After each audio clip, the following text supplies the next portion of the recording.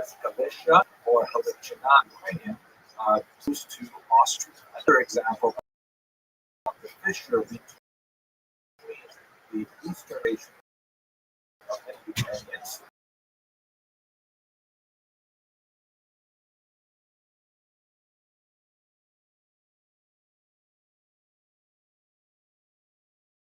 going to be politically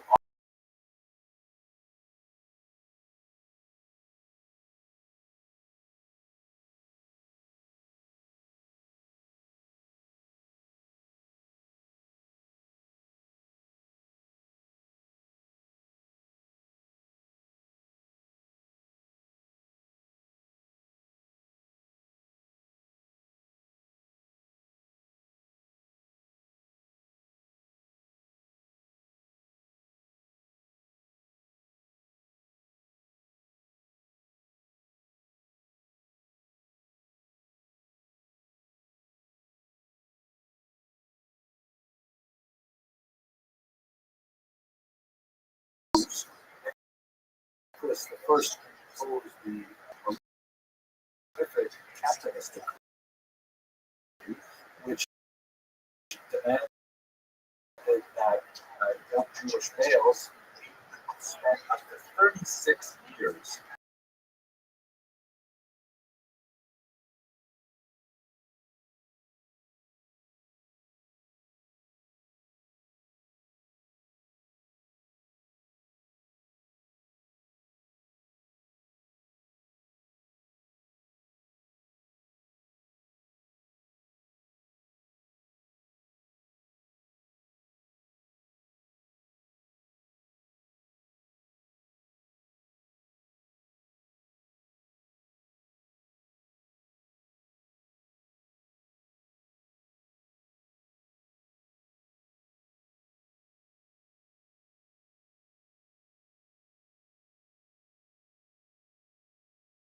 Cyrillic alphabet, not a code, but very similar. Very similar grammar, very similar vocabulary, but not identical at all. Generally speaking, Ukrainians can speak to each other and understand respective languages, and they can also read each other's text. Something like, and Yiddish speakers, or maybe a little bit further apart, Spanish and Italian speakers. Environment, the Russian embarks on a sometimes very coercive, sometimes very suggestive brothers of the Russians. In fact, for Ukrainians at this time, the Russian people were called Great Big Russians, trying to convey Ukrainians were sort of little brothers, the Russians. It meant closing down Ukrainian language schools that were developed in the 19th century, censoring Ukrainian language publications, and other crude moves to try and make the Ukrainians think of themselves as being Russians. But it should be borne in mind that this is a period when we're just beginning to articulate their differences, which obviously went back for centuries, but had not really been defined as such. This is an era in the late 19th century when all the peoples of Eastern Europe, including the Jews, are beginning to explore the idea of their self and their national status. In the case of Jews, in the Yiddish language and the Yiddish literature, the standardization of Yiddish, which had been spoken like Ukrainian for about 10 centuries, and yet had never really decided on its own spelling, let alone its grammar. Also for Jews, the development of political Zionism, the idea that Jews constitute a distinct nation and should return to their national homeland. For Ukrainians, of course, they were indigenous, they were living in the national homeland, but it meant developing a national identity which was very sharply differentiated from their northern neighbors. This comes to a head in the revolutionary era immediately following the World War. This map here circa 1900 shows the density of Jewish population in Ukrainian regions. The blue line represents Ukrainian boundaries as they exist today. And as you can see, the Jewish population is concentrated on the western side of the Dnipro River, that's the region. But a significant amount of it spills over to the neighboring region of Austria and very heavily Hasidic regions in particular. And these cultural boundaries, these linguistic and religious boundaries, are often much more significant than the political we shall see. So during the Revolutionary era, leading up to World War I, and especially in 1917, when the Russian Empire collapses, a lot of Ukrainians begin to say, hey, now is our opportunity to actually establish some kind of independence from the Russian Empire. At first, it's in the form of a federated Russian state that includes many of the non-Russian nationalities, like Ukrainians, like Poles, and so on. And one of the great champions for this kind of moderate evolution of greater Ukrainian national expression is this man, the historian Mikhailo Khrushchevsky. Khrushchevsky and many others assembled an organization in Kiev called the Central Rada, or Central Council, which included Jews as well, with the idea of hammering out a rapprochement between the many that live in Ukraine, not only Ukrainian majority, but also the significant nationals, the Germans, Russians, of course, all of whom had different ideas in the post-World War I reality. Unfortunately, years after World War I were consumed by violence as civil war erupted, with many internal and external forces active in Ukrainian territory. There was an attempt, specifically by the inheritor of the Central Rada, the directory, to establish that connection with the Jewish minority. This directory was led by this man, Simon Petliura. Unfortunately, Ukraine was submerged in violence at this time. And in particular, there were a series of pogroms concentrated in the year 1919.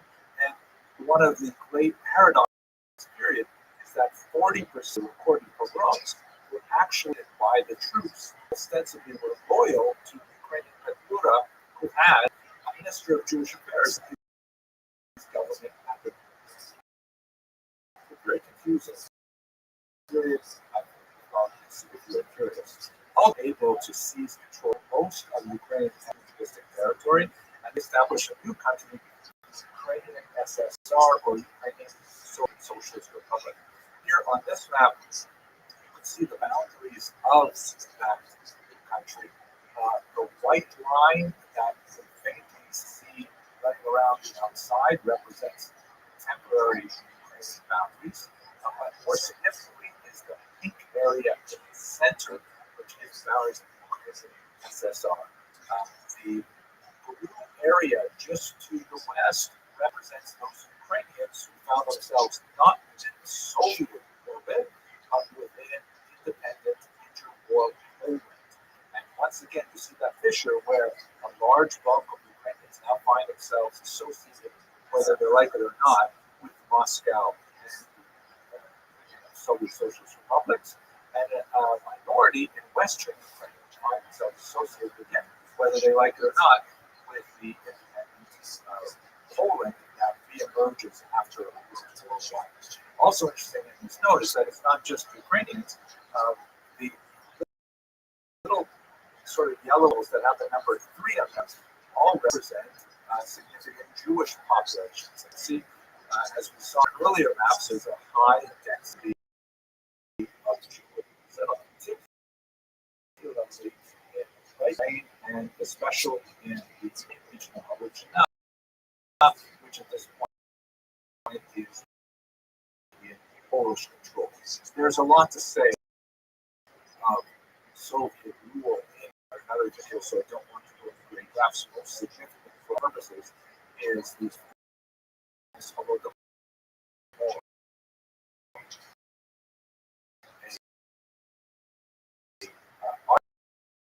artificial terror famine orchestrated the millions of Ukrainians in 1932 against the Russian communist threat very high, particularly towards the Western nations. And this accelerated and anti-Semitism that was typically attached to the notion, false as it was, that the Jews were somehow behind communism, behind communism. Obviously, much to say about this complex period, is World War II, is that the region is temporarily divided, divide the region that's separated into two countries, with on the one hand and USSR on the other, very cynical division of Poland 2 centuries earlier. And so part of the region of West Ukraine found itself suddenly under the control of the Soviets for 2 years, directed Western Ukraine to a very brutal, rapid process of communization, the collectivization of farms, the seizure of intellectuals, of intelligentsia of various types, priests and teachers and postal clerks, torturing them, and ultimately murder. What happens in Operation Barbarossa, which is June 22nd, 1941, is that Hitler double crosses Stalin and invades the Soviet Union, catching them off guard. And as you can see in this map, penetrating deep into the Russian SSR and also taking over almost all of the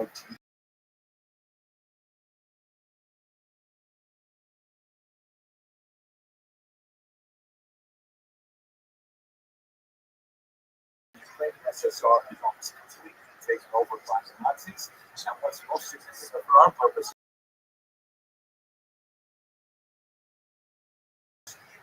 communists, political figures, Jehovah's Witnesses, homosexuals, anyone who is regarded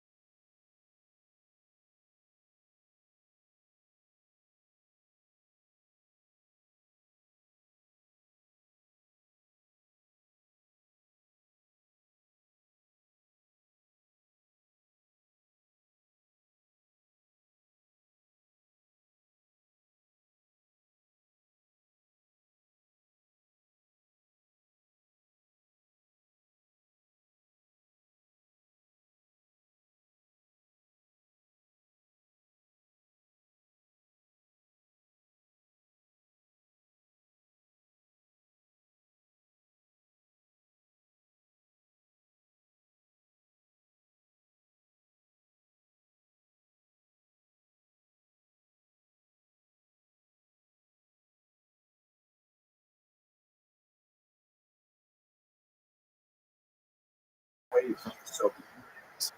Ukraine, the Baltic states, and so on, Belarus, which is probably very close to Russia, all break away and form states. And it is during this period, particularly from the 1960s onward, that you begin to see Jews and Ukrainians forming another kind of rapprochement, this time united in their opposition to Stalinism and to Soviet communism in general. One of the most notable figures that's in Ukraine at this time is the dissident Anatoly Sharansky, Natan Sharansky, important leader in Israel, who was one of the prominent refuseniks, that is, Jews who were sent to prison for the temerity to ask permission to leave the Soviet Union. And in many ways, Jews and Ukrainians, exiled and imprisoned, began to reform actions that would later be expressed in political activity and would ultimately result in the overthrow of the Soviet Union in 1991. Here's a map of what things are like today. As you can see, this post gives you a sense of the linguistic differences of Ukrainians today. There's no question that the further east you go, the more Russified the population is, at least linguistically. The regions of Donetsk and Luhansk have a certain amount of dissident movements that Putin is taking advantage of, perhaps exaggerated and certainly leveraging for his own purposes. And it is in this region that Putin's country to the south is by Russia for some time now, and it is in these regions specifically focused. However, it's very clear from maps of troop buildup that they have troops in Belarus, in Crimea as well, and could suggest the lines of hostility. How do Jews feel about this right now? Well, it's an unusual moment. Perhaps ironically, the president of the Union is in fact Jewish himself, and he has not made a secret of this, and he is leading Ukraine in their attempt to his neighbors are very concerned about the future of their country. Jews have the option, which is something that is very rare in Jewish history, but is a product of the 20th century, and specifically the late 20th century. They have the possibility of making Aliyah, leaving Ukraine and to Israel. This is something that changes the dynamic for many of the people who identify as Jewish in Ukraine today. But those Jews, according to prominence of the Ukrainian Church community, they will stay here to fight, they will resist. Let us hope for peace in the region and a long-standing resolution to this conflict. Thank you very much for watching.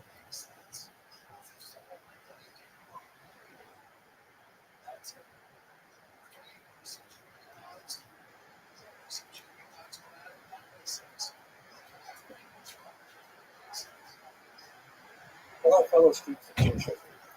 As we all watched the terrible events of the past inflation, it took no questions to call that this is a very well-known. I've prepared a couple of videos already that point to the Jewish history there. Today, what I'd like to do is to just give you a quick diagram of the snippets of some historically significant Jewish outcomes. This video could be much longer than it actually is because there are literally hundreds, maybe thousands of really famous Jews who have come to claim themselves or are on the great Jewish lineage. Anyway, don't write on that. Why these Jews? So that is just literally hundreds of I just took that for that some are kind of surprised with the great life of Jews training. And I'm sorry to disappoint you, but the reality is that for the vast majority of the time they lived in a cultural symbiosis with their neighbors. Sometimes there's more streams, and sometimes, in fact, there's even peasant uprisings that resulted in deaths but there's also, hundreds and tons of years of relatively peaceful coexistence and discussion. I think it's hard for people to let go of that kind of reified mindset which drives people. I'm certainly not every Ukrainian person past it. I think I people about the violence and the perpetrated against Jews in 1648, 1968. However, we can have the overarching amount of history that Jews have spent in Ukraine, which is easy to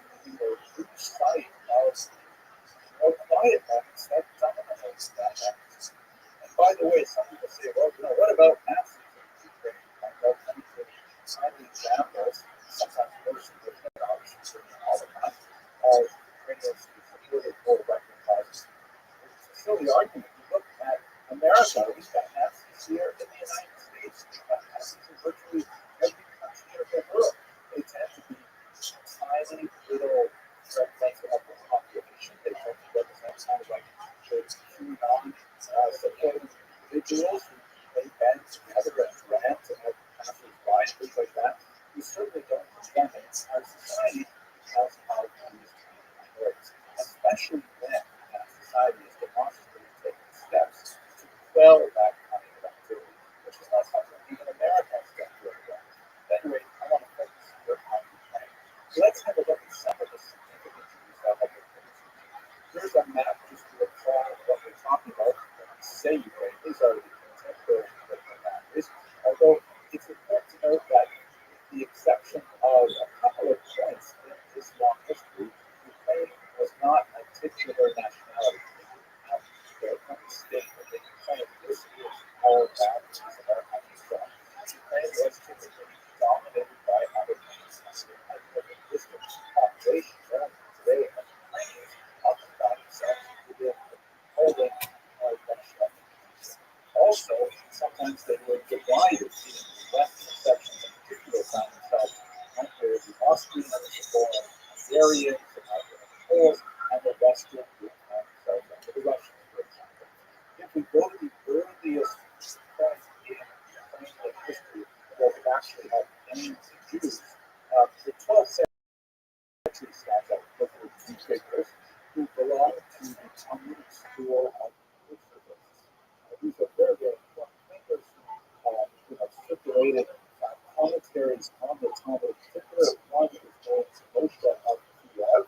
He maintained correspondence with the Rabbin Tal, one of the most famous of his school of scholars, also corresponded with Rothschild and Rabbi, and his mother Isaac of Chernihiv, sometimes referred as Isaac or Yitzhak of Chernihiv, that would be Russian pronunciation for some place.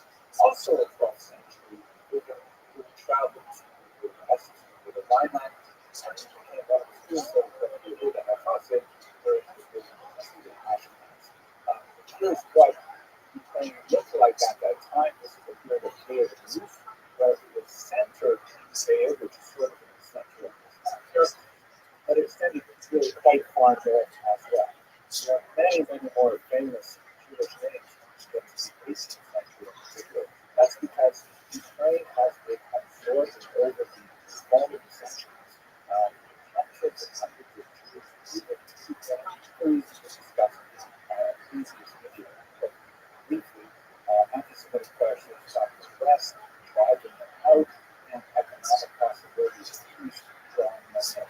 They live at this time under the auspices of the Polish government, Polish Ukrainian Commonwealth. Here is what that massive space looked like in 1764. The Ukrainian part of it is sort of like the bottom section of the yellow mountain. See those? It's just outside the main part, which is the part of Russia proper. Russia, used by the way, was barred from living in Russia from 1479 on. So all the Jews who are making their way to the east are not piled up in the Polish Commonwealth, and many of them are subject to the southern half, which is represented by this right section. It is in this area that Hasidic movement flourishes. The founder of the movement, Rabbi Israel ben Eliezer, also known as the Baal Shem Tov, who lived from about 1700 to 1760. He came from the western region of Ukraine, from the city of Rothschild, and one of his principal students over there, the market, Messerich, came from the town of Messerich. Many of the Hasidic dynasties that are still active today, like Chernobyl, Vizhny, Spartakites, Sabina, they all come from Ukraine. Famous Hasidic leaders like Alexander Abuzhensky. Hasidism is overwhelmingly a Ukrainian phenomenon, particularly in the 18th century. This map here shows you kind of a beautiful historical atlas of Hasidism published by the Western Press. The spread of Hasidism, not as rich as essentially. That's the not conceded with raised limits on minimums, so he's raised freedom. Westlaw, for example, which has an annual pilgrimage to the city of God in Rabbi, not Rothschild, came originally from Rothschild, and he was actually, of course, a Rothschild, as well as Rothschild, but he decided he wanted to be buried in time, largely because of the various of the Heidelberg of 1768. Another very important, as you believe as well, this is which is the seventh Rebbe of the Chabad movement, although Chabad itself was not originally proper. The seventh Rebbe was born in Rome, then known as Catalina Slavde and Rothschild. Now, what happens next? The overall development of the Jewish population there is in the late 18th century, the swallowed up by neighbors, and Russia takes over the massive section of a smaller number of those Jews very great actually comes up in Austria-Hungary, Croatia, the majority of Jews end up in this region, so they have a settlement where they were allowed to live under Russian settlements. During this period of time, the 18th century and 19th century, this flourishing of Jewish culture, and all kinds of great writers like Shalom who pioneered literature. Of course, after I very successful Broadway play and movie, figure out with Isaac Balbo, a great Russian stylist, did a great job of looking at these things. And I am not yelling, I'm not yelling. He was really the poet of the Jewish people in the 19th century. In music, you see people like Vladimir Horowitz, great pianist and composer. What's the basic character? Real famous science people. Well, not the man well, perhaps from Torah, I think Islamic way, the national hero in Indian music, not more of a staff rather than as a space on the political leaders, Leon Trotsky, of course, he's like the Red Army, one of the leaders of the Soviet Union. Golda Meir, also from the editor of actually at the back, but it's just she has a so we can go on and on. I just really stop so many great Jews from West Africa. Born in Ukraine, where the it's a place with tremendous history for Jews, and we should bear that in mind because spared the suffering of the church. Thank you very much for that.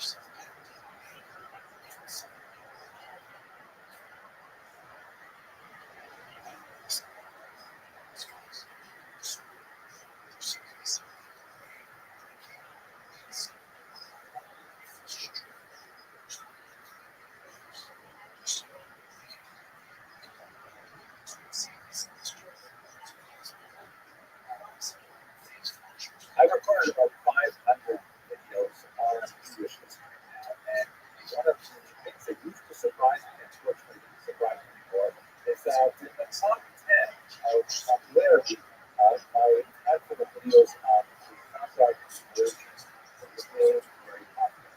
And at first I thought, that's the thing, but now I begin to think something unfortunate about so for this video and the next, we're going to focus on the unusual chapter of Hazar Jews, a larger project.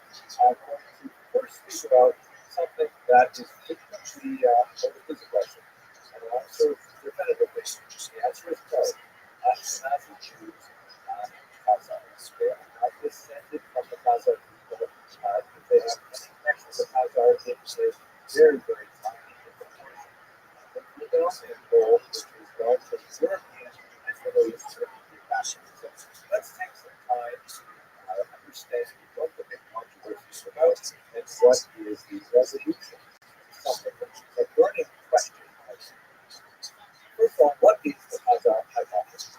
Although it is promoted, historians focus around the idea that a population in the region of the Caspian Sea, not too far from northern Black Sea, part of southeast Europe, converted to pizza sometime in the 8th century. They had come into existence in the 6th century Ottoman Empire and then began expanding until they were finally defeated by the European roots that would be based in today's Kenya, Ukraine, in the 10th century. So here's a map that shows you roughly where the Khazar Empire would have stretched. Again, like bronze boundaries, but this is the general area. Now, at the same time, more or less, we have seen the establishment of Jewish Ashkenaz, which is associated primarily with Germany, with Slavic land, and we begin to see Jewish settlement there from somewhere around the 10th century onwards. The name Ashkenaz is of biblical origin, but it was applied in the medieval period to this region. What we know from lots of other sources is that eastward expansion and migration of the Jews of Ashkenaz to Eastern Europe. The reasons that I've been referred to discussing this data is that there's a lot of spread of Ashkenaz and from there they constitute the largest single demographic chunk of European Ashkenazi Jews as a whole. Looking at this outline here in yellow is basically where most Ashkenazi Jews trace their origins. Of course, there's a big migration to the Americas, to Eastern Europe, in the late 19th and early 20th centuries, and the mixed-media migration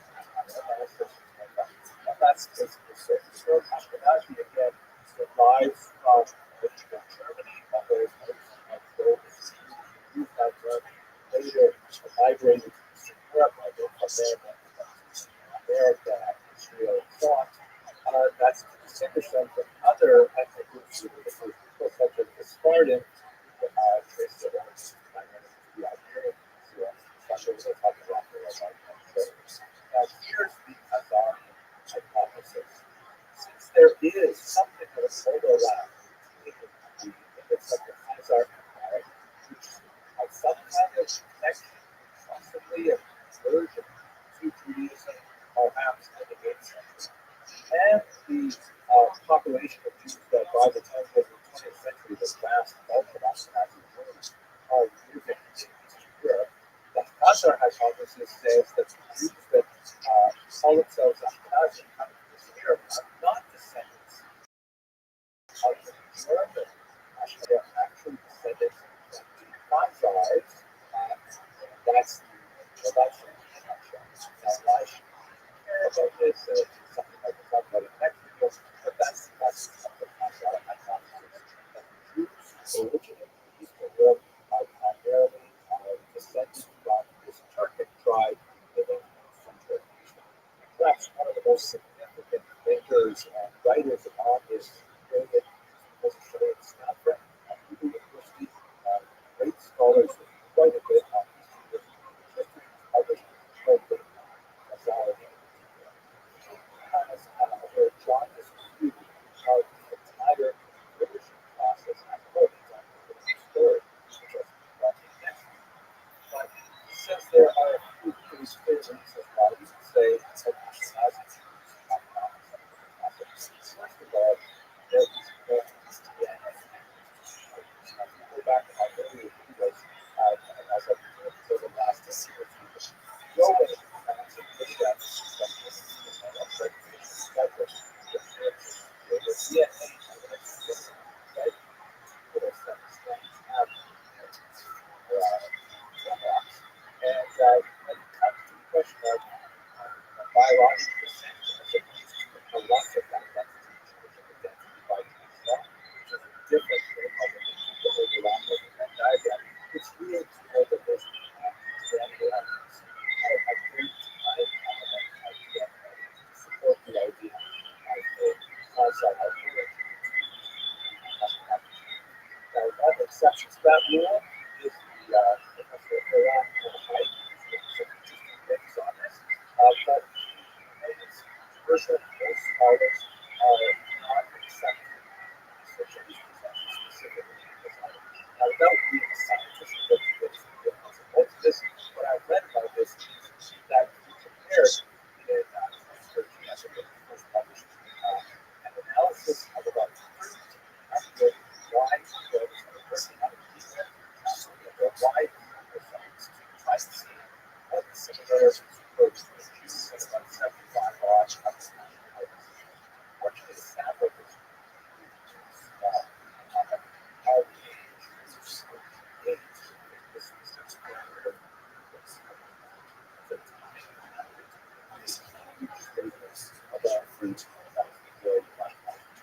secondly, more significantly, the number of quasar studies is precisely zero, as there are no quasars today. And in fact, we haven't had the quasars for about 1,000 years. There has been no one walking around telling quasar descent. We can go to scripture. In other words, use the quasars, quasars to actually say, oh, you're a quasar. Great, let's take your DNA. So what he did was he essentially guessed, educated guessed, using Georgian antibodies, which live roughly in the same area, with 1,000 years of population. But it's hard to say that that's so it's considered widely to be a very unreliable estimate, and most scholars, including historians, are not accepting limited data evidence to suggest that. Secondly, to pile on to the third thing, secondly, is there's absolutely no linguistic evidence of our influence. One of the things you expect to see is that Jews will pick up our knowledge. There's the Yiddish, by the way, is the overwhelmingly dominant native language of the Jews who call themselves Ashkenazi. At the turn of the 20th century, the census of the Roman Empire, and I think it was 98% of Ukrainian Jews, 77% of Jews throughout the Empire, if I remember correctly, claim Yiddish as their mother tongue. And there is no discernible evidence of Turkic in Yiddish. There are some interesting words here and there that are kind of uncertain derivation. Especially in Rabbi, who's one of the most important theorists of Yiddish, arguing from the word daven, to pray, nice come from the Turkic origin. It's kind of up in there. Absolutely, Yiddish is basically German. Overwhelmingly German. Arguments to the contrary that it's German, essentially Slavic, is nonsensical. Study all three language schools. Study German, study Slavic languages, study Yiddish. You know that Yiddish is German. Significant borrowing of Hebrew and those Jewish languages, and a certain extraction of the various words that come along as the Jews are traveling through their migration. Small elements of Slavic grammar that are visible, particularly in the Eastern dialects of Yiddish, which is not at all surprising. We've always talked about using a Slavic area. Turkish, but Slavic, and you're basically like aspects and other functional grammatical facts. So, bottom line is Yiddish is looking at more German than it is Turkic. First elements, other elements are Spanish, which are if they exist. Third is the cultural evidence. Where are the recipes? Where are folk customs? Where are superstitions, the stories, the legends, the songs that one would expect to come from their origins? Simply don't have them in Ashkenazi culture. We have lots of Russian things, right? Especially Russian sayings. Polish Stella, after 1,000 years in the region,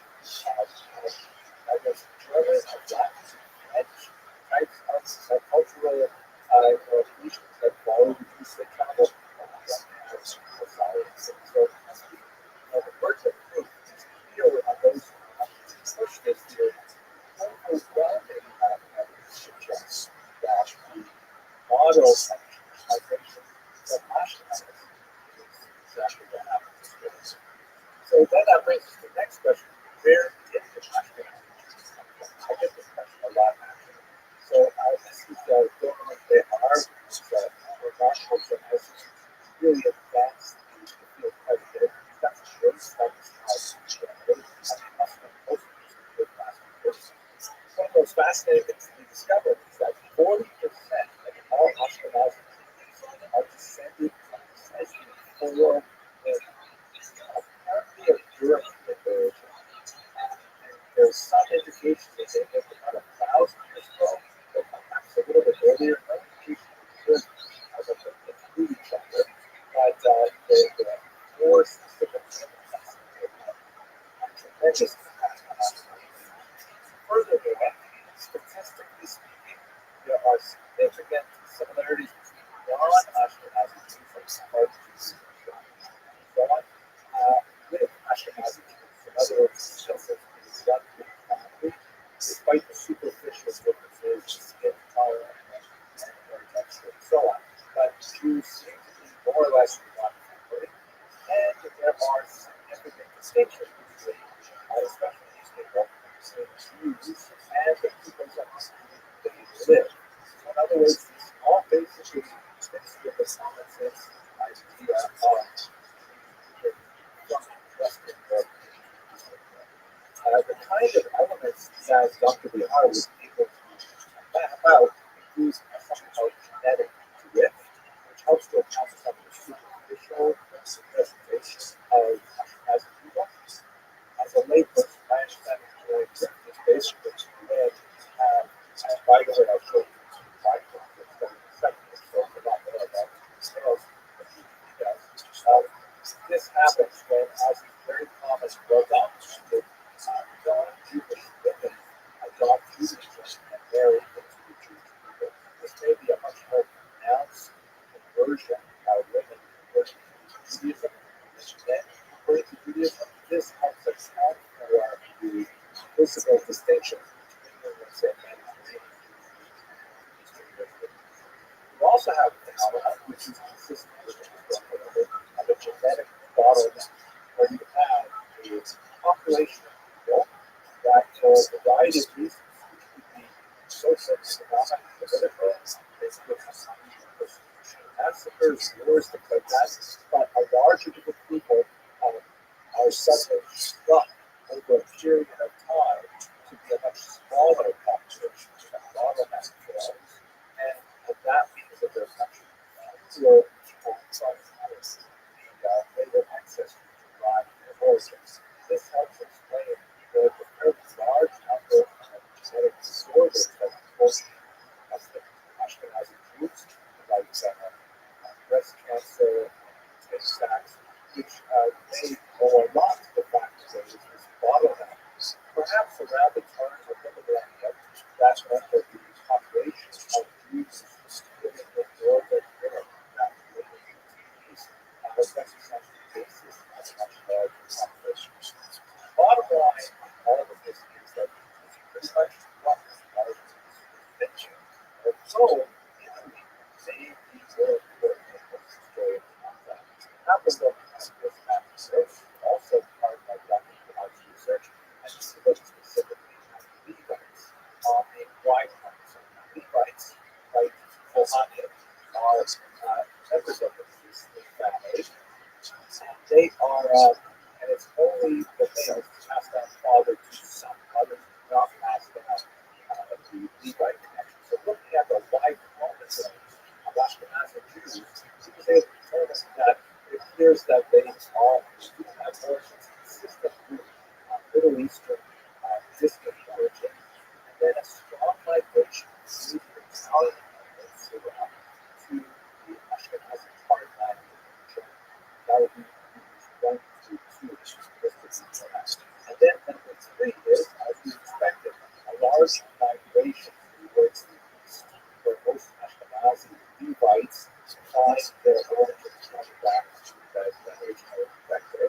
And then, as you can see, the kind of the faded line there on the extension towards the west, along with the arrow label number 4, there is a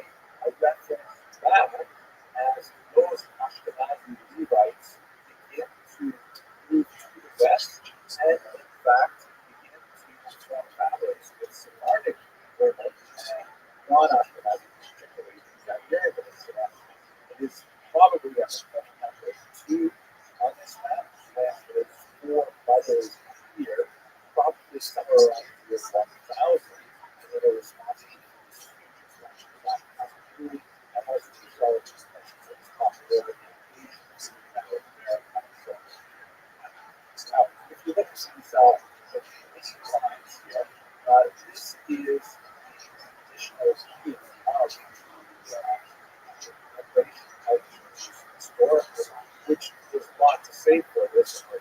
This does not contradict historical model that we have built on the way across the history of Africa. But that particular route does not necessarily explain the origin of these lands. In other words, while Jews may have been moving along that side, they did not account for the large number of Levites that nationalized today.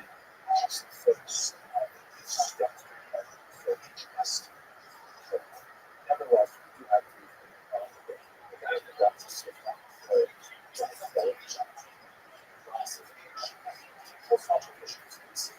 we can do basic items, right? Okay, so that's our short answer.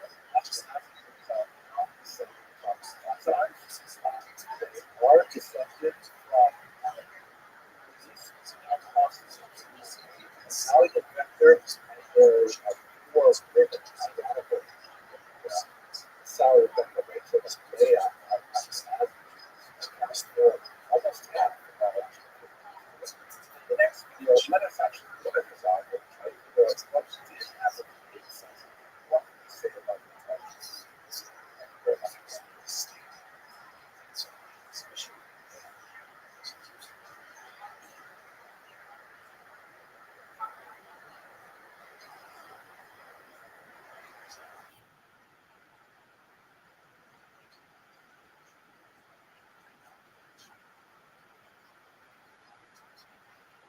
Now that we have discussed the persistent question of the origin of Ashkenazi Jews in the previous video, let's go straight to Khazari and try to understand what exactly do we know about the story of the conversion of the Khazars in that region, possibly in the 8th century. The story of Khazaria is especially fascinating to think about the way it has been received by Jewish history. This is what the German historians call it Rezeptionsgeschichte, or the history of the reception, how an idea is formed and developed and spread around. Perhaps the most important element of the Rezeptionsgeschichte, of the Khazar version, is this book, Kusari, written by Rabbi, very, very important Spanish Jewish thinker in the 12th century.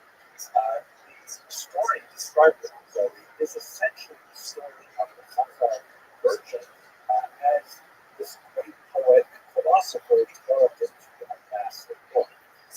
The story goes like this. Basically, is this king Kazan, somewhere around the year 740, he is a very spiritual individual, concerned with the practice of paganism among his people, and looking at the growth of monotheistic music, so particularly Christianity and Islam. Both Christianity and Islam are making geographic headway in Central Asia and approaching the borders, and he thinks to himself, so what should I do? Should I be native a pagan? Should I join one of the other faiths and so on? And so he has a debate where he brings together a Jew, a Muslim, and a Christian, and that sounds like a joke, but it's not. And he has them have a trilateral debate over which religion is superior. In the end, as you might expect, given the fact that this is Rabbi without rewriting it, Buddha decides to accept Judaism and all of its court and Kuzari, Khazarian people ultimately follow it. That's essentially the story. Now, I hope you notice that there's 500 years difference between the setting of this story and the authorship of the Kuzari half a millennium. That's a lot of time. We have to understand that the Tsari was chosen as a subject for Rabbi Levi because of circumstances in the Iberian Peninsula in his day, specifically the trilateral relationship between Jews, Muslims, and Christians, which was very unique to Spain and Portugal. Rabbi Levi essentially used the story of the conversion of the Khazars as a literary foil to have a larger philosophical discussion about the relative merits of Judaism, Christianity, and Islam. And then, of course, by doing so, demonstrate the superiority of Judaism. That's the essential idea of the Kuzari and the actual historical elements of the version of the Khazars is not necessarily important for what the Lady wanted to achieve. So let us set aside the Kuzari as a historical source, definitely not intended to servilize historical sources. So as a philosophical source, the practical back and understand what some of that is. So let's move back a couple hundred years to the correspondence of Hastai and Shakur. Again, we're still about 300 years distant from the actual events described, but this is a fascinating, very important source, which was exceptionally important for the Levi's work as well.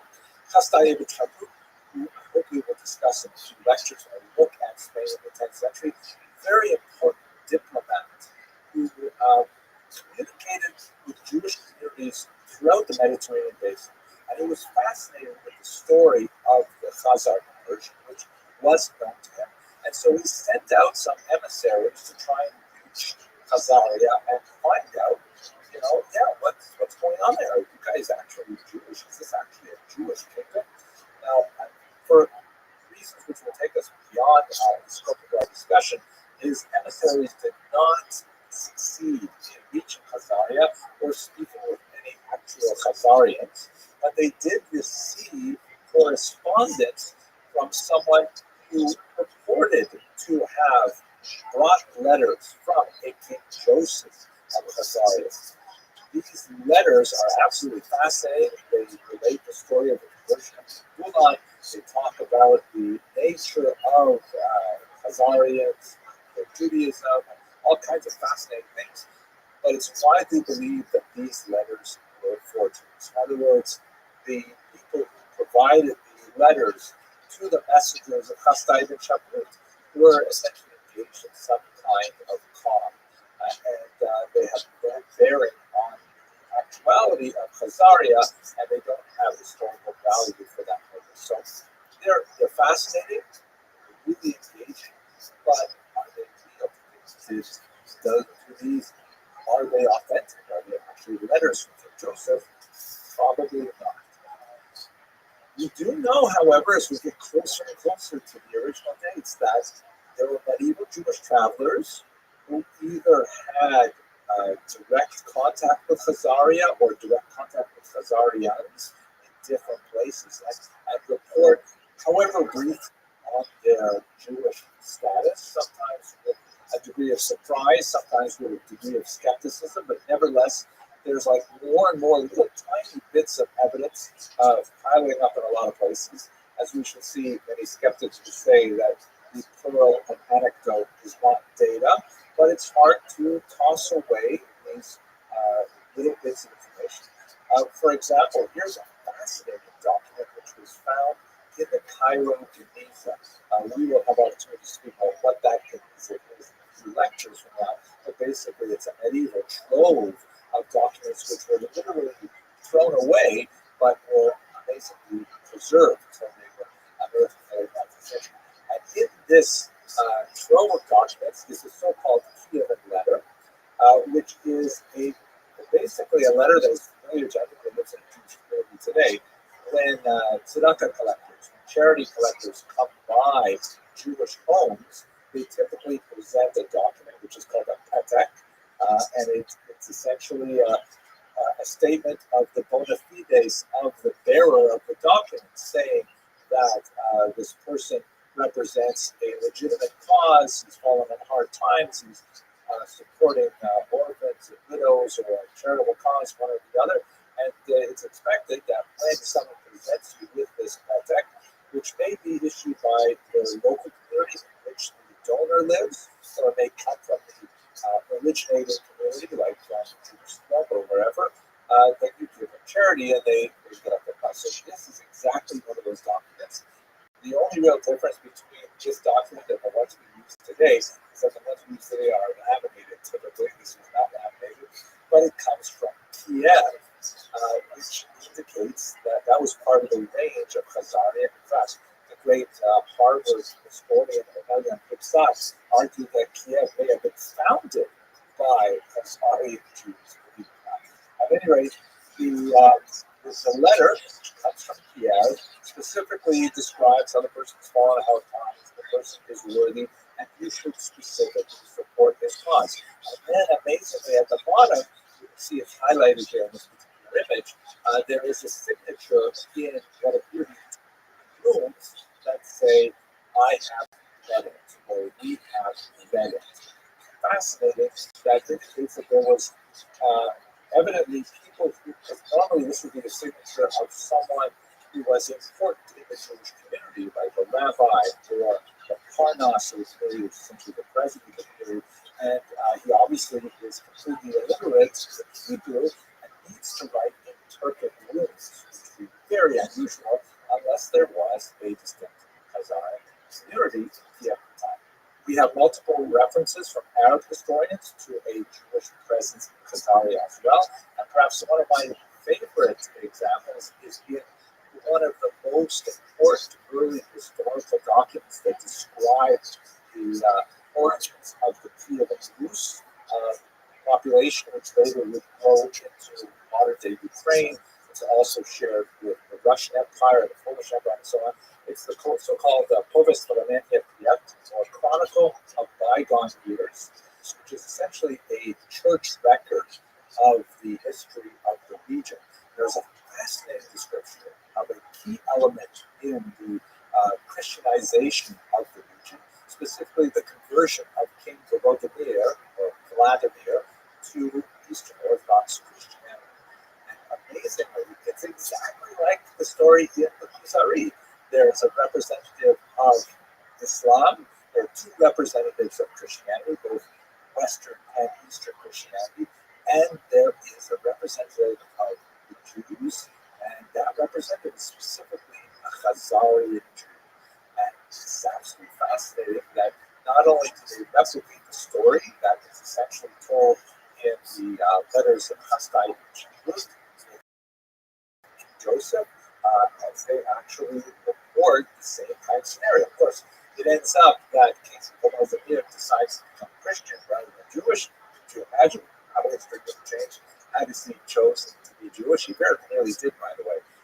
But this is, one of those data points to ignore, speaking to the idea of a Jewish community in Khazaria at the time. And finally, we've got some community tempting archaeological finds, like this coin found in the United Kingdom as part of the so-called Spillings hoard.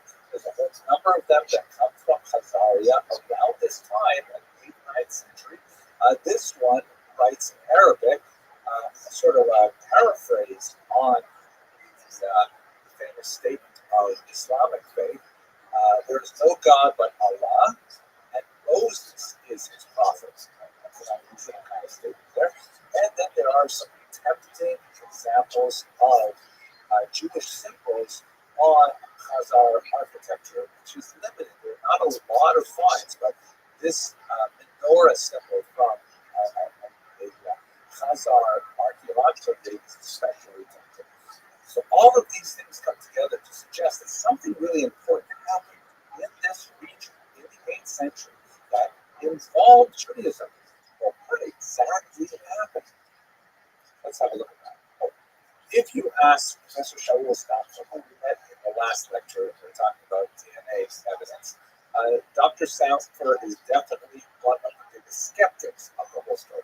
He says it is, quote, a splendid story. Right? You can finish the rest of that sentence. In other words, there's not much to it. So But we still have all these little bits of data, the Kiev letter, the spilling for coin, and things like that. What does all that mean? So trying to put it together, one of the biggest questions we have is, if they did convert to Judaism, I tend to believe something happened there with regard to conversion. Why did they convert? There does not seem to be a really good source to provide an answer for us, besides, of course, the letter of Joseph to Chasdai Shabu, widely regarded as a forgery, but in that letter, the primary motivation was essentially spiritual in nature, and that's very nice, but maybe I've been a historian too long, I tend to be skeptical of such things. It's also possible that maybe it had to do with the geopolitics of the era. The Khazars did fight two brutal wars with the Muslims. They did see the rapid expanse of Christianity, which might overtake Ukraine and Kiev in short order. So, maybe they chose to adopt Judaism as some kind of potentially neutral position. Perhaps they hoped to say that, hey, Jews are tolerated in Muslim lands under the Pact of Umar, as we discussed earlier, and Christian lands through the Doctrine of Witness. Maybe they thought about some independence there. But we also have to remember that there is remarkable silence regarding their association with the massive Jewish population in Mesopotamia, which is really not so far away. This was really the world center of Jewish intellect and rabbinics and writing and so on. Why is there silence from Mesopotamia on the Khazar conversion? Who converted them? If not the rabbis active in Babylonia and Mesopotamia, was it the Karaites, who we haven't had the opportunity to discuss yet? Why do we have no Karaite sources either? So a lot of questions about why they would. Secondly, how Jewish was this conversion, both in terms of quality and in terms of quantity. I mentioned already that we don't have a clear sense as to whether these converts were rabbinic in orientation or Karaite in orientation. The documents like the Kiev letter just indicate that that particular individual who had gone to Egypt with the purpose of raising funds had fallen on hard times. But it doesn't really say much about his personal religious orientation. We don't really have clear evidence as to what kind of Judaism they performed. We also, very importantly, don't know how many of them became Jewish. Is it possible that this was kind of like a royal conversion, like we see, for example, with Queen Helena of Adia-Mene, who converted to Judaism with her sons, but her husband remained not Jewish? Is it possibly similar to the conversion in Sinjar, in the Arabian Peninsula? We simply don't know how many of Khazarian Jews converted to Judaism. And it could be that this was simply a token conversion that took place in upper strata. It did not extend to the lower population as a whole, who remained essentially pagan. Thirdly, perhaps contributing to the ongoing history of the Khazars, what happened to them? Where did they go? Knowing that the empire lost its political independence in the 10th century when Sviatoslav of Kiev was destroyed for the last time. But they seem to pop up every now and then in the Chronicle of Bygone Years. That was a couple of years later. We still have reference to the Khazars as Jews, but they don't seem to have that impact on the demographics of the region. We already discussed in the previous video the lack of DNA evidence of their continuing relationship with Ashkenazi Jews. Did they perhaps, make an impact on some of the smaller Jewish populations in the Caucasus, like the mounted Jews perhaps? We simply don't know. Now, as I mentioned in the beginning of the last video, I get a lot of questions and a lot of attention by the comments. Sometimes I have to actually shut off the comments because they just get way out of hand. And you might wonder if this is your first time encountering this question, why would people care? What is the big deal? Some obscure 8th century event? So the implications are actually quite significant for 21st century politics. You can example, the work of Professor Shlomo Zahn, who is an Israeli historian, who's written quite a few controversial books. One of the most significant is this one here, the so-called The Invention of the Jewish People, in which he essentially argues that Ashkenazi Jews, as we discussed in the last, that Ashkenazi Jews are not really Jewish. That this entire sub-ethnic group of the Jewish people, which had such a profound impact on modern politics in particular, since the 19th century in particular, they're not actually descended from the biblical Jews of ancient Israel. Now, this has a lot of appeal to people who wish to see modern Jews taken down again. Maybe for religious reasons, that they want to feel that modern Ashkenazi Jews don't have a real share in the ancient patrimony that they claim. Again, not that it really makes a difference in terms of Jewish, although I'm not a theologian, I don't think I'm not even sure what kind of difference we make theologically. The argument of some people, frankly, anti-Semites, that modern Jews are not real Jews is a way of delegitimizing their ethnic identity, and of saying that we don't have to afford them the respect that their ancient patrimony might otherwise be appropriate for them. We don't have to regard them as being, millennial followers of an ancient tradition, and perhaps therefore, we don't have to even apply the doctrine of witness to them.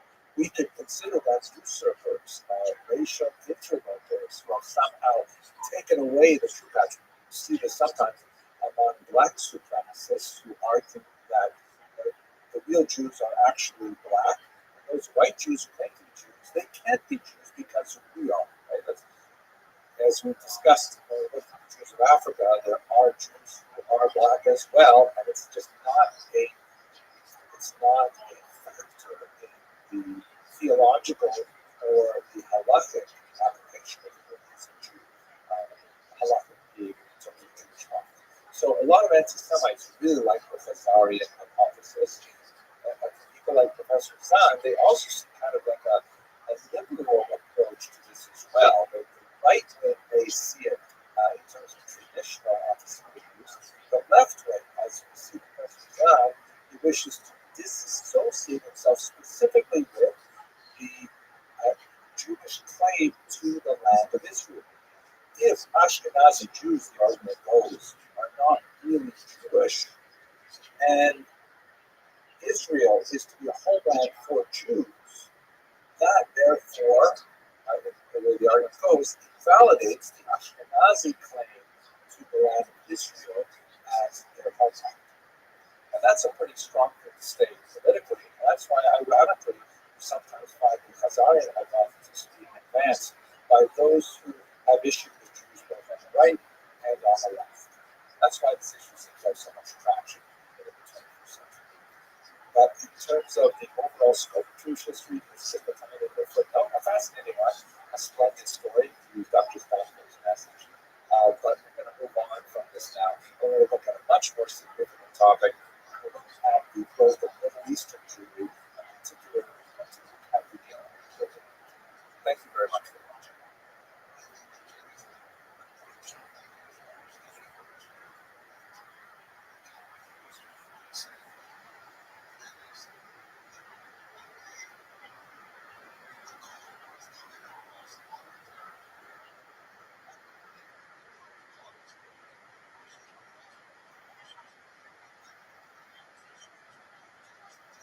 In this brief video, I just want to see a few minutes walk through the major migration patterns of Jewish history right up until the end of the first half of the 20th century, which is very significant. The Holocaust, and after the Holocaust, but I'm going to stop in 1939 just to give you a sense of how Jews got to where starting from the very beginning of the actual difficult. The Bible does report a few really significant migrations. Of course, you see the early migration of the patriarch Abraham from the city of Jerusalem and over to today Babylon.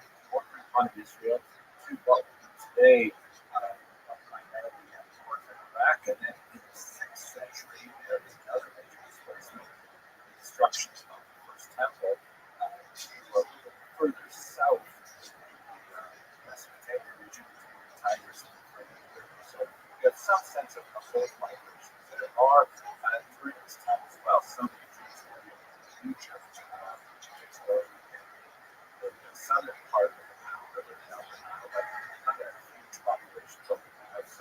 So if we move to late antiquity, let's start with the first century onwards. We've got a couple of really important populations in Israel. For the Bar Kokhba revolt of the year 132, you still have a fairly significant population. That is the central southern part of the land of Israel.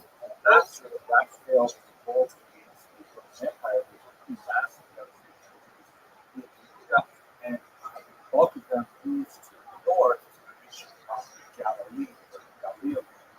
That's why I put two symbols there on this map. Israel. You still have these nucleus of Jews who had emigrated to Iraq, force them to move to Iraq, hence the region of the Syria without building the kings. But then there is a fairly significant growth of that population actually becomes a major topic center. So that's happening in the Mesopotamian region. You can see it there, the circle on the right.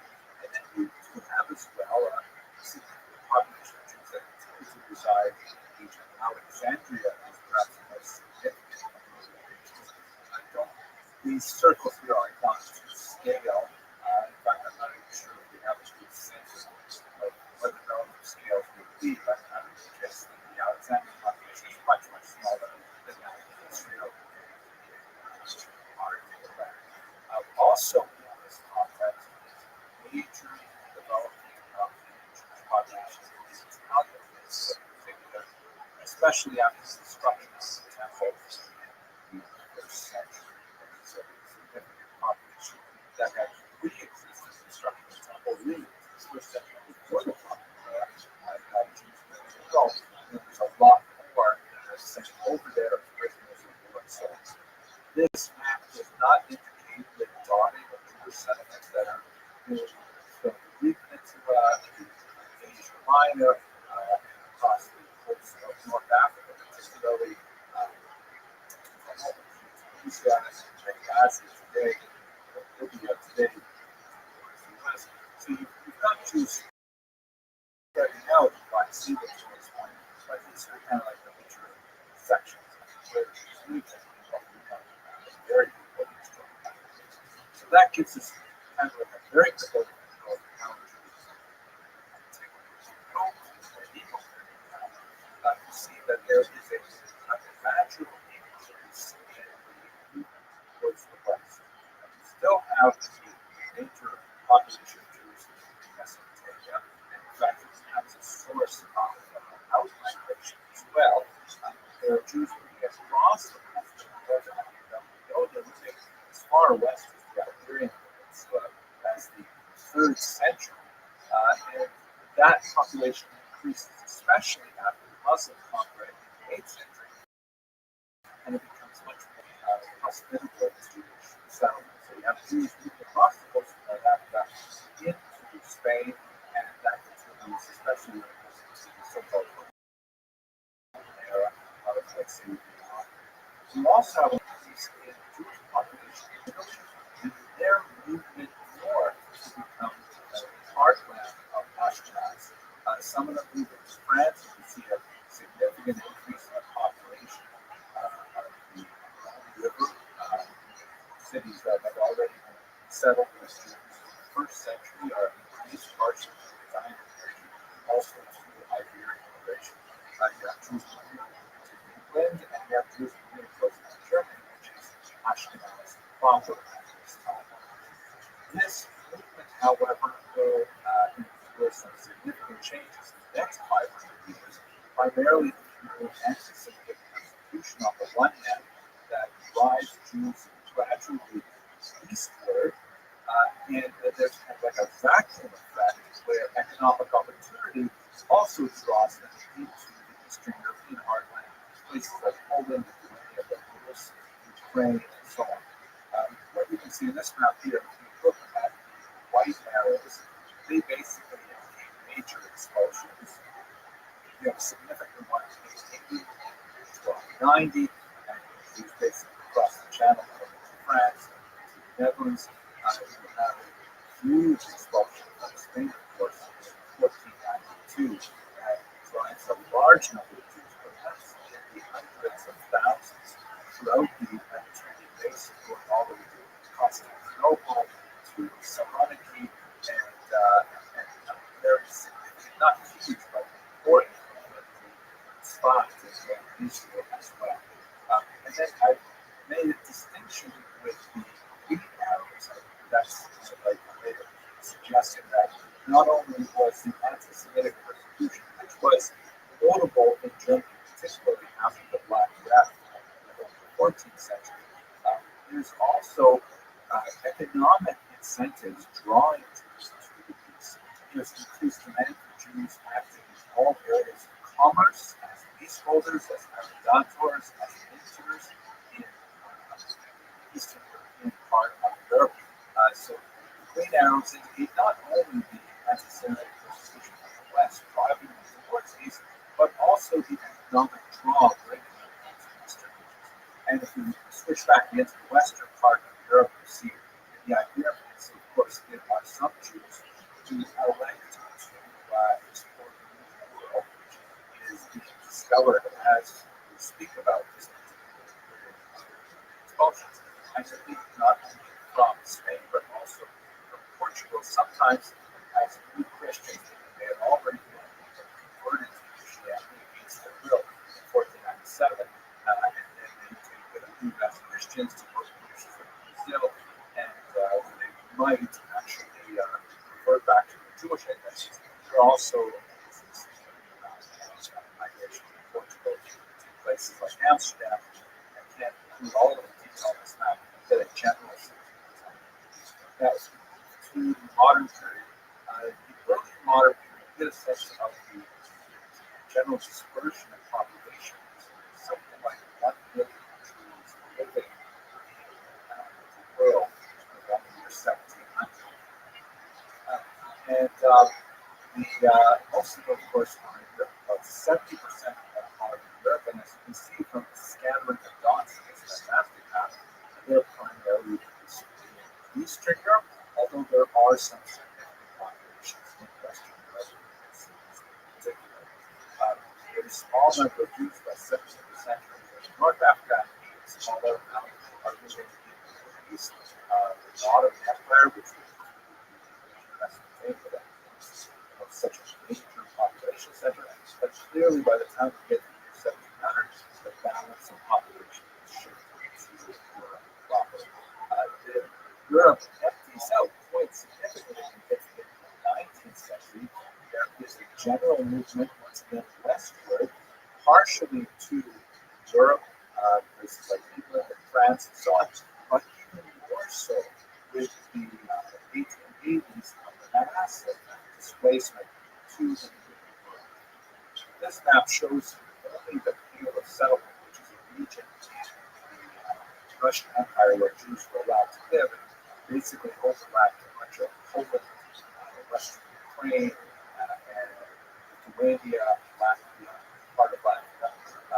But it was subject to a tremendous amount of economic discrimination, kind of like administrative overcrowding that made it desirable for Jews to stay. So this mirrors what's happening outside of the Russian Empire as well. A massive amount of Jews moving to what you call the Golden Medina, the Golden Country, United States of America. North, 70,000 Jews my homeland, my birthplace, because they have universal health care there. And of course, a significant number as well to South America, and roughly equal amounts. This map is compared to 1924, 1928. About 45,000 to go to developing Israel after 1948, and also to South Africa, and a very small number also going to Australia. So you get a sense of expanding now from Europe into the New World. So if we look at the population distribution of Jews on the eve of the Holocaust, this map is to scale, so you get a sense of the relative size of the population. Eastern Europe still is the heartland, there's over 5 million Jews, 60 million overall, but the U.S. and Canada have almost caught up with almost 5 million Jews as well, and significant populations in other parts of the U.S. Now, I happen to just be looking at something like this, smaller migrations like to India, to China, but I think that's huge. That's about it for a very quick look at migration type of Jewish history. Hope you enjoyed it.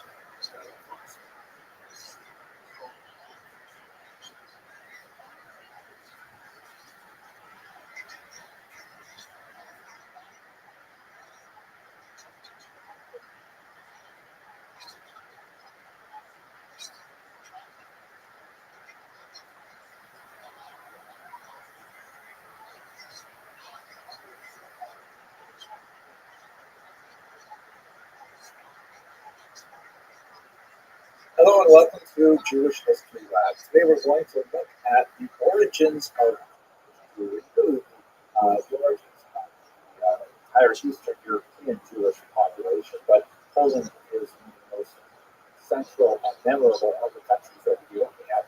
And for those of you who took the time off to celebrate the holidays recently, I hope that you come to us refreshed and relaxed. And for all of us, I wish you all a wonderful new year of blessings. By the way, if you're not aware, this is the year 5782, according to the traditional count, now that we're past Rosh Hashanah, the Jewish New Year. And someone told me that he's been very careful to go on a new diet this year where he will never eat more than will never eat more calories than the calendar number. And he says, thank God I'm Jewish, right? Sorry to do that. I know a lot of people like that, but I couldn't help it. Let's talk about the origins of Polish Jews. So when I say Poland, I'm really using the term somewhat anachronistically because the region as a whole was dominated by something called the Polish-Lithuanian Commonwealth. You can see in this map, which has the borders of the Commonwealth as of 1618, but superimposed on contemporary political boundaries to get a sense of what it was. It was this massive territory. Poland was at sort of like the southwestern core of it, but after this dynastic union with Lithuania, it spread really to a massive area, almost stretching from the Baltic Sea to the Black Sea, well into European Russia, down into the Central European countries as well. So the material that I'm discussing today does not really apply, strictly speaking, to Poland as we understand it by 21st century boundaries, but to this larger entity, which includes, of course, Ukraine, Belarus, and Lithuania, where there are very, very large numbers of Jews residing. The southern part of Latvia is also very important because it is part of the Russian Vale of settlement, which we'll get to in the lecture. At any rate, where did the Jews come from in this region, which became the dominant center of the world Jewish population in the early modern period? So there is a small migration that extends back really to the first centuries of the Common Era, perhaps even a little bit before the Common Era. And these are Jews that come from Byzantine lands and make their way through the Khazarian Empire as well. The extent of Khazarian influence is very, very difficult to quantify. It appears to have been minuscule. There are occasional references to Khazarian Jews, for example, in one of the early Russian chronicles, the August which not strictly speaking Russian, but refers to Kiev and Rus, the region as it was known at that time. And there's references to Jews from Khazaria being involved with Kiev in particular. And they left behind, as we discussed in previous lectures about Khazaria, they left behind very, very little trace of their presence, either in cultural aspects, literary aspects, and so on. We don't really know a lot about how extensive this penetration was and how much it affected the later dominant Polish Jewish population. The really big migrations into Poland come in the 12th and especially up until the 16th century, and they're coming from the western part of Europe. They're coming primarily from Germany and France, making their way sometimes to Austria, Hungary, places like that. But that's really where they have the dominant Polish population of Jews. There you see lots of traces of European elements, lots of very significant connections between cultures that started, for example, in the Rhineland and then made their way to the east. Yiddish, of course, is the overwhelming lingua franca of the Jews, and that is basically a medieval German dialect with others. They're not dealing with them too much on the languages of Khazars, for example. So we begin to see some legendary elements of their appearance in the region from as early as the 8th and 9th century, but it really begins to coalesce around the 10th and 11th centuries. And one of the things that we see them doing, for example, in the very early period, is that Jews are serving as royal printers and making money. Have a look at these guys, I mean, literally making money, like producing money, things to be used as money, not necessarily making money for themselves, which I'm sure goes hand in hand with it. But some of the earlier Polish Lithuanian Commonwealth are actually written with Hebrew characters. Here you see a few stencils of several of them. Here's a better view of one that has the term Moshka Taro, or Mashka Taro, which is clearly the Hebrew phrase for King Yeshko, a 12th century Polish ruler. Here, of course, this highlighted red to make it a little bit easier to read. Now, it's fascinating.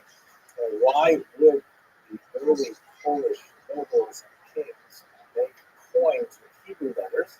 It speaks most likely to the widespread illiteracy which was common to the region, and the fact that the Jews would use the Hebrew alphabet because the Jews are ones who were working with money primarily in small commerce that became relevant. We'll have a lot more to say about this in a future lecture. We'll talk a little bit about the economic basis of Polish Jewry, but for the time being, this is just some of the archaeological evidence of their early settlement from about the 10th century onward. Now, when we look at why Jews migrated to the Polish Lithuanian Commonwealth property, there are both push and pull factors. Meaning there are factors which drove Jews out of Western Europe, and there are factors which drew Jews into Eastern Europe.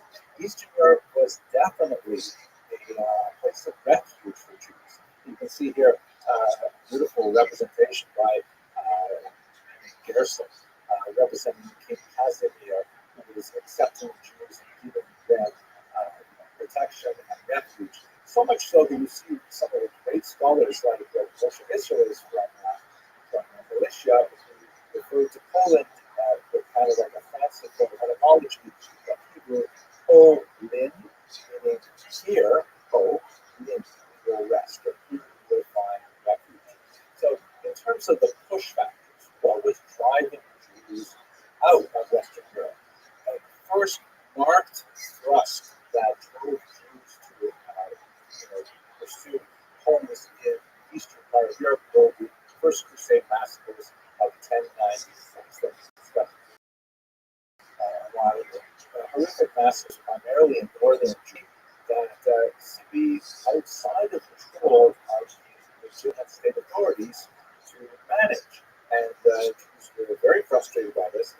As a minority, Jews are always vulnerable to mob violence, and they rely on legitimate authorities to maintain a Rechtsstaat, a society governed by law. As we've discussed in many previous lectures, Jews are typically very happy to live in environments where there is some minor discrimination against them, a certain degree of endemic anti-Semitism, but only if the rule of law is protected.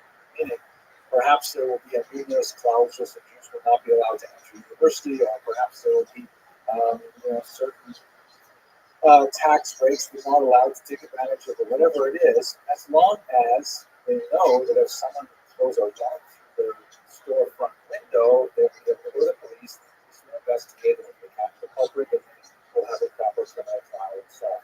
So Jews fear mob violence like any minority. And when you had these series of massacres that accompanied these traveling bands of crusaders, or more, as we discussed in Electron Crusades, more of the ragtag followers of the crusaders, and that the local authorities, including the church, could not put a stop to it. So that's when there's an increased push of Jews from Western Europe moving towards the east. In the 13th century, the horrible blood libels that we have also discussed in the previous class resulted in a series of expulsions. In France, in particular, three expulsions in the 14th century. And so there's more and more reason for Jews not to live in Western Europe. This is kind of like the push aspect of it, as Jews are finding Western Europe far and far less hospitable than they ever have before. Now, there's also pull factors. And the Polish economy was actually having a very difficult time, particularly in the 13th century, after the Mongol invasions of 1241. The demography had dropped. There was a very, very weak economy. As we saw earlier, the Jews are the people actually making the money, physically making the money, because they don't have a really well-functioning economy compared to Western Europe, and the Jews have the know-how and the understanding of how to produce points like this. And so the local Polish leaders were actually fighting Jews and saying, please come to our area. You are literate, you are numerous, you will live in concentrated areas, and you can take advantage of your skills in Poland. They also, to make this attractive to Jewish migrants, they created something called, or they adopted something used in the West called Magdeburg. Magdeburg is the name of the city, and Recht means law. And this is basically like a medieval charter that lists the specific privileges that a community may enjoy. And although some of these charters were actually written much later and designed to look like they were written earlier, they nevertheless did reflect long-standing agreements as to what were the privileges and sometimes disabilities of the Jews in particular regions. Right of settlement, for example, the right to control their own guilds, the right to indicate, when foreign Jews can move in and set up competing businesses, and what monopolies Jews would have. We can speak more about this when we get to the economics of Eastern Europe, but Jews were often granted specific monopolies. For example, provenantia, the distillation and distribution of alcohol. That's why so many Jewish folk tales and Ukrainian folk tales and so on the Jewish krechma, the Jewish inn, because that was actually a monopoly that was frequently given to Jewish communities. But bear in mind also that we're speaking about a corporate environment where it's not like individuals simply say, you know what, I think I'd like to go live in Krakow. When they don't move to Krakow and they find, how to fit themselves into the secular environment, that people live within communities. You're part of the Jewish community. You don't have an individual who chose to affiliate. You were legally bound to that community. You were culpable along with the community for taxes, punishment sometimes, things like that. So there were the Polish leaders were very enthusiastic about bringing Jews into the region, and so extended to them a series of rights that guaranteed, above all, safety, rights to live in concentrated areas and things like that, and also economic privileges that allowed them to apply various trades. There's going to be a lot more to say about this, and of course, it will break down very significantly with the history in the 17th century. But for the time being, between the First Crusade and the confiscated rebellion of 1648, this was a pretty stable kind of environment. In some cases, like in the Statute of Pillage, which comes from 1264, these things are actually set down in writing and promulgated and really attracted a lot of Jews to Eastern Europe. So there's a very significant movement of Jews over these centuries to Poland, making it ultimately the largest single concentration of Jews in the world. And just to give you a sense of what that looks like, here's a map that shows the relative concentration of Jews within the boundaries of the Polish Commonwealth as of 1764, and you can see that the yellow means like less than 10,000 Jews, and the deep red is more than 50,000 Jews, and you can get a sense of where the concentration is really the region of western Ukraine, southern Poland in particular, also some significant concentrations towards the west on the border with Germany and to the north of Lithuania in particular. The height of the achievement of Jews in the Polish region, in particular in terms of their self-government, is undoubtedly an institution called the Council of Lands, also known as the Council of Four Lands, depending on the word it's referring to. And basically, this was a kind of a Jewish state within a state, rather amazing thing.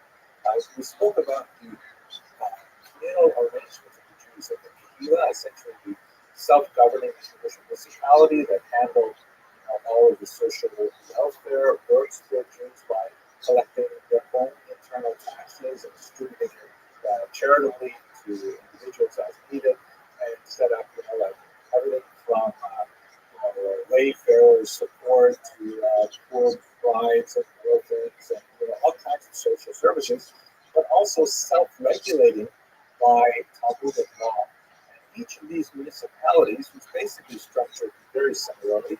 And what happened was in Poland, they came to terms and they united themselves across the entire scope of the Polish Lithuanian Commonwealth within one, as it were, national organization. They would meet twice a year and continually and they would make decisions that would affect all Jews living within this massive country, the largest country in Europe at the time. It's really a rather amazing thing. By the way, we're looking at is one of the couple of pages from the minute books of the Council of Lands. Now, they didn't have, like, for example, their own police authorities. They worked very closely with the state, and the Polish Lithuanian state realized how valuable they were, particularly at first, with regards to administering many social functions that they wanted to themselves have. Once they realized that it was more efficient for them to collect taxes directly from the Jews rather than as the Council of Lands involved, that led to the erosion of the Council of Lands in particular. I'll talk about that as well in a future lecture. But the kinds of things that they dealt with were really quite significant and made a huge impact on the way in which Jews live and consider themselves in the Polish state. This was really one of the high points of the Jewish diaspora, at least up until the Smolensk Rebellion of 1648, where Jews regarded Poland as really a golden era for Jewish civilization, comparable in many ways to what we see happening earlier in Spain, before that in Babylonia. It would result in a kind of a Polish-Jewish synthesis. It was very similar in many ways to the German Jewish synthesis of the 19th century, but of course, when we get to the 20th century, we see it all unravel, and that would be a topic of a future lecture. But for the time being, I hope you enjoyed this lecture. If you did, please subscribe. I like to see the numbers go up. It's actually kind of exciting to see that there are a lot of people who enjoy the listening. And yeah, I guess that's it. Thank you very much for listening.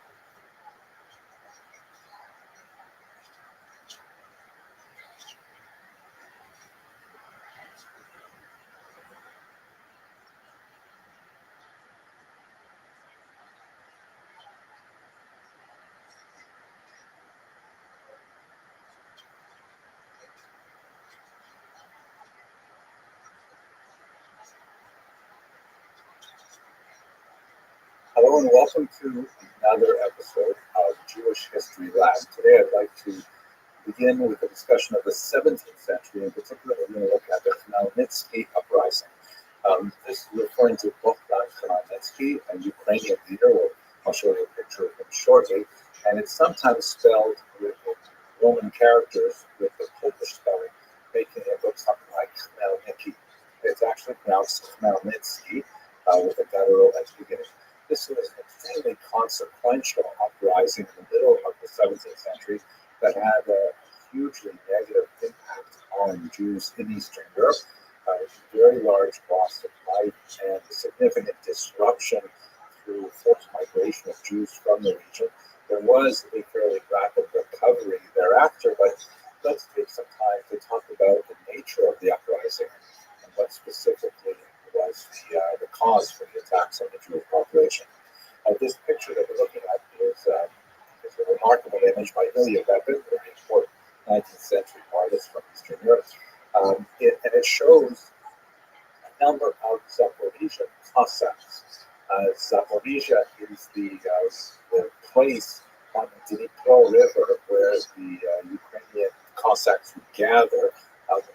Cossacks, the term is actually used in many different contexts, particularly when you get to the 18th and 19th century. So sometimes it's applied in a very different way. Sometimes it's used as a military designation in the Russian army and so on. But the original Cossacks, Cossacks, were these kind of freebooters, these cowboy types who fled typically from their owners where they were serfs and created these pretty much all male settlements in fairly remote places such as the rapids on the Dnipro River.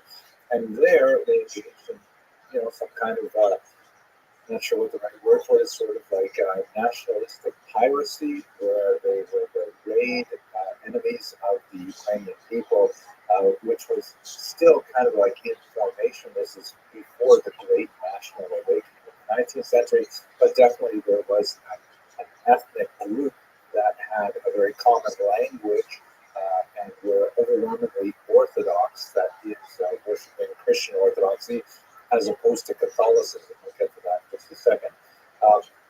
And regarded themselves as being, some type of Slavic group, not quite the same as the Western Slavs, and certainly not the same as the Russians, but having some relationship with them. The interrelationship between these groups was very significant, and the Russians in particular would try to cultivate a particular image for the Ukrainians in which they were Malorussians, or little Russians, meaning they were the younger brothers, so to speak, of the older Russian nation, although that may not be historically accurate at all. In fact, it may be the other way around, but that's outside the scope of our discussion here. At any rate, these Cossacks were essentially people who had run away from the hierarchical society of feudalism that was pertaining within the region of Ukraine at that time, and they set up their own societies, and it is from this base that the uprising would emerge. Let us go directly to the roots of the uprising, specifically how it affects the Jews. So this map, which I think we've seen before, shows the migration of Jews to Eastern Europe from the Ashkenazic heartland in Germany in particular. And beginning really around the 10th century, and especially accelerating 15th, 16th, 17th centuries, you have a large number of Jews who are making their way to the east. We spoke about this when we looked at Jewish migration patterns. And in particular, they're concentrating in this region, which we should call right bank Ukraine. Ukraine was not designated a country at the time. As I mentioned, there was a kind of common ethno-linguistic group living there that would ultimately define themselves separate from Russians and others. But for the time being, they were still under the control of the Polish-Lithuanian Commonwealth, which we have also discussed at length. The right bank, or the west bank of the Dnipro River, which flows, you can see, from Kiev, and then sort of in kind of a curving line towards Crimea. And it is along this river that has the Zaporizhia Sea, where the Cossacks are housed, and a large number of Jews are settling in this region. What are they doing there? Well, economically, the most important thing that they are doing is they are acting as middlemen between the Polish nobility and the Ukrainian peasants. The Poles had massive land holdings in this region, very fertile region because of its Chernozem, its black soil. This is the region called the breadbasket of Europe for good reason. And the Polish landlords were, very keen on hiring Jews to manage these massive estates while they lived in the Polish heartland to the north and to the west. And so the Jews, in accordance with more of a medieval pattern, would undertake to be arrendators. The arenda is essentially a type of tax farming. We've seen that before in medieval period, where the nobility, which would actually own not only the land, but own the town, own, the bread mill only orchards in the forest and all kinds of things, they would lease the entire territory to the Jews and demand a certain amount of payment on a yearly basis. And they authorized the Jews to act as a community to essentially tax the local peasants in whatever way would be effective at raising the amount of money that was contracted. This type of tax farming is, a perfectly acceptable way of running a kind of rental relationship, but it can become exploitative very easily, particularly if the Polish noblemen say, you know what, we're doing well, we're collecting 1,000 zloty from our territory this year, let's up it to 1,100 or 1,200 the next year. And the Jews who are entrusted with collecting those taxes, of course, let us not recall that the Jews have to collect more than that tax, and the difference between what they have to pay the Polish noblemen and what they charge the Ukrainian peasants is what they get to keep. So it is an inherently exploitative system, particularly if the noblemen get greedy and demand more and more. The Jews have to go back and try to find new ways to get that tax out of the peasants. So that tax could have been developed in a whole variety of things. So it could be taxes on produce. It could be a work tax type of corvée, which is called Rothschild at that time, or it could be a tax on using services like bridges or hunting in particular forests, or even, as was alleged by many folktales, use of the church. For example, if a Ukrainian peasant had a child and wanted to baptize the child, according to widely perceived beliefs, Jews would charge to use the keys to get into the church. This has been widely disputed because it is kind of an inherently offensive thing, but there have been some researchers that have argued that in fact this did happen from time to time.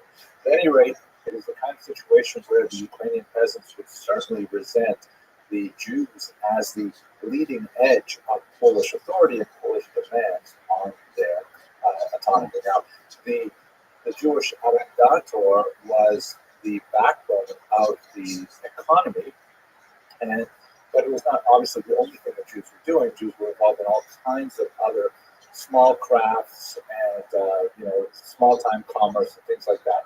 But perhaps the most significant related to the latifundia was the fact that Jews were frequently involved in innkeeping, as you can see in this remarkable 1928 image by Gustav Pirati. The so-called Kretschma, or the inn, which was typically manned by a Jewish family, was not because the Jews were specifically interested in the hotel hospitality business, but because the noblemen often gave the Jews a monopoly on the production, distillation, and sale of alcohol. This was something called propinatia. And so the Jews could control this entire industry and tax it, and then pass along the profits to the Polish nobles. And this was one of those awkward moments where the Jews occupied a particular position in society where they were providing a service which was obviously appreciated by the population, especially if you offered it on credit. But it's the kind of thing that can build resentment as well. Alcohol is certainly not something that is conducive always to the maintenance of a healthy society, particularly in excess. And also the use of credit for the consumption of alcohol is something I'm certainly wouldn't want to encourage in the main. And so you can see why resentment could easily build up against Jews because of their roles in the entire economic structure. Note also in this image there is a Jewish klezmer artist. This is something that was especially associated with Eastern Europe. Jews being more like, because they tend to be much more urbanized, living in small villages and towns as opposed to the spread out countryside, are much more likely to form bands and to develop professions such as music at this time. At any rate, it was an environment that was ripe for an eventual confrontation, and this happened in 1648.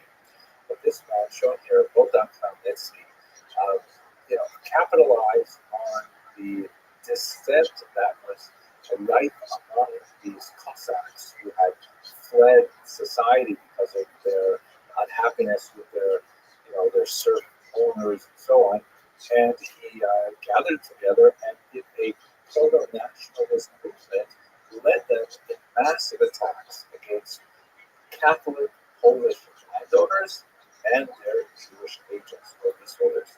Now, let us recall that this is not only a moment of economic repression of Ukrainians, they also perceive it, not incorrectly, as a moment of religious oppression as well, because the Poles are Catholic, the Ukrainians are Orthodox, and the Poles are making strong proselytizing moves in the western part of Ukraine, and in fact created a church there that was kind of like a compromise between Roman Catholicism and Eastern Orthodoxy, in which, for example, much of the rites were allowed to remain. The Orthodox priests were allowed to marry, but it was technically under the authority of the Roman Catholic Church. So Khmelnytsky and his Cossacks deeply resented this incursion into their religious identity as well, and he was dramatically successful. So for a period of a few years, and particularly in the years 1648-49, he and his Cossacks ravaged the countryside, attacking Polish nobles and especially attacking the Jews who lived among them. It's comparable, for example, if you recall the riots in Los Angeles in the 1990s, some of the people who were hurt the worst were the Korean shopholders who actually lived in South Central LA with small businesses and so on, even though they may not have been, the architects of any kind of anti-African American oppression, they nevertheless were the people who were close by and they felt the violence most directly. So in Hebrew, in this particular period, the year 1648-49, although the war continued for a few more years, is called the decree of Tachlotat. Zeres Tachlotat.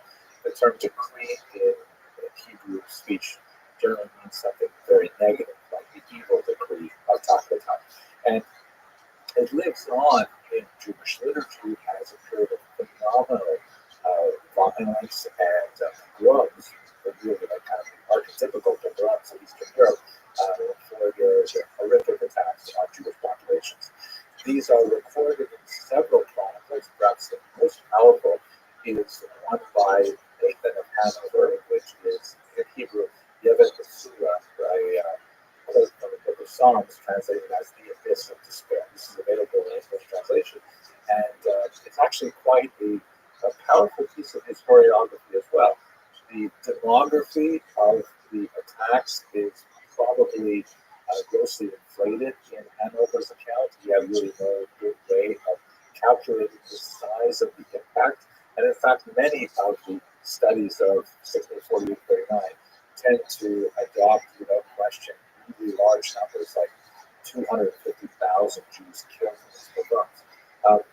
Research by modern scholars like Charles Dampfer in particular have proved that it really can't be quite that large, primarily because there weren't that many Jews living there at the time, and also because the recovery after the violence had all subsided was actually fairly rapid.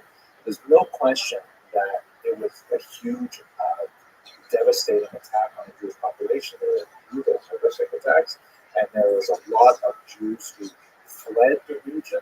We have many accounts from Lippert of Hamon to the important commentator on the Shaft, who all write about their experience at this time.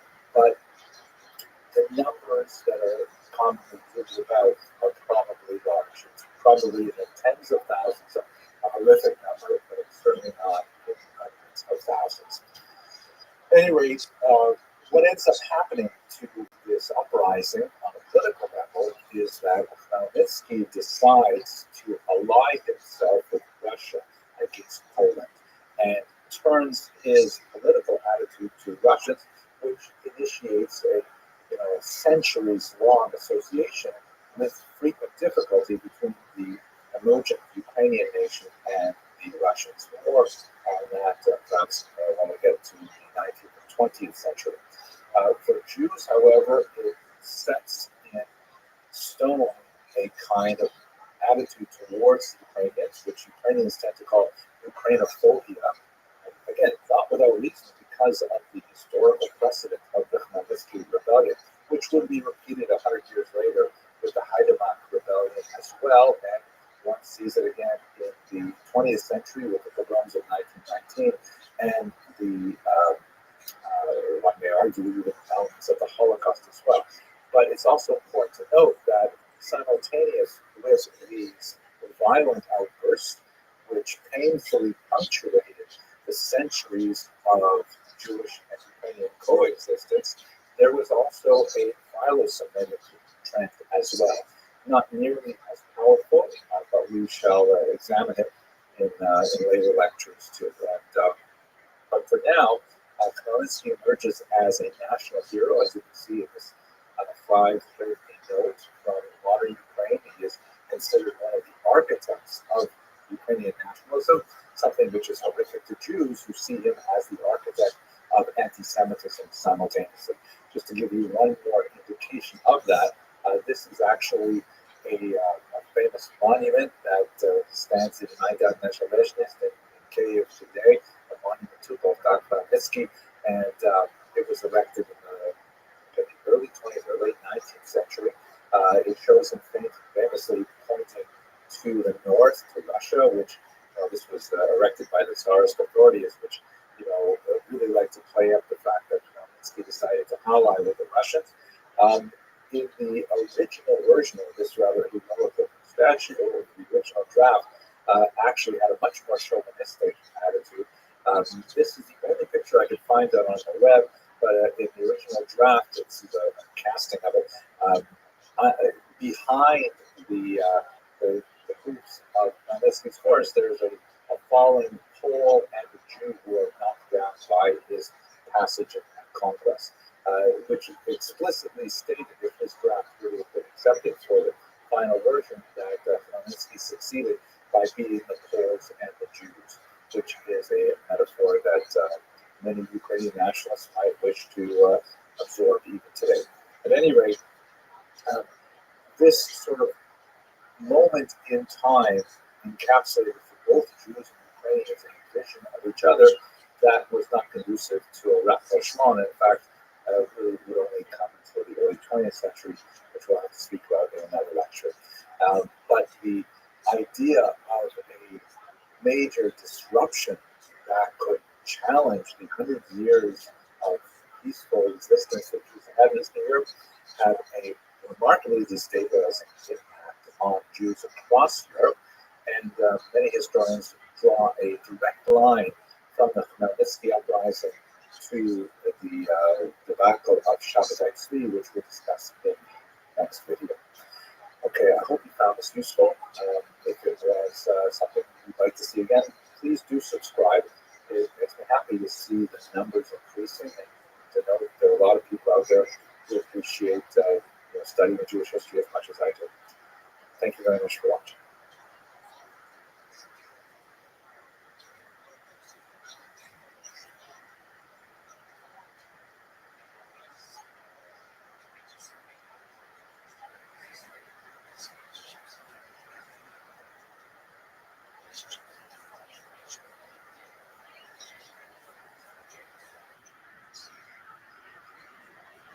Hello and welcome to another episode of Jewish History Lab. Today I'd like to be speaking about the birth of Hasidism, which is today an important movement, had tremendous impact on Jewish history.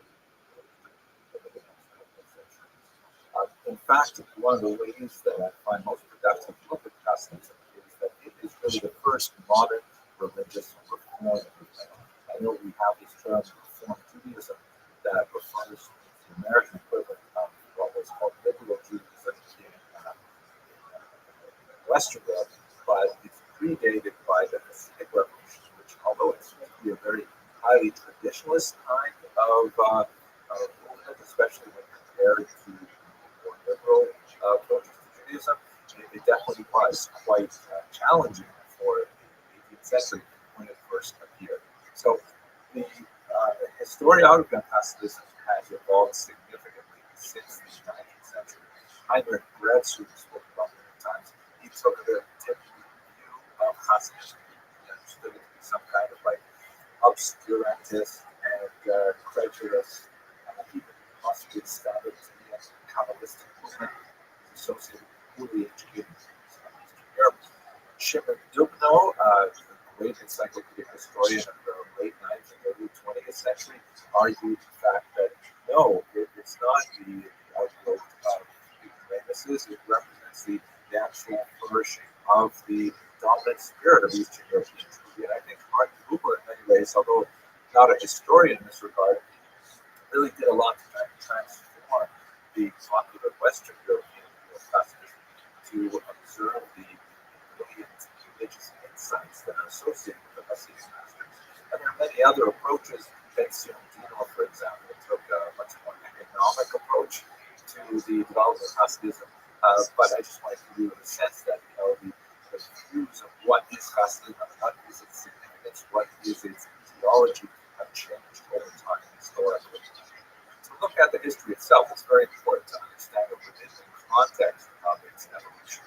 Its earliest development takes place within the post-Soviet Commonwealth and chaotic political context of that time, which you recall the region was devastated by the Stalinski uprising, and then there is an attempt to reconstruct the political status quo, but ultimately it's doomed to failure, as in 1772 the Polish-Lithuanian Commonwealth is dismantled by its neighbors, and in fact a large chunk of Jews living in this area will be swallowed up by Tsarina Catherine II, also known as Catherine the Great, who suddenly finds herself the owner of the largest Jewish population in the world.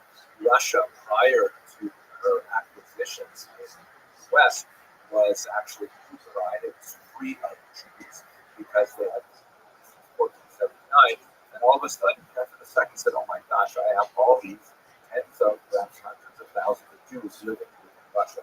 One of the ways she dealt with this was by establishing something called the Pale of Settlement, which is kind of a strange English term, but basically means the region of settlement where Jews were allowed to live. We had some changes to the borderlands.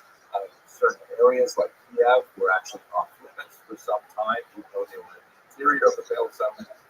And exceptional Jews, like really talented medical doctors or very, very successful businessmen, could get permission to live in St. Petersburg or Moscow, but this Pale of Settlement is where the vast majority of Jews live. There's a lot more to say about this in future lectures. At any rate, this is the region, particularly in the southern area of Mongolia, Volhynia, Galicia, where Hasidism especially grew, with the exception of the Chabad movement, which grew in Lithuania and the north. This is also the era following Catherine II of the terrible repression under Nicholas I. Nicholas I attempted to extirpate the Jewish presence by forcibly assimilating them, either through conscription into the army as cantonista, or by destroying their internal structures. And Manila was officially banned in 1844, leaving small functions, essentially to serve the Russian state by collecting taxes and so on. We'll return to that in a couple of lectures. At any rate, it's a period where there is increasing pressure on the Jewish population in the region. And one of the ways in which they react is by developing this Hasidic ideology. So what exactly is the innovation of Hasidism? The term Hasid is actually ancient, defined in scriptures. It basically means someone who does kindness, with chesed, most kindness. And a Hasid is understood to be someone who goes beyond what is naturally required, someone who does extra. And we see that in all kinds of Hasidic activities, not only in the externalities like the fashion, the beards, the veils, and things like that, but those are kind of like, or clothing, as things that are on the outside. What's on the inside of Hasidism are emphasis on Dvekut, which is a kind of mystical cleaving to God through not just traditional study, which is something that was more associated with the Hasidic groups, who later become known as the Isnadic or the opponents. We'll talk about them in a second.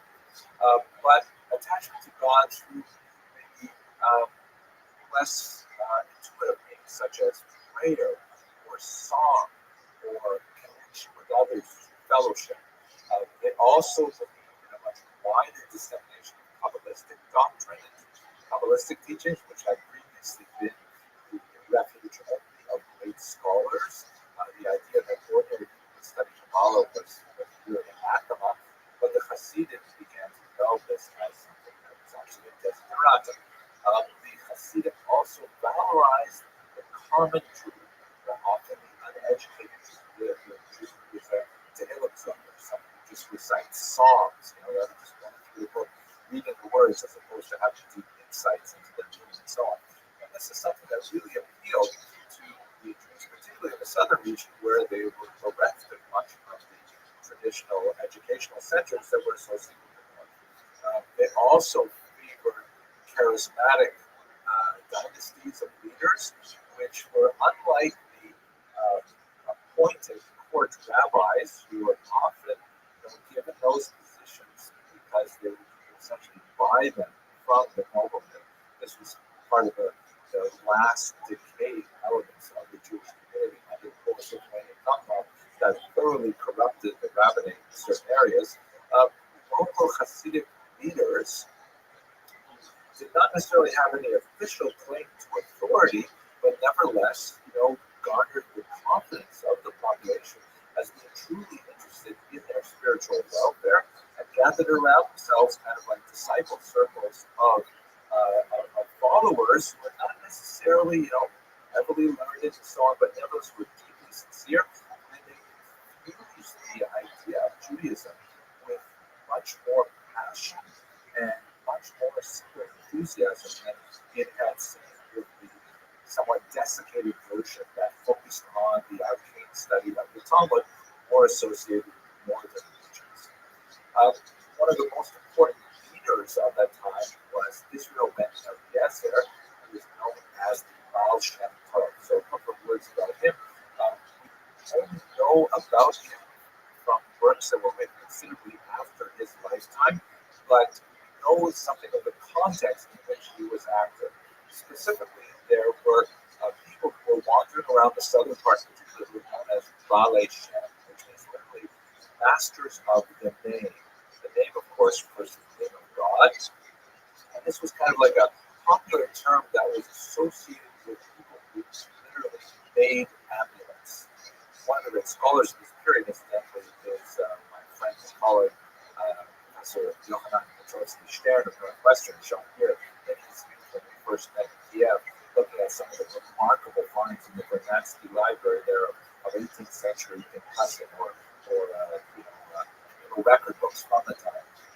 He's done research on people like Hillel Baal Shem, who were like, these early proto-Hasidic leaders serving the local populations and creating amulets for them. That's where they got that specific name. Now, not all of these amulet makers were especially reputable. Some of them were charlatans. And Israel ben Eliezer soon gathered the reputation for being exceptionally miracle worker, but also a very insightful teacher of Judaism, one who connected with regular people and so on. And so he was associated with the name Baal Shem Tov, the good Baal Shem, to distinguish him from some of the other Baal Shem who were not necessarily so good. The fact that we only have sources about him that were written quite a bit later does not diminish the fact that he was an actual person and has been researched and identified exhaustively by my colleague, senior colleague, Professor Moshe Rothschild at Bar-Ilan University, wrote an amazing book on the early biography of the Baal Shem based on secular sources, Polish sources he found in the tax records that specifically referred to the Baal Shem Tov living in vegetable. It gives a lot more of a concrete notion to this teacher, who, among other things, is reputed to have done this well, that still provides clear, clean water to this day. So we get this idea from the writings of his followers and from the biographic picture we get from the tax records elsewhere that he was who lived in southern Poland, western Ukraine, catered to the spiritual requests of his followers, and actually began this really important thing that we'll discuss further in the next lecture. Thank you very much for watching. If you you are so moved, please subscribe, as I love seeing numbers of students in Jewish history increase, and it's nice to know that we'll have at least some kind of an internet resource. Have an excellent day. Thanks for listening.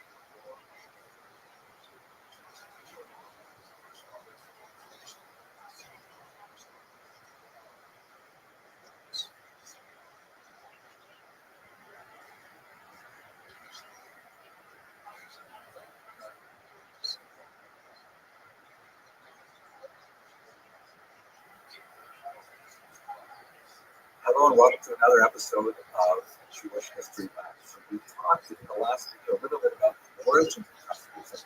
One of the most interesting ways, I think, to try and understand what Hasidism is by looking at the counter-reaction. This is a movement which coalesced around the group of the rabbis, particularly in the northern part of the region of Lithuania. These people ultimately became known as the Misnagdim, or Misnagdim. And the name literally means opponents, because they opposed Hasidism. Right? Now, they were actually the traditionalists. They were really the inheritors of the mode of Talmudic study and Jewish culture that had predated the Hasidic revolution.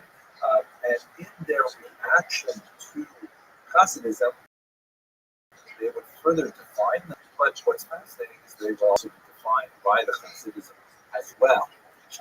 So let's just try to understand what are the main differences between Hasidim and Misnagdim. And there's a lot to say about the fashion, or what some people would call the Yarmul culture, right? Get it? Yarmul culture. But 95% of the issues, Hasidim and Misnagdim are actually the same. That's why they fall within the same categories. Let's try to understand, look at some of the most important elements of Jewish practice and theology. And practice is placed first because in many ways practice is far more significant for Jewish culture and theology. There are, let's say, four really big things we have to bear in mind. First of all, 613, or that refers to the number of commandments as traditionally calculated. When I say 613 in this context, I mean, do you believe that God gave the Torah to the Jews at Mount Sinai, and that the rabbis who interpreted it in the Mishnah and the Talmud and later authorities are authoritatively interpreting the 613 commandments of the Torah? So that's a really bright line between Orthodox Jews, who call themselves Orthodox, and Jews who don't call themselves Orthodox. Jews who don't call themselves Orthodox might want to argue that the commandments evolved over time, they weren't necessarily given at Sinai, and these are things which are anathema to Orthodox Jews. So if we ask the question, is we believe in 613, the Misnagdim and the Hasidim both agree unequivocally yes. And to drill down a little deeper into the three areas of Jewish life, which are perhaps the most impractical in terms of the daily experience of Judaism, do you observe the Shabbat as understood by the rabbis? They say yes. Do you keep kosher? They say absolutely. Are you kidding? And do you practice the laws of family purity, which has to do with intimate relations? They would say for sure. This regards to the use of the mikvah and ritual bath, not really for our discussion today. At any rate, in these main areas of Judaism, they're in total agreement. They may disagree about details, like, for example, with keeping kosher. How exactly must one slaughter an animal to make it kosher? Or with Shabbat, when exactly does Shabbat end? They don't disagree about the nature of kashrut in general, that one has to keep kashrut, but they don't disagree about the fact that there is a Shabbat that has prohibited work on it and so on. But they may disagree about things that are very fringe. But 95% of things there. So what is it that they really disagree about? So let's understand this in the context of development of the Hasidic movement. Again, in its earliest origins, it was not in any ways a rebellion against the traditionalists. It was considered kind of like a development of a style, a development of a different approach to the same ideas, the same practices, and so on. In terms of actual people, one of the most important students of the Baal Shem Tov is Dov Ber, known as the Maggid of Mezrich, and he lived until 1772. He trained 5 major disciples, including Rabbi Shneir Zalman of Yade, also known as the Alter Rebbe, the older rabbi, who was the founder of Chabad. He wrote a very important book called the Tanya, which is associated with Chabad in a very deep way. But 4 other disciples that in turn gave rise to many, many other disciples, many other dynasties. You can see in this particular map, which is from the remarkable historical atlas of Hasidism by Marcin Kwiatkowski, that Hasidism spread very far and wide through these various dynasties. And it is interesting that it only became defined as a distinct movement that had a name, Hasidut, after the Maggid of Mezrich passed away and the opposition began to define it. So it's fascinating that in many ways the Nagdim called themselves opponents. They had nothing to oppose prior to the Hasidic movement, so it doesn't mean they didn't exist prior to it, but they began to define themselves in opposition, and the Hasidim themselves also defined themselves as a way to kind of state, well, what is it that we believe that is possibly different from the Nagdim? The most significant, the king of the Nagdim, although he did not necessarily lead the charge, he was sort of like the prime expositor of Talmudic worldview that would be adopted by the Nagdim, was none other than Vilna Gaon, a great scholar of Lithuania, who lived until 1797. Now, what were the charges against the Hasidim? What were the Nagdim so upset about? There's basically 8 major charges. Let's go over them very quickly. First of all, the argument was the Hasidim were separatists. And in fact, if you think about the corruption of the local rabbinate, particularly in Volhynia and Potolia, who would want to go to a corrupt ignoramus rabbi? Rather go to a genuine rabbi, rather hang out with someone who cares about you and cares about you as a parishioner. They organize separate prayer groups. Secondly, they ignored mandated prayer types. One of the aspects of Hasidism, which is fascinating, I think, is the notion that Judaism has boundaries. In fact, one of the first questions the Talmud asks about any subject is, what is the measurement? What's the shear? How long is this? How deep is it? How big is it? How long is Yom Kippur lapse? When exactly is it? It's always like measuring things. Hasidism says, oh man, we have to spend so much more time on our intention. Now, it's not to say that Hasidism don't pay attention to measurements, or that the Nagdim don't pay attention to intention, but nevertheless, it's like a question of how much emphasis. So the Hasidim would say, why are you locking yourself into really restrictive prayer times? You have to start by a particular time, end by a particular time in order for it to be counted as the morning prayer. It's more important that you go to prayer with a proper intention. And maybe that means you need a little more simple morning, things like this. There's much more to say about it, but I'm just kind of glossing over the topic. 3, they recite the prayer of the Ari. They follow the Kabbalistic prayer schedule of the great Isaac Luria that we discussed when we looked at the city of Tzfat. They maintain a separate kosher slaughter. There was a dispute over whether the knives should be sharper or duller, because sharper knives are more easily nicked, but duller knives require more pressure, and both of these things could have an impact on whether or not animal is slaughtered properly. All of these things, by the way, clearly indicate the sociological separation of the community, which had economic implications that seem to be by their contribution to the historiography. Saying, hey, the debate between the Nagdim and Hasidim really had an economic aspect to it as well, especially when it comes to the collection of taxes associated with Jewish life, like taxes on kosher meat, taxes on candles, things like that. That if you create a different revenue stream, you really upset the status quo. The Lithuanians, the Nagdim, argued that the Hasidim disregard the study of the Talmud, that they spend so much time singing and perhaps drinking and dancing and things like that. They're not sitting down and learning Talmud properly. Talmud is really what we should be doing. More than, oh my gosh, they're spending time studying the Kabbalah. Kabbalah should only be for people who already completed the entire Talmud. They've already done Daf Yomi and things like that. What are you talking about? And then some Hasidic groups were associated with really unruly behavior. There was a kind of experimentation with intention. I'm like, maybe I'll have more intention if I turn somersaults, literally. Maybe I'll have more intention if I drink more alcohol before I pray, things like that. That the Lithuanians really put down upon. And finally, the accusation that some of these things really cross the line.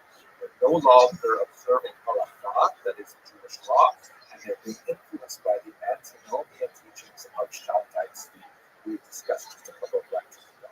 Arguments that the Hasidim were actually kind of a front for Sabbatean movement, and they had to really be extirpated now before it further infected the Jewish life. Now, when these charges first came out, the Alter Rebbe, very important seniors, went to the Vilna Gaon saying, they want an audience for them to try and say, no, that's not what we're all about. Please don't misunderstand us. They were unsuccessful in that granting an audience. In fact, the Misnagdim counter-reacted by announcing bans on the Hasidic movement and in some cases even burning Hasidic texts. This is actually kind of a nasty thing that's associated with the 18th century. Jews are unfortunately from time to time known to have such strong feelings about the writings of other Jews that they'll sign those words claims. But by the way, that only ends up making the books much more popular. So if anyone watching this video wants to ban any of my books, that would be great because sales would just be. At any rate, the Hasidim, they issued counterbans against the Misnagdim, and they also, unfortunately, had book burdens. Especially strong social ban was applied in 1781 and in 1794 when a rabbi in Minsk, a Misnagdic rabbi, lost a job to a Hasidic candidate. He denounced the Hasidic to the secular authorities, and the Tsarist government, always on the lookout for possible revolutionary movements, actually arrested the Alter Rebbe, the Shneur Zalman of Liadi, and had him temporarily jailed. A phenomenon that would be associated with very strong conflict between the for some time. Now, besides the tremendously bitter rancor between the Misnagdim and Hasidim, the Misnagdim were also busy thinking about, okay, well, how do we react to this? Because the Hasidic movement really moved leaps and bounds. It spoke to a need. There were Jews who wanted pacifism. So the Misnagdim had to articulate what they did, which was ultimately expressed in things like this building, the Yeshiva of Volozhin, which was one of the great bastions of Talmudic in Lithuania, and formed the center and nucleus of a Talmudic renaissance that would expand along with Hasidism. What the Misnagdim said is, hey, the Hasidim say we're attached to text. Well, absolutely, you better believe it. You're going to be super attached to text. We're going to spend even more energy in the Talmud. And in fact, that's what the Lithuanians are known for more than anything else is their incredible attention to detail and their superlative study of the Talmud. But they didn't ignore the Kabbalah. Let's not forget that the Vilna Gaon himself was a great Kabbalist, but the Misnagdic tradition was that it was really only for people who had already mastered what was called Torah Nigra, the field Torah. Before you studied Torah Nistra, the hidden Torah, even in kind of like watered down versions of the Hasidim were circulating. They weren't studying necessarily the Zohar itself. They were studying kind of like digests of the Zohar or reworked versions of the Zohar. The Lithuanians were already studying the core text, but they did not believe in necessarily disseminating these ideas widely. But one of the key disciples of the Vilna Gaon, the great Rabbi of Volozhin, associated with Yeshiva, he wrote essentially a response to the Tanya, which was called Nefesh HaChayim, the soul of life. And this is essentially a Kabbalah form that's not. It is, by the way, an overwhelming book. I remember personally when I was studying Yeshiva in Jerusalem, I spoke to my colleague and friend Rabbi Mordechai Becker, who was a guide for me in those early years of my Yeshiva study. And he said, how's it going? I said, well, Okay, I'm enjoying yeshiva. I go to yeshiva in the morning. We look at a Tosfos that has a problem in it, figure out the problem, and then I come home. But I said to Rabbi, I had to admit that, sometimes it felt sort of kind of dry, sort of like, you crossword puzzles every day because of the intellectual problems that I solved them. I'm going home for dinner. Right? So he said, okay, this is what you guys do. Read Nefesh HaChaim, read it for 15 minutes. And so I said, okay, I'll do it. So I picked up a copy of Nefesh HaChaim, and I used to get on the bus and read it on the bus. And many, many times I simply I couldn't put it down. And I looked up, and I had already got way past my yeshiva stuff. And I was like way in some Arab neighborhood north of Jerusalem somewhere because I had just gotten some tremendous writings on the conference. And it really changed the way I it made the Tosfos kind of like jump off the page. This is really important. You've got to study this right now and know what it means because it's crucial. It's not a crossword puzzle. It's life itself. Wow. So if you're having that problem, finally, one of the criticisms of the Hasidim that Stagner had was that the Hasidim venerated their leader, sometimes called it Tzaddik, sometimes called it Rabbi, to an inappropriate extent. That in some cases they even regard the Rebbe as sort of like an intermediary before God, which is really, very much contrary to traditional Jewish theology. So the Snagdim certainly criticized this idea of like having an intermediary and refused to regard these very learned people as being intermediaries, but they nevertheless elevated their leaders, especially the Rosh Yeshiva, the head of Yeshiva, as being someone with tremendous insight and power, associated later with the term Das Torah, the mind of Torah itself. And so that was kind of like a misguided reflection of Hasidism in reaction, but also in admiration of what Hasidism. Okay, while the Hasidim and the Snagdim are fighting bitterly at the end of the 18th, the beginning of the 19th century, there will be a major challenge to them, which we'll discuss in the next video. I'd just like to conclude by saying thank you very much for watching. If you're so moved, hit the subscribe button because I'm just getting so much pleasure seeing how many people love Jewish history like I do. I'd love to include you in that group. And let's return and look at the challenge that both the Hasidim and the Stagnim face in Hasidut. Thank you very much for watching.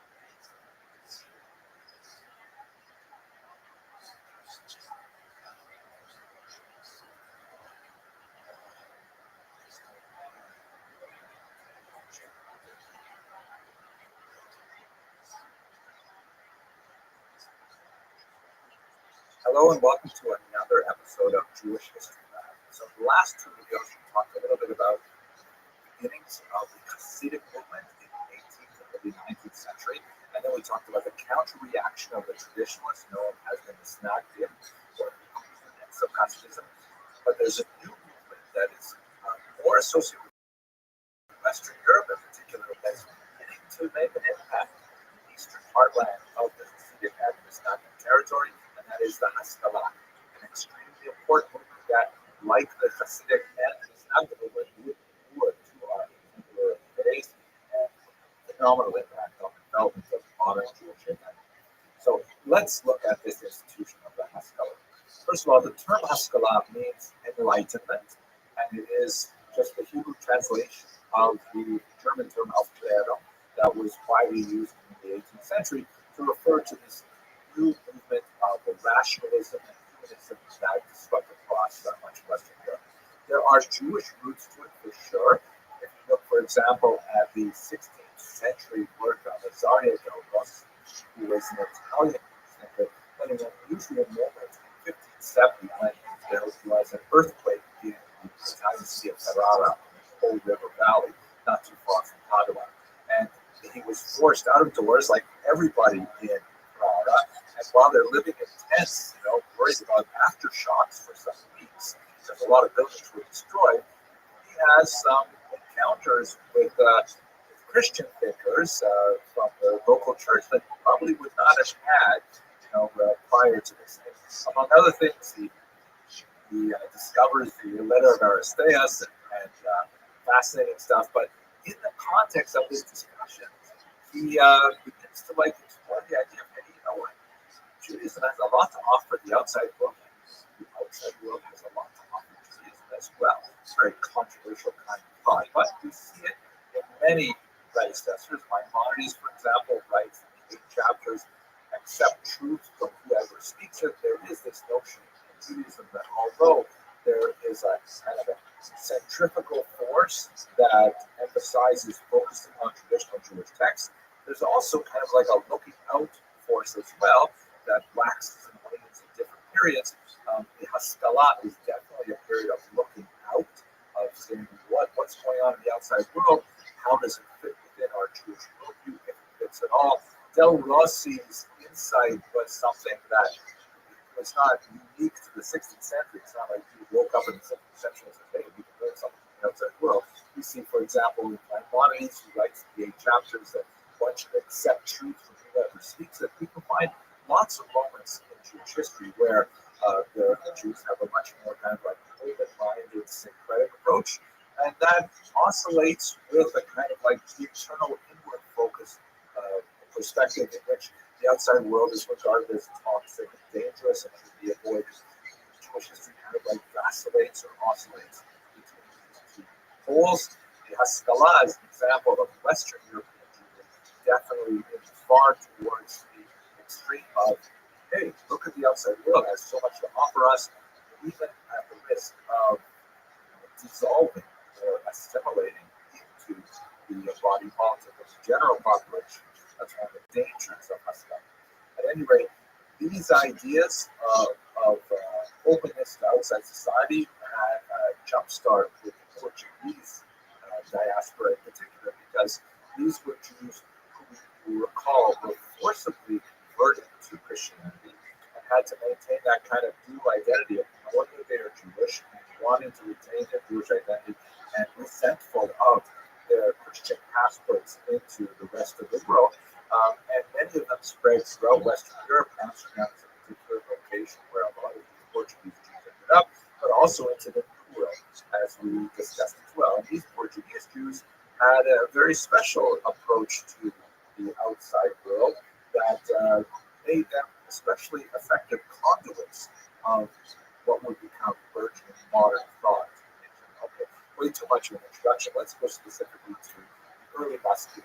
Certainly the most important event that came of the Muscovy was Moses Mendelssohn, self-taught genius, who actually was especially known not only for his philosophical work, but also for his tremendous facility with secular German. Let us not forget that Jews had their own language, Yiddish. This is besides the ancient language of Hebrew, which was largely reserved for religious purposes, prayer, and Aramaic, which was used primarily to study the Talmud. But the vernacular was Yiddish. Yiddish is essentially a medieval German dialect that was like, it's kind of like if you compare Creole, Haitian French to continental French, or even, where I grew up, Joao, take a Gua French, comparing that to Parisian French, they're really very different. They almost not understand each other.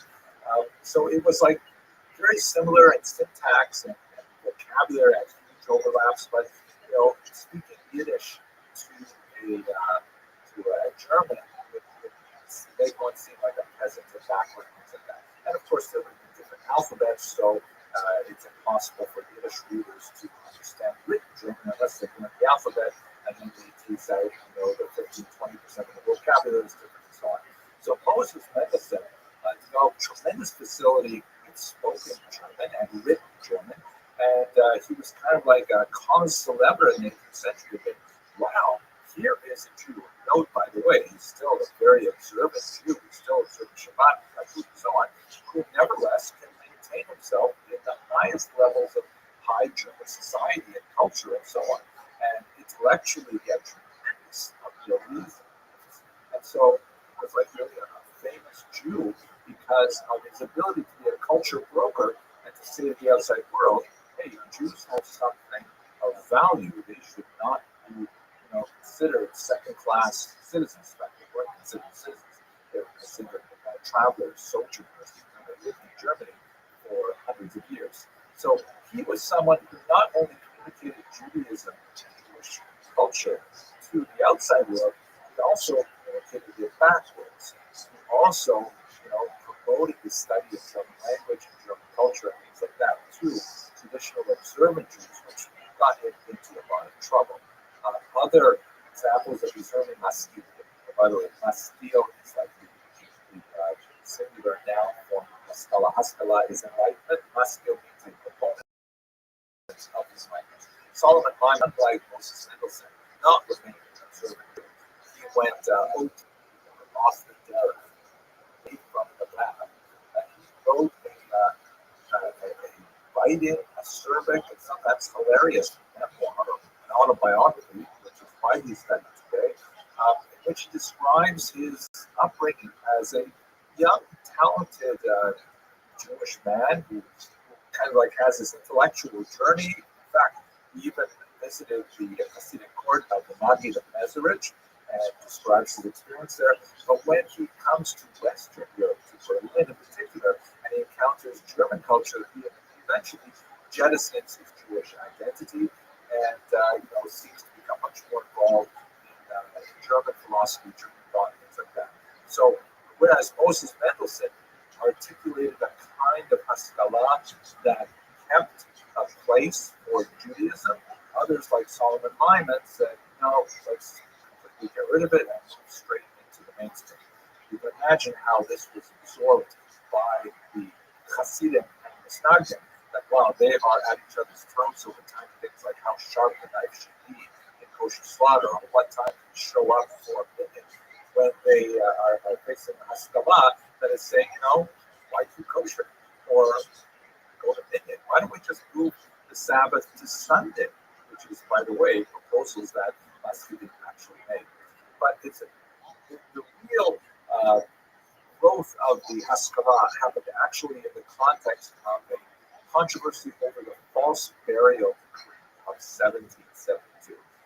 It seems that in the 18th century, there was a rash of people being declared dead and actually buried, only to be discovered that actually they were alive, or they lived for some time afterwards. This is a pretty terrifying thing. So among the ways in which people compensated is they had all kinds of interesting designs, like this one you see here, of these coffins where if you happen to wake up and you were not in fact dead, then you could squeeze a bulb and that would lift up a flag or ring a bell. If you walk by a cemetery, you hear a bell ringing, that means something is very, very wrong. And so the Duke of Mecklenburg-Schwerin made a rule that nobody could be buried until they had waited 3 days after declaration of death. And this was contrary to Jewish practice, which emphasizes the importance of early burial and, in fact, accelerated decomposition of flesh as a way of achieving atonement. So, this was created a whole hullabaloo because it, really, this particular secular decree stepped on Jewish values. And on the one hand, there were traditionalists who said, hey, we can't stand for this. This is not okay. We have to protest. We have to bury our dead right away. It's considered a great sacrilege to leave a dead body around. And on the other hand, there were Jews who said, well, gosh, this is horrible if there is such a thing as people being buried prematurely. Maybe we should adopt this new rule. And so many Jews turned to Moses Mendelssohn to try and, articulate a statement that would be acceptable to everybody. This is just the opening wedge of many, many issues where issues of science and Torah and the tradition, and also the relationship of Jews to civic society had to be negotiated. By the way, don't forget that this is happening in a political environment in which the question of Jewish emancipation, that is, the conferring of equal rights on Jews, also find this expression. We discussed that this course, but the idea that Jews might actually gain citizenship, that had a lot to do with how Jews behaved in general society and how they were perceived to behave in general society. So some Maskilim, like David Friedlander, who was a student at Moses Mendelssohn, he said the only way we can really deal with this is by simply looking to Christianity. And not that he believed in Christianity and he felt that this was valuable on a religious level, but he says we should just adopt it to go along so that we can get our place in Jewish society. Essentially capitulating Jewish religious values to desires for emancipation. He proposed this as a so-called dry baptism, that no water is involved. It's not a real baptism. It's just a pro forma thing, And in fact, many Jews, although it was not accepted communally at all, and although Friedlander's suggestion was considered a shotgun or just like outrageous, and Jews did not accept at level, many Jews accepted on an individual level. You see people choosing to baptize themselves, like Heine, for example, the great poet, or parents of Karl Marx who have the children baptized, which was actually very common in the 19th century, and it really dates back to Friedlander's suggestion. Others, like Rabbi before Bush, argue that modernity has to be engaged, but not by completely abandoning Jewish identity.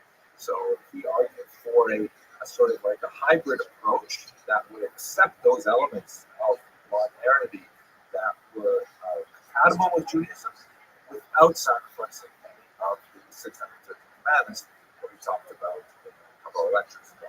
By the way, some felt that Samson for Bush was way too locked in. It was way too gave up too much for the modern era, so sometimes he was put a little bit heavier here than just Jewish. Now, these were the things that were happening in Western Europe. Eastern Europe was an entirely different story. Western Europe had a much smaller Jewish population. That population was much more inclined to be open to the ideas of modernity and so on. In Eastern Europe, Jews lived in greater numbers and greater concentration and really with much greater, endemic Jewish culture. So one of the big differences is that in Western Europe, particularly in Germany, the heavy leaning towards assimilation. You didn't necessarily find that in Eastern Europe, although there was more of an emphasis on acculturation, which is kind of like a softer word than assimilation, adaptation to culture rather than a disappearance within culture.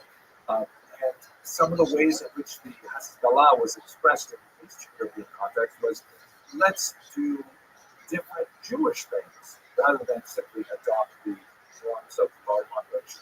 So rather than, let's say, abandoning Jewish languages to Russian or to Ukrainian or Polish, let us instead develop Yiddish, which was at this time not a very advanced language, very, very limited literature, for example, so on.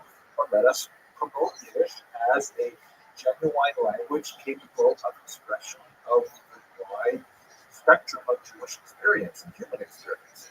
Or let us have political orientations, such as Zionism or Jewish socialism, we'll discuss those as well in this course. So the Haskalah in Western Europe may have been much more of a movement that emphasized really abandonment of Jewish ideals, assimilation. In Eastern Europe was much more adaptation of Jewish ideals to different movements, but that's not necessarily religious in nature. Some of the most interesting examples are people like Joseph Pearl, big opponent, by the way, of the Hasidic movement, who also argued that, what we should do is we should advance our educational system, and we should include much more secular studies within the educational environment, something which provoked hostility from many other groups, Hasidic and Islamic as well. Finally, let us remember that all of this is happening within a dire political context. We mentioned a couple lectures ago, Tsar Nicholas I had this horrific strategy of assimilating forcibly the Jews of the Russian Empire by demanding that they join the army, which was a horrific sentence of about 25 years, noting that by the time Jews joined the army at age 16, they had already been well indoctrinated into the values of Judaism. Maybe they were already married and things like that. He actually lowered the age of conscription to 12. This was the notorious Cantonist movement that they sent Jewish boys, sometimes much younger than 12, illegally, but nevertheless habit, to these reform schools called Canton schools, where they would be trained in military values and also trained in Russian Orthodox Christianity. And many times it was never returned to their families. They would end up assimilated into Russian society. Very, very terrible thing. The alternative that Nicholas I offered was you could attend the so-called schools, which were Russian-approved schools that had some participation of Jewish leaders like Max Lilienthal, who believed that perhaps this is a way that the Haskalah could offer enlightenment to Russian Jewish populations. But in reality, they ended up being fronts for conversionist efforts, and Lilienthal left in disgust. He ended up here in the United States. So in this context, that the fight of the Hasidim and the Stagrim have to be viewed. But I think one of the most fascinating figures reflecting on this in the 19th century is Eliezer Seifel, who wrote an interesting book called Shalom on Israel, Peace Upon Israel, in which he wrote the following. God saw three shepherds, Rabbi Eliyahu, living with him, and of course, we know the development to safeguard the Torah, to purify its Talmud, and to oversee its logic and its diligence. That's shepherd number one. Shepherd number two, the Hasidic Volhynia, to martial devotion, to fan the embers of feeling, and the Hasidim with their ideals of devekut, closeness to God, etc. And finally, the great sage of our people, Moses ben Menachem in Germany, that's Moses Mendelssohn, the leader of the Stagrim, who of course was himself observant, as we mentioned later, and called him to place the cradle of enlightenment in the lap of religion. Now, of course, not everyone would agree with the views of Rabbi Tzviko in that. All three of these shepherds, the leader of the Stagrim, the leader of the Hasidim, and the leader of the Askilim, that they all somehow are like appointed by God to lead the Jews into the future. So I'm going to leave that to you to debate. But it is worthy of note that today, a couple of centuries later, all three of these movements, the Hasidim, the Stagrim, and the Askilim, continue to exert tremendous influence on the development of Jewish identity and continue to exist with each other in kind of a dynamic tension to tease out what it means to be Jew. Okay, I hope you enjoyed this lecture. I had fun thinking about it and talking about it with you. If you are so inclined, please do subscribe. Please share this video with other people who you think would like it. Because one of my, things with putting these lectures out there is seeing other people hit that subscribe button and increase the universe of people who are interested in studying Jewish history. Thank you very much for watching.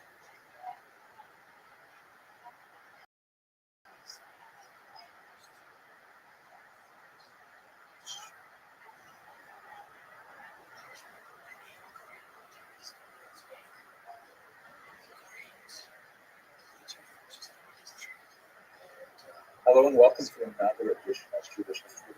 Let's move forward into the 20th century and speak a little bit about the fall of the Russian Empire, which is one of the massive events that affected a tremendous number of Jews who were largely concentrated in Eastern Europe at the beginning of the 20th century. So this map is crucial. It really guides you to understand this map in any sense out of the first half of the 20th century. On the left side, you see what Europe looked like before World War I. I'd like to point out in particular that East Central Europe was dominated by three large empires. Moving from east to west, the Russian Empire, which was made up of many different nationalities, but all under the Tsar Nicholas II. And then Germany, which dominated the Baltic Sea coast, and below it, Austria-Hungary, also a very multi-ethnic state that was a dual monarchy. These three large empires after World War I, there were a number of peace treaties that divided these three great empires up to much smaller countries and actually resulted in a tremendous amount of dissatisfaction, primarily located in those people who lived in these three regions, the titular nationalities, meaning the Germans in Germany, the Austrians and Hungarians in Austria, Hungary, and so on.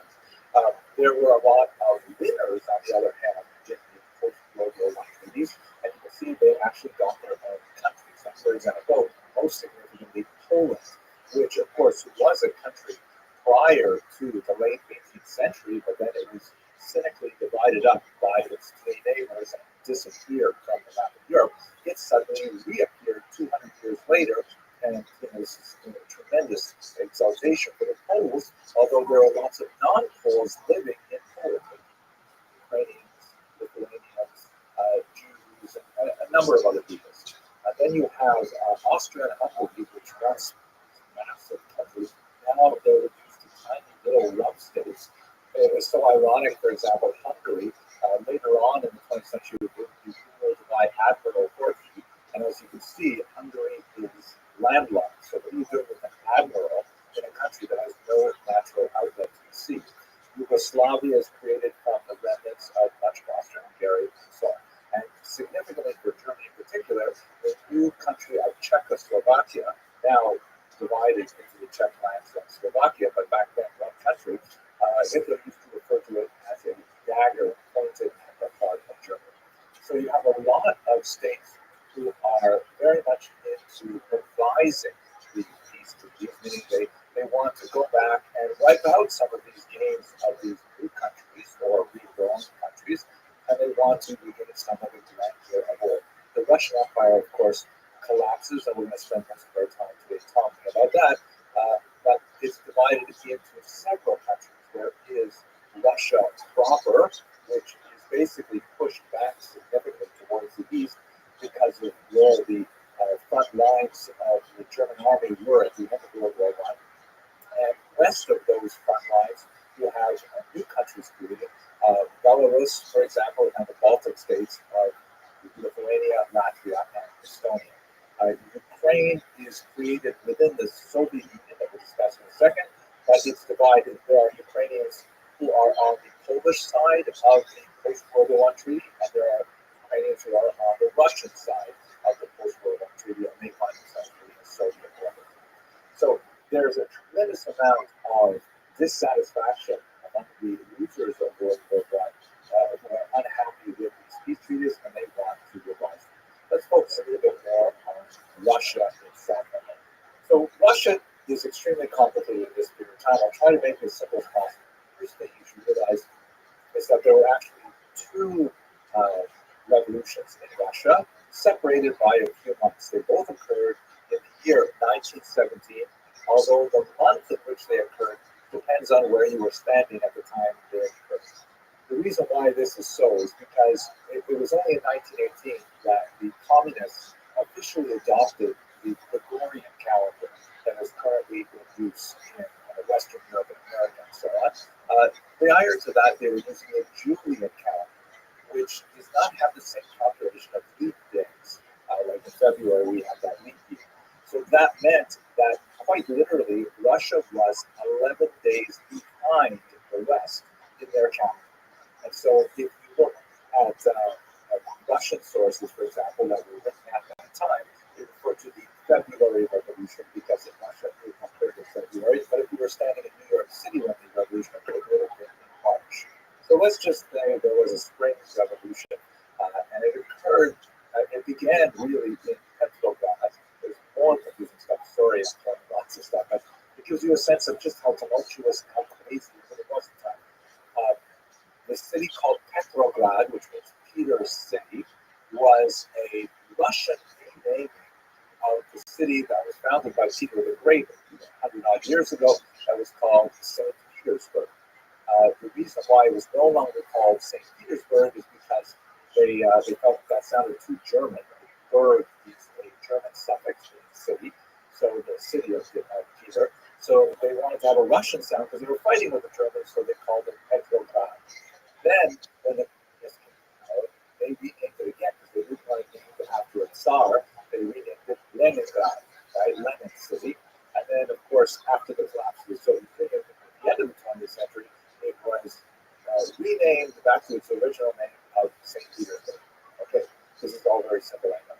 But it happened in Petrograd where there was a significant march. It happened to occur on International Women's Day, which is March 8th in the Western calendar. It's actually a very important date that they commemorate to this day in the former Soviet Union and regions of Eastern Europe. It's different from, let's say, Mother's Day or things like that. That's not really important.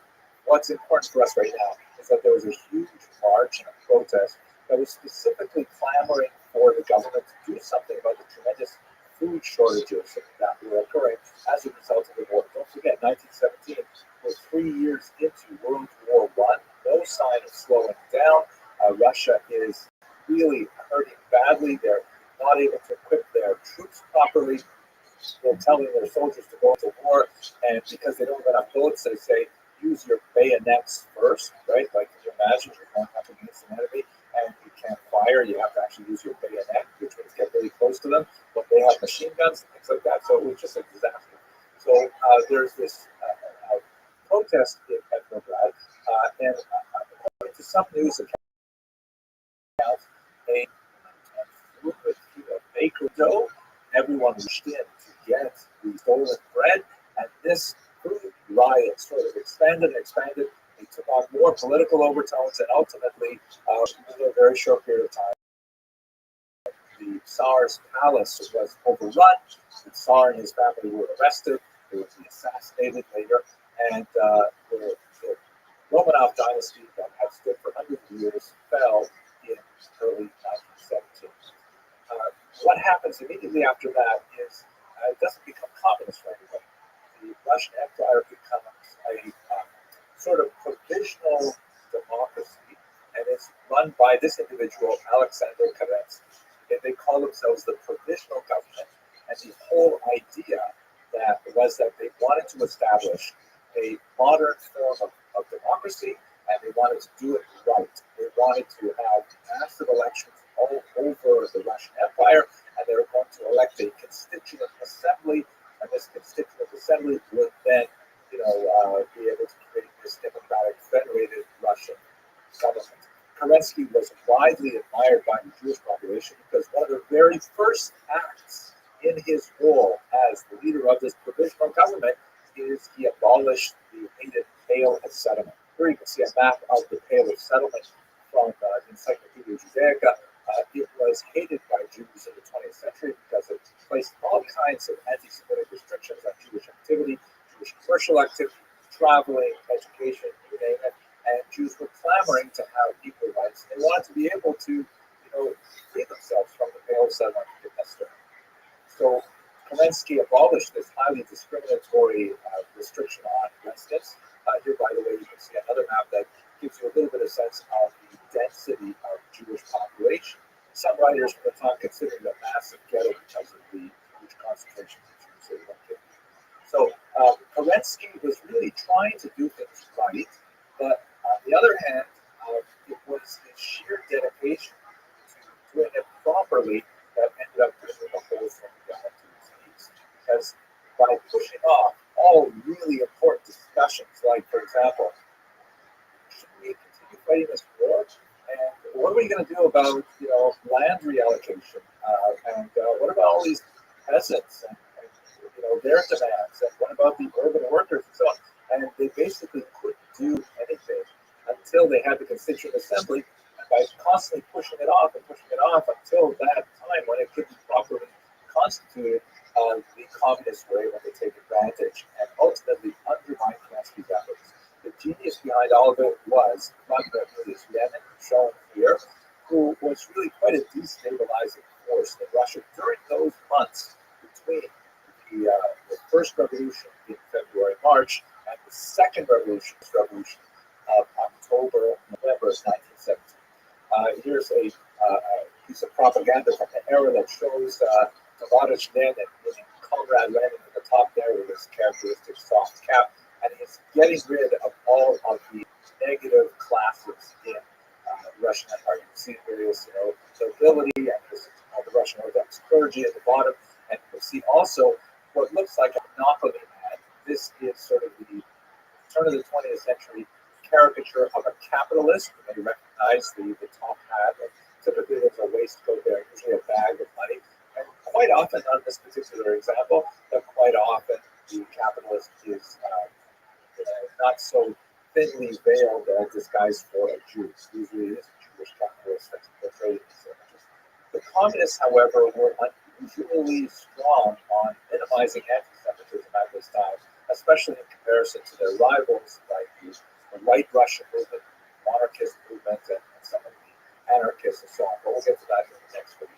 But anyway, over the course of a few months in 1917, Lenin was able to really mobilize a wide-ranging network of Soviets, which means basically councils, and these are like sort of local groups of leaders who are motivated by socialist ideology who want to take over the means of production themselves. And you would have Soviets in factories, Soviets in municipalities, and so on. And ultimately, he was able to take over and disband the Constituent Assembly and proclaim the Union of Soviet Socialist Republics, the USSR. That's ultimately what occurred in October of 1917 in Russia, and of course in New York it would have been recorded as November of 1917. Now, just to give you a sense of the kind of tension, here's a piece of white Russian propaganda that gives you a sense of some of the opposition to this communist movement. The white Russians were those Russians who were very much against this new phenomenon. Sometimes they may have been less hostile to the provisional government, but they were definitely hostile to the Soviets. And some of them really wanted to bring back the monarchy.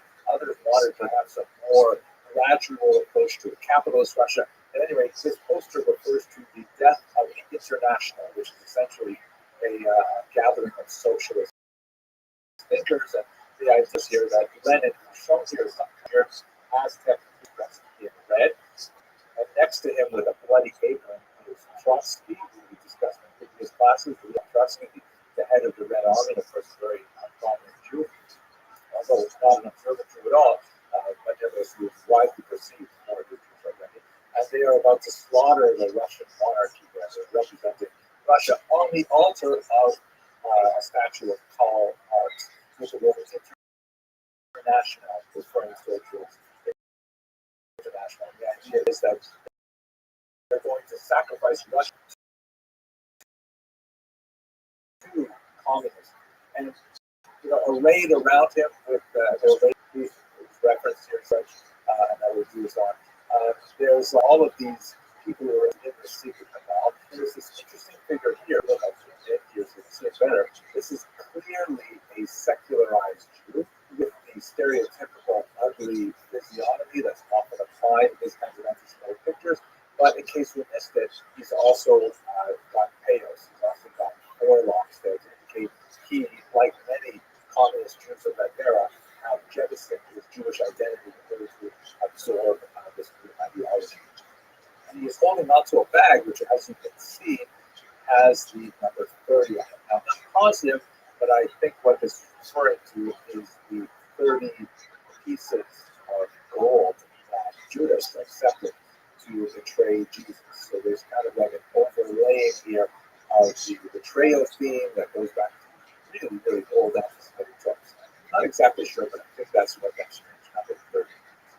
At any rate, in the fall of 1917, the Russian Empire, at least those regions that are dominated by Russian cities like Moscow and Petrograd, become officially communist, and this will tip the entire region into a massive civil war.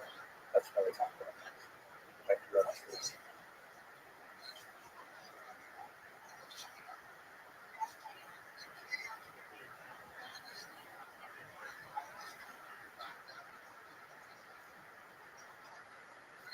Hello and welcome to another installment of the Jewish History Lab. I'd like to pick up where we left off yesterday with the collapse of the Russian Empire and the rise of the Soviet Union.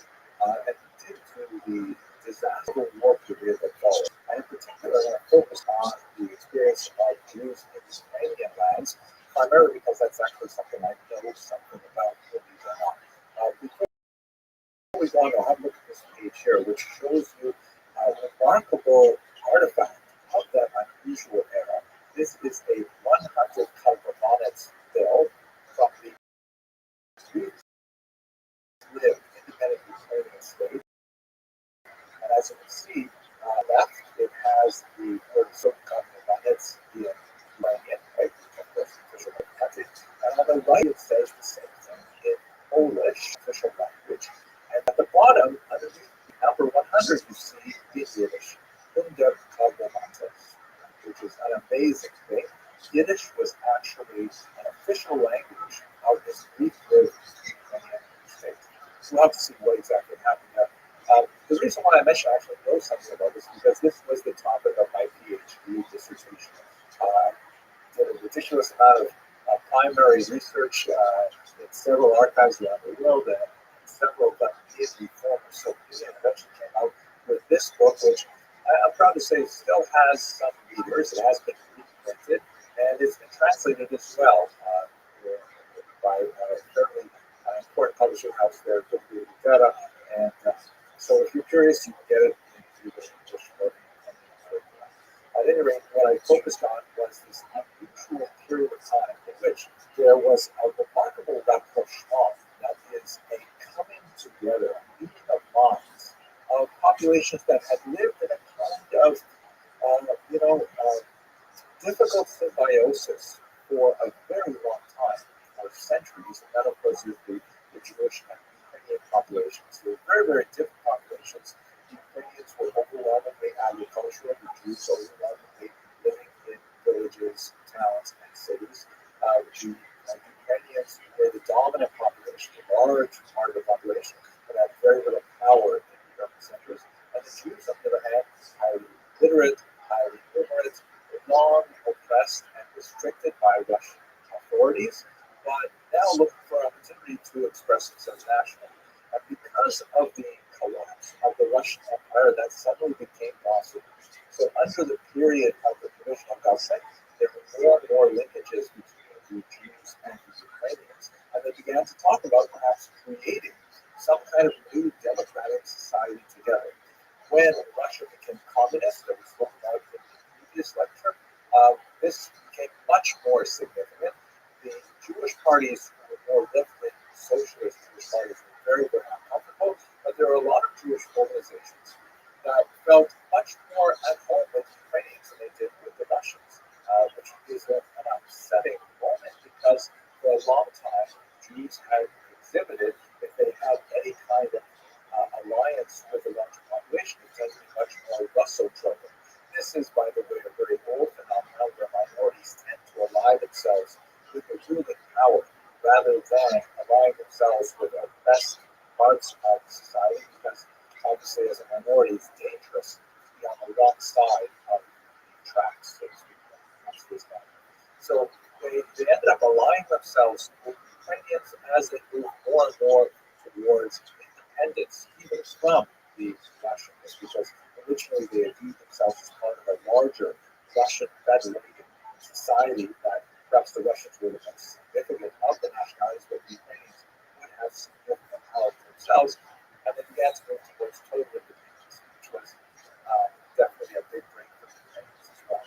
And so during this period of time, there was actually a remarkable effervescence of a new spirit of cooperation between Ukrainians and Jews.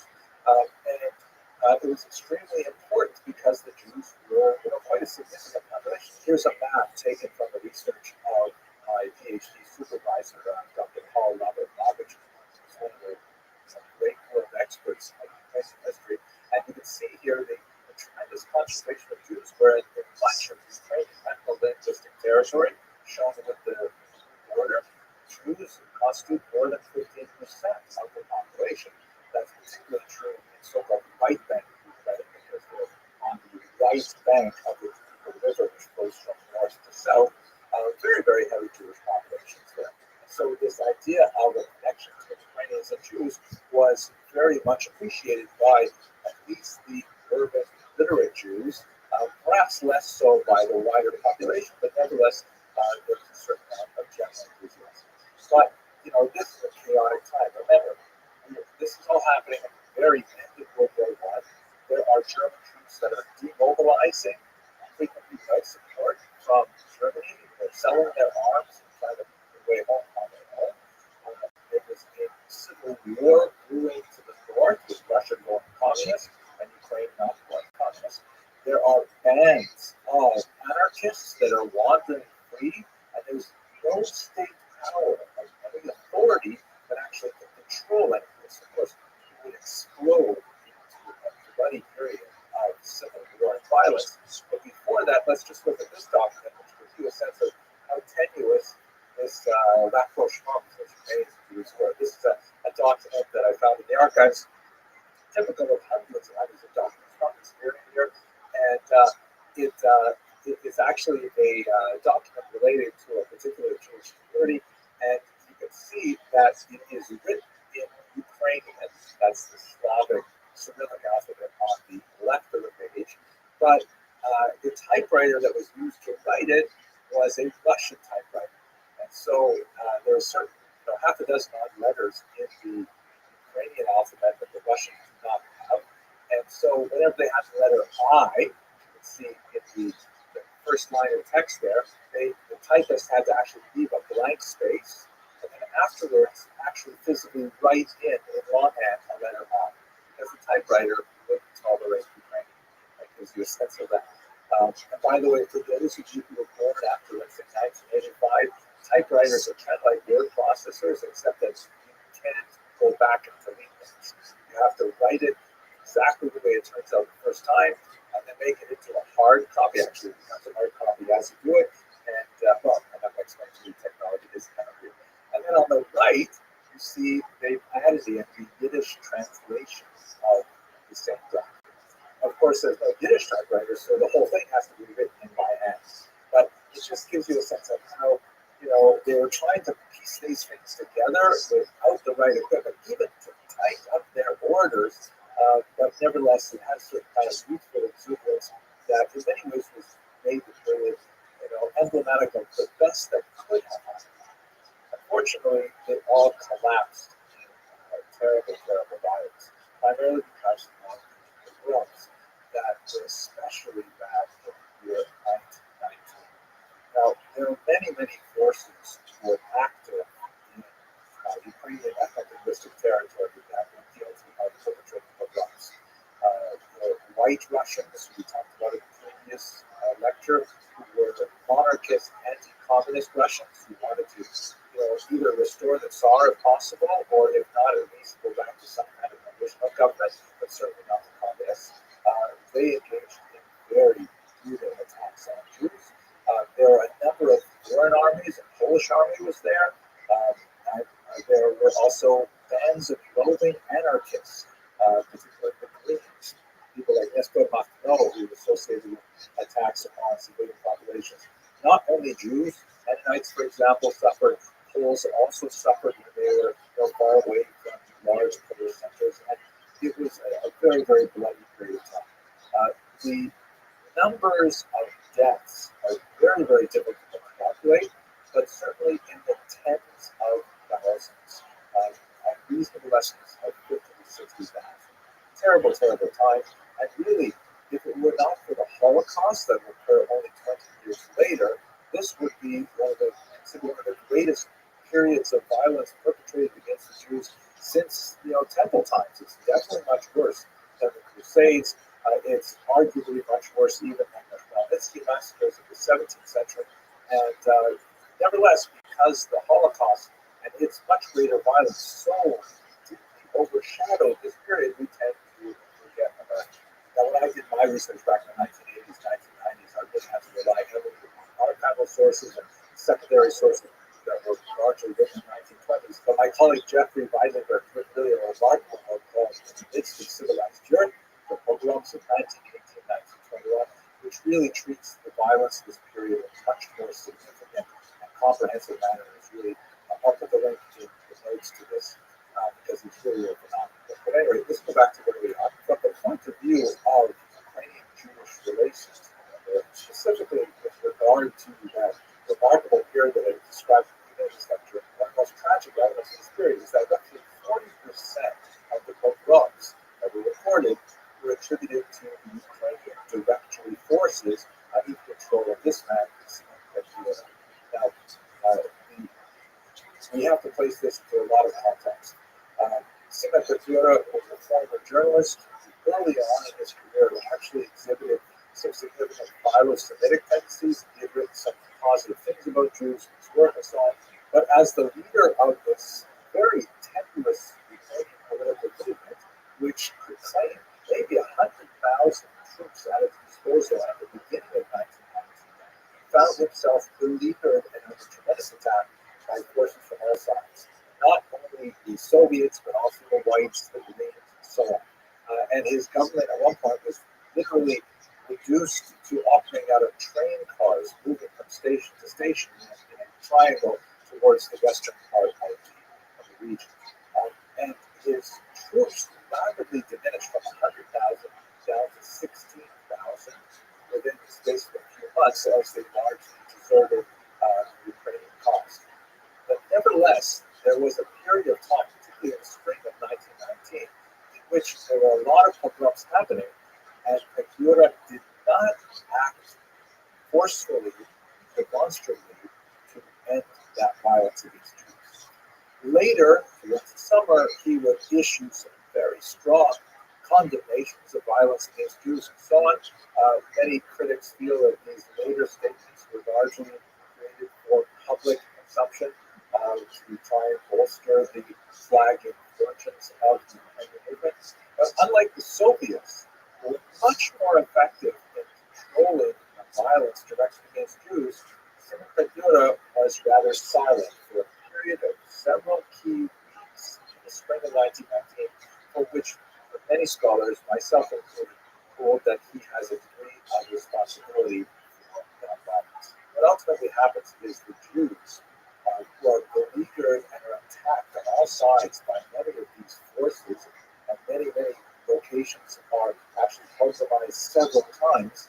They recognize that the Jewish Red Army leader, Leon Trotsky, has been much more effective in controlling his troops, that the Red Army is associated, not 100% completely, but nevertheless associated with protecting Jewish communities. And so there is a surge of support in 1919 for the communist movement in general and for the Red Army in particular.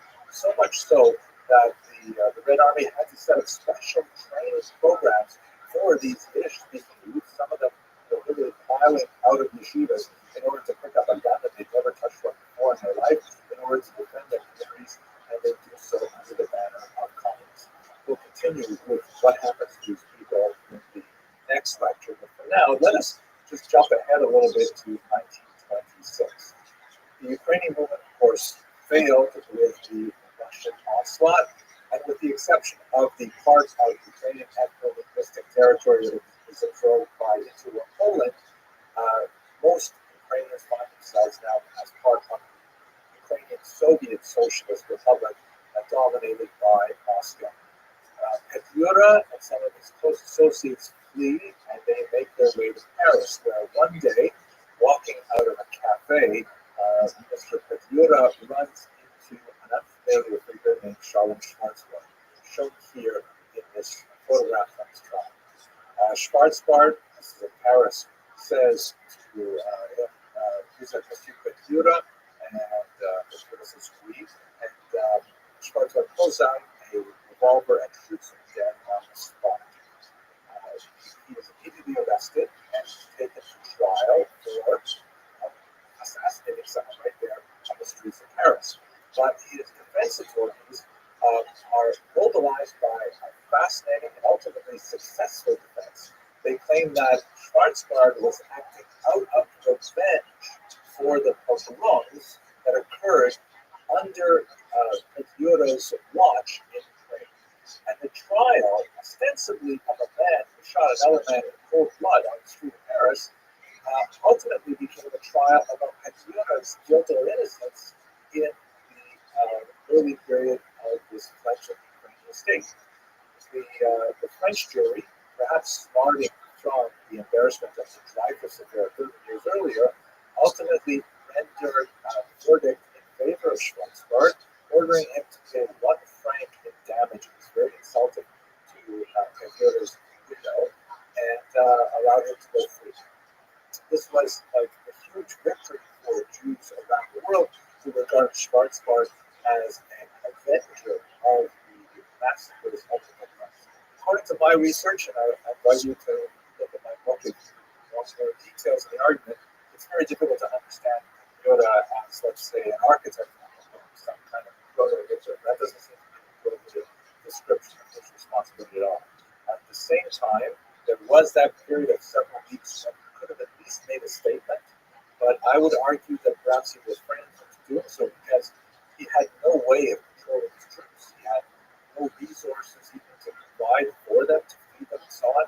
And if he were to limit their violent activities, he might lose them even faster than he ultimately ended up losing them. Ultimately, he would lose the entire country as well. But that, I think, is probably a more reasonable assessment of his personal responsibility. At any rate, we will have to continue this discussion with Jews in the now communist Ukraine and the rest of the USSR. Thank you very much for watching this.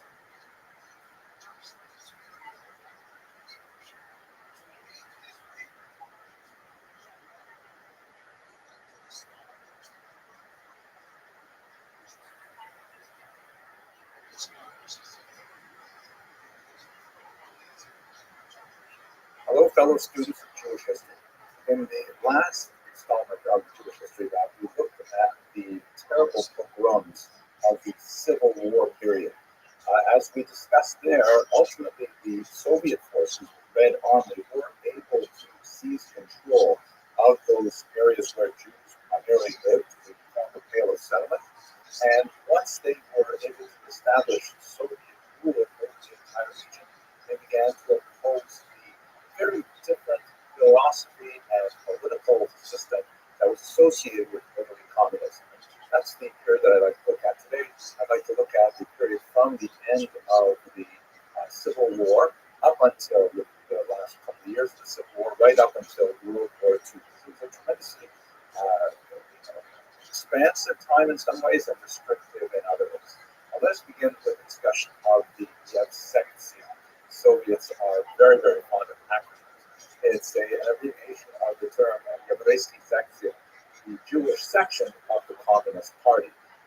And this was a segment of the Communist Party that was formed under this individual, Simon Dimenstein, a communist who actually was previously a Chabad rabbi, who was thoroughly defrocked, as it were, completely removed from his religious moorings. That's the kind of thing that frequently happened with those Jews who associated themselves with communism in the early period.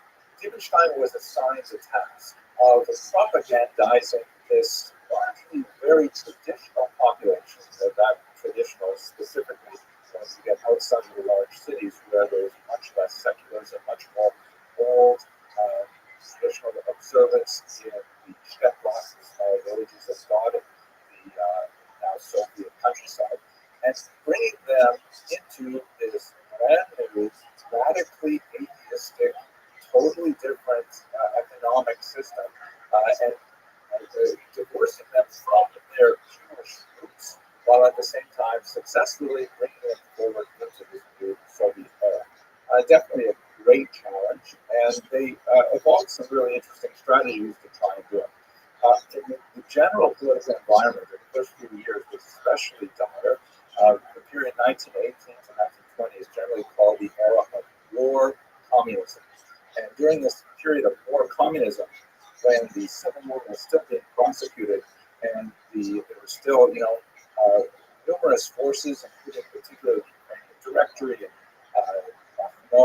the anarchists and the white Russian forces, that is, the Russians who wanted to bring back some form of a monarchy or at least get rid of the communists and establish some kind of a capitalist society in its place.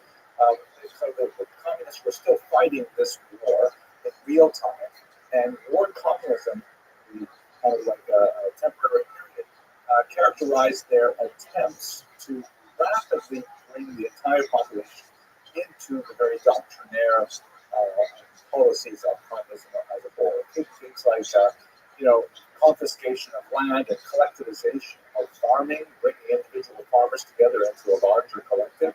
This will ultimately slow down and then speed up dramatically later, about a decade later, under communism. The outlawing of all kinds of forms of commerce and, shutting down capitalist enterprises, being very, very aggressively attacking any kind of religious behavior and so on. And this went on for about 2 years. Confiscations of Torah scrolls from synagogues, real persecution, but it was across the board, not just Jews, obviously. Any religious individual in this new and atheistic society felt definitely very out of place. This was followed as the war began to calm down, as the anti-Soviet forces were slowly quelled, and it was replaced by something called NET, which was another acronym, this time in English, for the New Economic Program. This was what was generally conceded as kind of like a one step backward in order to later take 2 steps forward. And, the new regime could not maintain this phenomenal energy of demanding, confiscating, ordering people around for such a long period of time, especially exhausted after these years of war, which will recall immediately followed after World War I, right? World War I just ended in November 1918. The new economic policy was kind of like just relaxing some of these controls a little bit and allowing the economy to kind of develop again slightly. Ultimately, that would be shut down, but for a brief period of time, till about 1924, that began to sort of take the knee off the neck of the larger population, and the new Soviet Union began to help. In terms of leadership, let's just recall that there is a triumvirate that are especially important at this time. There are other figures that are also very important, like Farm, those who focus on the triumvirate. There is, of course, Lenin, who is the first leader of the Soviet Union. He has a stroke in 1922, if I remember correctly, that renders him incapacitated. And he lives for a couple more years, but during that time, which was during the period of death, there was a big question as to who was going to be his successor. There are some who favored Trotsky, the Jewish leader of the Red Army, who's shown tremendous skill at expanding the control of the Soviet Union. But others favored Stalin, who was a much more brutal individual, coming from he was an expert on the nationalities question, which was sort of communist speak for the non-Russians who lived within the Soviet Union. Of course, there's a lot of non-Russians living in the Soviet Union. And he ultimately would end up very cleverly maneuvering himself around Trotsky, around Bukharin after Lenin's death, and ultimately he would become the leader. As the 30s were dominated by Stalin right up until his death in the early 1950s. So back to where we are. Stein was placed in charge of the Jewish section of the Communist Party, and this was initially during the period of communism, but during the period of death, he saw that he had quite a bit more freedom to explore the methodology of bringing the Jewish population into communism.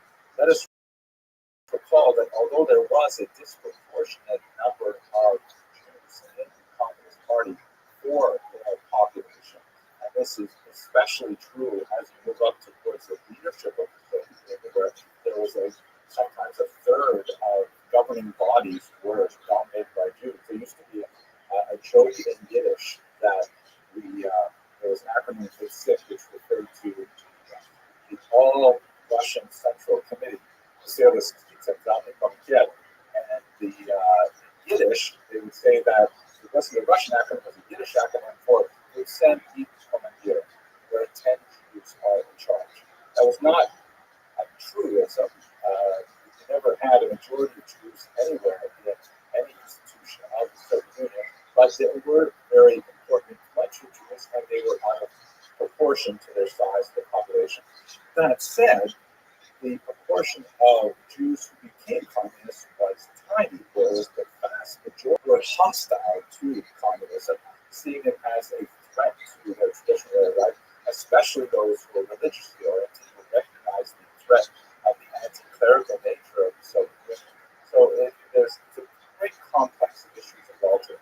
The thing that made the Soviet Union very popular in the Civil War period, as we discussed in the previous lecture, was the fact that Trotsky's Red Army forces were far less likely to commit pogroms than the other forces that were ravaging countryside. That engendered enthusiastic support for the Red Army that was translated initially in the early 1920s to support for the Soviet Union. But as we shall see rapidly in time, the policy that Diemstein seized upon, which was generally issued during the more liberal period of the 1920s for all of the non-Russian nationalities, was a policy that went by the name Korenizatsiya.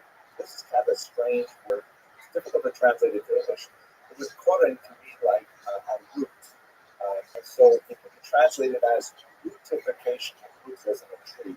Or I've seen it translated as indigenization, which kind of like was a way of thinking about the general society and identifying those elements of the indigenous culture which were compatible with communism and actively encouraging those factors. The slogan of the era was nationalist in form, but socialist in content, meaning they could wear their national costumes, they could eat their national foods, they could speak their national language, as long as none of the things that they did or said challenged the economic and political ideology of communism. Right? Nationalist in form, okay, but socialist in content. As soon as they got into things like, a level of ethnocentrism, that would be definitely socialist in content. If they wanted to defend their national religion, definitely not socialist in content. So this idea of Korenizatsiya was kind of reaching into the roots with this kind of like, theory operating that communism was the true form of human organization. And if you dug below the accreted layers of corruption that came in from bourgeois democracy, you would find that people are naturally communist and they just spoke different language, kind of like happily wearing embroidered dresses or dancing the hora or they eat kreplach or whether they eat, I don't know, pero hey, it would still be naturally communist, but only if you get past all those other things. So that's the policy of Korenizatsiya. And what Diemstein did was he took that material and says, let us go to the Jewish people with the authentic element of their cultures and talk to them about communism. Now, there were a few challenges, one of which really was this idea of atheism, because Jews are overwhelmingly united by their religion. Even when they're rebelling against their religion, they still regard themselves as some kind of, loose, tribal, familial affiliation that is rooted in a long religious tradition. And this was anathema to the Soviet cause. So one of the things that the Soviet Union stood up in the 1920s was an institution called the League of Militant Atheists. Sounds almost funny, actually. And this was targeted, of course, not just Jews. They published this magazine here. This is called Bezbozhnik, which is literally godless. And in this particular anti-Christian image, they were showing obviously Jesus, who was getting all of various followers drunk to the point of vomiting, and really trying to illustrate Marx's idea of religion being opiate of the masses. That religion keeps you drunk, religion keeps you high, unable to appreciate your true class enemies, and things like that. So there was a Yiddish version of Bezbozhnik, and there were tremendous amounts of effort placed in trying to do things, crazy things like rewrite the Haggadah, rewrite the Passover liturgy. They wrote a red Haggadah that celebrated Stalin and Marx instead of Moses, that Pharaoh was portrayed as the Tsar, and all kinds of things like this. And they used the Yiddish language in particular to try and get this material across. Yiddish was considered the true folk language of the Soviet Jewish people, even though it's essentially medieval German written in was the native tongue of like 98% of the Jewish people at the end of the 19th century living in the region of the Russian Empire. And so they said, we'll speak to them and we'll write to them in their Yiddish language. And so there was just a flourishing of attention lavished on anything in Yiddish which would be considered compatible with Soviet culture. A lot of money was spent on Yiddish writers. There was a renaissance of Yiddish poetry. You actually have Yiddish writers leaving America to go back to Russia because they saw this as a tremendous, culture effervescence. And in fact, the 1920s are very encouraging that Yiddish would have a tremendous heyday. Now, it was not a normal Yiddish, I have to say, because, the more they poked around with it, they messed it up. Yiddish is, as I mentioned, written in Hebrew characters, and it is heavily populated by Hebraic terms and Aramaic terms as well. And Hebrew was considered outside that was too closely associated with religion. And also in modern Hebrew, too closely associated with Zionism, also as not compatible with Soviet thought. So, what do you do when you have common Hebrew words in the Yiddish language, like, for example, chaver, which is translated to Russian as tovarich, as English, comrade? How do you speak Yiddish without the word comrade in the Soviet Union? So what they would do is say, okay, keep the word chaver, but you have to write it out phonetically, spell it phonetically, rather than spelling it with the traditional Hebrew spelling. So for those of you who are familiar with the letters, the word for chaver in Hebrew and in Yiddish is chet, pei, reish, 3 letters. But in Yiddish, in the Soviet period, it would be written chas, aleph, vav, vav, ayin, reish, which is 6 letters. And if you didn't know what you were looking at, you'd be totally confused when you saw it. So many words were written like this. And by the way, once again, the Soviets attacked all of the nationalities as well. The Ukrainians, for example, had a letter G, G, which is distinct from the Russian letter G. And so they actually made the Ukrainian letter G illegal. They used the Ukrainian letter G rather than the letter that looked like the letter H and pronounced it like a Russian letter H. And you could be sent to Siberia. Here's something I find really ironic and amusing. This is the Russian translation of the Hebrew prayer book, the Siddur, which of course would have been totally off limits to these very atheistic Russians. And you can see in Cyrillic letters, it has the large Siddur, right, the prayer book.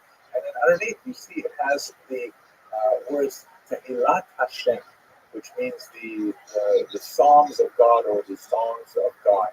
And the word Hashem, of course, is pronounced with the letter H, but there is no letter H in the Russian alphabet. So in order to indicate that it should be pronounced as an H, they took the letter G, you can see the second word there, and they added a small accent mark on the top to let you know that you should pronounce this as an H. So it's really very ironic, because one of the things that the Rothschild did was they looked at 5 letters in the Hebrew alphabet, so-called manatzach, that are written differently at the end of a word than if they're written at the beginning of a word, and they said those letters are illegal. You can't use those 5 letters. They're essentially like capital letters because it's too hard for people to learn. It's not proletarian. They should have a simple language, a simple alphabet. So they tried to take away these 5 letters from the Yiddish alphabet, like they tried to take away the G from the Ukrainian alphabet, and so in return, we forced a new letter on them, right? You see the word Hashem, that H is actually an imposition into the Russian alphabet in order to accommodate a Hebrew sound. Okay, so back to where we are. So during the 1920s, explosion of Yiddish activity under the Yevsektia, and one last detail, this actually occurred a little bit afterwards, but it's still quite fascinating. At one point, the Soviet even experimented with creating a kind of alternative Israel. They created a homeland, a Jewish autonomous oblast called Birobidzhan, which is way out in the border with China, it's 4,000 miles away from where Jews were actually living. And the idea was we're going to make a homeland for Jews. You don't have to think about Israel. You don't have to be constantly pressuring us to go to Israel. You have your own homeland in Azerbaijan. That was kind of an interesting thing. Yiddish was made an official language in Azerbaijan and stuff like that, but they had very few Jews actually live there, primarily because Stalin blocked a lot of migration there exactly when the Jews used it during World War II. At any rate, to sum up, the 1920s period of incredible creativity, although very atheistic, but a huge surge of popularity of Yiddish language culture in particular. This came crashing to a halt in the 1930s under this man, Joseph Stalin. Stalin was able, by the end of the 1920s, to firmly consolidate his control over the entire region.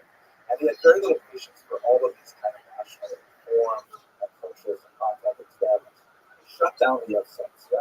Incidentally, another organization that he also shut down was the women's section of the Communist Party that had exactly the same lifespan as the Jewish section. And Stalin said, we have to focus ourselves on industrialization. He instituted a number of 5-year plans which were designed to rapidly propel the Soviet Union into modernity.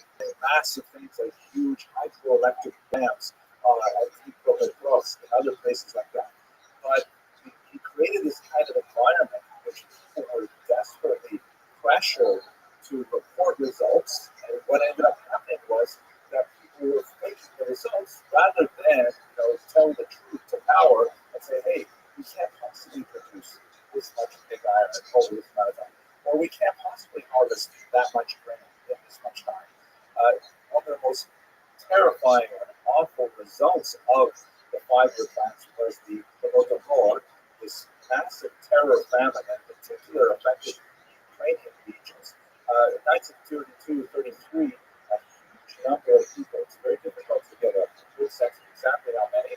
Reasonable estimates are around 5 or 6 million, a huge number of people, and there are larger estimates as well. This colossally awful artificial famine, which killed millions of people, was largely a result of the disastrous economic planning of Stalin and his henchmen. It was actually a terrifically horrible event. And in context with the Holodomor and several other related factors, the purges began in the Soviet Union, especially towards the end of the 1930s. As people began to see that the glorious reports of Soviet productivity were not evident in reality, rather than say, wait a second, maybe people are exaggerating their findings about how much they're able to produce. Instead, they blamed non-existent saboteurs, that they were wreckers, who somehow, decided to stand in the way of progress for the Soviet Union. And these people were identified, tortured, and forced to devote these saboteurs. This created an ecosystem of purges that was not at all unlike the Spanish Inquisition, in which heresy was hunted out everywhere. People were taken and tortured and asked to betray the names of other heretics and so on. And even a person who wasn't a heretic or didn't even know any heretics, they were nevertheless under the pain of tortures, give up all kinds of names. This initiated a horrific cycle of arrest, torture, confession, arrest, torture, confession, that resulted in millions of people, again, the scale is phenomenal, being exiled to Gulag out of Siberia or even executed. And this really consumed the Soviet Union in the later 1930s. And at this point, the Jewish enthusiasm for the Soviet Union collapsed dramatically. Prominent Jews were purged early on in this period of Stalinist cleansing of the party and then later of society. And Jews, with a few significant exceptions, like Kaganovich, who was involved in Ukraine during the years of the Holodomor, with the exception of a few characters, much of the Soviet leadership was purged of its Jewish membership, and the kind of popularity that the Red Army enjoyed in 1919 was nowhere to be seen, as people around the world began to realize what Stalin really stood for. So by the time you get to the late 1930s, what was once a more significant participation of some Jews in the Communist Party was reduced to a tiny, tiny remnant. And this is where we're going to have to pick up the story next and look at the Holocaust, because memory of Jewish participation in the communist movement had tremendously disastrous results when we're local to. Thank you very much for watching.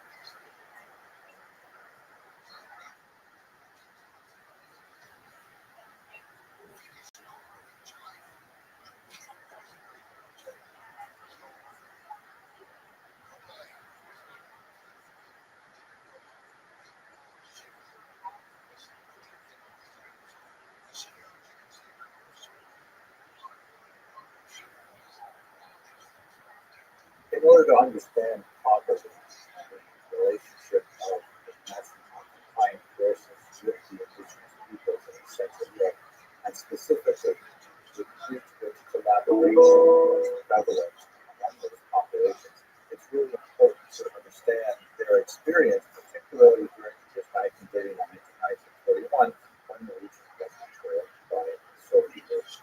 Let's spend a little bit of time just trying to understand what happened between the outbreak of war in September 1939 and the Operation Rothschild, which represented a dramatic shift in the nature of the war in Central Europe. This map shows East and Central Europe before World War I, that is before 1914. And you can see that basically East Central Europe is divided between three empires: the German Empire, the Austro-Hungarian Empire, and the Nazi Russian Empire. As you can see from the slight shading in this map, there is what is Russia proper, which is really deeper red areas, and then there are the newer acquisitions of Russia, particularly the pale of settlement between where Jews were allowed to live. That's slightly lesser intensity of red. And then Congress Poland, which is a little further to the west. These were all regions under the authority of the Roman Tsars, part of the Russian Empire. After World War I, there was a dramatic shakeup in these states. We have a look at this map and a little bit into Central Europe in particular. You can see that the Russian Empire is gone. It's been overthrown with some revolution in 1917, and it's been replaced by the Union of Soviet Socialist Republics, USSR, or simply the Soviet Union. That's shown here in the shades of green. Note that the Union of Soviet Socialist Republics implies correctly that there are multiple republics within this large group, kind of like the United States of America, clearly one country, one federal government, but made up of individual republics, just the United States, in the case of Soviet republics. Now, the degree of autonomy of the republics within the USSR was far more attenuated than America. They were largely puppets of Moscow, but nevertheless they did have a certain amount of distinction. You can see in the center is by Solution Central, which is the White Russian or Belarusian Soviet Socialist Republic, and to the south is Ukrainian SSR, also part of the Soviet Union. But in the yellow colors, there you see newly independent Poland, and also newly independent Lithuania and Latvia, and just to the north is also Estonia, just off this map.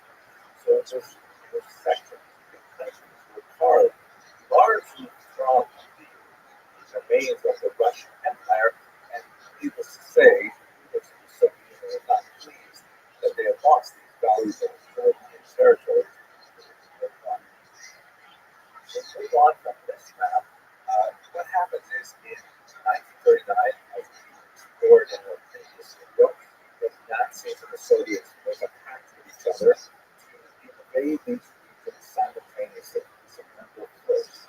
You can see from the right, the Soviet Union invades Poland, and from the left, that is west, Germany invades Poland, and they end up dividing the territory between them, as was discussed also in the previous video. Here is a clear map that shows what ended up happening from the Soviet perspective. There's a bright yellow line that indicates the new ceasefire line, new effective border between Nazi Germany and Soviet Union. And you can see these multiple regions that are now annexed by the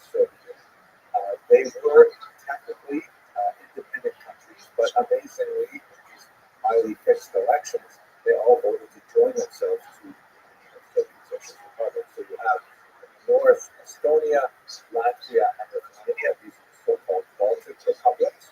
And then you have the western region of Belarus, and you have the western region of Ukraine as well, all joined together with certain these regions were annexed by the Soviet Union in 1939.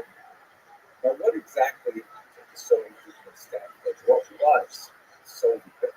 What does that word even mean? What's communism? Let's just take a couple minutes to think about that.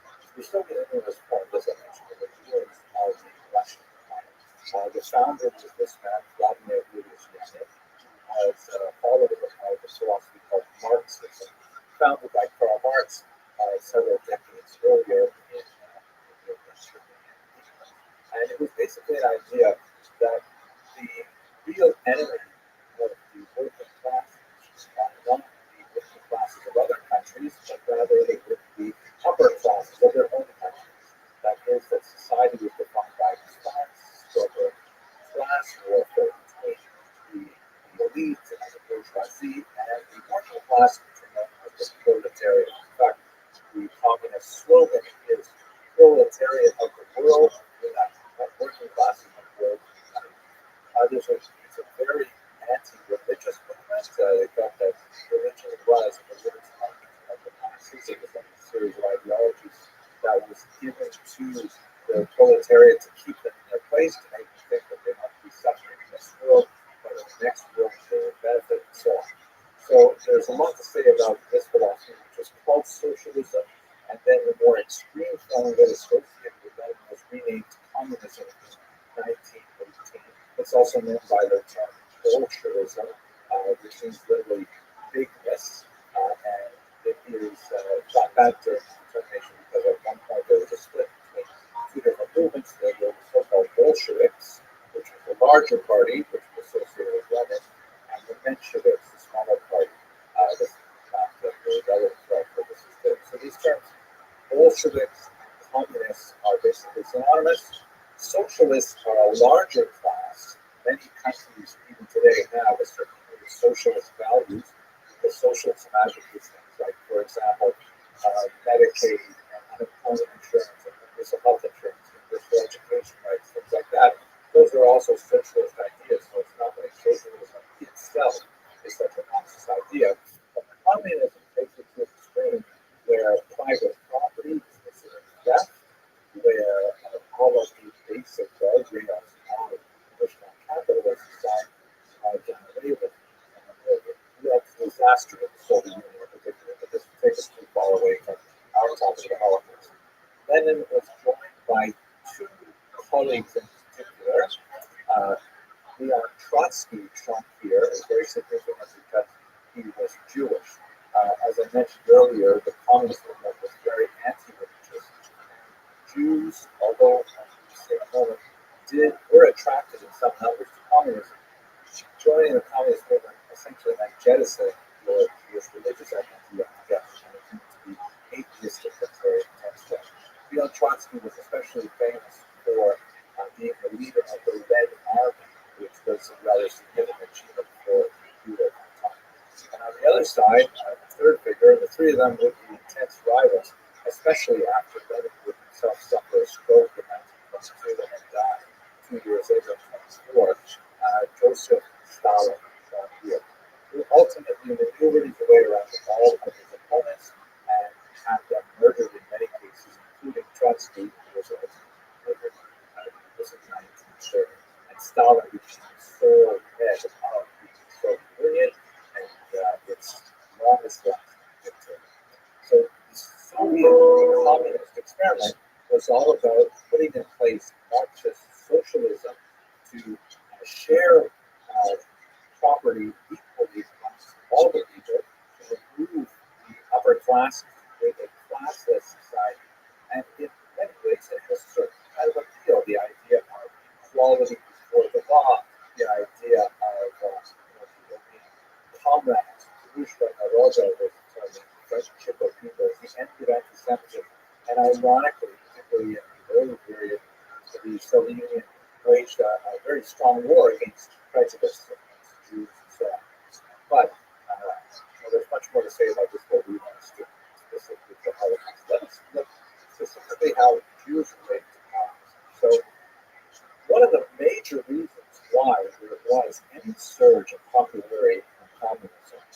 was because of the horrific pogroms that followed the revolution of 1917.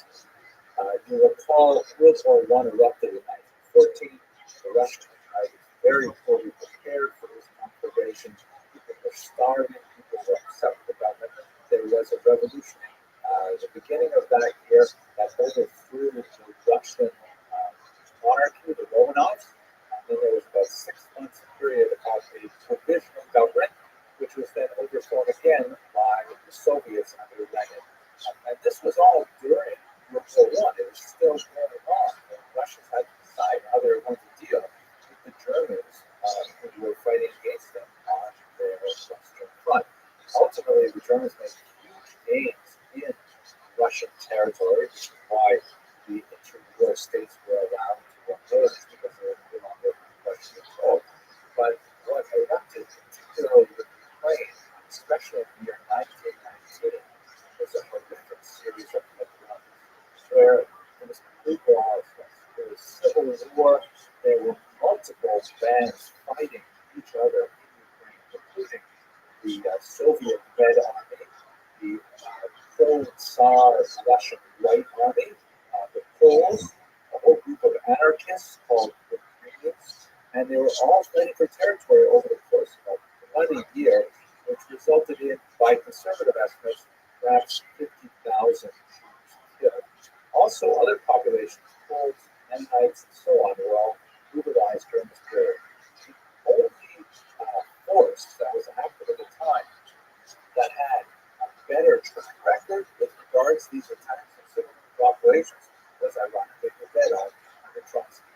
And so you see in 1919 there was a surge of support among Jews for the Red Army specifically because they see them as the most lawful of the various forces and that they would be most secure if the Russian Red Army were to in fact be there. So there's a surge of support that lasts until the early 1920s, but then it drops off precipitously for reasons that we should. Once, and by the way, I know a fair bit about this actually with this book. I just did it with my oral dissertation. This is the cover of the revised edition. And as you can see, by the way, this is the Ukrainian bank at the very bottom of it. You see it has the word nonsense in Yiddish. Yiddish was actually a briefly official language. Yiddish is a Jewish language. Briefly was an official language of the state that was later crushed down. So, at any rate, there was a huge upswell of anti-Semitism, particularly in the anti-Soviet elements that saw Trotsky as a Jew leading the Red Army as the leading edge of some kind of satanic plot. This is a white Russian piece of propaganda that shows Leon Trotsky here as some kind of horrific devil, dead and naked, and sitting and watching as his so there was definitely a very strong anti-Jewish feeling in the region at the time. And when the Soviets finally controlled the region in the 1990s and moved into the early 1920s to put the end to the Civil War, they tried to impose a new form of Jewish culture because ironically the Soviets were in favor of developing Yiddish culture as a form of a natural folk culture, it's also called colonization. And they promoted, for example, the use of propaganda to convince Jews to adopt Soviet beliefs. So, for example, they published some Marxist documents on page of it called the Red Haggadah, which is a section of the Passover liturgy that's read typically in the home. It's perhaps one of the most famous books in the Jewish canon because every Jewish home that has a Passover Seder will open up this small booklet and go through the story of the Exodus. And this particular passage shows on the left, so it's meant to be a contrasting image. On the left is the old way, and it's this rabbi with this kind of dark look, and this somber series of performing the ritual of Yachas, which means ripping the breaking half and putting a half of it under his pillow, which would be the and on the right, you have the modern Soviet no longer perform that at the table. They no longer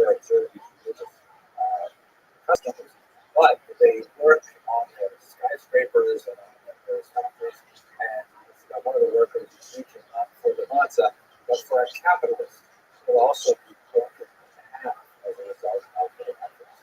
And so you have this twisted kind of culture in the 1920s where the Soviets are promoting Jewish culture as long as it is in conformity with their anti-religious values and their other communist values.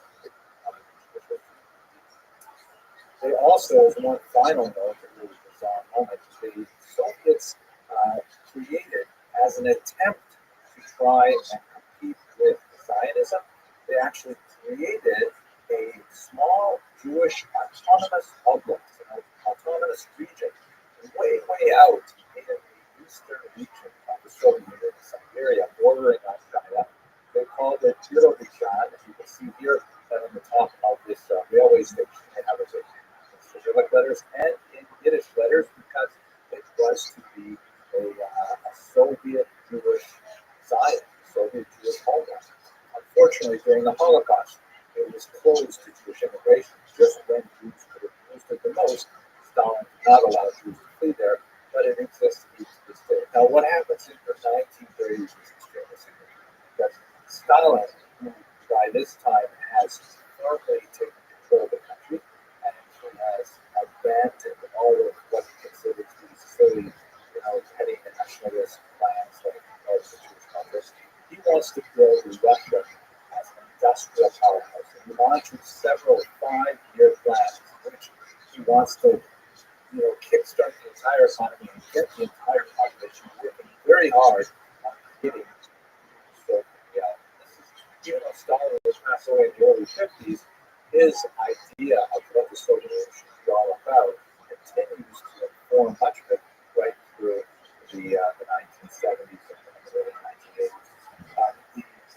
The leitmotif of this is this man's Alexei Stakhanov, who was a coal miner who, using a pneumatic drill, was somehow able to drill a lot more coal than everybody else using shovels. And this is like the model of the hero of the Soviet Union.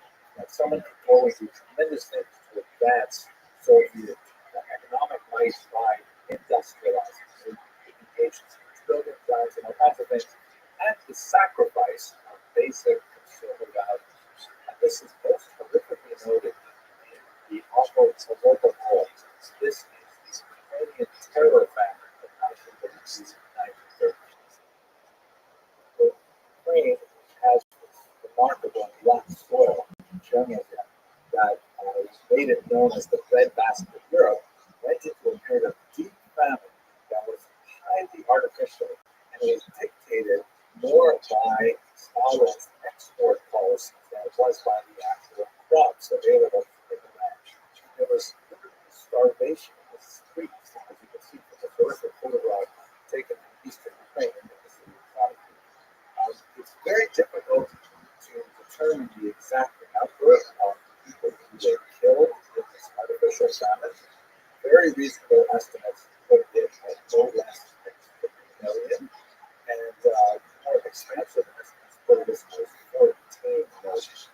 One of the reasons why it's so difficult to get a good handle on the numbers is because when Stalin had a census taken, the results were revealed, which presumably showed a huge demographic loss in Ukraine. He ordered the census destroyed and the census takers killed, which was part of his orders on Miranda. Certain pieces of the census were found in local archives that allows us to reconstruct to some degree the number of people who were killed, but there's still quite a bit of guesswork on the side. Nevertheless, it is certainly an act of genocide that is comparable to the ways of first Holocaust. Note also that the term Holodomor it's definitely taken from the term Holocaust, which we discussed in the first lecture. Holo means like all, complete, but instead of Kaustus, which means burning, the whole in Ukrainian means famine or hunger. So everyone was hungry. So they get Holodomor. Some fascinating research. The 1930s closes with a series of horrific show trials and purges under Stalin. When the results of this rapid industrialization was not nearly as strong as Stalin had thought it would be, he assumed saboteurs or vectors active in society.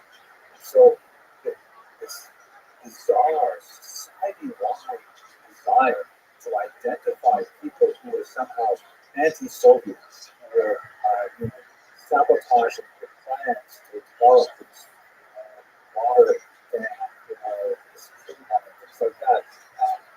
People were denouncing their neighbors and putting them on trial. People would put on trial. They would be sent to the gulag where they would live under political conditions in these prisoner of war camps that were essentially, in many ways, comparable to the concentration camps. We maybe have a lot more to say about that later on in this course, but we seem to be approaching a period in history where there are some very dark harmonies developing in Nazi Germany and Soviet Union at the same time. To be certain, the most notorious impact of the Soviet Union on the newly conquered territories between 1939 and 1941 was the activity of the secret police, which was originally known as the Cheka, later known as the KGB, but at this time it was known as the NKVD. The secret police were deeply involved in putting out any opposition to the Soviet regime, and they were involved in many this horrific massacre in the forest, in which thousands of Polish soldiers were massacred and possessed of the great any indication of the NKVD in particular tried to root out any possible species of opposition to intelligence, which is a class of people that are basically information workers, teachers, priests, poets, even postal clerks. Anyone who had literacy, who had an opinion, who could share information, and be a thought leader, was arrested by the people. And many of them were held in jail for 2 years, where the family just didn't know what was going to become of them. The NKVD were the leading edge of the spear, so to speak, of the Soviet attempt to rapidly bring these territories into the communist way of thinking, into communist economics, rapid collectivization of farms, and the shutting down of religious institutions, and all kinds of things that the local population resented tremendously. And what's very important for our purposes as well is this notion of very widespread population, not at all born out by the statistical influence of Jews in Soviet apparatus, but nevertheless the perception of Jews as being very much aligned with the Soviet goal and with the NKVD in particular. And once again, this is one of those elements where it is, in terms of studying history, it's often more important what people believe than what people actually know. People believe that Jews were very much motivational elements in the Soviet occupation of these territories, and as a result, there would be tremendous resentment built up against the Jews, even the Jews who had obviously nothing to do with the Soviets, who were living in these territories before the Soviets came in, but they would ultimately be against that. The turning point, and this is where we come down to leave this particular chapter behind us, is Operation Barbarossa, which occurred on June 22nd, 1941. It was without the single most important date in the history of the Holocaust. This represents the date when the Nazis broke their treaty with the Soviets and invaded. The Soviets were caught horribly off guard. They lost ground militarily almost immediately, and they took quite a while to begin to claw their way back and to eventually force the Nazis westward and out of their territory.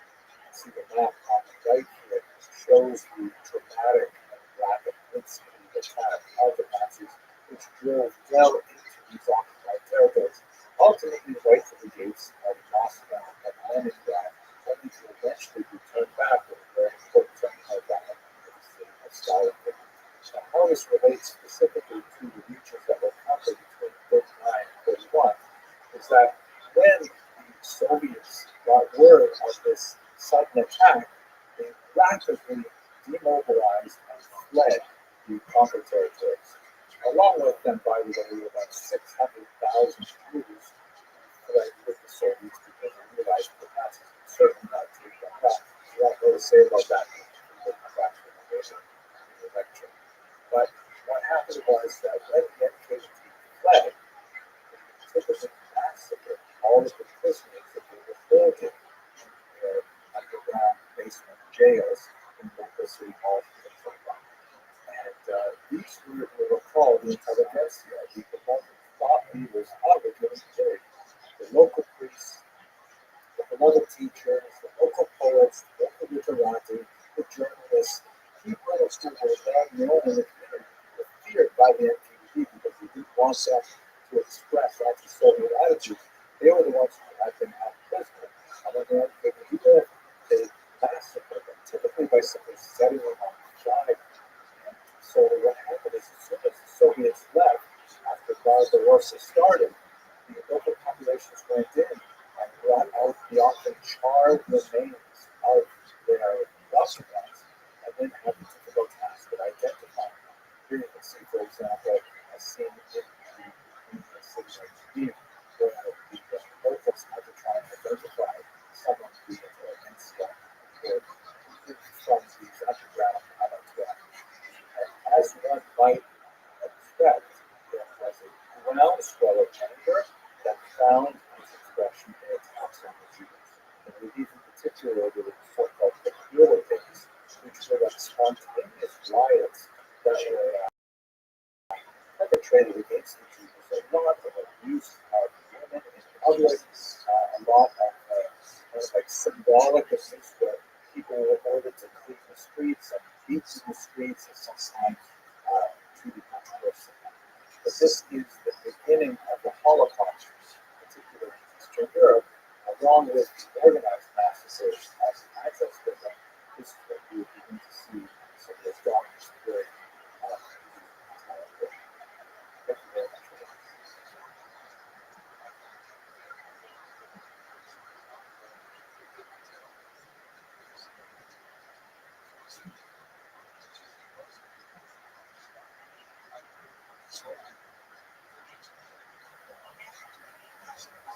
One of the most important moments in the history of World War II and the history of the Holocaust, two related and overlapping histories that we are recently in this year, 22nd, 1941. This is the date of Hitler's betrayal of his agreement with Joseph Stalin and his invasion of the Soviet Union. This invasion, which was called Operation Barbarossa, was also intertwined with his goal to destroy all of the Jews in Europe. Here's a map that shows you how Operation Barbarossa on the Soviet Union was shown. The Nazi forces, led by the Rabbi and regular forces, invaded and penetrated deep with great success into the Soviet Union, which was, according to most accounts, would be unprepared for the Nazi betrayal. But what's especially significant for our purposes is that behind the regular army units of the Wehrmacht, there's four special battalions called Einsatzgruppen. These Einsatzgruppen were sometimes border police. They were not regular frontline troops ready to battle with other soldiers. They were rather poised to destroy the populations of Jews, Gypsies, and open communists that were living throughout the tiny villages that dotted Eastern Europe. There were four of these specific units, and I have to share with you that on a personal level, this was an especially difficult subject for me to trace because Einsatzgruppe A was responsible for most of my grandmother's family. But as you can see from this map, these are the regions that the Einsatzgruppe penetrate. This map here shows you the listing of the medium-sized massacres that occurred throughout the region.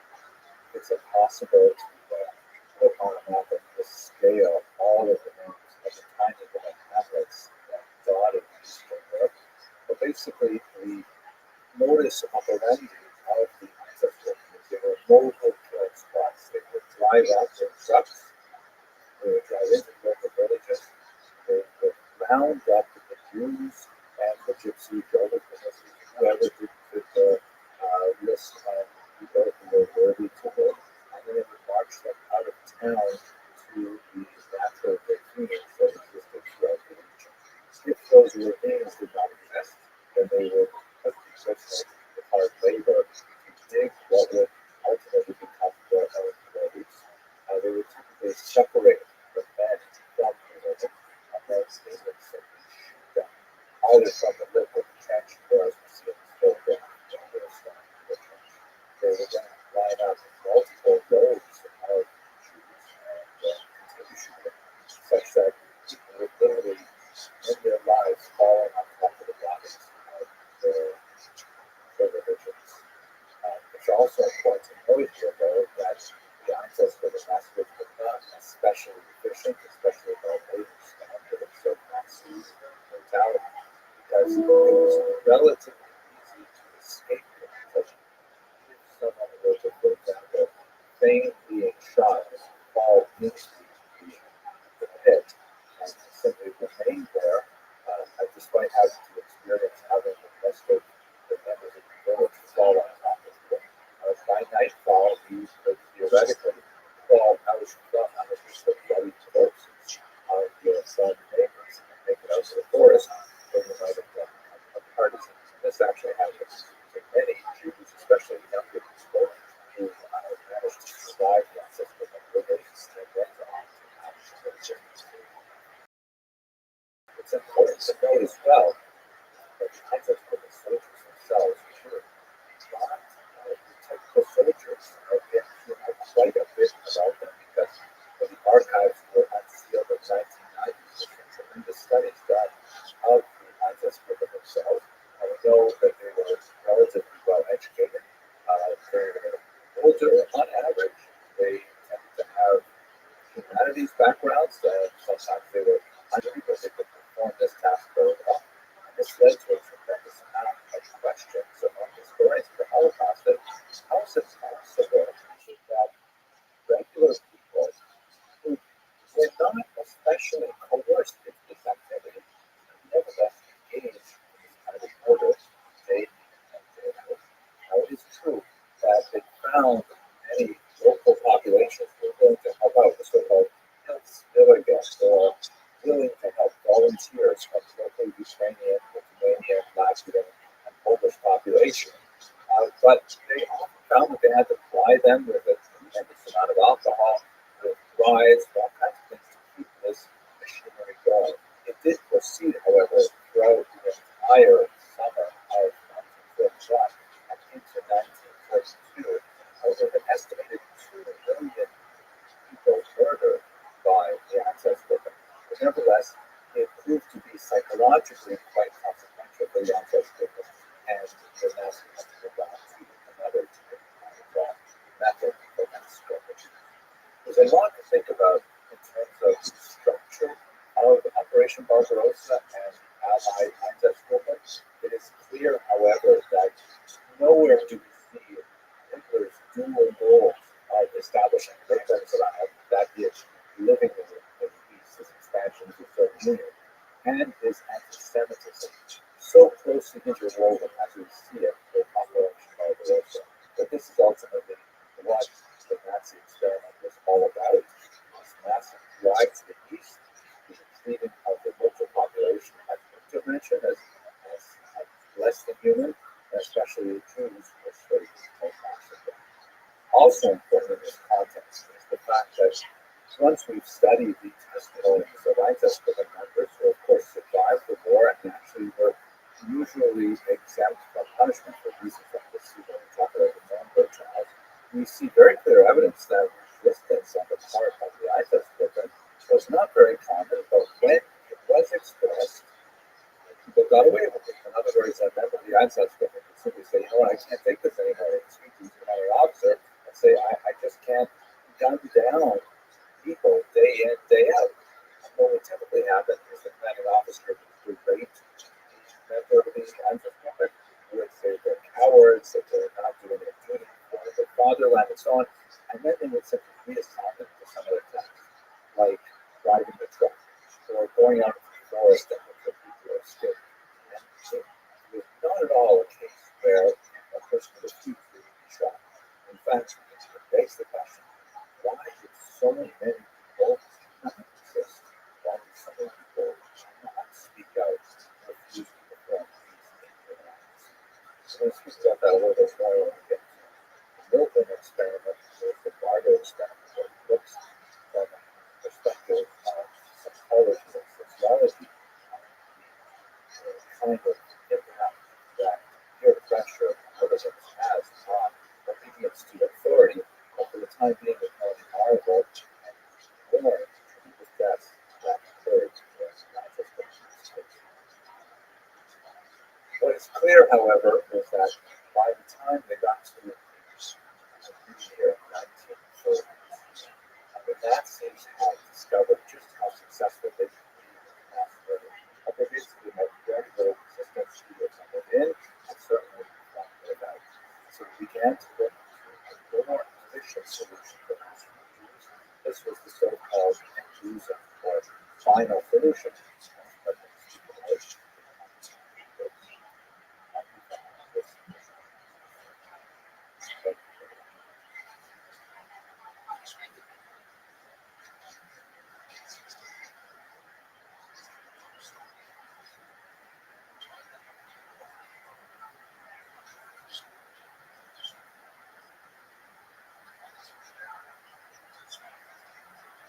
Hello and welcome to another lecture on the Holocaust. These lectures are intended for institutional content and purposes.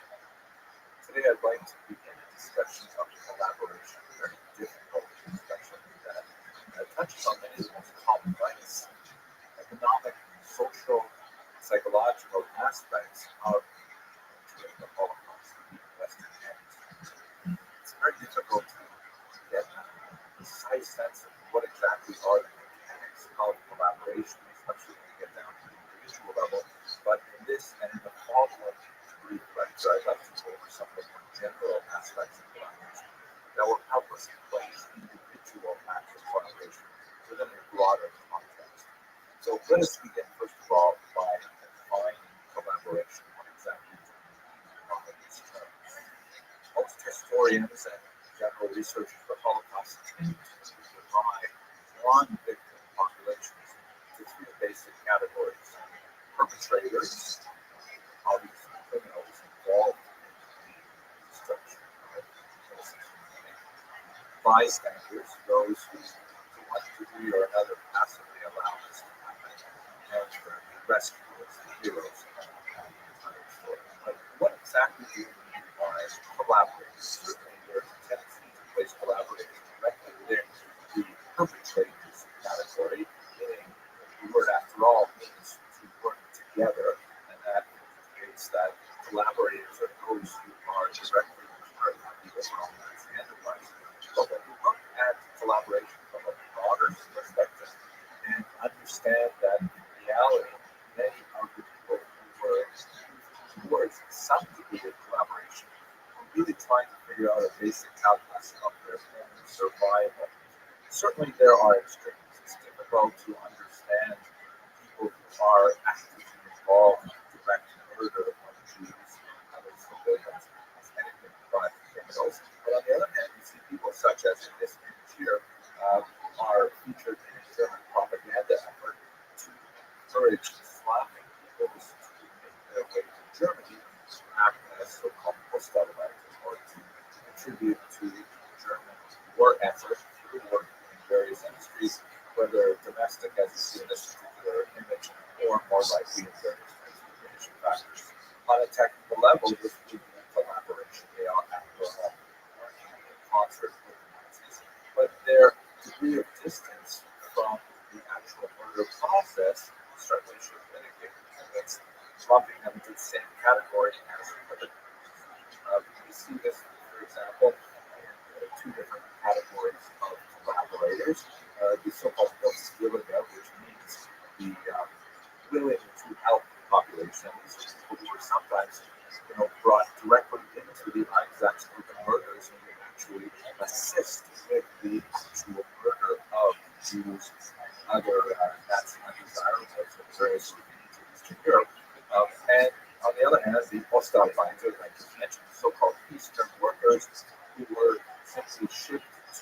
West to work in various industries. Furthermore, this is more difficult and complex to understand. Think about groups like Judah. These were the Jewish councils that were forced to administer the populations of the ghettos. And in many cases, the Judah literally had to work hand in hand with the Nazis, obviously under tremendous duress, and ultimately they were sent to their deaths. Well, nevertheless, they were the people who actually executed the Nazi will on the population of the ghetto, right up until deportation, even going to the Jewish police force. So, this is one of those situations where obvious collaboration, criminal activity, is something which anyone can see when they look at it. But there are many, many shades of gray that the relationship of the not directly affected victims of Nazi occupation difficult to classify as collaborators. We see this especially when we consider regional differences. Have a look at this map here, which indicates the greatest extent of Nazi expansion throughout the European theater and also North African theater. Let's see that the central region, the black area, is the German Reich, which are regions which were formally under total Nazi control without any significant role of local populations acting in a collaboration form. When you move to the west and to a certain degree to the north of regions that were conquered by the Nazis, the Germans were to a large degree quite a bit more tolerant of local initiatives and local leadership. For example, in what is here as a free zone of southern France, the French were actually first to initiate the roundup and deportation of Jews from France without specific Nazi direction to do so. This is especially true when you consider the various allies of the Nazis, like Italy, for example. They had quite a bit of leeway in their policy towards Jews and other oppressed people during the Holocaust. This is because Nazis were largely slaves to their own racial ideology that the Western European nations, and in particular the Aryan nations, the so-called Northern European nations, were given much more credibility in their self-determination, in some cases allowed to manage their own government when they were under Nazi conquest, for forces or countries that have chosen to ally themselves with the Nazis. And so they were, by and large, these regions were given much more freedom with regards to the articulation of how they would relate to Nazi policies, specifically with regards to the anti-Semitic policies that the Nazis certainly encouraged, but did not lay down a heavy hand to make sure they were enforced for the early years of the war. Later on in the war, however, there is quite a distinction as many of the Allies needed to get cold feet. Italy and Hungary are excellent examples. And Nazi Germany has to take direct control. Then they suddenly improve their population. And collaboration becomes much more of a dangerous phenomenon for the political populations. But let us contrast what happens in the western and northern regions of Europe to that of Eastern Europe, in particular the conquered nations of Poland and the Baltic states, and those regions of the Soviet Union that were placed after Operation Barbarossa directly under military command in the Reichskommissariat, the Ostland, and further into Russia itself. Here, the degree of autonomy of local officials was almost nil. The Nazi military enterprise was basically in control of every aspect of society. Summary executions, public hangings in the streets, these were common phenomena in Eastern Europe that were not seen to the same degree at all in Western Europe. In general, Eastern Europe was far more brutal, and the consequences of resistance were far more significant than in European Western Europe. And this really plays into our attempt to understand the nature of collaboration.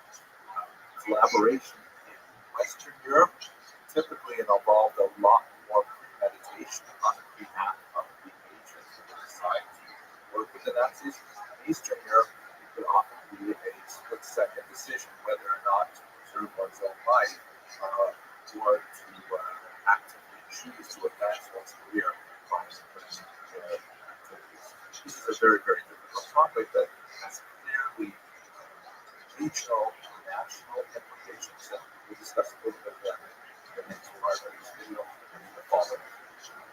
One other really important factor in trying to understand collaboration is that, besides looking at the nature of the victimizers, those who choose to collaborate in whatever form, we also have to look at their relationship to the victims. But in particular, there seems to be a strong correlation in many regions between of assimilation and acculturation of the Jewish community and the likelihood of local populations to engage in collaborative activities. The Nazis ultimately resulted in mass murder of Jews. In regions like North Africa, where Jews tended to speak the local language and fluency and to dress the rest of the local population that largely, working at a high degree of acculturation of the local populations, collaboration was far less phenomenal. There are many other factors, including the nature of the Nazi occupation, the dates of the Nazi occupation, and so on. But that's the kind of superficial, general statement that may hold true when we look at the entire region of Europe. We see this also very much so in regions where Jews are especially conversant in the local vernacular and tend to have attenuated, specifically Jewish religious orientation that is obvious on the outside. When that is much more prominent, then Jews tend to stand out and tend to stand aside as the one. Where that is less prominent, then collaboration is somewhat muted, generally speaking, because the Jews that live there are seen as our Jews. In this context, it's really important to remember that this is all happening in the context of massive population displacement. There are Jews and many other populations who are fleeing violence on the West and Eastern fronts. And so you often have two different major chunks of Jewish population in the country. In Hungary, for example, you will have a large number of Magyar Jews, that Jews who are very well assimilated, very well cultured, particularly in big cities like Budapest, less so in mountains regions of Syria and other places like that. And then you have a significant number of refugees further east from Romania and Bulgaria who are fled into Hungary seeking refuge, and they are quite different. They're not Hungarian speakers. They tend to be far more religious. They tend to stand out much more. They tend to be a burden on the local population economically. And so there's a degree of collaboration. It's not so much a function of the collaborators themselves, but of their relationship to Jews. Discussion. Putting it bluntly, there seems to be a much greater hesitancy to hand over our Jews, that is, let's say, Magyar Jews, Hungarian-speaking Jews in Budapest, then there would be a willingness to hand over the various immigrant populations of Jews, the refugee Jews who had come recently, did not have Hungarian nationality, and so on. So this is a very important phenomenon to consider when looking at the general issue of collaboration. Let us stop here. Next video, I'd like to go a little bit more detail and just some more of the complex issues that affect collaboration.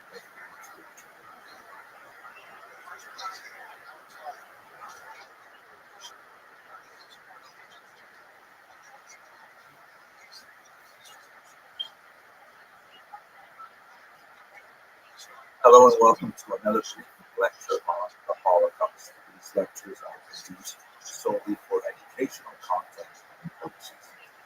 In the previous lecture, we discussed some of the larger issues of collaboration and trying to understand what exactly this phenomenon is. In this brief lecture, I'd like to focus with a little bit more detail on Eastern Europe. This is a region which has been identified with very much in terms of the bloodlines by historian Timothy Snyder, who wrote a book on that title. And it's a totally apt designation because this region saw phenomenal violence throughout the first half of the 20th century, beginning especially in World War I, there's problems that occurred there, and then extending into the terror of the Ukraine region, and of course the Holocaust.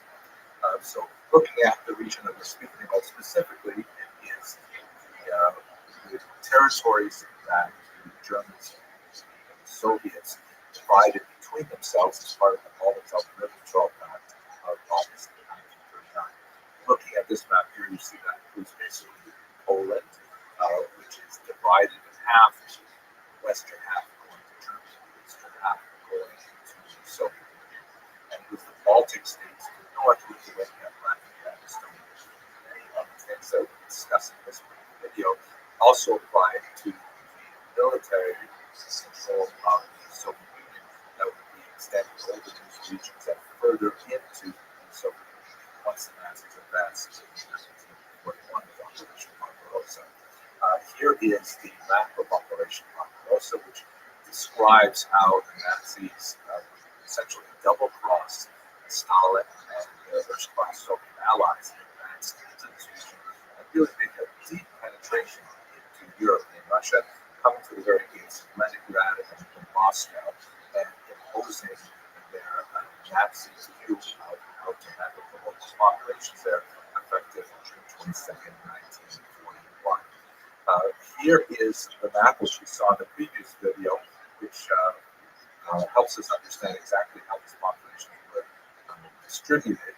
The region that's in black here, that's called the general government, is directly under Nazi control, but it has a slightly different administrative designation to the two Reichskommissariate, which basically comprise parts of Belarus and Latvia, Lithuania, and Estonia, and then the large chunk of Ukraine, which is also under Reichskommissariat, and then finally, immediately beyond those two territories, the expanding region of military administration. So really, what were the factors leading to collaboration in these regions, in particular, the so-called blood lines? One factor that is especially complex and requires quite a bit of analysis is the openness that the Nazis showed, especially from 1943 onward, is the willingness to adopt Slavs into Waffen-SS units. This was a quite surprising development in many ways because the Nazis, as we've mentioned many times, were slaves to their racial ideology, and they viewed the Slavs as significantly subhuman. One of the officers of the Reichskommissariat once said that the Slavs should only be called upon to do three things. One, to know their names. Two, to learn to count to 500. And three, that obeying the Nazis is a divine privilege. So the idea that they would actually bring local units together out of Slavs is quite a bit of a switch in policy, especially calling them SS units, because this was a designation that was typically reserved for the elite. The term Waffen, however, implies that they were intended for military purposes rather than for secret service purposes, although they were headed up, as you see in this image here, by Heinrich Himmler, who the head of the Gestapo, who is looking at the militia divisions of one of these Waffen-SS units that was formed in Western Ukraine. So it's a major turnaround for Nazi ideology and policy to bring these people into military units, but it's not actually that surprising when you look at the date that it began to occur. It's especially connected with the reversals that the Nazis were experiencing on the Eastern Front. Ultimately, that would be a major downfall for their military endeavors, together with the Allied invasion at Normandy on the Western Front. The Nazis would ultimately be crushed between the Red Army and the Allied armies on the other side of it. So therefore, the adoption of these military units was, on the one hand, a wise military tactic, but on the other hand, a step back from their racial ideology. Now, when we think about these units, normally the term USS immediately implies, as it did at the Nuremberg trials, a collaborator of the highest order. In fact, in the central circle of those who were architects of the Holocaust. But can we say this about these very hastily put together units and their motivation? We don't know a tremendous amount, actually, about their motivation vis-a-vis Jews. We could assume that they harbored many of the same attitudes that we've seen of hostility of Jews, largely because of the perception that they were allied with the communists. But that's really the key point to understanding these groups. Were they considering themselves fighting for Germany, i.e., an actively collaborationist model, or was their principal motivation the opportunity to fight against the USSR? Recall that with Operation Barbarossa, the Nazis liberated these local populations from the Soviet dominance that they had experienced since 1939. That was 2 years of incredibly brutal communist power that involved the arrest of their intelligentsia, that involved the rapid communization of their economies, involved a very, very strict adherence to the nation of forced atheism. I believe militant atheism was very active. Churches literally blown up. Obviously, synagogues and things like that had their Torah scrolls confiscated and shut down and so on.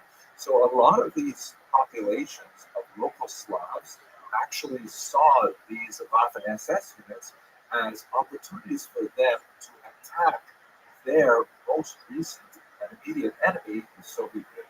So it's hard to understand them as openly patriotic towards the German cause rather than ideating themselves as avengers of their local nationalities. And indeed, when you look at the units, especially in their memorialization by the emigrant communities, there's a very strong emphasis on how they view themselves as essentially national military units that simply temporarily sought support from the Nazis.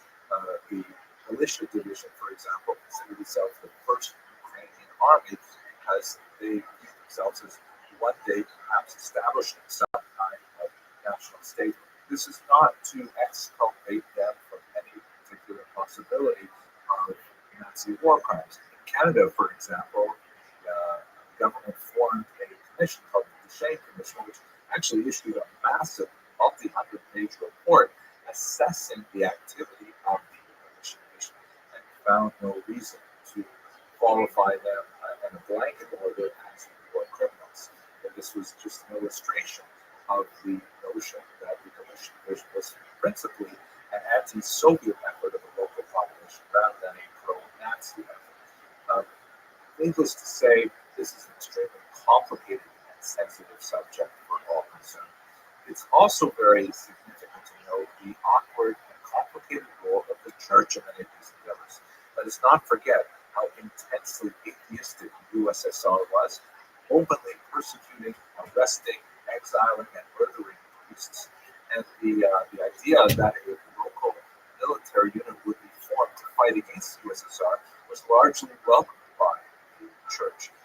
One of the most important priests of the region, speaking once again about the militia division, is Metropolitan Andrei Sheptinsky, who himself was a great Judeophile. He had learned Hebrew as a young man and had very warm relations with Jewish communities.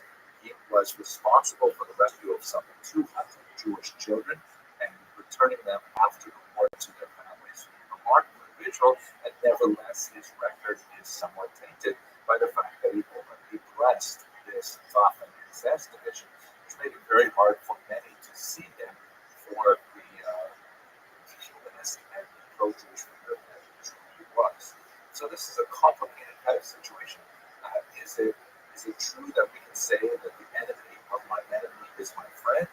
This complicates the whole idea of understanding what is collaboration. And maybe if we strike at the root of the difficulty of understanding collaboration, besides the obvious overlapping concerns of self-preservation, economic advancement that may have very little to do with open anti-Semitism or willingness to engage in murderous activities. Perhaps one of the most important things to understand is that the many peoples bloodlines all consider themselves victims. The Ukrainians and the Poles and Lithuanians and Latvians also consider themselves victims, not precisely in the same way that the Jews and the Roma, for example, consider themselves victims, but nevertheless, they do see themselves as set upon by both the Nazis and the Soviets. Not necessarily to the same degree of genocidal intent, but nevertheless, they have a legitimate argument to make that they also share in victimhood. We see this horrific image from the United States Holocaust Memorial Museum. Polish babies, the same happened to Ukrainian babies as well, would regularly be selected for their racial characteristics and shipped off to Germany to be raised by foster families. Young Aryan-looking Ukrainian or Polish girls were often taken and essentially sent into prostitution with the attempt to try and improve the racial characteristics of the local population. These were the so-called Volksdeutsche, the Poles, the Ukrainians, and Lithuanians who had some German descent and were selected out by the Nazis for racial characteristics, given additional privileges, or in some cases we see here, persecuting them more because of their slavish attitude towards racial purity. So a lot of the local populations viewed themselves as victims as well as the Jews and saw their actions as entirely justified within the larger complex of factors. This topic of collaboration is indeed one of the more difficult topics of the Holocaust and has some of the longest lasting repercussions as societies attempt to emerge from the ashes of that terrible era. On the one hand, when one sees an active, inveterate anti-Semite who enthusiastically joins the Nazis to engage in murder, it's very easy to label that as criminality.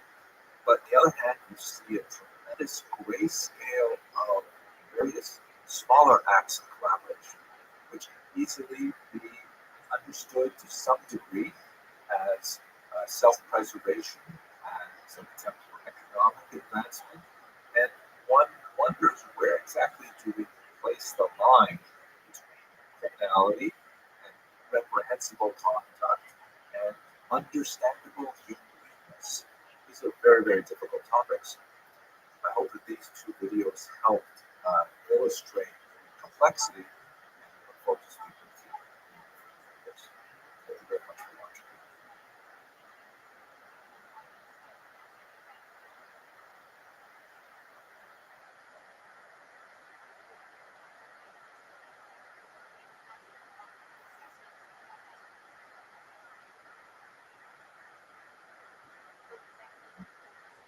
Thank you very much, Mr. Trustee. I appreciate the offer from Dr. Kadish and from the university to address your audience on this occasion prior to the holiday Passover. And I have to say that I put a lot of energy into this presentation, primarily because my main area of specialization is history.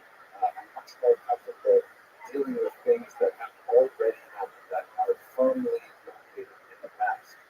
But over the past 6 weeks, it's been impossible for me to concentrate on the past because I keep being drawn into the future and into, unfortunately, the present, which is so terrible in pain. So my goal for today is to speak about Passover and speak specifically about the refugee experience connected specifically to Ukraine.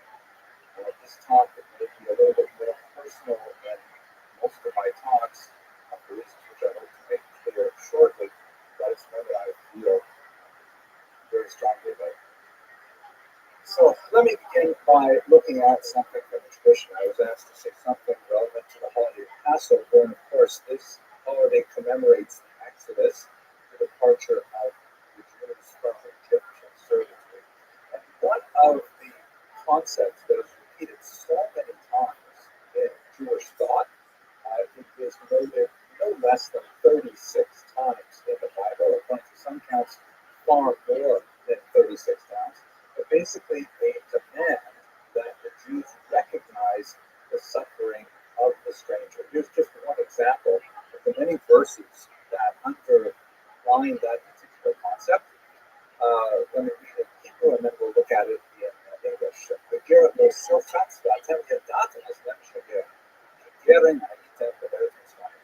shall not oppress a stranger, for you know the feelings of the stranger, having yourselves been strangers in the land of Egypt.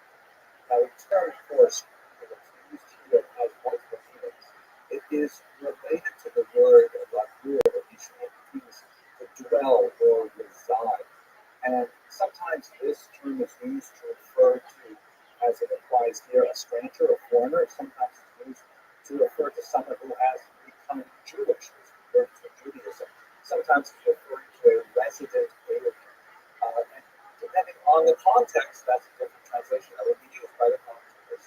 But if you look at this one, a very important commentator, very popular, L.A. Yoetz, Rabbi, is a popular in the 19th century. And he clarifies that for him, this commandment says we are not speaking about a convert to Jerusalem. The verse refers to a person in a foreign land without friend, sibling, or acquaintance, whose spirit is low and whose heart is broken and crushed. We must have mercy and draw this person close, be a friend and a neighbor, and provide as much support as you can. In this way, one fulfills the commandment. So obviously, in the context of the Passover Seder, as Jews around the world will gather with their families, contemplate the meaning of freedom and the meaning of displacement, and hopefully identify with the displacement of others, that is, according to Rabbi Papa of the Yoetz, how they will fulfill this commandment. Now, when we look at it in our specific moment, we're not talking just about Jewish refugees, of which there are many from Ukraine. There are a lot of different counts of how many Jews live there. A conservative count says there are about 40,000 Jews who self-identify as such. About 90,000 Jews in Ukraine who are not necessarily connected to that core population, but nevertheless are, if you look at with them, see that they would say, and maybe as many as 200,000 people who are on the fringes of the Jewish community, perhaps with partial Jewish lineage or married to Jews, but we're talking about a very large number of Jews. But the main issue, of course, is not Jewish refugees, but a far larger group of Ukrainian refugees.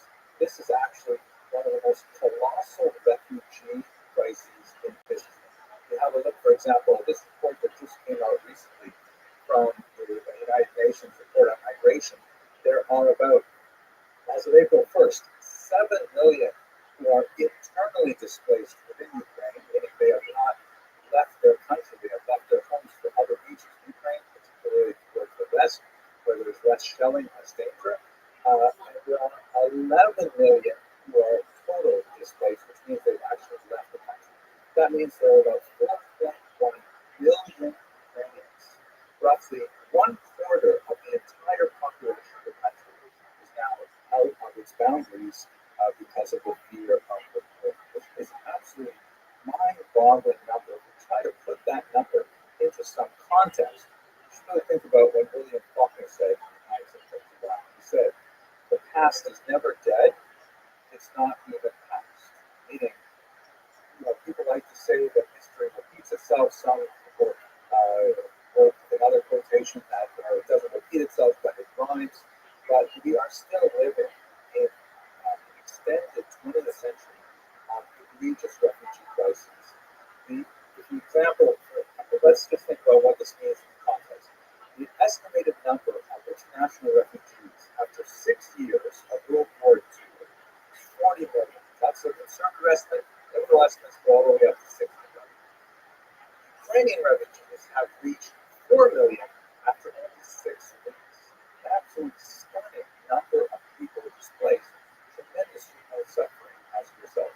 This is the 8th largest refugee crisis in recorded history, and unfortunately the 3rd largest in the 21st century. And if we look at these numbers in one other way, look at the scope and speed of it. If you were to calculate the number of refugees per the month of conflict, we're just 6 weeks into this war, and you can see that Ukrainian refugees are off the charts. Far more refugees displaced in a far shorter period of time than even in World War II or the partition of India, which was also a tremendous crisis in 1947. So we are dealing with a colossal crisis that boggles the mind and demands a response.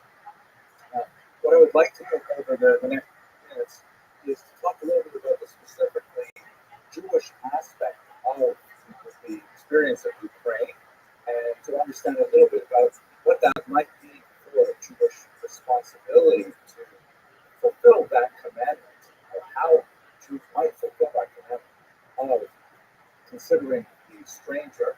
But I want to get personal for a few minutes, just tell you a little bit about my own connection to Ukraine, because I think it's relevant for giving you a sense of how strongly I feel about this. This is a photograph of my father's parents, my grandparents, Polly, Alex, Abramson. It's dated circa 1932. I lived in Northern Ontario, Canada. This quirky individual at the bottom here is my father. One of the things that my father always used to tell me about his childhood is that he grew up with an adopted brother. Right after World War II, the tremendous refugee crisis of Jewish orphans, and they were displaced among about 300,000 other Jews to these camps that are dotted with the Central Europe and Italy. And my grandparents, of blessed memory, took in an orphan child as a refugee to live with them in Northern Ontario, Canada. And so he was the same age as my father, and they grew up together. He was his adopted brother. So the experience of being directly connected with the refugee population and the refugee experience is something that I contemplated deeply when I was a young child, and my father told me about his own childhood. It meant a lot to me about what he and especially his parents sacrificed in order to know about an orphan from his war. And I have a more specific connection with Ukraine. This is a photograph of a typical five-story walk-up. It's called a Rothschild because they had two different kinds of major buildings. They have the Brezhnevs, which are much higher, more modern buildings, and they have these Rothschilds, which were smaller and somewhat more decrepit. And I spent several months living in this Rothschild. Let me tell you the story. I first visited Ukraine as part of my graduate education. My first degree was actually not in history, it was in philosophy, but I realized I wasn't going to be able to make much of a living as a philosopher. So when I was thinking about what else to study, I knew that my father-in-law was very enamored of Ukrainian history in particular. My wife's family is from Ukraine. And so I thought I would try and knock off two birds with one stone. I would impress my father-in-law, and I would find a way to make a living as a historian if I studied Ukrainian history. I doubt that he liked it, so I studied more of the first went to Ukraine in 1989. It was still under the Soviet Union, but it was beginning to liberalize significantly. And the Canadian Jewish Congress asked me to take a large supply of insulin to a diabetic Ukrainian Jew who lived in this building. So I took it. It was a big deal in 1989. I put it in the freezer and things like that in the plane and got it to Ukraine. And then I managed to get a taxi and find my way over to Left Bank, Kyiv, and to this address. And I delivered the insulin. And I spent about an hour there with them, and then I went home. And then this was still under the Soviet Empire, so I could not get into the archives that I really wanted to, but I did do some useful research there. However, I was denied access to the more serious secret archives like the Communist Party of Ukraine. Then, when the Soviet Union fell and Ukraine declared independence, I was invited back, this time by a much more open and Western-oriented government, free from Moscow's influence, or free from much of Moscow's influence, to come back and look at those archives. So I said, absolutely fantastic. They said, we'll give you an apartment and you'll be all taken care of, and it sounded like it's going to be fantastic. When I landed at the Rothschild airport outside Kyiv, everything had fallen through. Nobody knew who I was. The people who were in charge had fled for various reasons, and I was completely alone in a strange city with a pocket full of Canadian cash, and I had no idea where I was going to spend the night. I didn't have a hotel reservation. I was supposed to be a guest of the Academy, and I really didn't know what to do. The sun was setting, and there was a lot of road criminality going on. It was very strong. It was early months after the collapse of the Soviet Union. So I got in a taxi. I knew that this building, this was the only person I really knew in Canada at the time. Uh, I knew this building was somewhere in the west bank of the Peninsula River. I said, take me to that region. I drove around for about half an hour. I thought I recognized this. And sure enough, I went in. I went up to the right floor. I thought it was. I went up to the right door. I thought it was. And in fact, when I knocked on it, Evgeny answered the door. He was home. It was at the same place that I visited originally. And I ended up staying there for several months.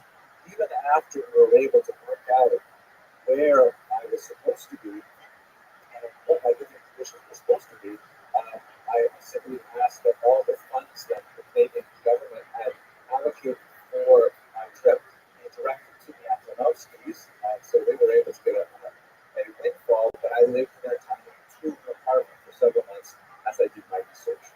Here's a picture of me with Evgeny. Believe it or not, I'm the guy in the back there with the dark hair, dark hair. And you'll see that we're looking at some beautiful 19th century tiles. Evgeny's grandfather was the Shams of the Shield. He was sort of like the sexton of the synagogue. And when the communists came in 1917, 1918, he hid all of the holy books and he preserved them until his father, until Evgeny would take over. So the house was filled with remarkable collection of 19th century books. Absolutely great. So we would spend time studying there together. So I got to see from the perspective of regular Soviet Jews what it was like to live under those conditions. There's another photograph with Yana, his wife, and also on the right, those of you who are students of Ukrainian Jewish history, or those of you who are fans of art, you might recognize, or if you're fans of human literature, you might recognize the young man on the right, who is my good friend that I met in Kiev at that time, none other than Professor Rothschild of Northwestern. Here's a picture of what he looks like now. He's kind of mastered the sport since then. But our first associations with him, so I had an experience of what it's like, however attenuated, to be a stranger in a strange land, not know where I was going to sleep that night, nothing compared to the actual suffering of the current Ukrainian refugees. But nevertheless, I had a real taste of it. Thank God that into the kindness of strangers, the grace of God, I was able to find very certain things to them. So, my research resulted. This is the book that I wrote about that. The topic that I was studying, it's no longer available in print, but the Ukrainian translation was now available, and there's a second edition of this book too. That go into some of the things that I'm going to talk about a little more detail. So, what I'd like to do now is give you some kind of personal background, personal introduction to the story. I'd like to talk a little bit about and specifically like how that relates to the process. So we should certainly bear in mind that Jewish history goes back a very long way. It goes back at least millennia in recorded history, and there's even farther back evidence of Jewish settlement at the fringes of Ukrainian territory. You have a look at this map, which is part of an atlas written by my teacher, Robert. You see the blue line outlines the contemporary boundaries of Ukraine. Obviously, not referring to the contested areas of Crimea being annexed by Russia in the 21st century.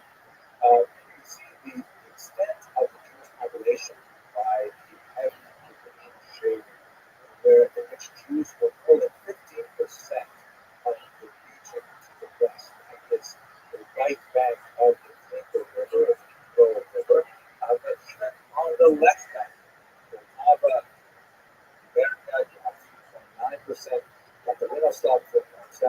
but still very significant percentage of Jews, way higher than Jews are in almost all parts of the United States. New York City, of course, being a major exception. So Jews have a very rich and long population history in particular. If you have a look at this map, you'll see the origins of in a kind of medieval state called Catholic use, which existed from about the 10th century to about the 13th century.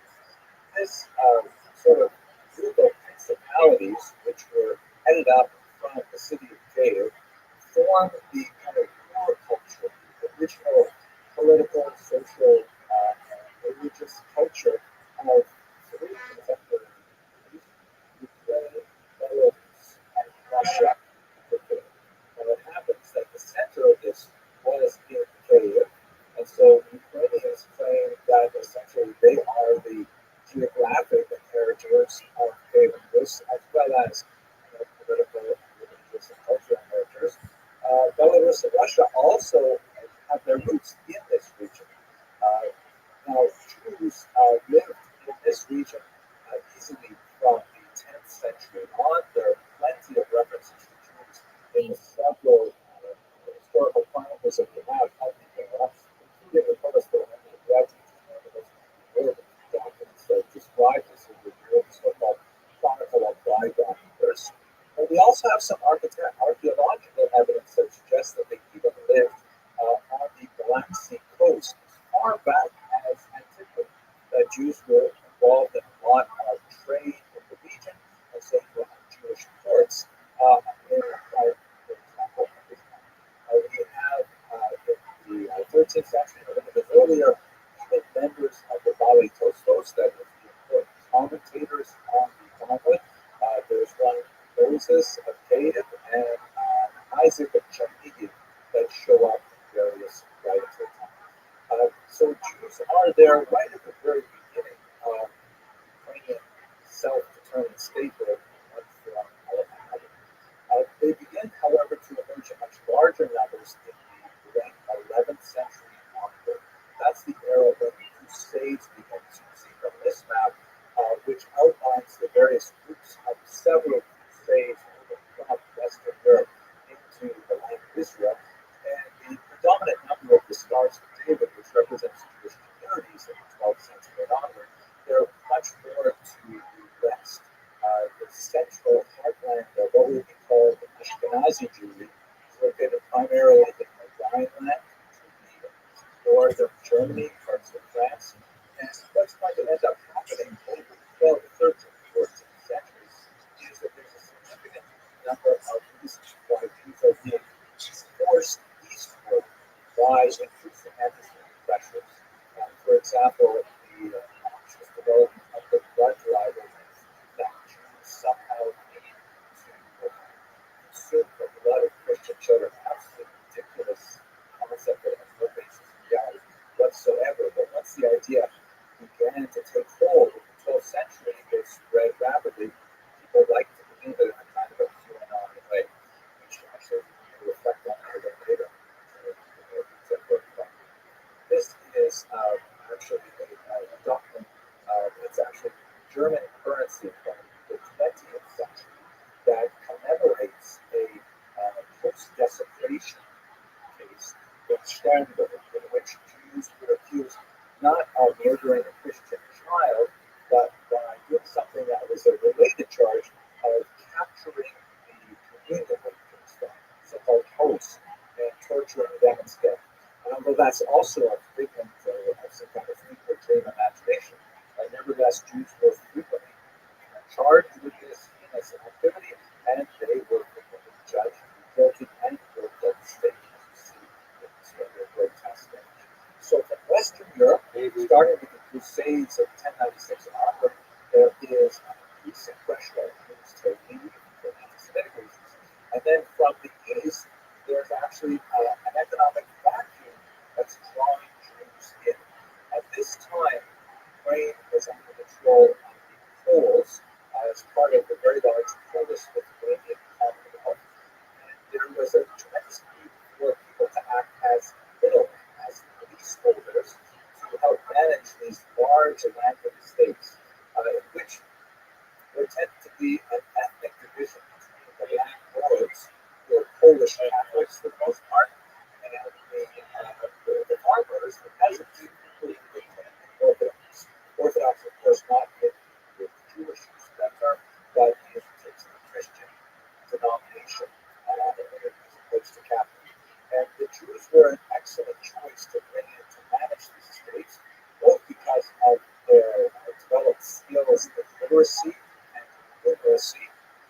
also because they were not especially they didn't show allegiances to the local population.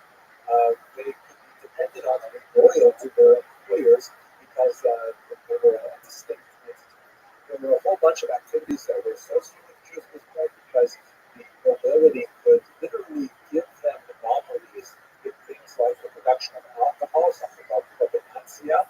And so that's why so many Jews were active in, for example, maintaining inns and the distillation and distribution of alcohol. This was, however, a rather exploitative economic system, as I've discussed in other videos, of course.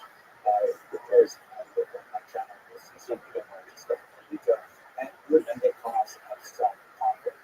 But nevertheless, what ends up happening is if you combine the pressures pushing Jews out of the line of Kent, the growth of anti-Semitic ideas, I haven't even mentioned the Black Death, and you combine that with the economic opportunities that drawing Jews to these, you begin to see from the 12th through the 17th century a very large movement of Jews into Galicia, Ukraine in particular, where they're active as Arigatos as middlemen for the most part. How are they getting along with this? We should understand that, and I will talk about this in the next set of slides. There certainly were punctuations and great moments. There certainly were moments where Ukrainians in particular would attack the Jewish communities. We're going to talk about that momentarily. But the overwhelming experience of Jews in Ukraine was one of peace and prosperity. That Jews in Ukraine managed to find a way to eke out a living, to study, to develop some remarkable religious innovations like the Hasidic movement. And for the most part, for 1,000 years, Jews and Ukrainians lived together in peace. It does not mean that they joined together in everything, but there was a level of cross-cultural pollination, of cross-fertilization, where Ukrainian ways of looking at the world influence Jewish ways and vice versa. Just to give you a little introduction, jumping into the 20th century, this image we're looking at right now is Ukrainian currency from the very brief period of Ukrainian independence between the collapse of the Russian Empire in 1917 and the imposition of Soviet rule to the communists shortly thereafter. During that time, remarkably, Jews and Ukrainians strove to officially work together to create a new state. And it ended in a great failure for various reasons, including popular program violence that was important. But nevertheless, for that brief period of time, it hinted at what could be possible for Jews and Ukrainians. As you can see, it's got it's 100 lines built. It has on the top the denomination listed in several languages, but on the bottom, right under the number 100, you can see in Yiddish the words under Karbavanses, because Yiddish was actually the official language of this very brief Republic. So we're basically talking about 1,000 years of tremendous cultural cross-fertilization. You see it in terms of linguistics. Some of the most intimate terms that enter the Yiddish language are essentially Ukrainian or Proto-Slavic language terms. Like, for example, the word for father. In Hebrew, the word for father is Av, the very common Aramaic term is Abba. This is like an ancient term that Jews have used for a very long time. Then, when they were in Germany, they picked up Yiddish, which is essentially a kind of medieval German, and they used Tati. But when they came to Ukraine, they switched over to Tati. Tati is clearly derived from the Ukrainian Tato, and you say this about hundreds of words in the Yiddish language. There are culinary things where Jews and Ukrainians are almost identical in their choice of diet. In fact, in some regions, like in Western Ukraine, the gefilte fish is considered a delicacy, and it's called Jewish fish, because there is so much overlap. Colored tea, right? Some people say the German people live in Russia sausage, yellow pea, which is cabbage rolls. So these are all Ukrainian foods that make their way into Jewish tradition as well. And in folklore, we see so many areas in which they are centered. Let me just show you one example. In the Chabad Hasidic movement, there's a very popular song that is Niz Ritzik Swapsi, which is literally in Ukrainian. And it's much easier, of course, when Hasidim lived in Eastern Europe, but even in America today, they're memorizing these lyrics in Ukrainian. It's a rather amusing song that the text of the lyrics is basically, don't worry, boys, we're going to get to our destination, and there will be vodka there. Here is, I played from a very short piece, recording of that this is popular information. I'm not going to include this clip as well as other clips for the moment in the recording, but I will include the links in the information box. So just have a look down there and enjoy that for yourself. Get a sense of what that might be in terms of the cultural overlap that will happen over the thousands of years of history. Many other folkloric elements that have been chosen to relate to photograph provide after the conversation with Ukraine, it's being treated red and salt, which is also very common Jewish welcome in terms of yes, not so much here in America, but in Eastern Europe, very common cultural appropriation out of the word. Yeah, I'm going to show you the last bit of observation. And it's idealized because it is Hollywood based on the writings of Rothschild. This is one of the greatest writers of the 19th century, in Yiddish, but I really realized Yiddish. If you look at Shelley in the original, you can see that he's literally scribbling his words with Ukrainianisms, but as he's speaking Ukrainian, and Yiddish readers will understand it. Supposed to understanding what that function is. And the scene that I'm going to show you is think about the which is a Hollywood based on a play, which is based on a cycle of stories that show up like that. So you imagine it, I realized several times over, but nevertheless, in this 5-minute clip, I'm going to show you all of it. Get a sense of what the Canadians' Jewish life and Canadian Jewish courses was when it was best. We had plenty of time to talk in a few moments about when it was not best. But when they got over up for 1,000 years, the life was something real. Certainly an idealized portrait of the kid setting together in terms of Canadians. Not beyond the realm of imagination, but I especially like that purpose. But how they're existing separately, they're taking separately from each other. People are rather suspicious of each other, particularly Jews are concerned about the potential of violence that they're afraid of. But they both share a moment where they recognize that the trajectories of their lives are parallel in many ways. That while the Jews are celebrating the engagement of days of hope,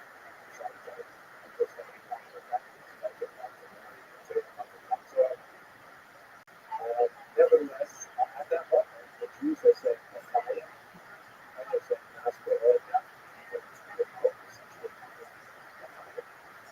their lives are those places. And that's a clear way to understand the majority of intelligence that we play all along with their years. Necessarily exuberant as portrayed in that play, but nevertheless, very similar.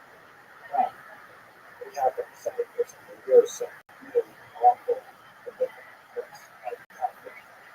This image an idealized awesome that they see the background is a portrait outside the mouth. It works the bottom right, there's another two book, and the captions the sacred that represent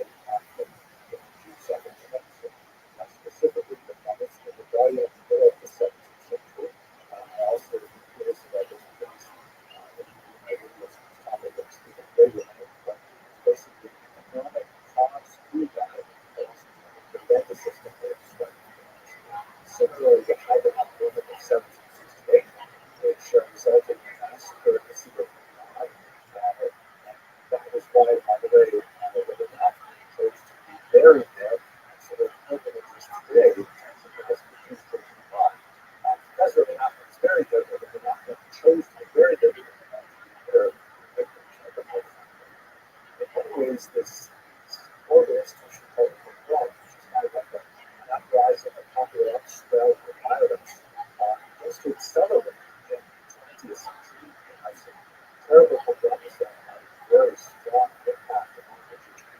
At the end of the 19th century, the middle of Africa, in the 20th century, these are all worked by the so-called Holocaust archives, Holocaust archives, which refers to the identical murders of 1941. The Nazis invaded Ukraine and double-crossing Stalin, the previously secret Molotov-Ribbentrop pact.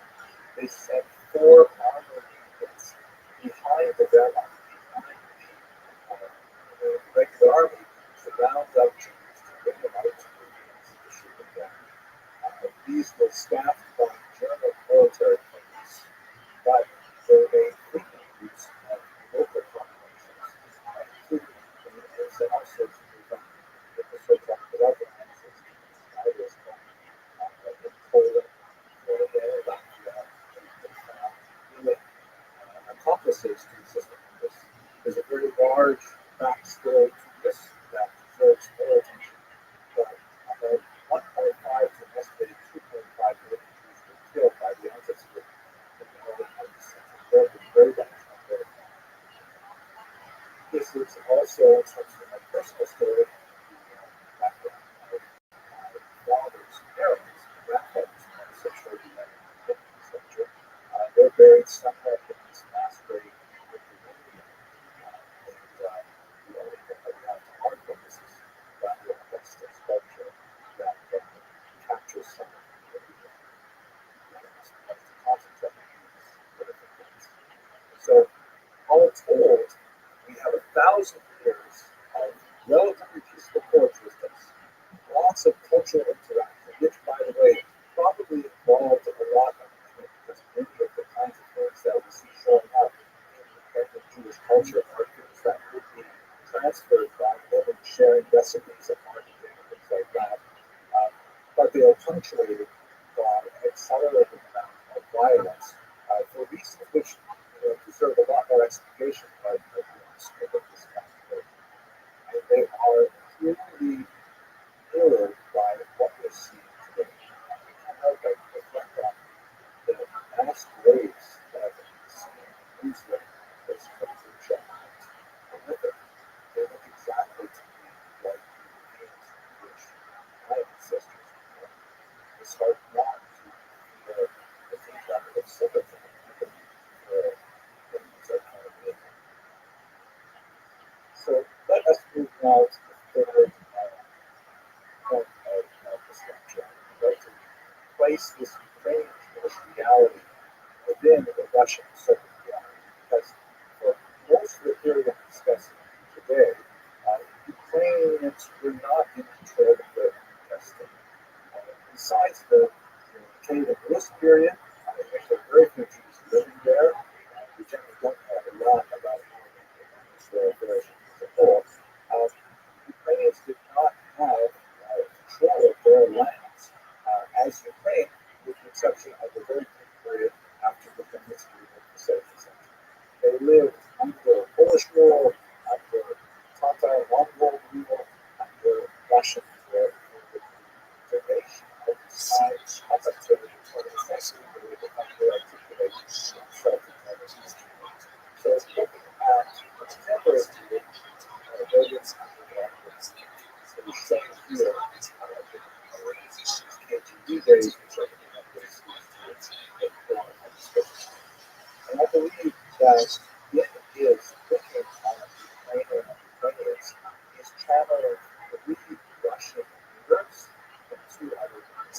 They are really describing his thoughts how his punishment is popular. First is conflict respectable, who is actually the first Tsarina to conquer Russia and bring it into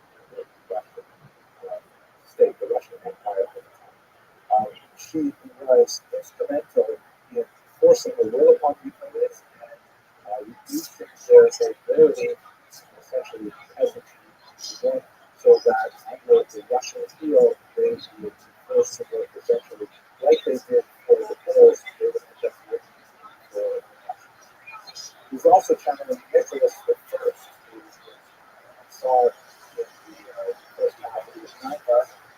So Nicholas the First operated with three basic principles in life. After his father was killed and the revolution of the Polish Revolution, he decided there were basically three things that he has to insist on all of the people within the national government. So the first is English and Orthodox that everyone must conform to the Orthodox Church. The Jews were very different just in that regard. Second is autocracy, the idea that all Russian subjects, I should say, should recognize and have an idea of themselves, feudal-like principle. And finally, in terms of difficult translating to English with all these connotations, believe the value of the dialogue. But it's people in a much deeper spiritual sense. We believe that Russian people have a much more sensitive value, savings really, was to be primary. Everyone who kind of like did not fit into the Russian world really did not belong in this. This ties from a Jewish perspective because so many religious beliefs, such as the Huntington's decree that required Jewish children immediately as young as 12 and often much younger to be taken from their families and spend 36 years in military service as incomprehensible punishment that because of his habit destroyed the infrastructure that essentially allowed the Jews to self-govern and did everything it could to try to win the Jews as much as possible into these areas of orthodoxy, autocracy, and laws. Wanted to assimilate them to Russians as much as possible. The Ukrainians, the Orthodoxy part was basically taken care of. The Catholics and the far west of the territory, but the vast majority was Orthodox. In terms of autocracy, they had difficulty getting civilian messages to submit to the power and saw in Moscow that he had the most difficulty with the idea of the Catholic. And he eventually had to settle for the notion that the Ukrainians were kind of like sort of cousins to the Russians. There are many things to say for that, like for example, the idea of the fact that they speak a Slavic language, which is related, distinct, different alphabets, different pronunciation, different vocabulary in a lot of places, but nevertheless a related language, sort of like the real Spanish and English, both Romance languages, maybe a little British take place, but not that much. And so he tried to push this idea that they were little Russians, little Russians, as opposed to the great Russians. That people were thinking more to the great Russians, and they had these kind of like younger brothers, these cousins, with the little Russians. And they were such a part of the overall family, even though they did not necessarily agree to part of that family. Unfortunately, this is propaganda today, where watching video some of the things. The average Russian on the streets say, oh, it's a thing out of nation. It was just invented in the 19th tried to give away a piece of heritage. So, that in itself is a ridiculous way to put the history. But even if you want to say that they really are Russians, which I did not agree to, you have 40.8 people who say that they are distinct people. And they can call themselves alligators if they want. See if they sit there 40.8 say they are distinct.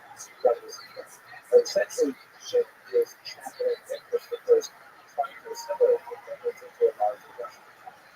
And of course, it's also challenging Joseph Stalin, as the dictator of the Soviet Union, who chose to embrace this feeling and was genocide on people. I think that the artificial terror family complicated directly at the independence and placed millions of them back in circulation. 3 million, most likely 5 million, or possibly even more millions. But still, these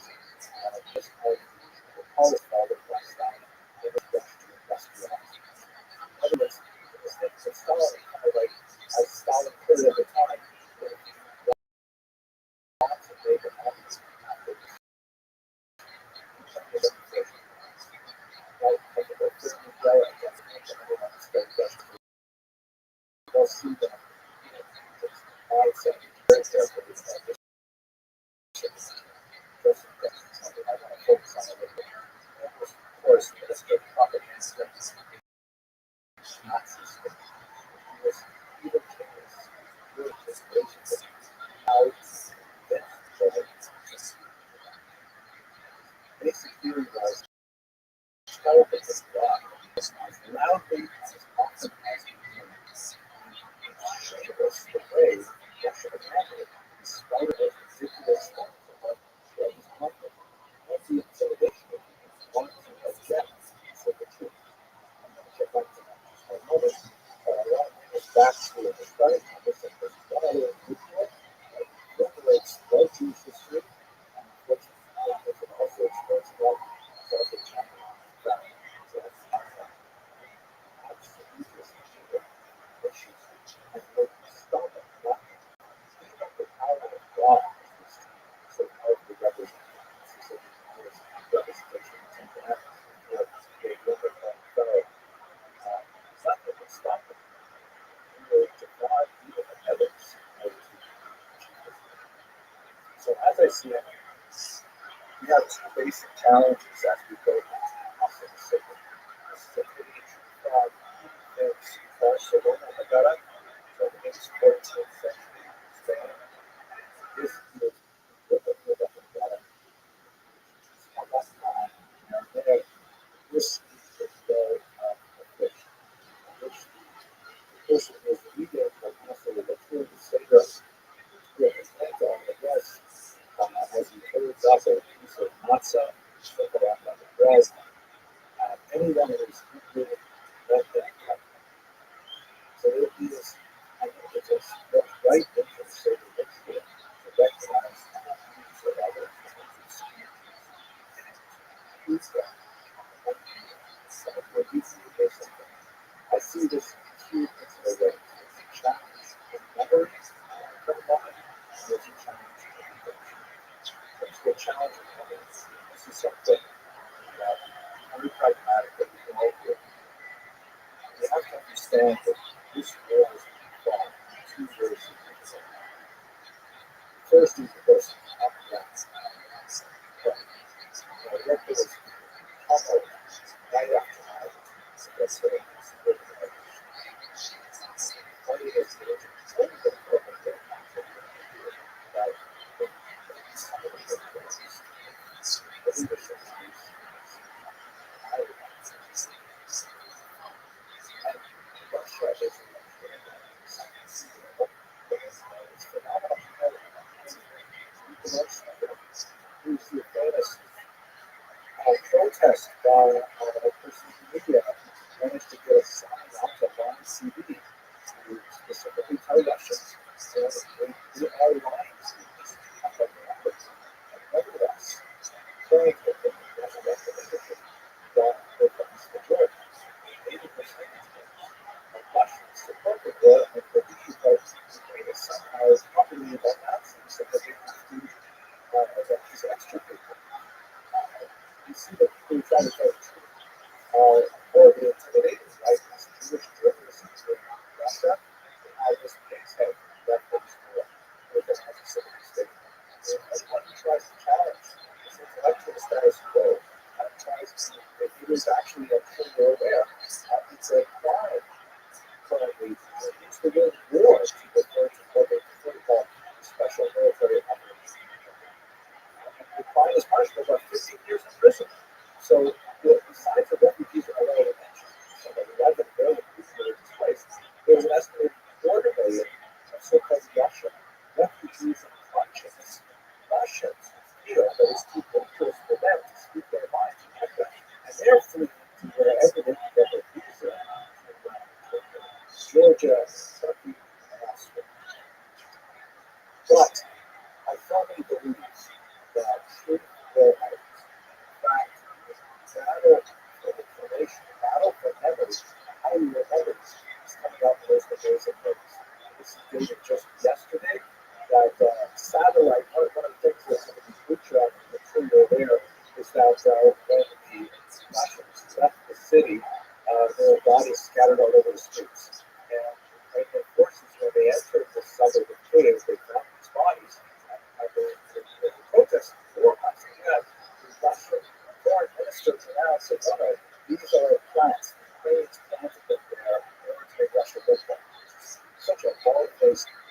incredible lie that satellite data surprisingly can come out and actually prove that no, in fact, those bodies represent people who were killed by the Russians, left there for 3 weeks before the so the truth will our challenge with that is that we have to make sure that we're engaged in this discussion and insist on what we're all about.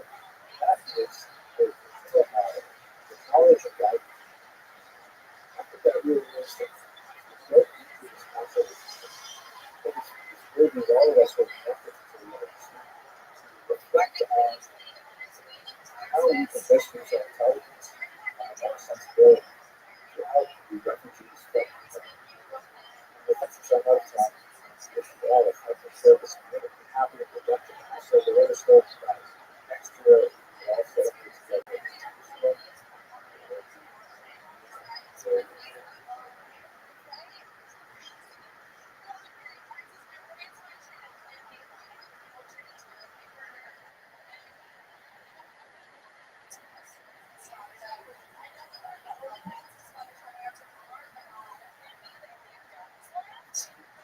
hello, fellow students of tuition.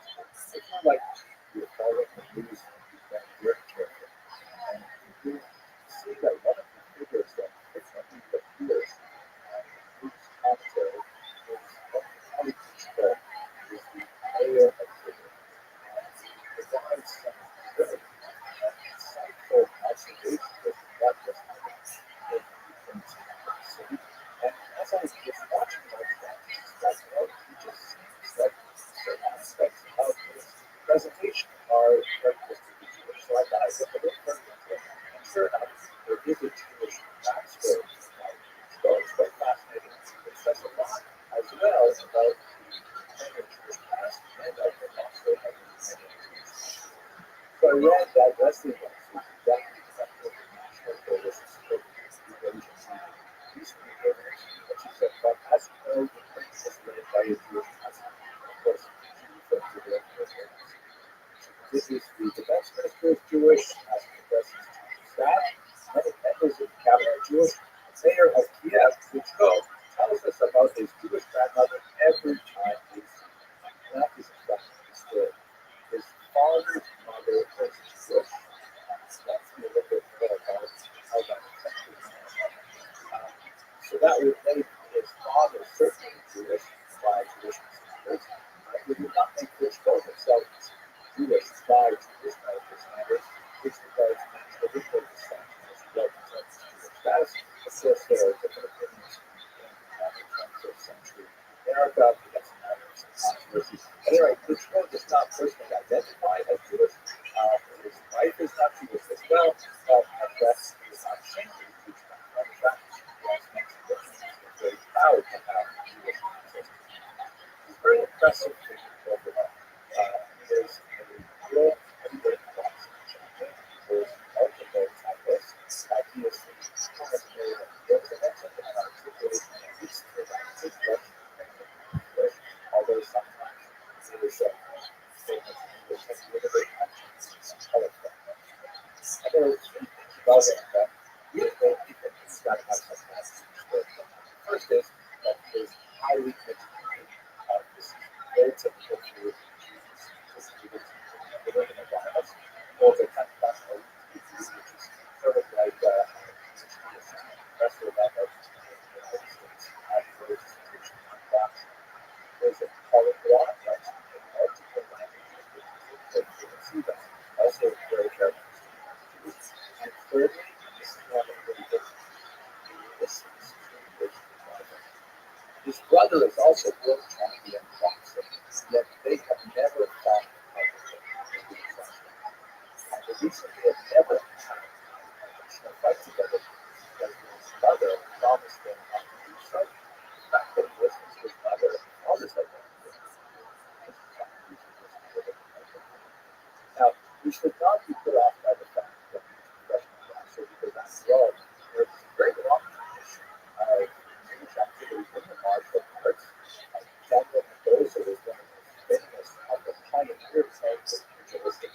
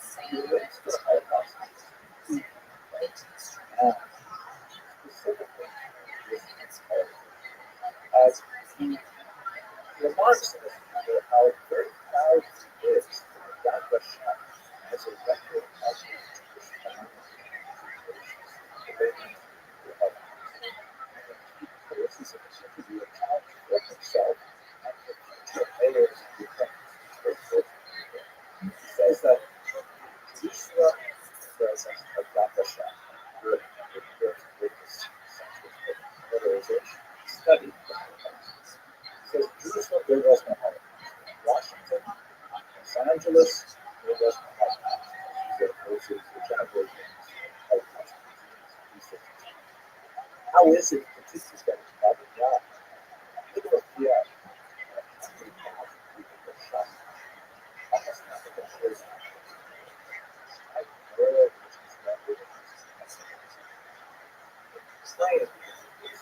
places of execution. Yes, it's there. Walk their dogs.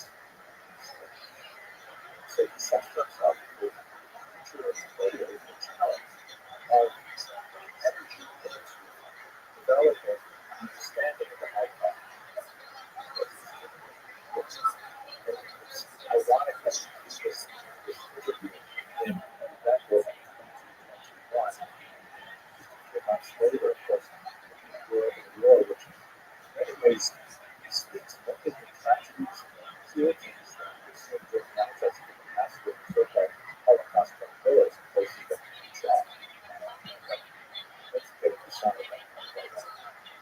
He also notes that at Rabbi, many people who killed the state religion also had family members, also got their children.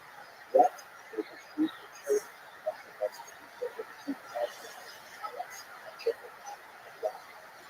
Since the breast cancer was questioned before, fascinating visual. It speaks to many Jewish past, much more complex than most people and also, hopefully, an optimistic united Jewish future with ways to understand things very difficult. So, Valentino, say he is definitely not a writer. He is actually very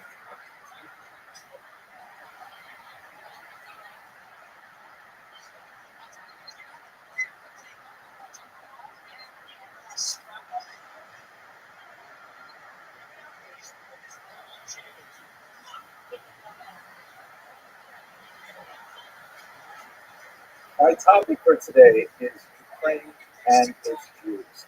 When Rabbi Morrison was talking about various topics and how we would actually phrase this, we had some challenge because, the situation on the ground is changing so dramatically that we need to choose a fairly generic topic that will cover all possibilities. So what I'm planning to do is to develop a single thesis, which I hope to demonstrate with a concrete graphic piece of art immediately, and then work through a historical narrative, and then bring it to the present day, and at that point we'll wrap it up, and we'll open it up for discussion and questions to see if my pieces are ready set up. All sequence started to see my image in the background. Okay. So that's the plan. Now, the thesis is basically that historically, Jews of Ukraine have oriented themselves culturally like they have in most countries as a minority. They're orienting themselves towards the most powerful national unit in multinational states. So, for example, in Austria-Hungary, they tend to be more Austral-file. When Hungary became much more independent after 1867, they developed a Hungarian Jewish identity. In Ukraine, they were first Polonophile, meaning a developing identity that began to connect them to the ruling Poles and then later to the ruling Russians. But in the last decades, since independence from the Soviet Union, I would like to tender for our discussion that Ukrainian Jews have begun to develop, really for the first time in their history, a Ukrainian Jewish identity, which has very significant implications for the current moment we're in and for the future. As a kind of point of departure, have a look at this unusual Holocaust memorial, which is located on the wall of the Great Synagogue of Quds. Let me just show you where that is located in Ukraine itself. Here's a map that shows, I dropped it where this is the north of western Ukraine. Here's Kyiv, and then to the right is Poltava, which I know is a place very important to you because it's a sister city to your organization, to your temple, and also Odessa here. So this is in the western part of Ukraine, but not too far from the this is the actual site of the monument on the side of the 17th century. Its great synagogue, which was built in a classic fortress style, possibly because of the many Cossack rebellions that we're going to discuss in a moment that occurred in that place. But let's have a closer look at the design. First of all, a couple of superficial things. First is see 2010, when the photograph on the right was taken, and 2011, a year later, when this photograph was taken, there's been some decay to the building, and no one has been changing. I don't know what it looks like today. I don't know any fancy groups to take a contemporary picture, but that says something about how it exists with the public sphere. Secondly, it seems like there's been some minor vandalism. Some people may have put some stickers on there, which is very good for anything from the political thing or commercial thing, and it's been hastily removed, which means something, but not completely. So that's just a superficial observation to take about it. But then if you look at the text in the triangles below, you see that here there is a text that describes the history of Jews of books right up until the Holocaust. But the language that's used there is Ukrainian, not Russian, which is rather unusual. Particularly during the Soviet years, Ukrainian certainly have been the third language, certainly not the first language. But Ukrainian is there prominently, and there is no Russian at all. Jews overwhelmingly spoke Russian first in the 20th century, not Ukrainian. Nevertheless, this Jewish memorial on a synagogue. Secondly, on the left-hand side, you see it's written Hebrew, not Yiddish. Yiddish, of course, was overwhelming vernacular in the 19th century. Prior to that, the fact that they choose Hebrew indicates it's very strongly oriented towards Israel, the modern state of Israel. So here you have a monument beside the synagogue that is texted in Ukrainian and in Hebrew, but the most dramatic, striking element of this image, which I'm sure many of you have picked up on, but it would have been instinctive to anyone in Ukraine, is the shape. You can see that the center, which looks like a Jew with hands raised in prayer looking upward, is clearly evocative of the trident of Volodymyr. This is a national symbol of Ukraine, which is named after Saint Volodymyr, the first figure in Ukrainian history to convert to Christianity in 988. It is a distinctive Christian and Ukrainian national symbol, and here it is embedded directly into the structure of this monument.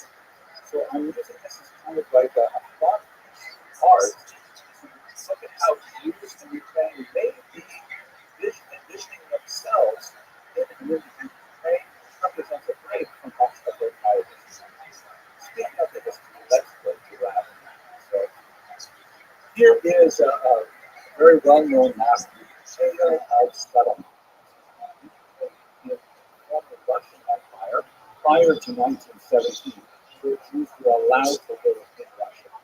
Russia proper had banned all Jews from the year 1479, when in somewhat of a scandalous development, a member of the royal household, influenced by a local Jewish pastor, converted to Judaism. And at that point, the church was enraged, and they actually embarked on a centuries-long campaign to root out what we call the Judaizers, and no Jew was allowed, except in very exceptional circumstances, to live in Russia proper.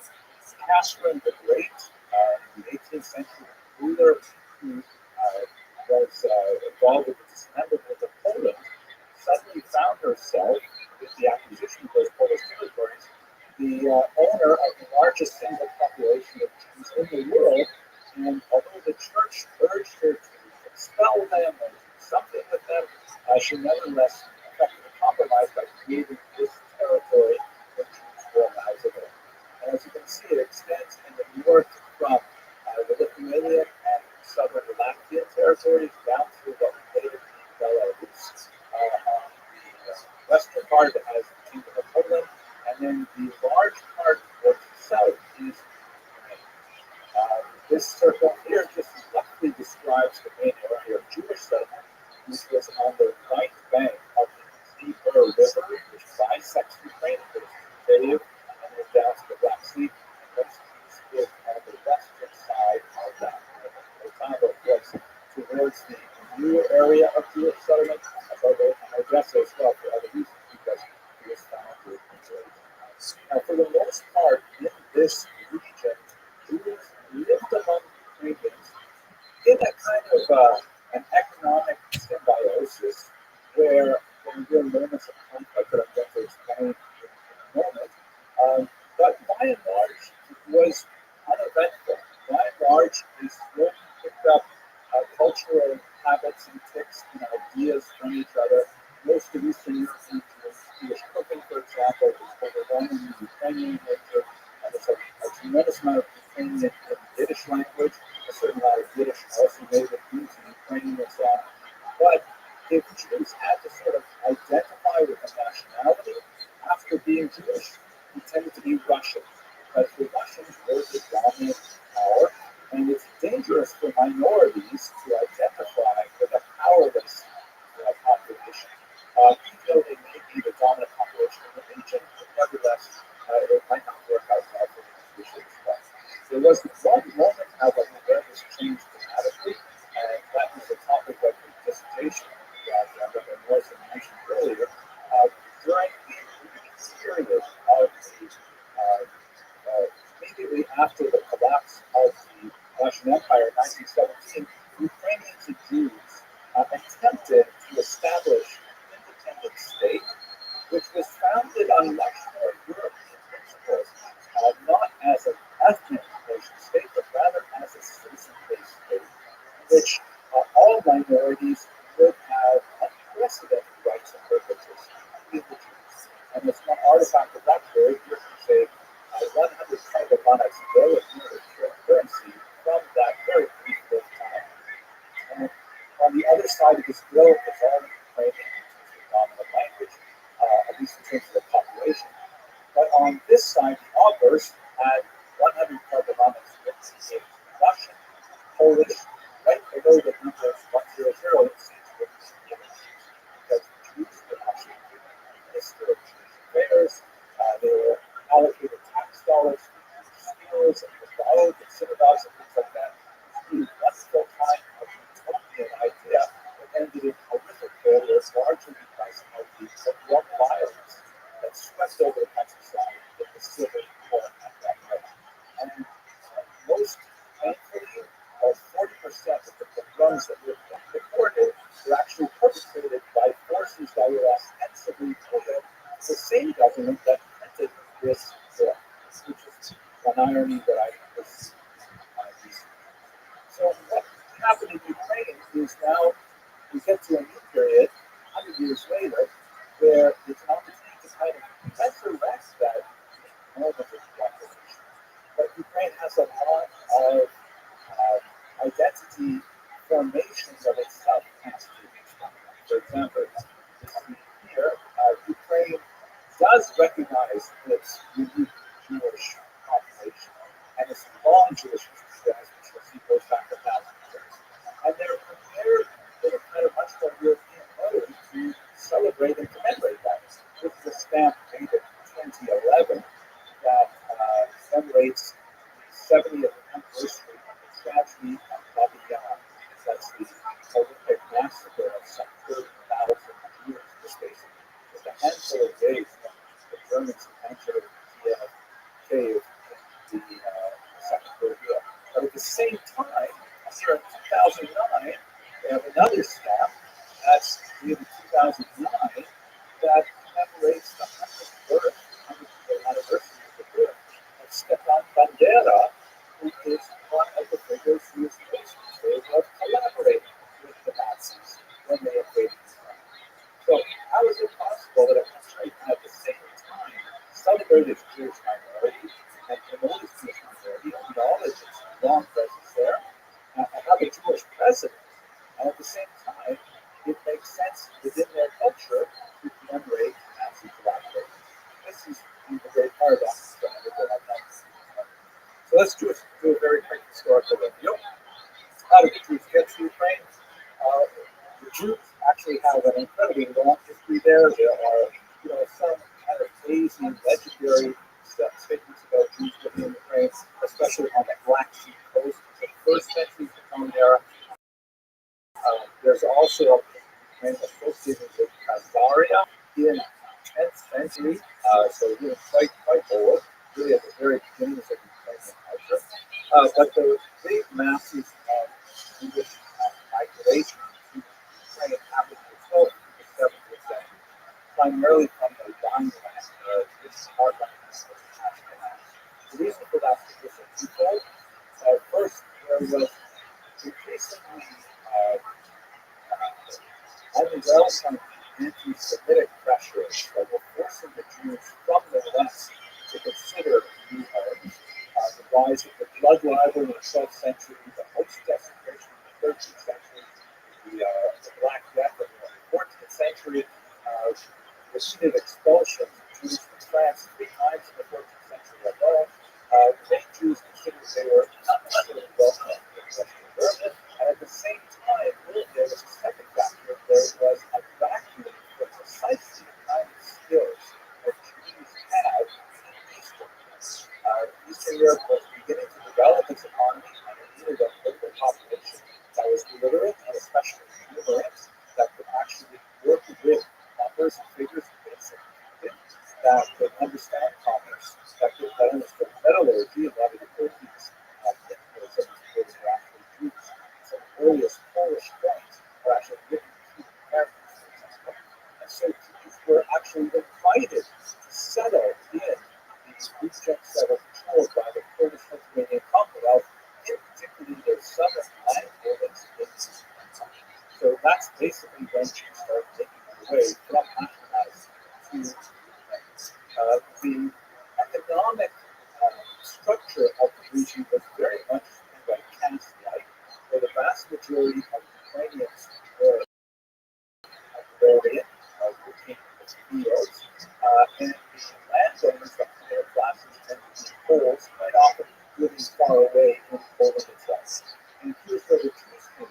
The Poles would basically hire the Jews as middlemen or leaseholders through a system called the arenda, which is a kind of tax fund. The Polish nobleman would say, I would like you Jews to manage my large farm called the Latafundia, which includes more than farms, including the entire villages, including the mills, the presses, and literally even the people, as these Ukrainians were serfs, which is not exactly the same thing as a slave, but not quite as high as a peasant. They were attached to land, they could not leave their land, they could not marry without even the way to say. And the nobleman would typically, the Polish nobleman would typically say to the Jew, okay, you and your community, I want you to raise 1,000 zloty from my Macedonia, and the Jews would go out into it, and they would empower by the nobleman with the force of law to impose any kind of taxes that would successfully raise that amount of money. The Jews would, of course, raise more than that, they would raise, let's say, 1,200 zloty, because those 200 would take their profit, and then they would turn over 1,000 zloty to the Polish nobleman. The problem was that the system was inherently exploitative, such that if the Jews did a good job, if you turned up on time with 1,000 zloty in hand, the nobleman might be tempted to say, hey, you know what? That seemed pretty easy. I guess I underbid. I would like you to collect 1,100 zloty next year. And that meant the Jews had to come back and get more creative and more oppressive and finding different ways to tax the local population. And there were many innovative ways of taxation which were increasingly aimed by the population. One of them, for example, was propenancia, which is essentially the monopoly on distillation and sale of alcohol, which meant that Jews in Ukraine basically cornered the market on all of the goods of Fetchnup. That's what this art in the 19th century represents. Fetchnup is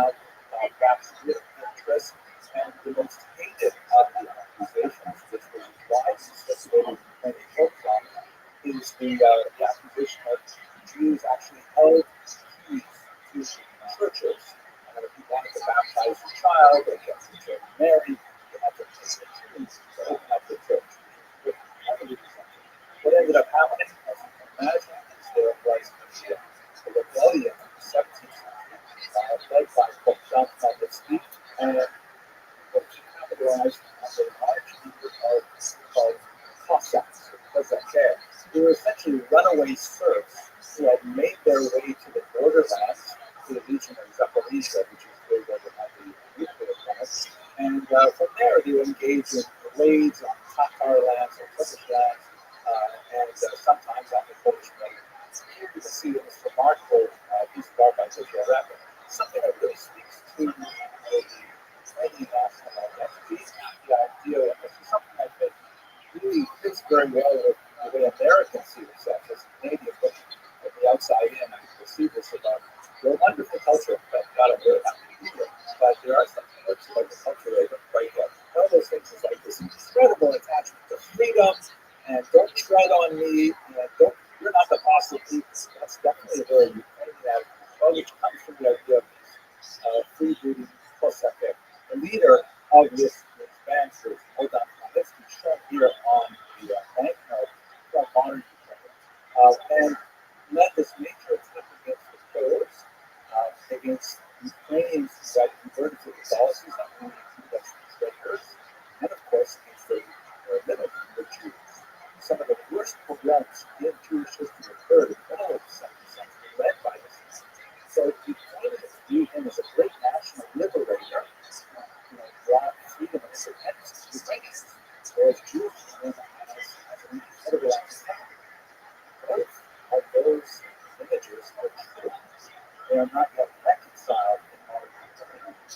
That it is admitted into American difficulty in working through a lot of the issues of the Confederate South that continues to be present day. But to give you another example of this concept spirit, this is a recent stamp that was inspired by the incident at Snake Island in the war. The see the Moskva while they were still floating, and a Ukrainian soldier on the island literally giving the middle finger to and it goes along with the expletive as well. That's very much kind of the Cossack spirit, which Americans actually identify with. So during some time, what shifted after Khmelnytsky is that although he was a great rebel leader and was able to motivate the Cossacks to organize them into bringing them to bear as a tremendous weapon against the Poles and drive Poles out of much of Ukraine, he was a terrible governor, and once he had control, he didn't know what to do with it. So ultimately, he decided to make a union with Russia in 1654. The guy on the left was actually my younger self when I was doing my dissertation research over there in the 1990s. And behind me is the Great Soviet Monument commemorating that movement, which of course is really great for Soviet Russian propaganda because it indicates the huge friendship of the Ukrainian and Russian people, which you can see on the right in the statue, which is actually the very bottom of the apex of that arch, that shows heroic shirtless, strangely, Ukrainian and Russian people have broken the Soviet Union as a symbol of eternal friendship of the Ukrainians and Russians. Here you can see how the arch was defaced by protesters in 2020.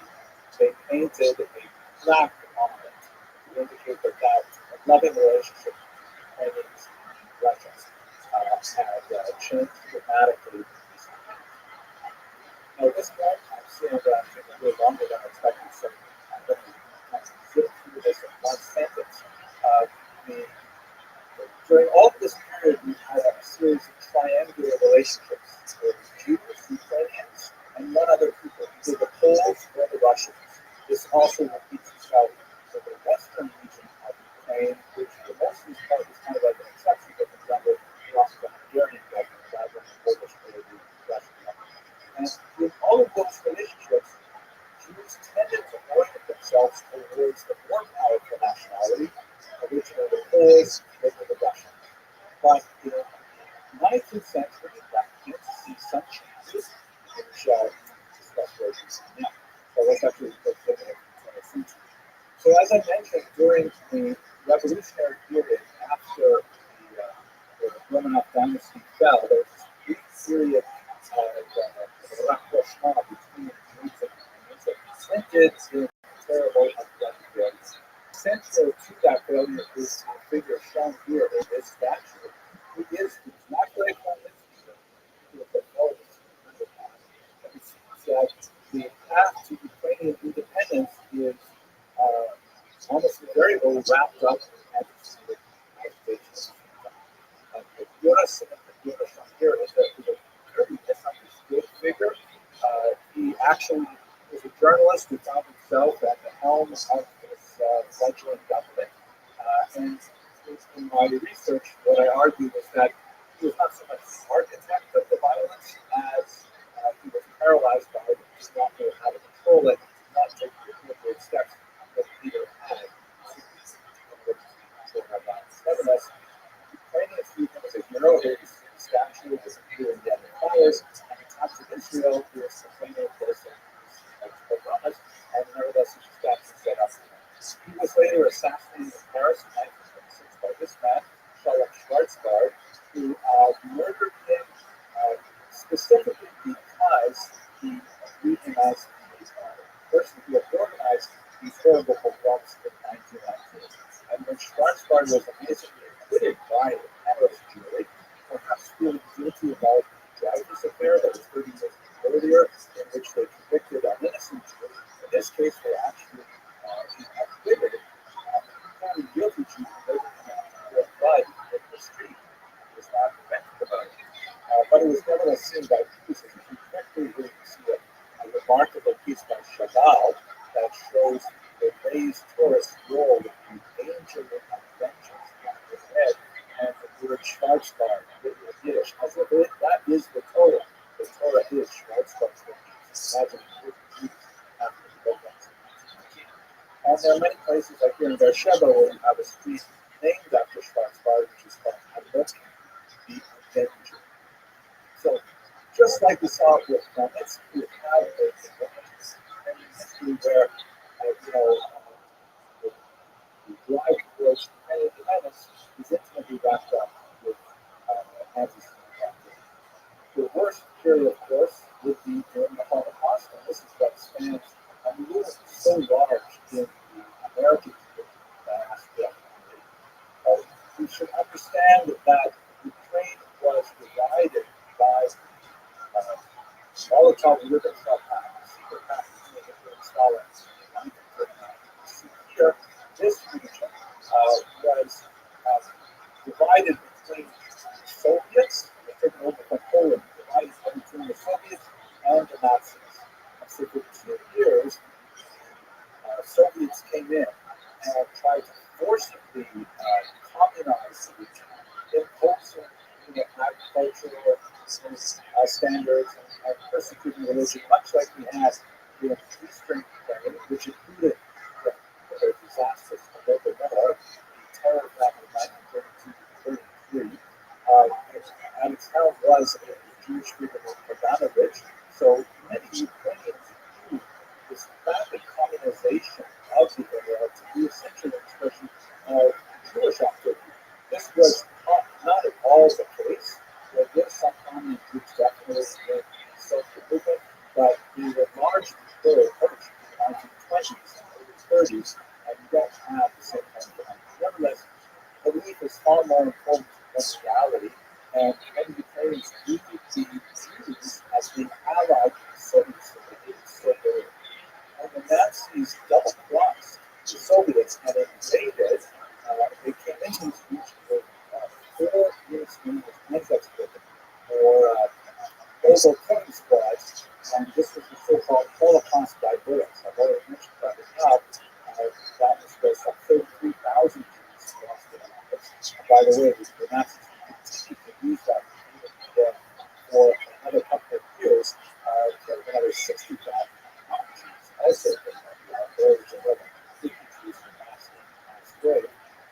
But this is the way in which most Ukrainians were associated, if they were associated with Nazis, and the Holocaust in this Holocaust virus, which the Nazis would employ so-called kids or willing helpers from the local populations who would engage in assisting these mobile killing squads, killing somewhere between 1.5 and 2.5 million people. This is extent of the way in which Rob parents lost their families at this time. That bar was recently gone to Rob because what they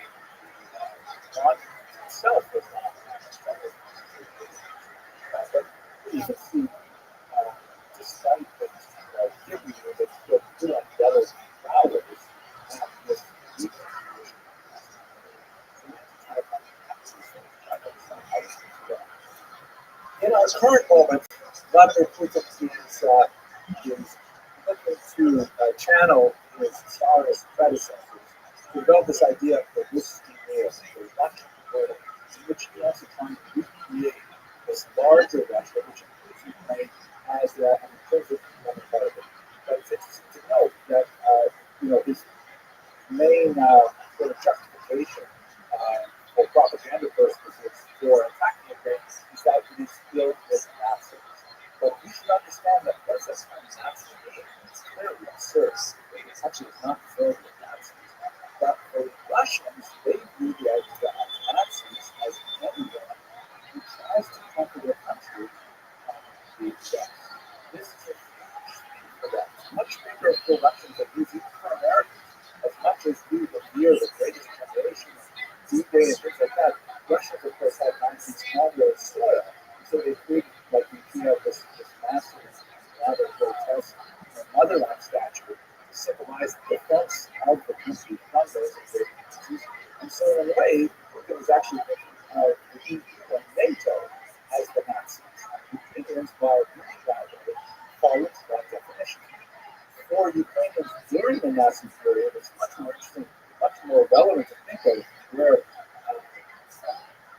at one time connection to the Nazis, and generalizing because I'm running out of time, as really one in which they're trying to get rid of the Soviets. They view the Nazis as hated enemies, but possible temporary allies. This is actually a propaganda picture from organizations called the Organization of Ukrainian Nationalists and related organizations like UPA.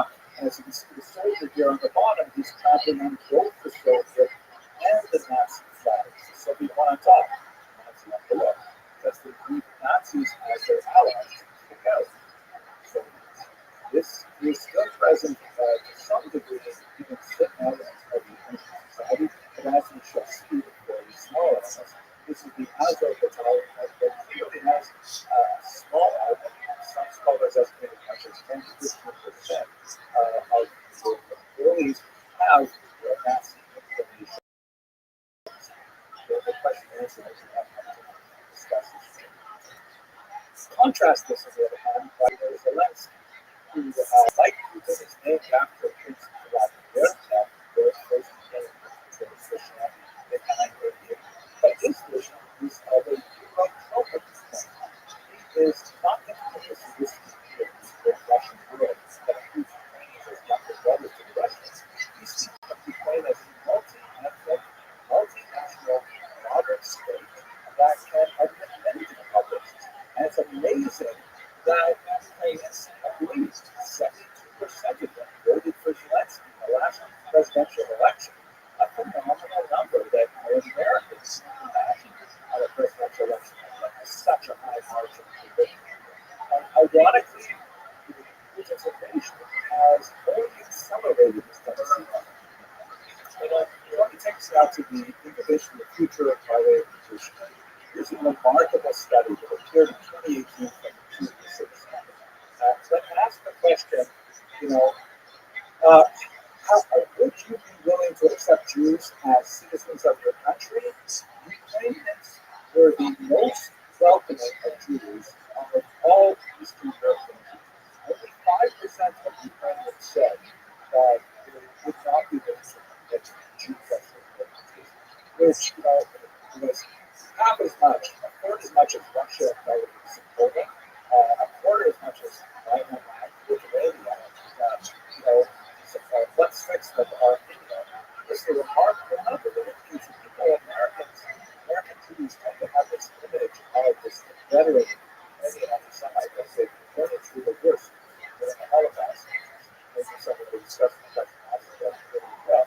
Nevertheless, modern Ukrainians seem not to fit that. If you compare this number with a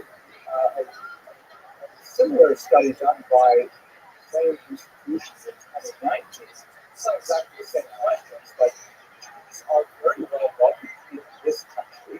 And if you look at the figure on the right, among those who are Jews, the mean number was 8%.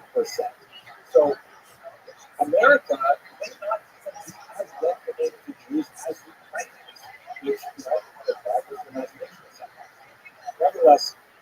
are looking at a battle going at this moment. This map was actually from last week, and I'm not sure what it looks like today. But as Jews, we should recall that we just read the day before yesterday in synagogue. We just read the Shira Dayan, the tremendous description of the Jews' escape through the sea when all seemed to be lost. It is arguably the greatest refugee story in world history. Perhaps we should bear this in mind when we're thinking about the fate of Ukrainians who are now also with their backs to the sea and in need of thank you very much for mentioning the words. Let's turn back around to the Rabbi for questions.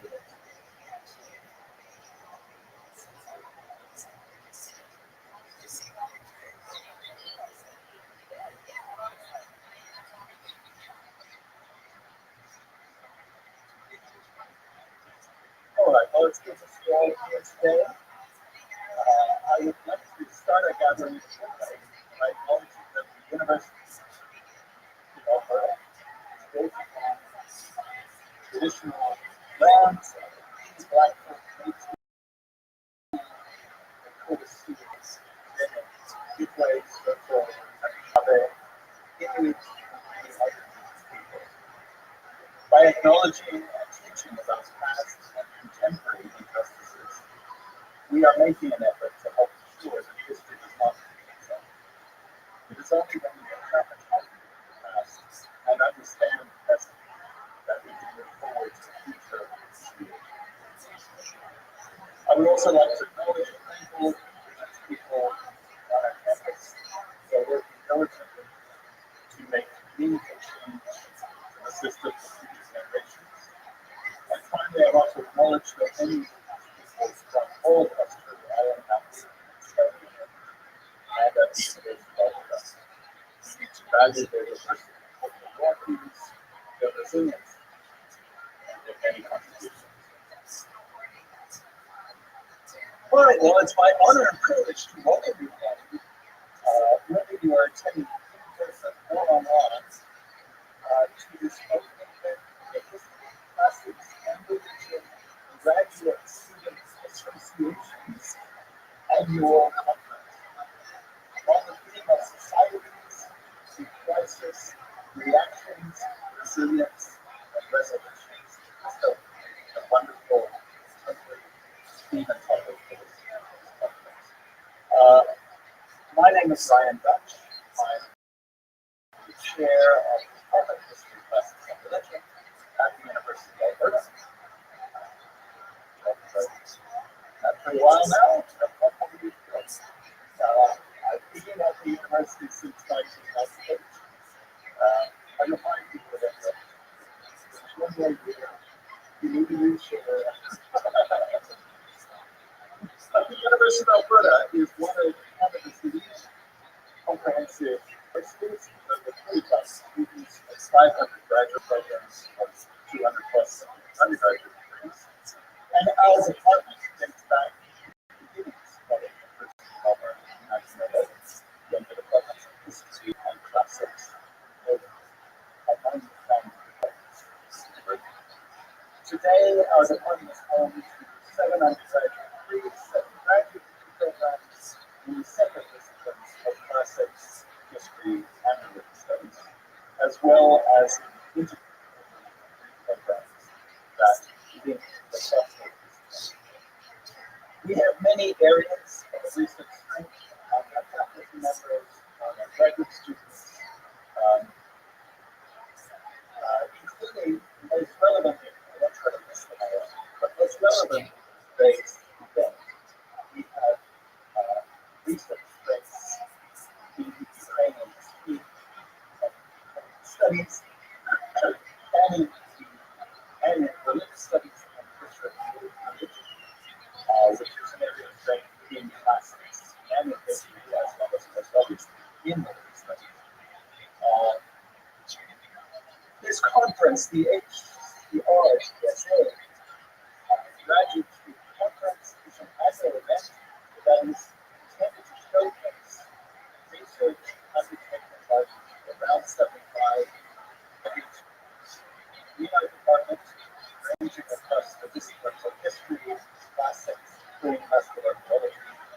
tenure of the studies. He also features the researcher graduates from other disciplines at the University of Alberta and from other institutions. I mentioned that the specific people who are observing online, that has 48 participants online, probably all in the room, so that's great to see. The conference today and over the next few days, is generously supported by active conference staff, by the Ellsberg Jewish Studies Endowment and the Jewish Federation of Patrons, by the Rothschild Family Foundation, and the Department of History classes at the original website. Lastly, it's my pleasure to introduce a distinguished colleague, Second Professor Emeritus of History, Dr. Zita has international reputation, groundbreaking scholarship on the history of nationalism in Central and Eastern Europe, and on the history of the Holocaust during World War II in Ukraine and Tunisia and West World is our guest. Ladies and gentlemen, Dr.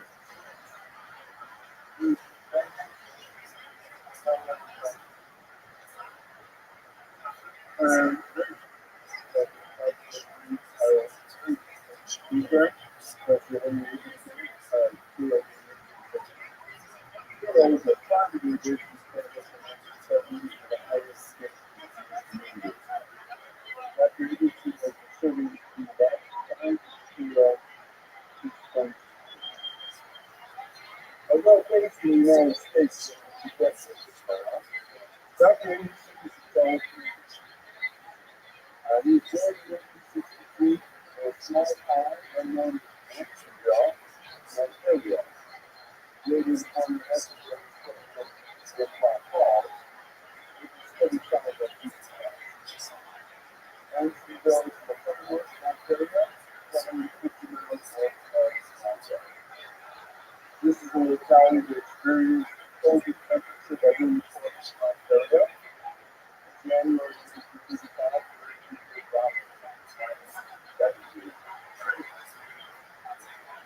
young Henry grew up at young Henry. Let's start with young Henry.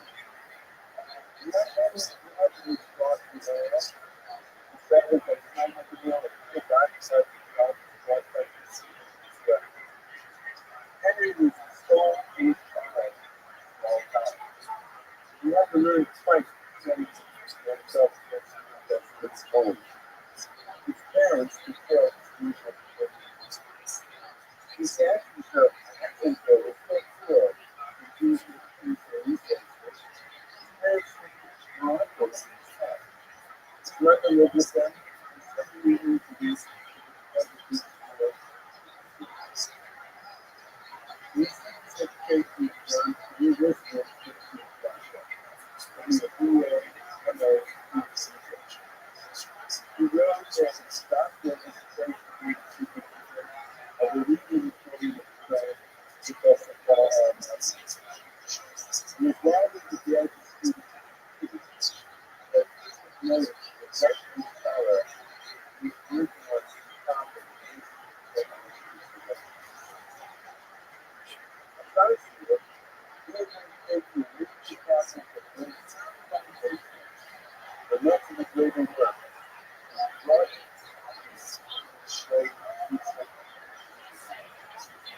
He was an examination of the Jewish position during the vigilance, violence, and the Revolution of 1917.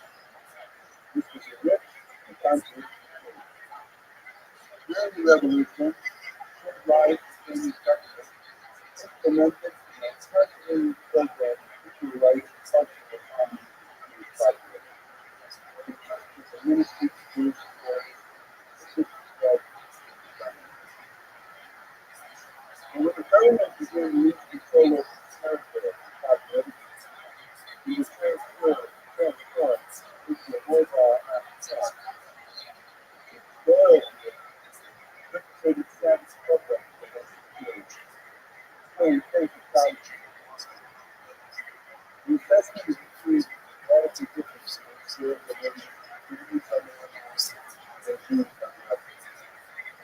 now I have to make it so far. And we stare out these people. What about Henry worked hard here. Well, we're essentially Catholics that ever gave ever received. We had to distribute the faith that we learned from these children instruction and vehicles. We also on our student results and research in the New Journal of the Rothschild Institute Life. We have graduate students in the public school. In 1935, we completed the documented dissertation of the sessions. We did further research and we worked with dissertation and research. Materials and documents published in 1989 by the Educated Research Institute at Harvard University. We received enthusiastic reviews and we still frequently cite it and sometimes I myself was citing the views here. Working on that project led us to reflect in general on the interaction of the church and we wrote out of a great sensitivity of authority subject. Surely it's done that fast. That is an avalanche. It destroys the myth of fundamental scientific effort and senses. And the incident instead in socioeconomic business we refer graduate students to their death. The University of Rothschild project shows them to show that we do more and more on the sector of our 20th century because once you see the work on the technology, each time you do that, as a preparation for studying about to do that for study. This article is an example for us, like an art and studies. Shows the influence of earlier work and the effects on the Chinese libraries and archives and universities beyond the most subject. Point of difference, kind of like this, is the slavery work on Rabbi and animal army theater. The theater was a first rabbi in the Rothschild family in the Nazi He began a series of youth consensus and congregations. After the war, many of the sermons cited as the rubble of some and established enthusiasm of production. During the scholarly exploration of the Holocaust, they began to point at the political internet, early myself, and start to ask I do not think that many scholars have the patience to follow the Rabbi was saying in what he did. Learning that his and many others explained the Rabbi's points of failure. In 2017, Dr. Rabbi did the whole Christmas project, called on of the New York Times. I want you to ask you notice every activity which global defines the use of the name. I think this first came to the surface of the great article, this is the way it was, anti-Jewish cartoon, we were sending newspaper publishers to the His book, A Prayer for Government, last year, he later became involved in documentary by Richard Simpson. This was the lost youth in Times Youth in Europe, directed by Guy Youth in France. He also became deeply involved in 7 minutes to Jewish minutes. He produced an excellent piece on the picture Jewish women in 1996. I read the papers. While living in Florida, that was the open park. Creating the exhibition entitled The Article, Religions in the Private World Texas. Catalogue to this exhibition titled Look in the same title in 2009. That interested in that politics and business development. He was really founded in the past 7 centuries. The University of Jerusalem, Cornell University, Harvard, he's been informed by a team. He was a Florida Atlantic in 2002 and 2004. Then he joined the faculty of Imperial College Senate in Pennsylvania 2015, moved to the main course. He's produced a series of lectures on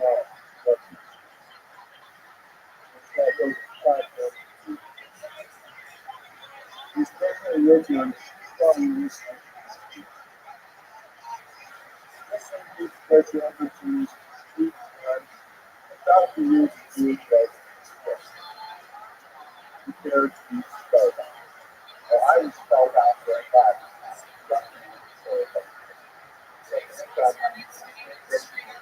For that moment, but I'm grateful that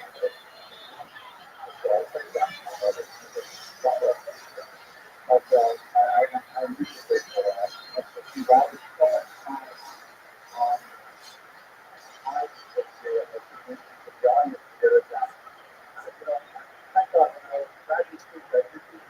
that was very nice way. Things go up there, so it's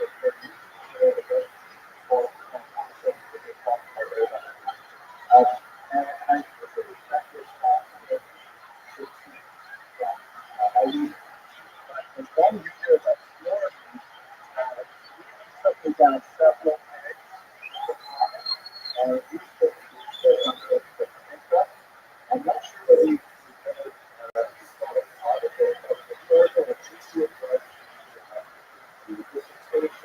but he deliberated about premises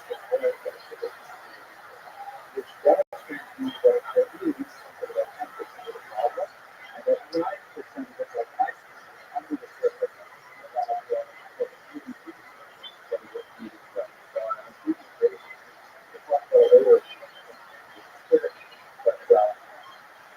it was such a I think I started so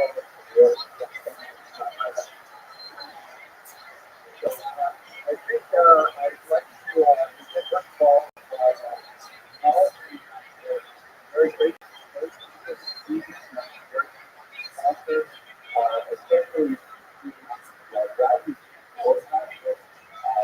Especially Rabbi, I was like, I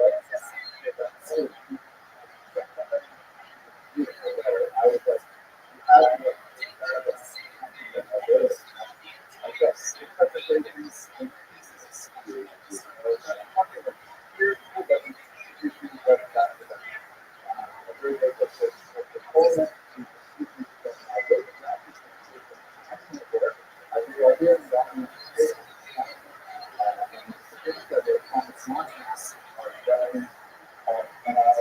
You're grateful for the experience that that's so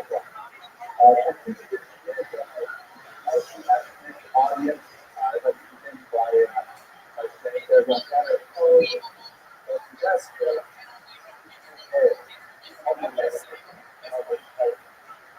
okay, but I really would like to see tonight with that it comes from the Jewish cultural canon, and actually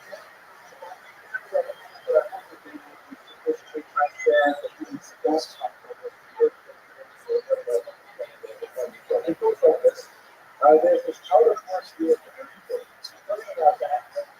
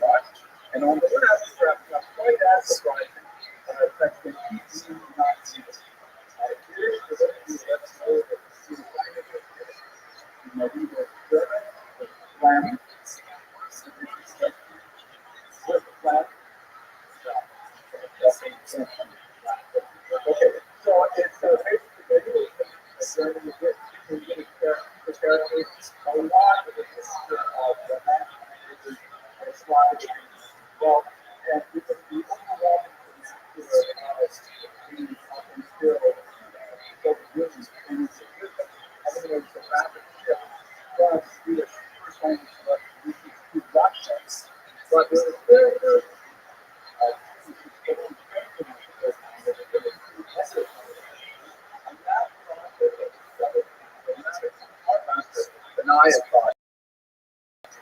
Now, that's something that I'm sure is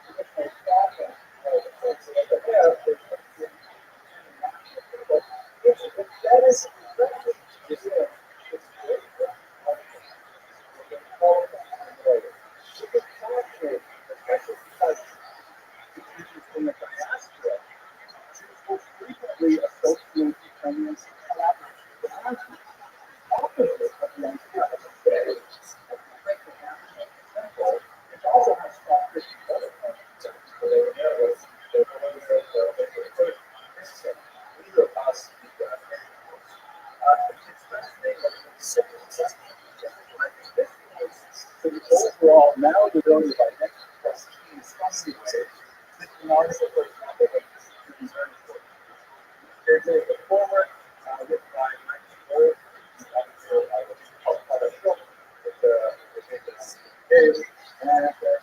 title of the book is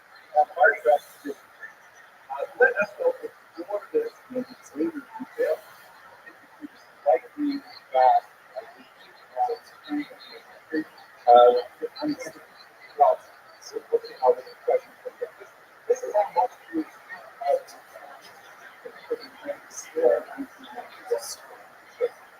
the tale of settlement, which is the region that Jews were allowed to live on Jews have been forbidden to enter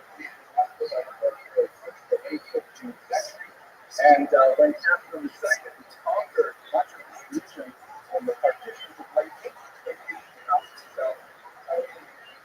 part of the world in the world. So it was the air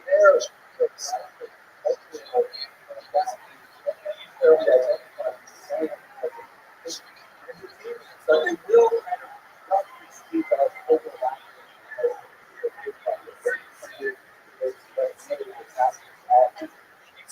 I have a very rough photo of that more or less only towards western part of the people and extending generously into Hungarian this area is defined by Protestants for well over 1,000 years, and there was mentioned in the context of Marcus. This is a bill from 1905, and during the period in the gap in the fall of the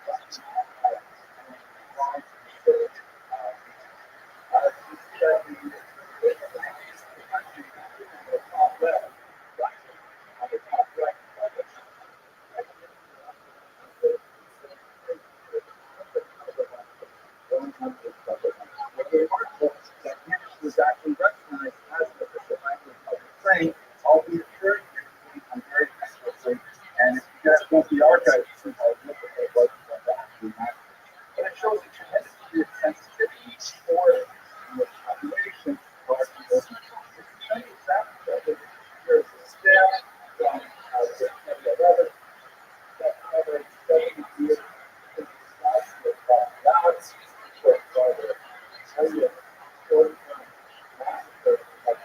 in the history of the Holocaust, in City it is a very place of message because after many more things that about 32,000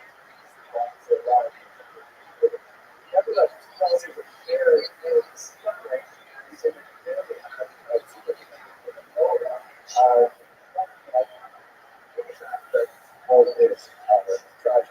And at the same time, while you have these unusual moments and artistic expressions of solidarity, you also have some issues that are much more difficult to handle, such as, for example, the knowledge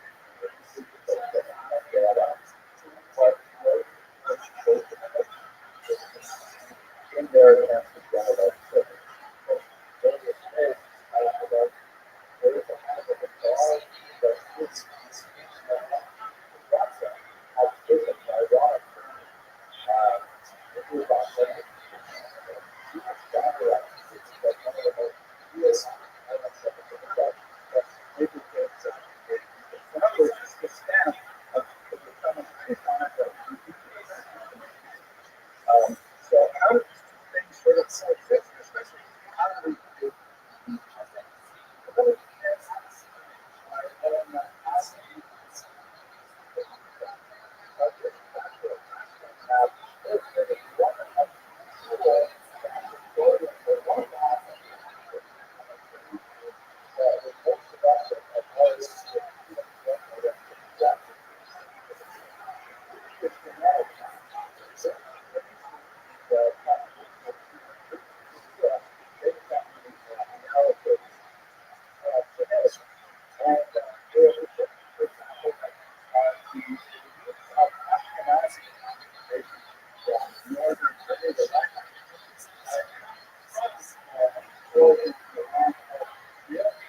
specifically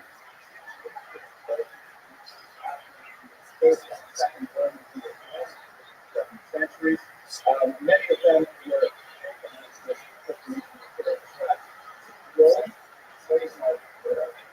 after that time,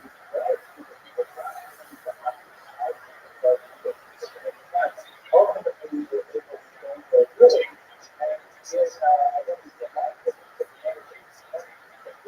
around year 850, there's this so-called founder event that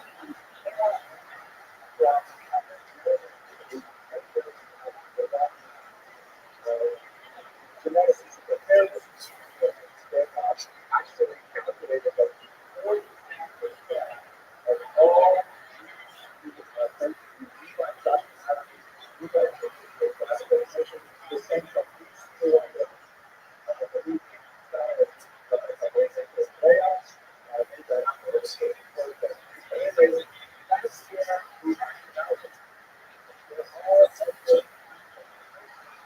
but the project from that is that they make their way in 9th and 10th century to Northern Germany. Again, in the 17th century, there's a major migration east. You see in this map. The enormous communities are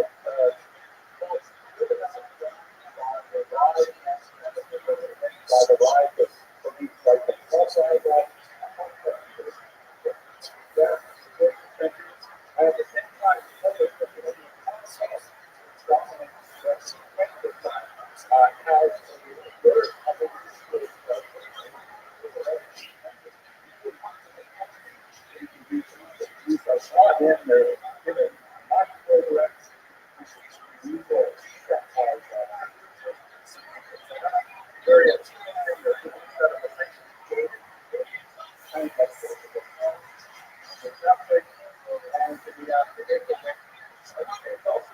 by the way, there's another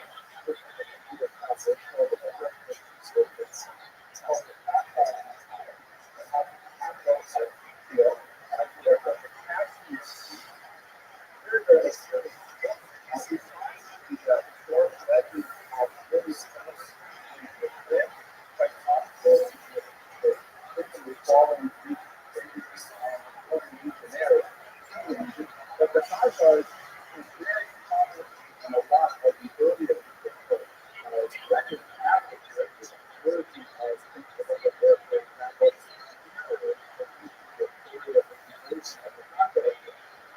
but next to story, the solidity of the entire episode and the breakfast with evidence that share what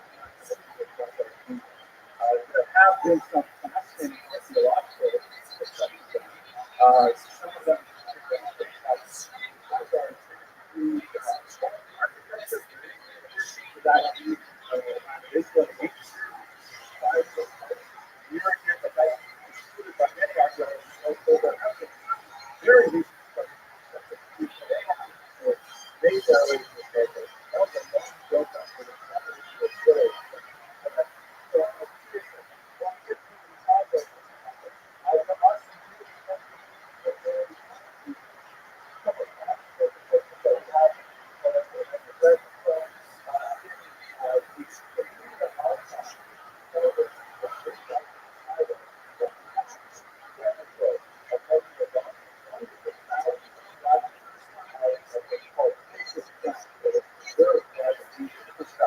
They found this document, which is a very demonstrative document. It's the letter of the document. There's one that you would have called a letter that indicates that the error is very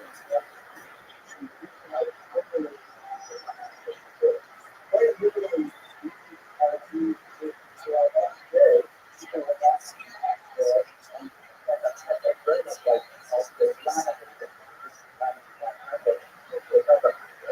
what's fascinating is that at the very bottom of this photo, is the broadcast is signed by an official newspaper. It suggests that there were authorities in the newspapers, many of them did vessel as a signs in the documents. But there's no question that these listeners, the different that we have, the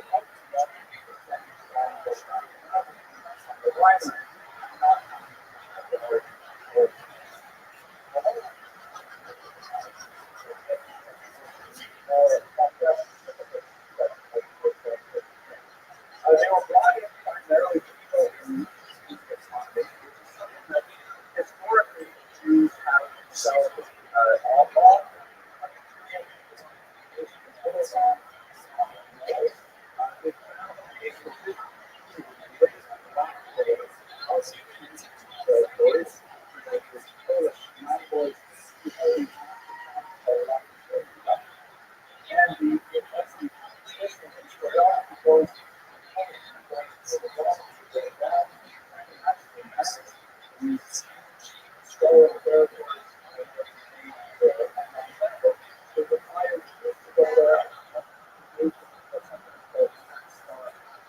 all the Polish landlord could say, for example,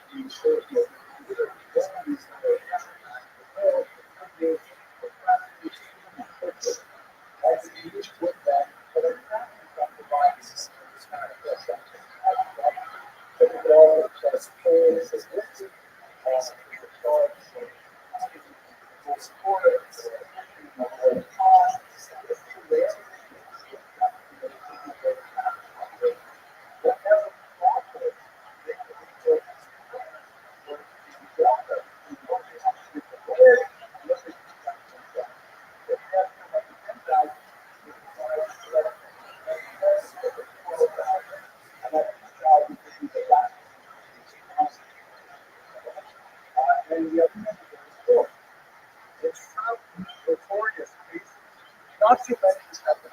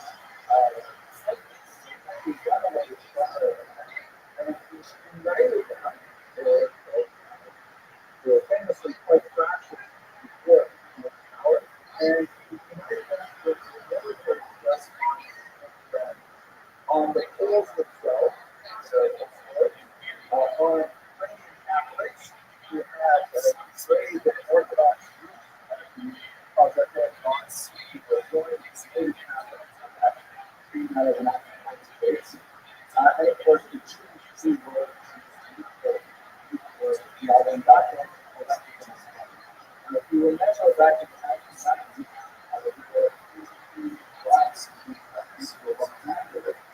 which were largely expressed in African American anger against the whites. White, but the reality is that the vote, but it was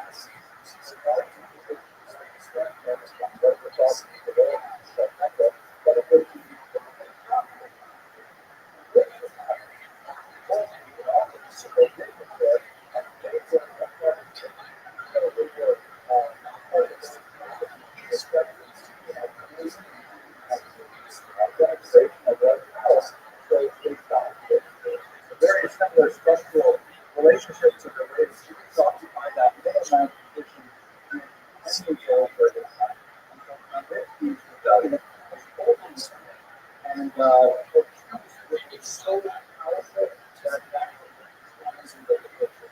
And really, it's right here, Jews really gather that facts from the Bible and really whole that lives on indelibly. That's why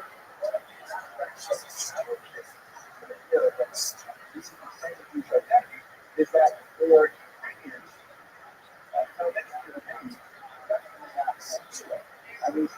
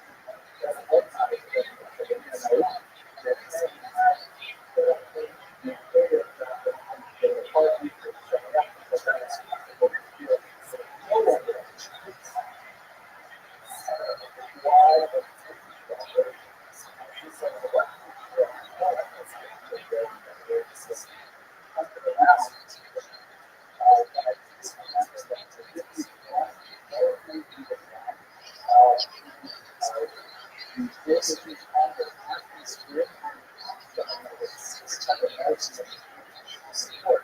So I guess it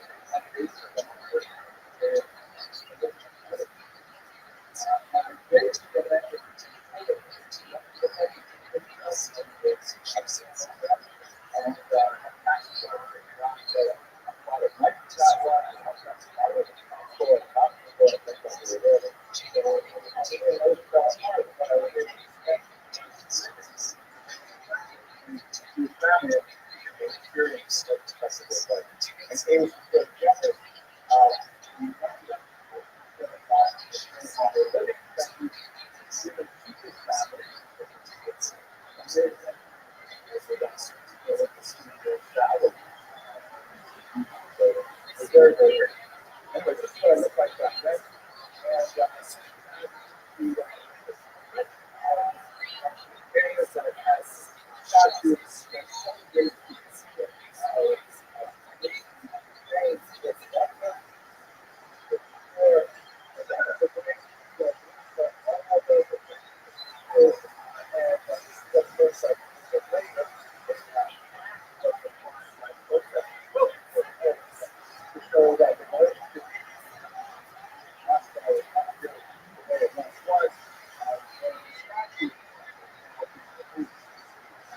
But trees and canyons were never to be brought up communities that have always developed. So if you primarily through the poles or the rocks, it's extremely important as they are zoning sunrise here the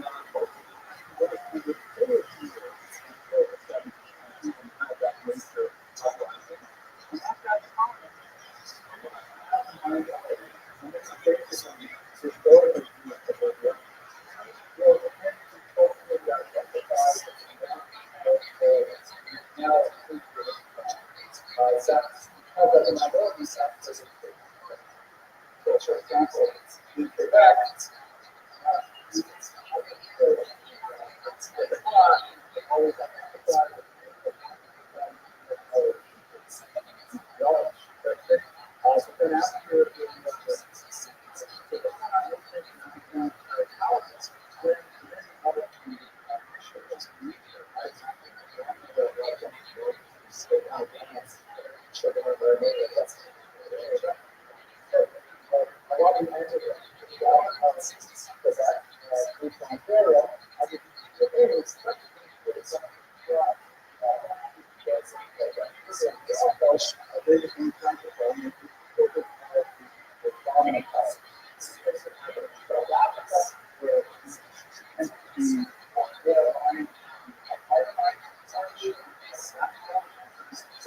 So it's not surprising that these people are living largely in Ukrainians as a minority they would identify with Ukraine.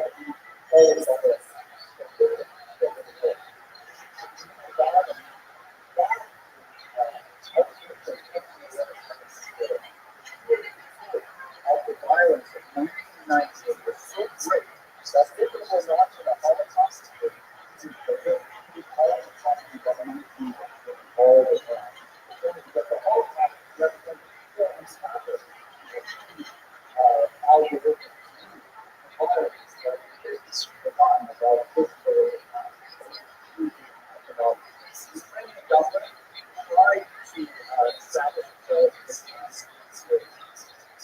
thoughts which were happening multiple weeks of the fighting and territory, but ultimately, as I mentioned, there was global government under was hard at the time going up to Ukraine trying to obey the Dutch forces. Now, the great paradox of Ukraine is that most of that ultimate law which we have was about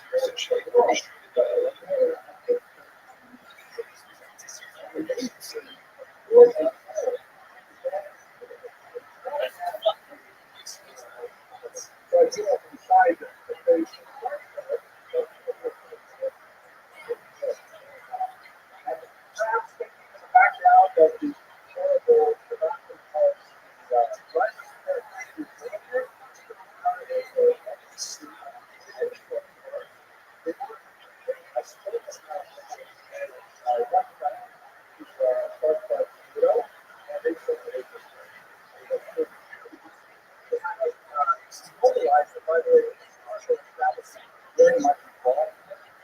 He was supported as part of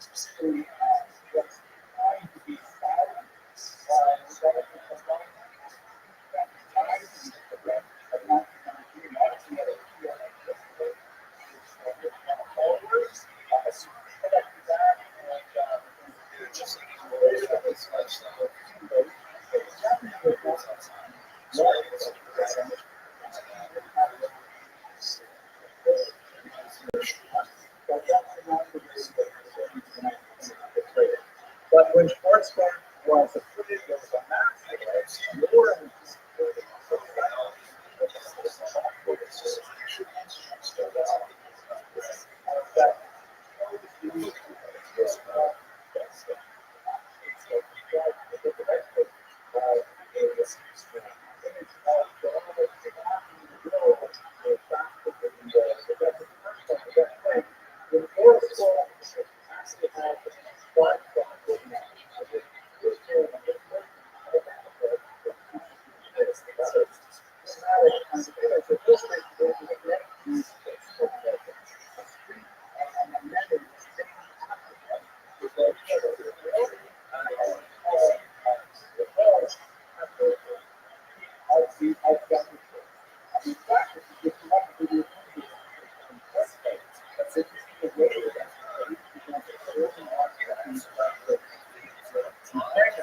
largely in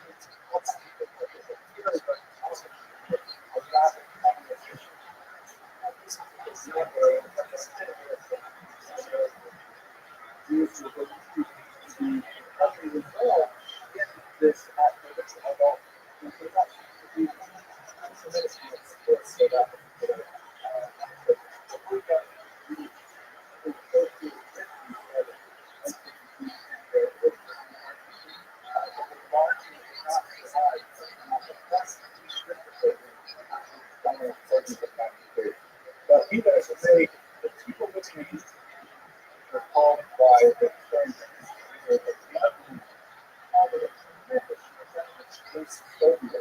not only for the domination of territories, but also because of struggle. So many cities were able to rebuild, led the widely Siberia, Tajikistan, and so on, that these regions were right. And that happened in 1949, June 22nd, when the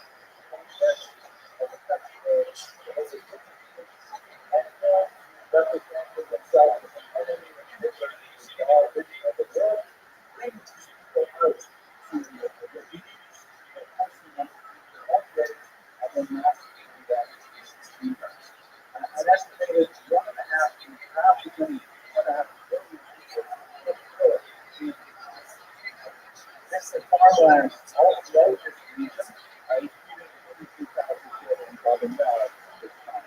My own family, those that did not join my grandfather in Pennsylvania, all the time were last refugees. I don't know if you see that outside the complex. This is the marker that designated spot where my own family went. So this is very changing difficult because the Nazis did a lot of significant indigenous support for their the so-called Australia or rebuilding or help rebuild for people not only the French but also the Polish, the Canadians, the Latvians, and we really join them to back to one of the most difficult and especially which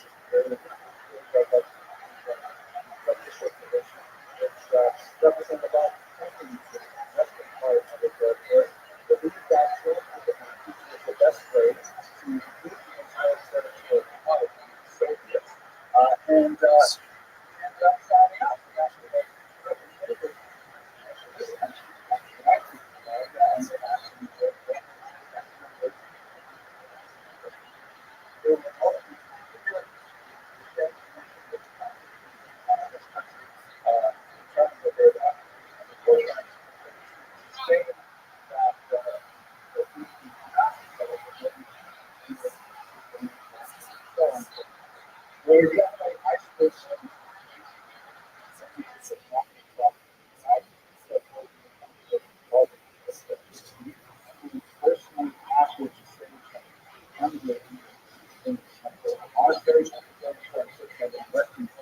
Is actually made viral tonight when the national sales come across this letter.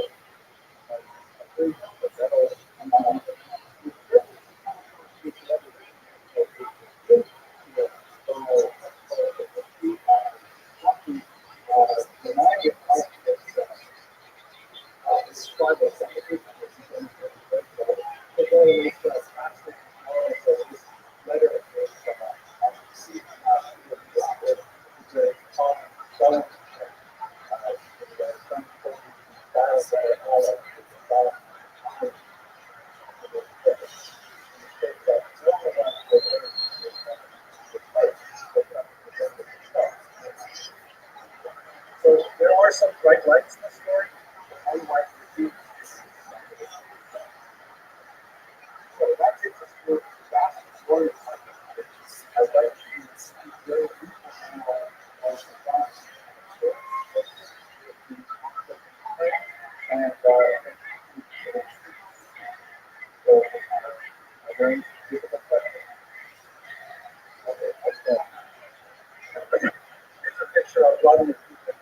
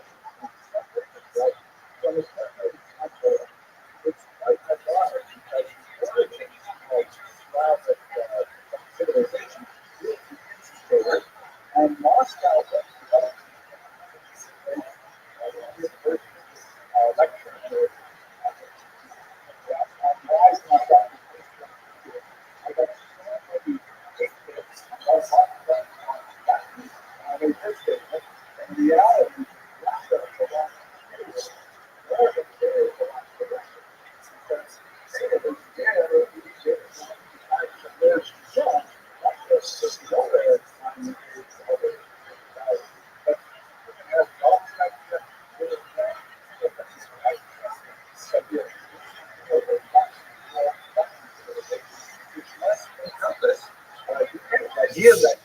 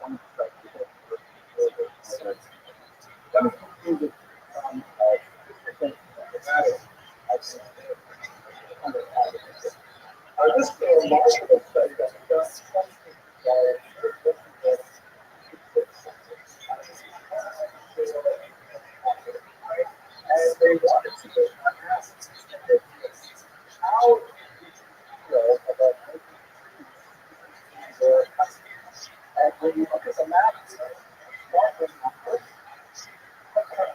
Great. That's the book number that kind of is 2015. As I described, is very self. Russia has about a third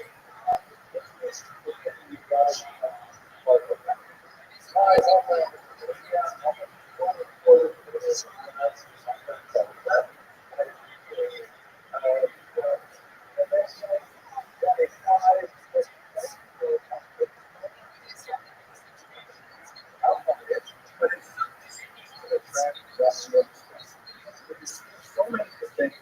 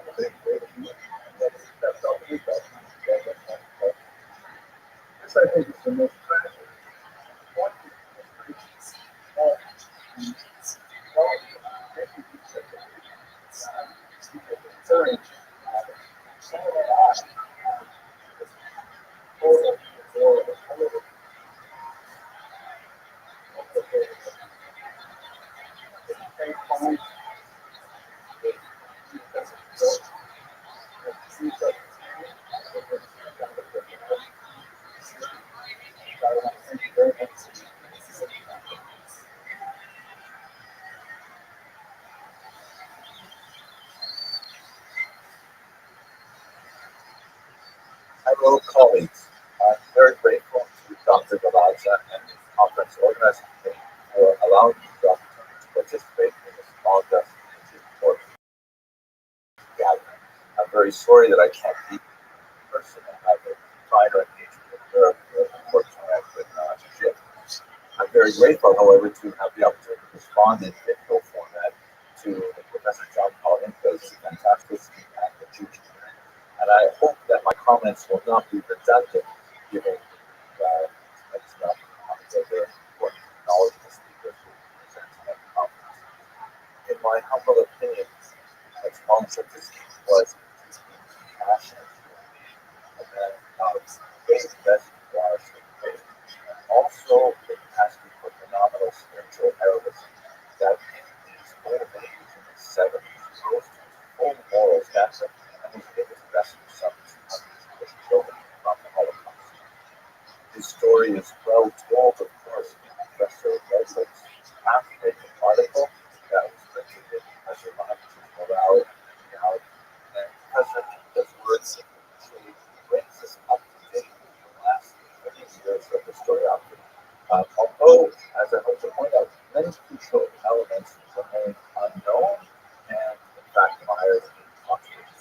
very gratified that Professor Hinka found my very good 1991 article in Harvard Ukrainian Studies and cited it so prominently as a really element in the development of English language historiography on such as we have in Jewish community. It, of course, identified a 1903 letter that the Metropolitan Institution and, in fact, sent some funds to it. I'm very gratified that Professor Hinka found that article sufficiently important to cite in this paper. And I think it identifies two very important points, especially relevant now, 2 decades since I authored it. The first is something that is really quite good, that is just a lasting testimony, an actual artifact demonstrating the Metropolitan's long-standing Bible Semitism. And it also demonstrates another point that's not quite as urgent. I'll discuss that shortly. Let's have a look at the letter, by the way. It's rather a remarkable document. You see it's written in a very fine Ashkenazic script. It seems to have mastered quite a few of the finer points of Hebrew and scholarly style. The scholarly is absolutely good. He refers to his interlocutors as my brothers. But let's get to the second point, which I think is perhaps not quite as important. As Professor Hinka writes with his masterful 2013 article in Pullman, quote, the development of the North American historiography had essentially closed. At that point, Professor Hinka two very important works that I unfortunately have not picked up. Great to see it. There's 28 studies by commentaries in the Holocaust. I like this very much because the annotation to the Nazi works that I choose to look works and I look works very much. But my first question would be, and this is related to the second one coming out of my 1991 article. While this is essentially what is happened in North America and Europe, what has happened in this? What has it know that there's something wrong with other nationalists, many of which have subconscious that hardly track down their large video archive with public memoirs, but the auspices of Student Field Civil Foundation, we have to get one of those. There's a tremendous number of sources that could show up on the different questions that are addressed by all of these authors on the subject of metropolitan activity. Well, I haven't done the research on this to know how to answer those, but I can have a very quick look at Wikipedia just to see what's showing up there. And as you can see, here's the Hebrew language the article on it. It's considerably shorter than the English language. And then you go down into the bibliography list. There's actually quite a few interesting things. There are citations of 2 scholarly articles produced by Rothschild, which is especially relevant given the labor controversy. They tend to go ahead with read research and also another important memoir of a few other things. But it also lists a 2005 article that was written in Paris with a very provocative title in Ukrainian. Takes us to the National University of Jerusalem that lists 16 articles and in English 5 books and people that all have much more than the title alone. Slightly deeper look at computer at the use of solar show they provide a tremendous amount of material and it remains to be seen to the evidence looks like whether this and highlight what they're able to self sources. I doubt that the research has changed the basic parameters of what we know about the culture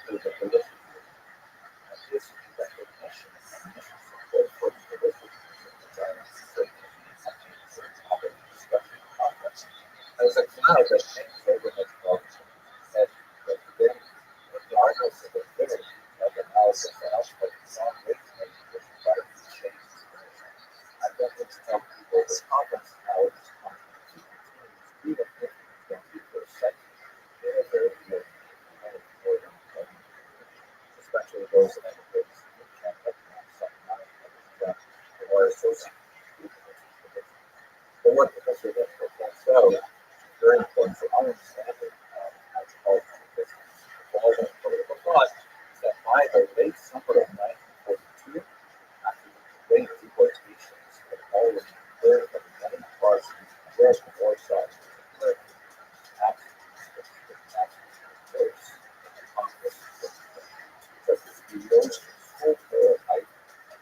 all the powers of the Congress to aid rescue some 200 children by monasteries with explicit instructions not to either children, the writing pastoral letters that them participating in that one of the most guidance superiors involved demanded that some sort of action be taken to stem control of the flag. At this point, without question, those in detail that can save it has been positive relations with the past. By way of a small tangent, compare the Japanese civilization of this group with someone tremendously renowned economic economist Thomas Shapiro of Warsaw, who continued to write sermons for his battle community in the ghetto, which were later discovered as part of the European archives. And through his real-time writing, which was designed for a public audience, track from September of 1959 all the way up until January of 1943, when he signed these documents. Home Shabbos archives were very open. Fortunately, they were discovered in 1955 by a Polish construction worker. This is how Rabbi Shapiro also went through the process of realization of the meaning of the Holocaust. Rabbi Shapiro's case, of course, was a strong realization that the Holocaust was something togetherness, something that never happened before. It's fascinating to note that the timing is very similar. That in the case of Rabbi Shapiro, his ultimate realization of other catastrophes the Holocaust represented didn't happen in the spring of 1942 when an escapee from the concentration camp death camp was held into back to Warsaw Ghetto was revealed the resistance there, what exactly was happening in the gas chambers. I would think that this would also be an interesting doctoral dissertation comparison of the realization of the meaning of Nazism for both metropolitan priests and Shabbos. I had to reflect on the fact that I met with the autobiography, classic collection of essays on metropolitan history, morality, new leaders, religious leaders. I would like to say even historians have to negotiate both the moral sphere and also much more pragmatic realities. And metropolitan history biography illustrates this because it has this long phylogenetic history marked at one point in his old age by a qualified and temporary support for an otherwise vile class, and then his return to that strong position of morality. It makes the complexities of understanding his personality very, very difficult for people to create simple narratives.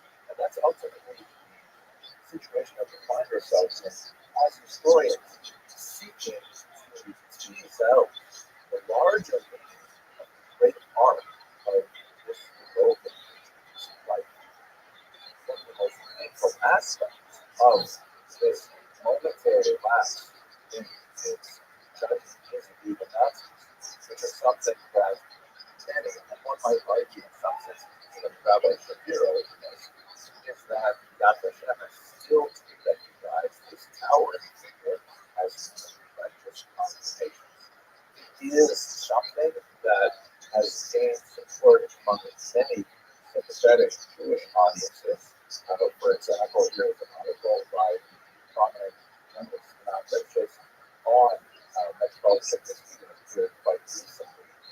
Because at the end of the day, politics is some 200 children who have been sent off, exposed out here, food diagnostics, and those children later went on going to community. We just want to highlight to take a moment to reflect on what this means for us at this point in the 21st century, reflecting on the life and methodology. I'm sure you all familiar with the famous quote from the great American author, the prophet, the past is never dead, it's just past. Many of the existential issues and methodologies of history are still with us today, albeit very small. I'm sure that many of us are following wars very closely with war, war, both of which have tremendous consequences for many countries, respectively, and together, actually.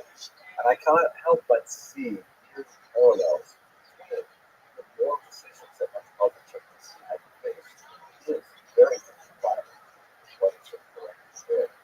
For example, we have places in the United States has a very significant election, while the House of Representatives and most Americans are united in condemnation of Vladimir Putin for his seizure of Ukrainian children, for example. But when it comes to the question of aid for Ukraine, it's remarkable to note a significant number of senators do not connect the gross morality of such abductions with funding response to Ukraine's need to defend its territorial integrity, especially to return children to their home. And in terms of Israel, I'd like to point out that we all have a community there. Many of us have participated in international conferences on Ukraine, Jews in Ukraine. I'm talking about Professor Rabbi, Jonathan Rabbi, who is an American-born Israeli, who is one of the leads the Southern Ukraine, specifically out to the southern Unified Soviet in the 20th century. And she's only one that he separated from us. He's one of her colleagues. His son, Sally, was taken from what's near the wars, near the Gaza border, and is still in captivity over a year later. We want him to return to his family as soon as possible. So we are intrinsically involved in similar ethical issues that metropolitans have faced. They may seem much more distant to us because we are not at a time of war here in North America, but nevertheless, in a globalized environment, our decisions and our words make incredible differences.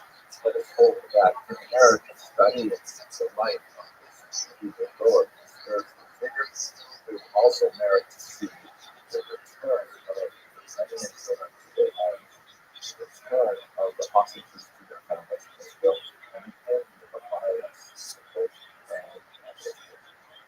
Thank you very much for giving me the opportunity to participate in this program. I hope you guys can see complex.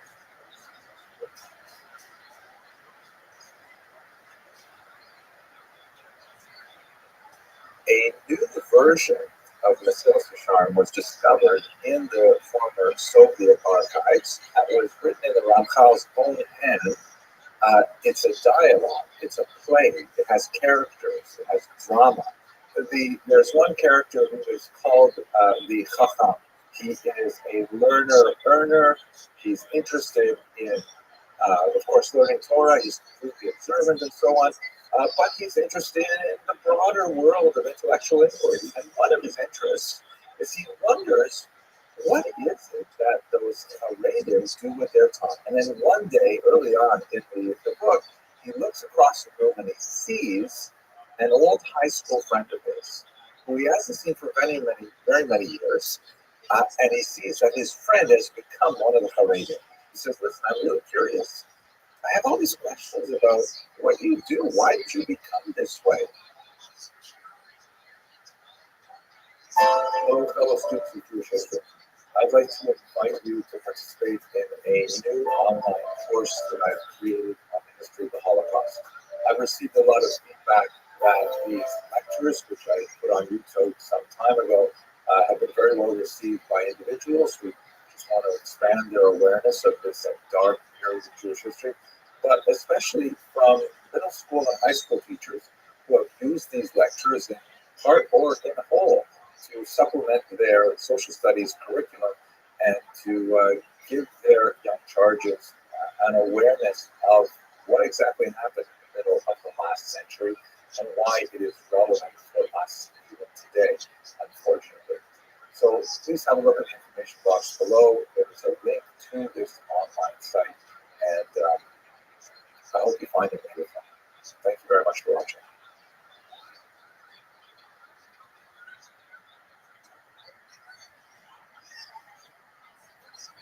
According to some news accounts, a woman took a brick and threw it through a bakery window. Everyone rushed in to get the stolen bread, and this food riot sort of expanded and expanded. It took on more political overtones, and ultimately, within a very short period of time, the Tsar's palace was overrun. The Tsar and his family were arrested. They would be assassinated later, and it gives you a sense of just how tumultuous and how crazy everything was at the time. And they call themselves the provisional government, and the whole idea that was that they wanted to establish a form of democracy, and they wanted to do it right. The communists were able to take advantage and ultimately undermine Kerensky's efforts. The genius behind all of it was Vladimir Ilyich Lenin, shown here, Vladimir Lenin, with Comrade Lenin at the top there with his characteristic soft cap, and he's getting rid of all of the negative classes.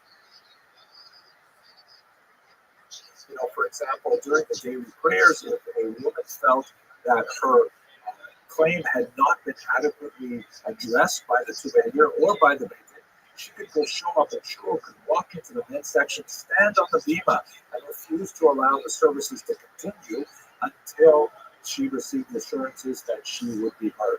This, of course, was subject to a certain degree of abuse. It was a fairly extreme form of sanctioned disruption that nevertheless did allow many elements of society that did not have conventional power to be able to nevertheless make sure that their causes were heard. And by and large, this Kahila structure really functioned very well right up until Napoleon basically destroyed it with the destruction of the corporate nature of Jewish society.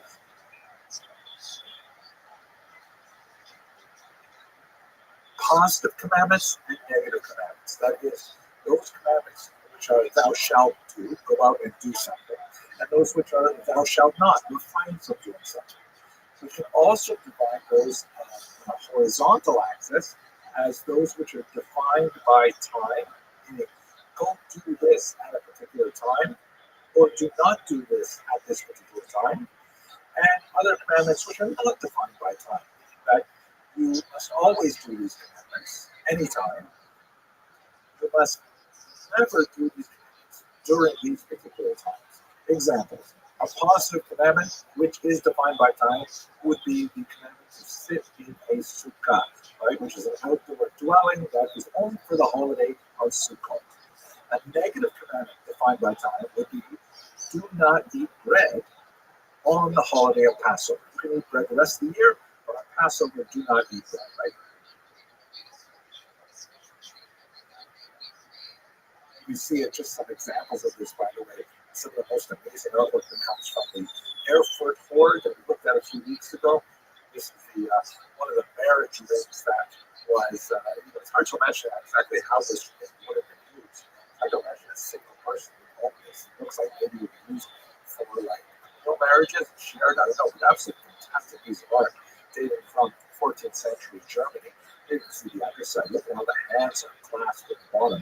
Absolutely gorgeous artwork. Really puts to shame modern jewelry by some of these designs, but who am I to judge these aesthetics? I just think it's fascinating. And here is one that is from Strasbourg, that is one of the most famous. Sometimes these are called the Strasbourg sisters. And it's interesting because the church is shown here kind of like looking daggers at her sister. And I think it's a rather unappealing kind of image. Like, you don't like her, she's very judgy, so to speak. And synagogue is a much more graceful kind of form, but she is an attitude and a posture of decline. She's literally falling away from the rock, which indicates the collapse, decline of Judaism. All these things are give a very consistent message. I think one of the most fascinating things I've ever learned about the history of anti-Semitism, which is something that has pretty much occupied my mind since I first personally encountered it as a 14-year-old kid. And that is this quote from Jean-Paul Sartre, who immediately after the war published this very important small book called Réflexions sur la question juive, Reflections on the Jewish Question. He wrote, Si les Juifs n'existaient pas, l'antisémite avait gagné.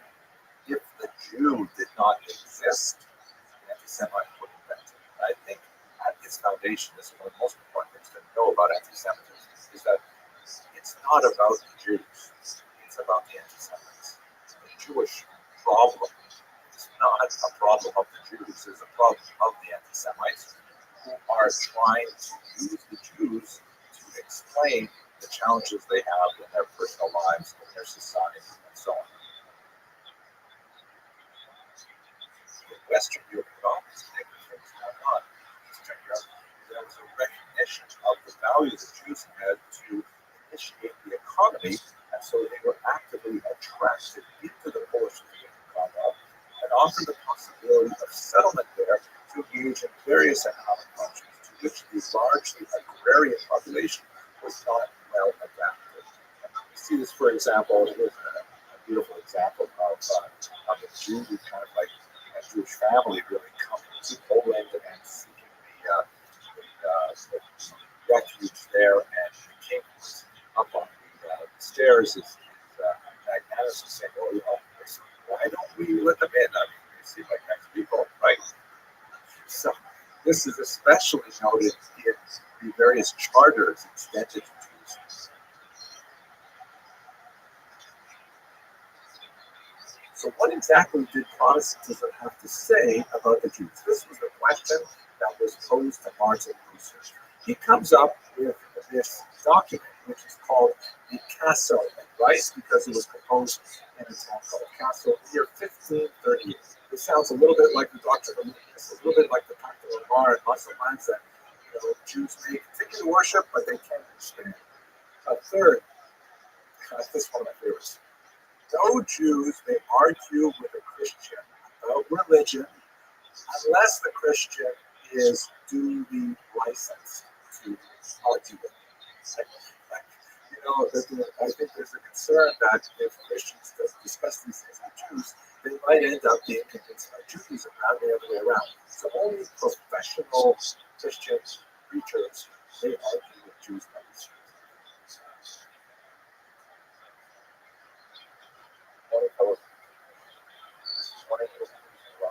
Beautiful canal somewhere in southern Netherlands, goes probably northern Belgium, on our way to the network.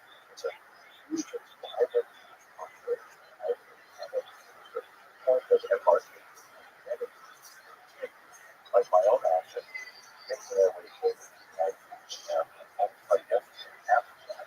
especially with the synagogue radical buildings. So many people know special by politics symbol that was created symbol by abstract specifically the leaders before describe themselves and they talk about that on the great day. I wait to hear more of something culturalism.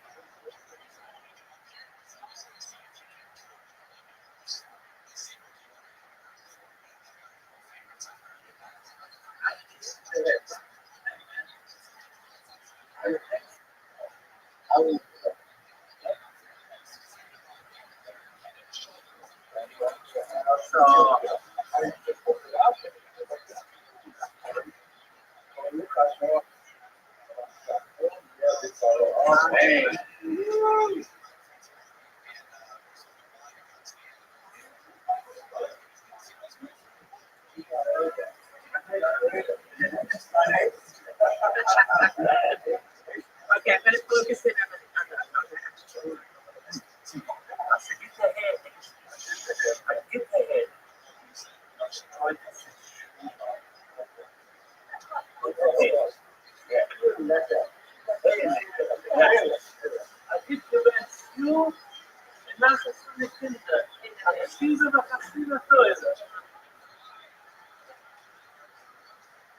Duarte de Paz, he was a Portuguese diplomat who was of crypto-Jewish origins, which means his parents were likely converted in the forced conversion of 1496-97 in Portugal, and he was born around 1500. But he had this remarkable career lobbying popes to hold off persecuting other Portuguese crypto Jews. That's just mind-boggling what he got away with. And he went to Pope Clement VII and actually got the Pope to cancel the Inquisition in Portugal. This is amazing. The Paz was able to get Pope Paul III to actually pardon 1,800 Portuguese crypto Jews who had been arrested for secretly practicing Judaism and have them released from these Portuguese dungeons. 1,800 people. It's just incredible.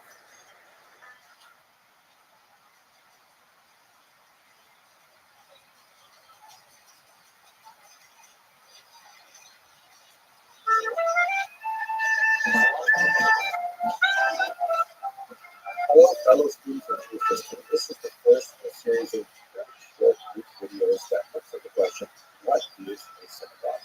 And our first topic is, it is a place of training. Where does this term synagogue come from? It's Greek, and it means basically to gather together. That's the translation of the Hebrew term, beit knesset, or literally a house of meetings, meaning a place where many people come in to gather together. This is one of the great gifts of the Jewish people to the broader world, because this institution of the synagogue, which really began with the Jews, was later widely imitated, in particular by Christianity and Islam. So that if you go not only to your local synagogue on Saturday morning, but if you go to a mosque on Friday or a church on Sunday, you are really going to an institution which is based on an early Jewish innovation.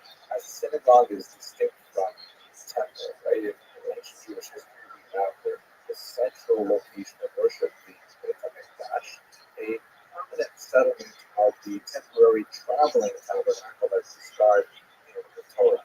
That was called the Mishkan.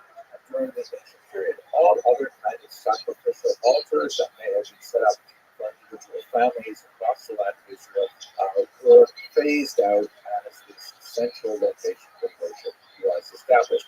But the synagogue is quite different. The synagogue is not trying to compete with the temple. The synagogue is kind of like, we're too far away from the temple and we still have a desire to express our need for closeness to God, and we need some kind of place to do that. When did this beautiful institution start? Well, according to the Midrash, Yabrit Shimoni, number 408, this institution is described all the way back to Moses. We see this argument also mentioned in the first century historian Josephus, and even in Christian sources, there's an attribution of this institution to Moses. There's a lot of interesting literary suggestions that the institution of the synagogue was widespread by the 6th century before the Common Era, when the land of Israel was conquered by the Babylonians, and many of the Jewish population were exiled all the way back to Babylonia, and they set up some kind of houses of worship over there, longing for their far off home. And we see this referred to in the book of Ezekiel, chapter 11 to 16, in which God says to the prophet, I will be for them as a little sanctuary in the countries where they are. The Hebrew is the Mikdash Ma'at, right? A small sanctuary, and this certainly encapsulates the idea of what a synagogue should be. There are interesting passages in the Talmud that talk about ancient synagogues from this period. One in particular called Shatriyati, which was built in part by putting together some of these ruined bricks from the first temple itself, brought to Babylonia and used in the construction of the other temple. And so the idea is that synagogues today represent some little part of that ancient tradition of the temple itself. It's not hard to imagine why synagogues would be especially associated with the diaspora. The great distances that often separate the diaspora communities from the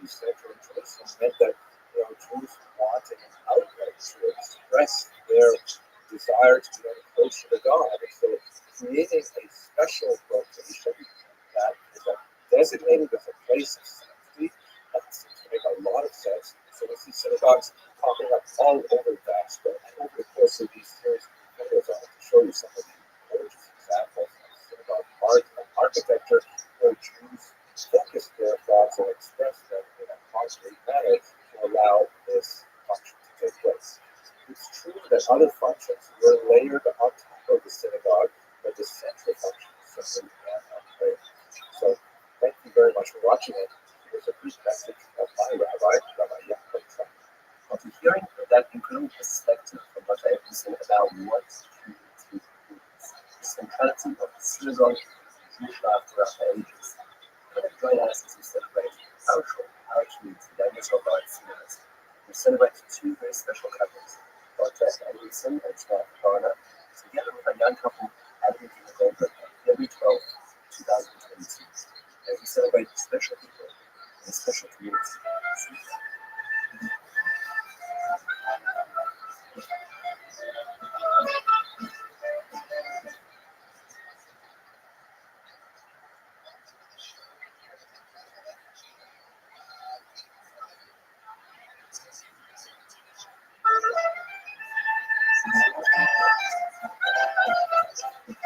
Hello, fellow students of Jewish history.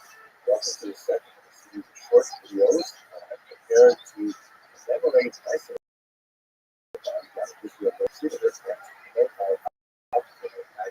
Today, I'd like to answer the response, it is a place of kindness. In the first video, we talked about the synagogue as a place of prayer, but the synagogue actually it serves a very, very useful purpose as a communal gathering space. Bear in mind that, especially in pre-modern Europe, it is not so common to have like large public spaces that could be easily rented for communal functions, especially if you're in a ghetto with very, very restricted space requirements, and people living in multi-story apartments, such as in Venice, for example. So having a free space that can be designated for communal meetings and for communal discussions and for communal activism is very, very useful, and that's the service that the synagogue often provided for the Jewish community. This is especially true in not only in ghettos, but also in shtetls, in small villages of God and Eastern Europe, where, the level of wealth might be such that the only communal space available would be the synagogue. And as such, the synagogue serves as a extremely useful logistical starting point for all kinds of community organizations, as so-called chevras, or committees, which deal with everything from providing dowries for poor brides to taking care of orphans and widows, travelers, and providing for education and providing for all kinds of needs of the community. This would be typically organized within the synagogue walls. The Talmud tractate does place restrictions on what can be done in the synagogue. It has a level of sanctions, so it can't be used, for example, as a place to organize the conducting of business or to take advantage of the large open space to hang laundry or something like that. One can't, for example, take a shortcut through a synagogue. You want to get from one street to another street, and the synagogue has doors on both streets. You can't just cut through the synagogue. But for the most part, synagogues, medieval Europe in particular, were frequently used for all kinds of communal activities to benefit the community as a whole. It's certainly appropriate to use the synagogue for charitable purposes, to organize charities, things like that. I'd like to have a look at one particular synagogue that I find incredibly useful that really encapsulates this tremendous value of the synagogue as the beating heart of the community. Let's look at the synagogue of Rothschild, which is totally you can see from this map here. It's just a little bit east of Krakow.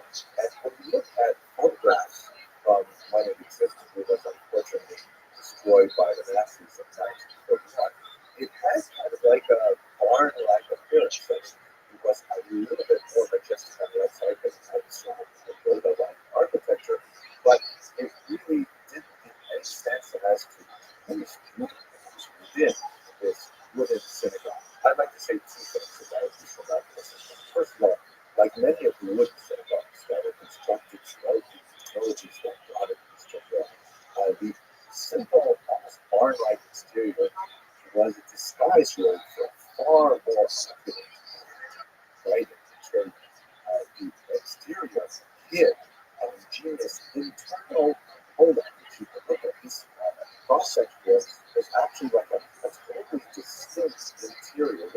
Looking at it from the outside, it looked like a rather large kind of, but simplistic, somewhat ramshackle structure. But when you walk inside, the angle of this curving, gently sloping architecture that directed your eyes everywhere. And that must have been an absolutely incredible experience. The second thing is that many of these Greek synagogues had their internal pillars, and in fact all the walls richly decorated with precious colors and representations of ideas in Torah, Talmud, and so on, particularly the zodiac, as we shall see.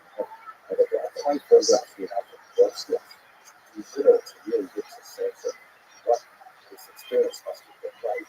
Many years ago, I had the privilege of working with Al Barry at Florida Night University and directing Carl Hirsch on a documentary video looking at the Boston synagogues that were destroyed by the Nazis. And here's a short clip of a look at one of those synagogues, specifically Zodiac, with a much younger man describing the experience of the narration is that people simply design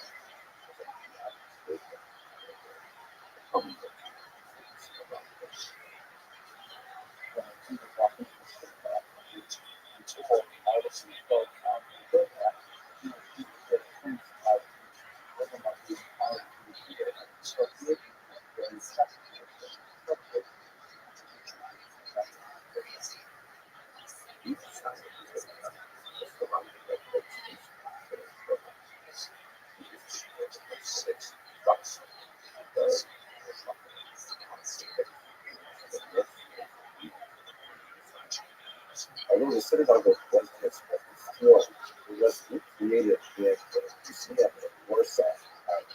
Beautiful recreations you can see there in these photographs that really capture this kind of Persian carpet quality of the richness of the imagery and the text that surrounds the worshipers and the synagogue. And you can imagine that the Jews who gathered in the synagogue midweek to deal with much more secular concerns, like, for example, how are they going to fund this school system this year? How are they going to provide for Anna's dowry and things like that? It must have produced a tremendous sense of holiness as they sat at these remarkable decorations in this internal monument. And this is one of the reasons why Rabbi was so proud to be enthusiastic supporters of youngest Muslim students, because it, like many source reservoirs, encapsulates the value of chesed, of kindness. And although there are multiple minyanim that are perfect, one of the first and foremost is prayer, it really is a tremendous place of chesed. Where there's a phenomenal amount of community organization that goes on, food bank that's especially important to my wife and myself, blood drives, and support for needy members of our community and communities that surround us in Israel. It's really a phenomenal place. Very, very interesting. I hope that you will join us at the dinner in February. And here's a message from our leadership award. Alan and I are so honored that the school chose us to be the young leadership awardees at this year's dinner. Please join us if you haven't already signed up. Motzei Shabbos, February 12th, 2022. It's going to be a great evening, celebrate our community and our school. The more people there, the better it is. If you haven't made your reservations, there's plenty of time, and if you have, good job.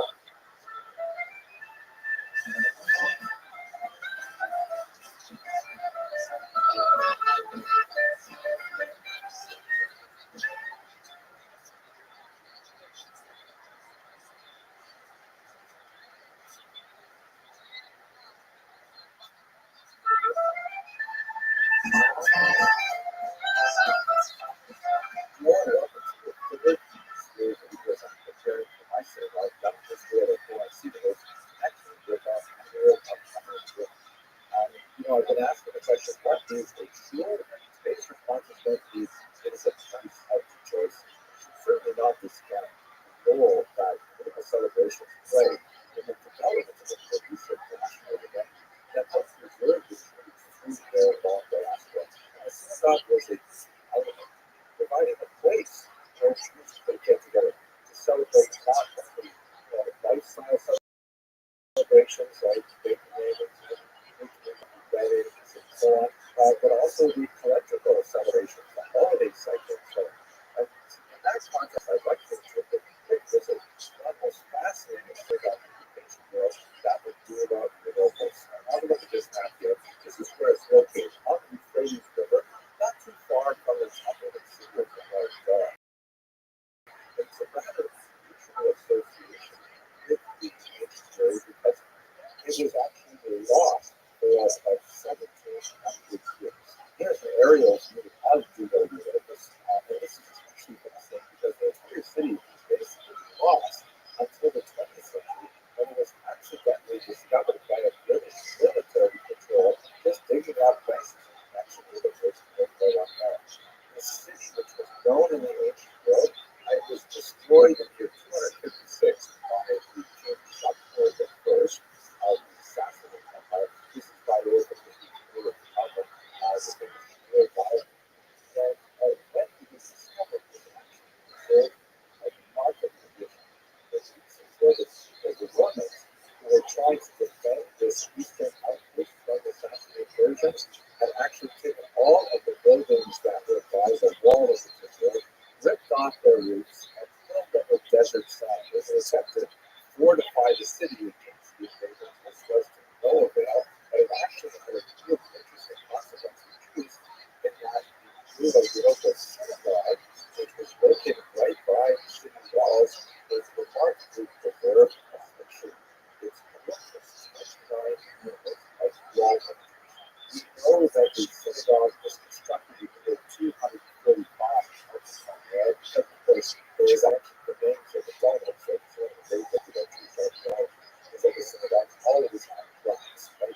Those restrictions tell us how long things are like. So let's have a look at the synagogue now. Here you can see the western wall, which has the Arab Kodesh on it. This is the western wall because we are on the east side. So here on the outside, we can our picture of the eastern side. So just get a sense of what it must have been like to walk into this building. It was amazing. Literally every inch of the wall space. And because of the sand, it was actually preserved for 1700 years. Both light entered in to believe that we can see levels of renovation work or something that painted over some of the adjustments. So there's just effort, investments, and energy. There's a beautiful temple in the see that the third festival delivered in Greek as Iron Peace. And it's amazing mural that shows and sees the life of Moses, which also indicates fascinating thing that the youth are doing the Old Testament, because that's a function about portraying the images, faces, appears of a multi-figure representation of the Jews crossing the Red Sea, with Moses shown and several figures of the Moses here by the way. Clearly has, in some cases, there are two distinct artists that are considered. One shows very Roman figures or rather mystical figures, and a lot of the figures are showing togas, and the other is that much more Persian influence of that Persian type person. So, and you see battle scenes going on in the logos, and here's one of my favorites. It's just a great image of the humiliation of Haman, who is shown here. He obviously has lost his pants somehow, and he is walking mortified with a symbol of great honor. So one can only imagine that these remarkable images must have accompanied a sense of awe and celebration and excitement. This gives us a sense of the kindness of rejoicing that go into this special room that is called the synagogue, and it is one that I associate very closely with asking about the new synagogue students. I really hope that you'll be able to participate in one from the other, hopefully by actually coming in person to our dinner celebration this year. Thank you very much for watching. Hi, it's Stephen and Marjorie Kilmer.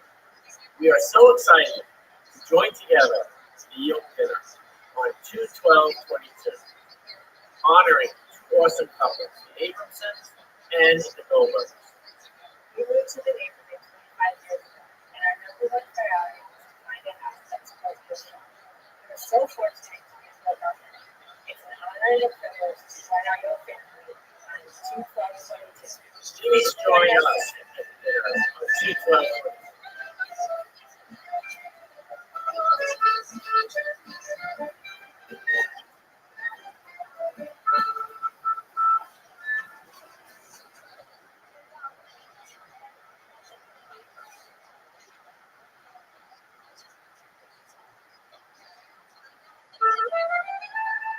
Hello, welcome to the fourth in a series of videos looking at the question of what is a synagogue that is specifically associated with the upcoming annual shul dinner for the youngest graduates students. So today I'd like to speak about the synagogue as a place of memory. What I'd like to begin with is a small video. I'll try and make it really quick, but basically this in South Florida put together a lot of money. They raised a lot of funds to buy a fighter jet for the Israel endeavor. They raised the funds to buy this fighter jet. It's an F-15 fighter. And they have a big study at Fort Lauderdale Airport where they're all sitting on bleachers, and the pilot is there from the IDF, and he's about to get into the cockpit for the very first time on his maiden voyage, and he salutes everyone on the bleachers. He gets up in the cockpit, pulls down the power, fires up the engines, goes racing down the platform, stops. The plane sets around, fires up the engines, goes racing down the runway the other way, and he stops again. Does this a few times to a pilot, comes to times he's up to the bleachers again, he hops over the column, he walks down onto the tarmac, goes up to the president of the Hadassah group there, and says, "Ladies, I'm afraid the plane will not take off. We have to remove at least some of the flaps." For those of you who attend synagogue regularly, you know what I'm talking about, because synagogues have a tremendous amount of their political real estate devoted to plaques of various kinds. So-and-so donated for this, so-and-so dedicated for this, and things like that. And that's really a very old tradition of Jews.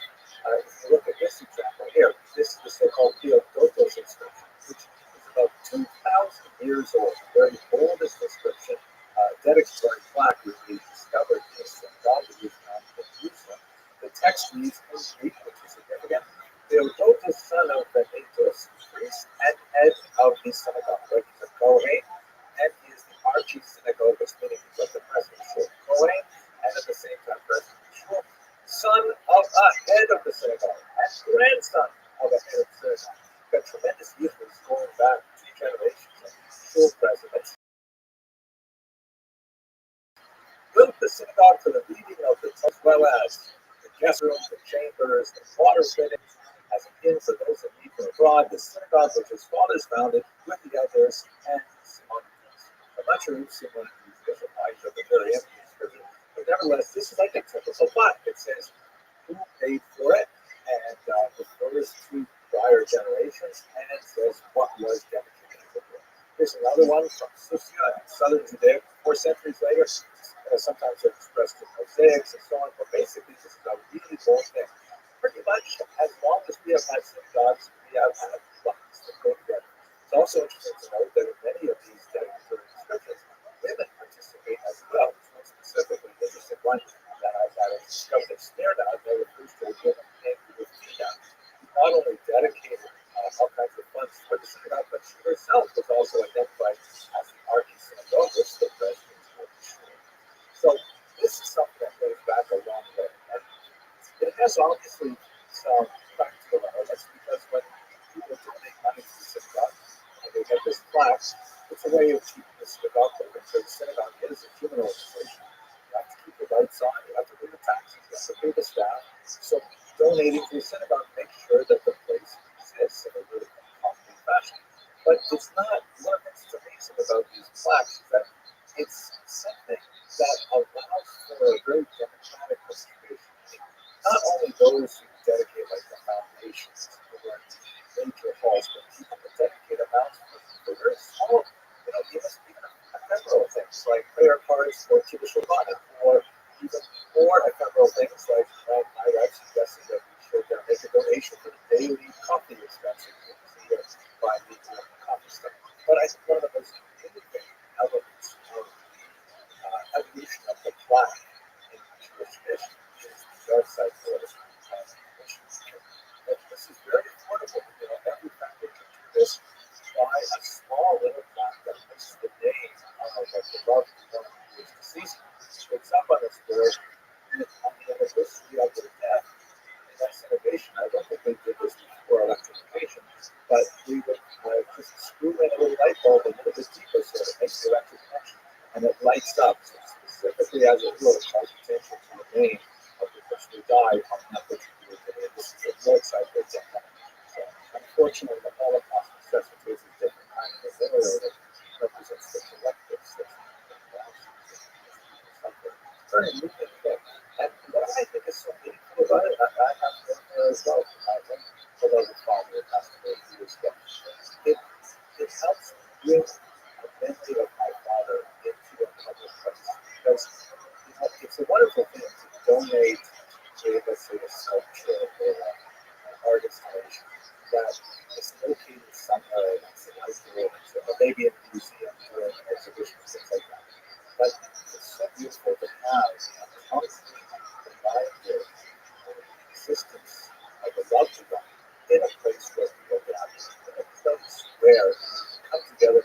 I often end up and just walk over to the plaque, small plaque that my family and I dedicated to my beloved father, just to think about him or remember him, and to know that in some symbolic way he's there with me, God, it's a lot to me.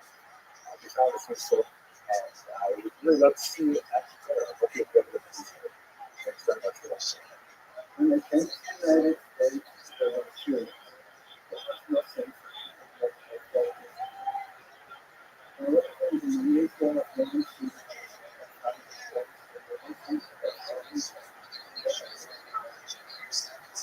I tried to consider that when I used to run and that even some we have visited the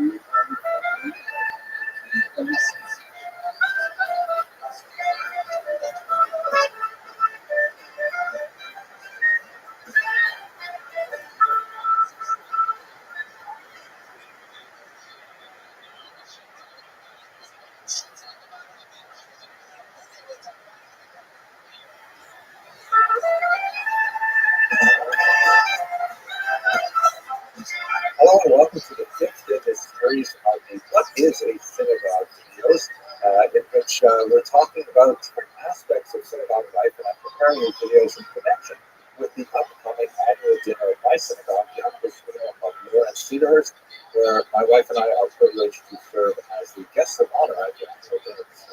So when I think about synagogues, I think so much about how they are places of leisure.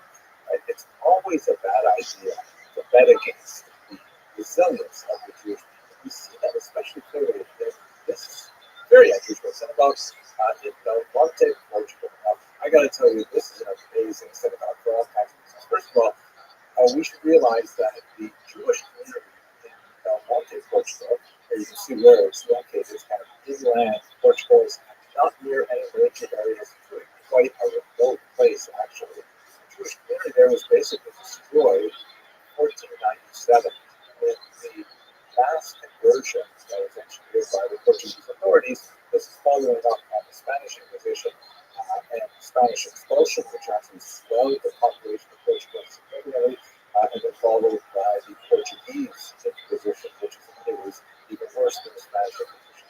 So what happened was in some really small communities like Del Monte, the Jewish community actually went underground. And they outwardly portrayed themselves as Catholics, but in reality they were crypto Jews, and they continued to practice what they understood as Judaism in secret for 5 centuries. Now, the reason why I qualify that Judaism is because it's really impossible to keep all of these traditions, especially the rabbinic traditions and customs that are widespread throughout Europe, when you're in a tremendous lockdown with no access to books, no access to rabbis, and you're handing things down from generation to generation. It is amazing in which the Jews of Monte hung on to those traditions. They were eventually discovered in the early 20th century by this man, Samuel Schwartz, who was a Polish Jew working in the region as an engineer. And, came to talk to people there, and people said, well, whatever you do, don't do business with anyone from Del Monte, because, they're Jews. I said, what? Jews in Portugal? They've been kicked out since 97, or they've been Portuguese, or how are the Jews left you? So we went to Del Monte, and at first the Jewish community there was very hesitant to reveal themselves, and they didn't quite trust him. They asked him a lot of really probing, hard questions to see if he really was Jewish. imagine the conversation I had with you guys. Jewish doesn't sound Jewish. But they brought him to the village. Now they're a Jewish woman, and by reciting a few key prayers that they had memorized, like Shema Israel, then Samuel Schwartz was able to establish his bona fides, and the village elders said to everyone gathered around, yes, he is in fact Jewish. There are Jews outside of Portugal, and so that began their exposure to the wider world. My wife and I have the great privilege of visiting the Jewish community twice now with kosher visitor cruises. And here I am with my colleague, the cloud historian David Price. Behind us stands the Beit Eliyahu synagogue of Belmonte, and this is really like the pinnacle renewal of the crypto Jewish community of Belmonte. This is the president of the Jewish community of Belmonte. This pretty much this is a very remote area. And, this is the center of the rebirth of modern Jewish identity. If it wasn't for the 500 years struggle of the Jews here, we kept it alive. And I think this personally for me is the most fascinating experience. Obviously, this synagogue is a late 20th century addition to the community, but it has a lot of features that are very specifically and subtly designed to do together. I'm sure this first of all, it has like a mikvah, of course. It has a beautiful aula with the Ten Commandments standing on the side. But this is the aspect of the synagogue architecture that I find most fascinating. Have a look at this linear tummy, the eternal one, which in most synagogues is it's designed as a evocative of the appurtenances of the temple, the sanctuary of Jerusalem. In most synagogues today, you'll see some kind of electric light there. Sometimes it's like beautiful design, almost like a flame, or maybe the burning bush of the Book of Exodus. But what is this thing here? What are we looking at? It's totally different. So we have another one here on the far wall. What is that? What's that? This is a traditional land before the area was electrified. And it's what normal Portuguese people used to light their homes. They had a candle on the inside of it, there was oil and a wick on the inside of it there, and then you would be able to carry it around and things like that. Now, the reason why it's so important is because even after electrification, the Jewish king of Belmonte had a long tradition of lighting their candles in such a way that it would not be apparent to anyone that saw inside their homes that they were lighting it for an actual purpose. So this land, which was once, let's say 100 years ago, like a totally ordinary land, meant so much to the Portuguese of Belmonte because it really symbolized the King identity. Even now that we have electrification, now more of a chance that we have regular Shabbat candles and things like that, we still use this as a symbol of their resilience, ready for once again. That's why I think it's a wonderful place. I hope you enjoyed this video. I would love it if you could participate in the dinner. It would be great if you could actually come join us and meet in person. Otherwise, please feel free to send me a meeting. Thank you very much for watching. Can you imagine having a sucker here with that view? Oh my gosh. I'm coming to Belmonte for so much next year. Especially if you're in Brooklyn or something. It's still more than okay, let's go. Bye.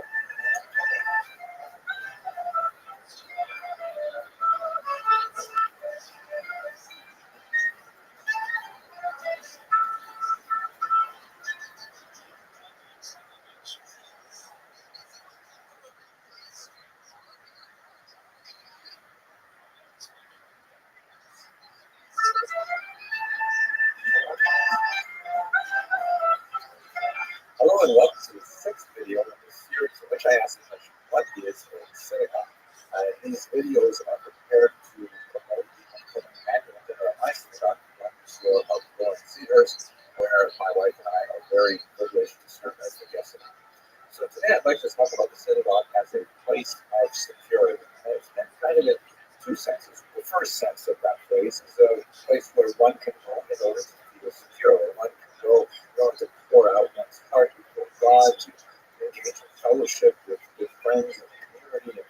kinds of very positive things. At the same time, the second meaning of that phrase is the place where you have to have security in order to feel safe. This is something that goes way back in Jewish history, that synagogues, particularly in the diaspora, were places of refuge for Jews from physical attack. Let's recall that Jews were always minorities in the places in which they lived. Jewish communities were attacked from invaders from without. In fact, as we shall see, most of the so-called fortress synagogues were built in connection with architecture designed to protect against the Mongols and the Tatars, while the architecture was used by non-Jewish civilizations as well.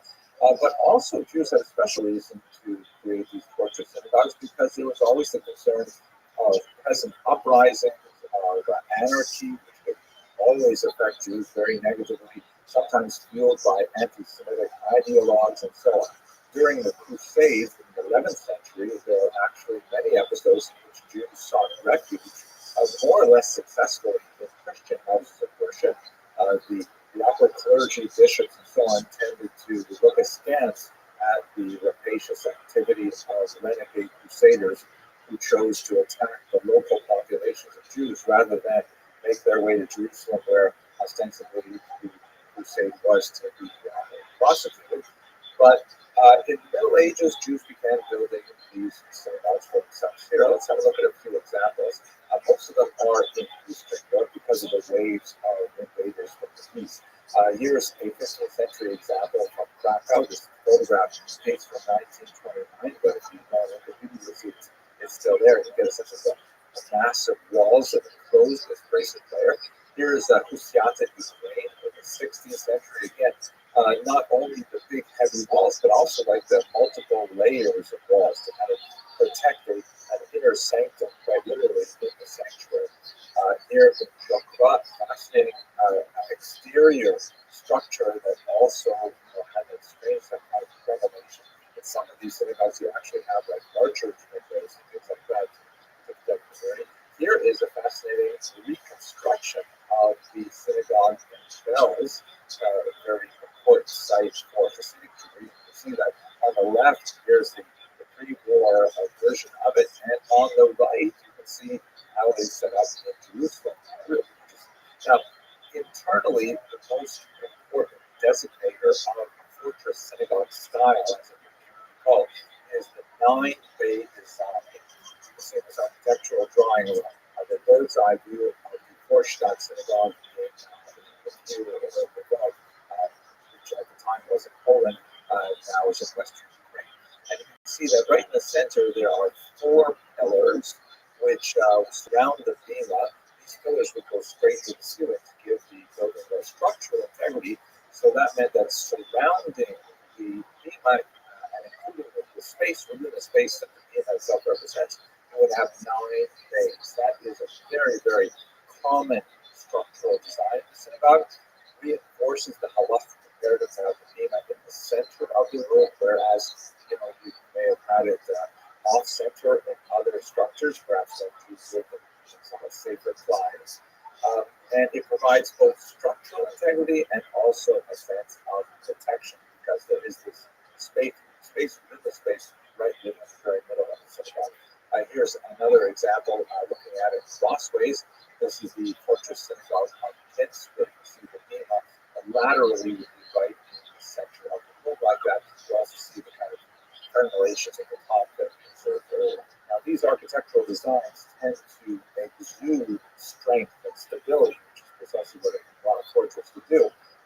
In the modern era, unfortunately, the need for it is just as acute. Here you can see the exterior door to the synagogue of the small Jewish community of Halle, Germany. You can see on the upper left, there's an arrow pointing at the security camera, and on the right, you can see the arrow pointing to the bullet holes that were left in this very solid door that thankfully the Jews inside did not open for their attacker on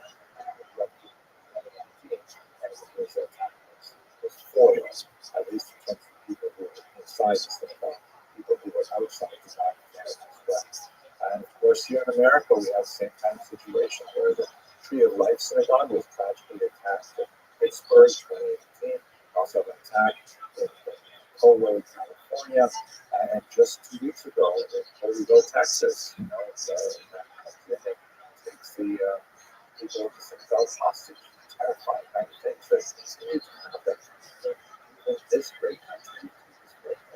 Security is a reality for synagogues, historically and unfortunately even today in our country.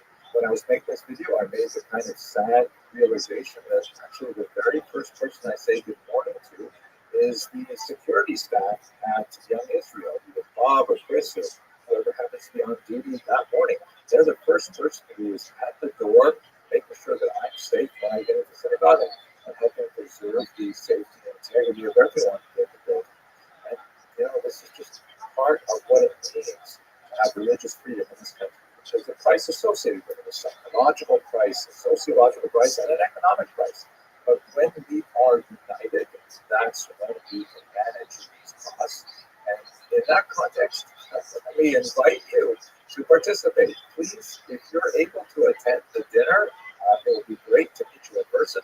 If you're watching this from far away and it's not convenient for you to come to the dinner, then consider supporting the security costs and many other things that come along with the running of this wonderful synagogue, Young Israel Lord's University. Okay, I hope you found this video interesting and thanks for watching.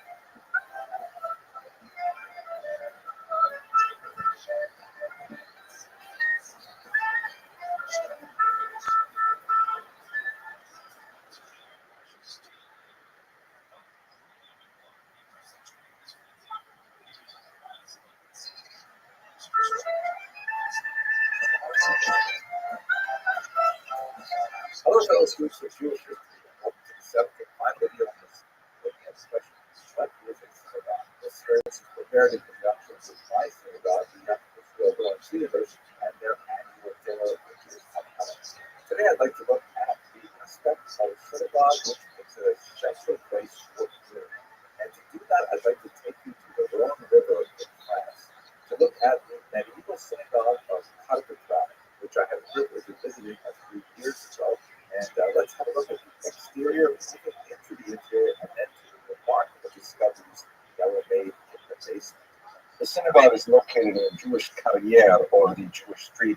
One might call it a ghetto, particularly for later times when it was actually sealed. At one point, as many as 2,000 people, something like 15% of the town's population, lived in this tiny space. When applying for badly needed renovations in the 18th century, there was quite a tussle with the local bishop. The bishop insisted that there be 2 windows, horizontal windows, added to the left and the right of the 2 vertical windows, such that when Jews actually entered the synagogue, they would be walking directly under the shape of a cross. This is resonated with much of the activity that was going on with forced sermons and conversionary activities at the time. So an interesting feature when you finish climbing the steps to go into the synagogue proper, there is one tile which is out of place on the floor, which according to the local tradition is a sign that the world is not yet perfect. Humans have a role in perfecting the world, and this is just one indication of the job that lays before them. There's a beautiful Baroque interior that's striking in contrast with very low profile facade on the outside. And it's the oldest second synagogue in France and the second oldest active in Europe. There are some remarkable and charming idiosyncrasies, like a miniature chair of Elijah that sits in an alcove on one wall. And up there, so it's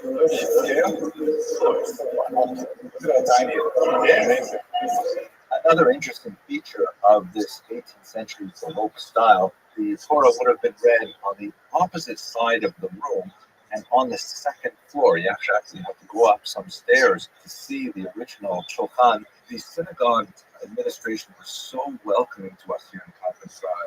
We were coming from a significant group of Kosher River cruises. A lot of important people are traveling with us, and so they not only showed us prized possession, the Sefer Torah with a Sephardic style case, but they even opened up the area behind the Aron to show us all of their antique Sefer Torahs, which were too worn. Some of the letters had faded, no longer could be used for public reading, but they had behind the Aron a dark space which lovingly preserved some very, very old secret stories, centuries old. And they allowed me to go in back. This is incredible.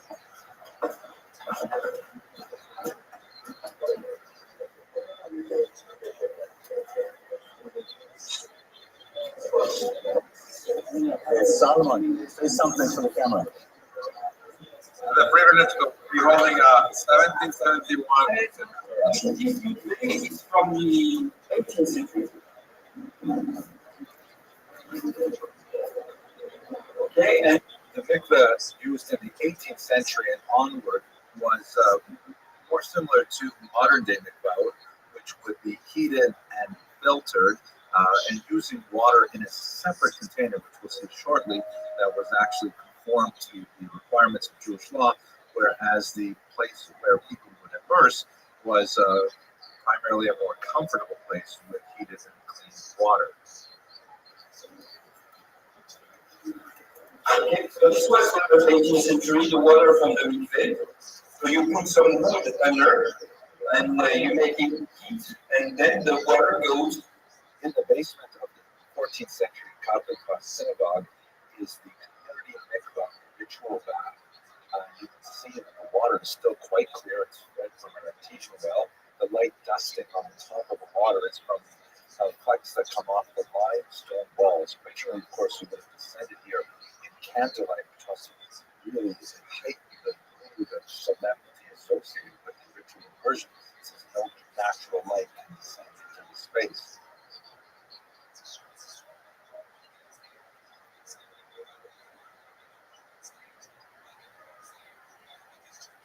The Jews of Catholic, of course, do not use the 14th century mikveh or even the 18th century mikveh. They use a modern mikveh. But the synagogue also features communal ovens used for baking the Passover matzah. A few years ago, during some standard renovations, a sub-basement was discovered in the Catholic synagogue that had some remarkable materials. Thank you, Joseph. Let's go.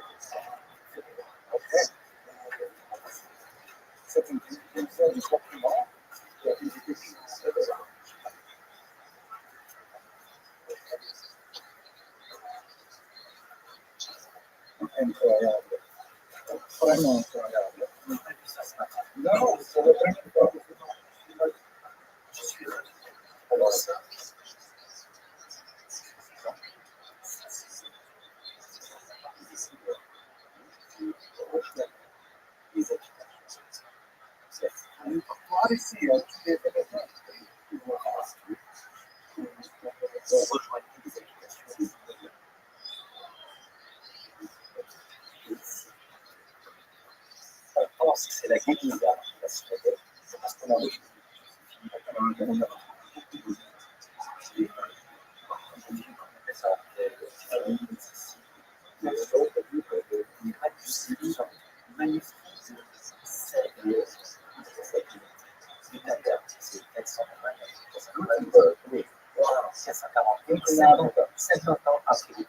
what I find especially fascinating and meaningful about the discoveries in the sub-basement of the Catholic synagogue is that they literally had corridors physically connected the homes of the Jewish quarter with the synagogue. That the Jews wanted, perhaps for security reasons, a direct and immediate and secure access to the synagogue from their homes, which indicates just how important it is that we are connected to our synagogues today. That's especially true in an era when we are increasingly fractionated as a people and spread out across a wide variety It's true that we have this remarkable ability to connect now with the internet, something truly unprecedented since the Gutenberg era, but we cannot rely on this virtual connection to replace the actual connection of being physically together with other people instead of that. So I hope that this short series has been meaningful for you. If you are able to make it physically to the dinner, then I would love to meet you in person. And if our geographic distances are too wide to make that possible, perhaps you'll consider supporting either our synagogue, which I would certainly love, or your own synagogue, so that we can increase the participation of Jews in this wonderful institution. Thank you very much for sticking with me through this series, and I think that was fantastic.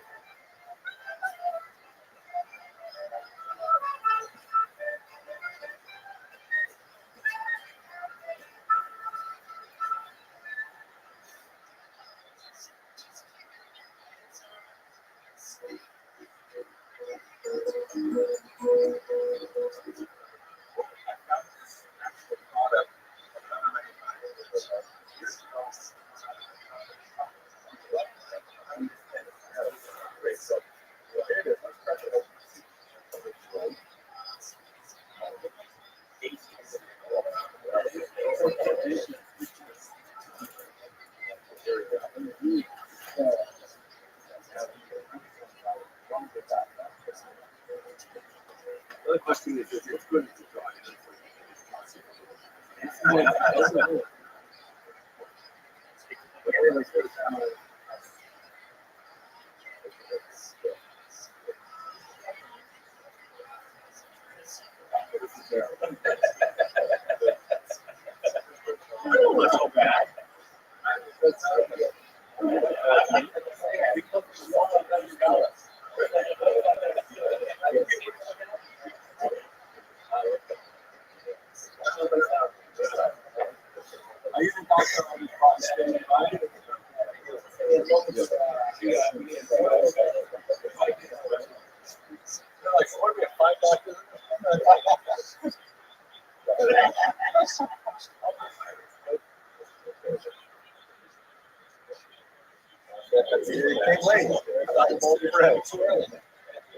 Also, I'm not entirely. I'm not entirely sure that the rest of the country.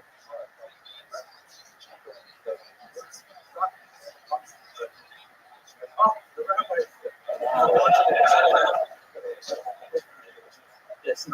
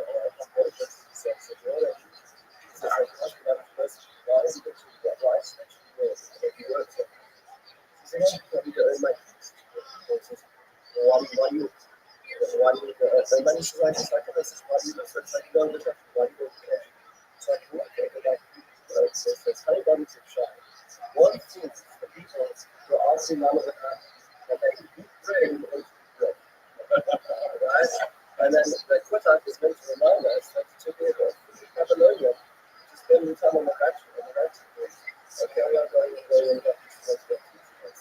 So every time you see quota, or reminded, yeah, you're reminded that stuff, which is hard stuff down to it. So yes, there's a as well. There's lots of passing out for okay, let's try this. This is the most people want to watch. I'm sure it's not.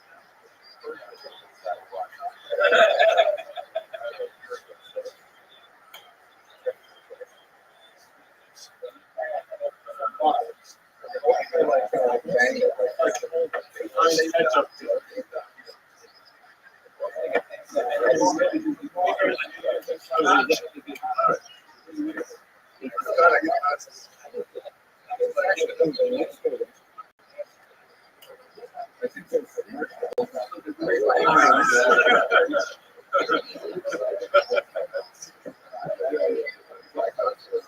I was like, whenever I go to people, I see TV pizzas, I think they're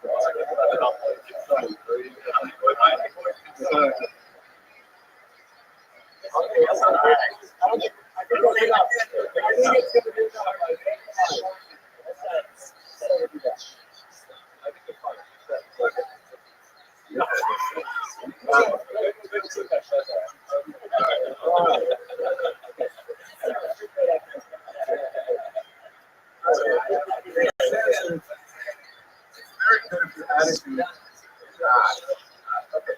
I would like to take this opportunity to, well, I don't make a ton of this, but I would like to.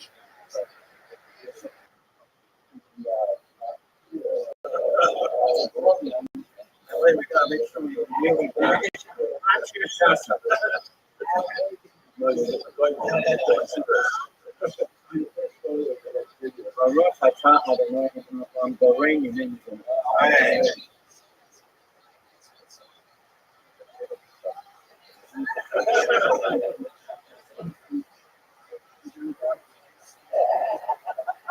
It tastes like an inferior. Okay, it's here. You see this guy, Russian tone.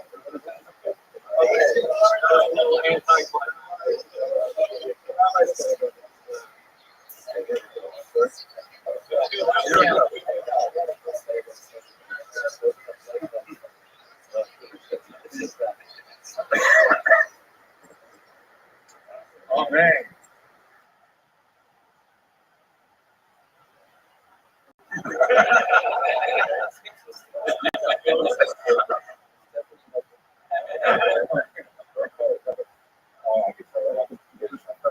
Okay, let's see what happens. Set this up and I'll see if I can get this product placed. Bring it to you.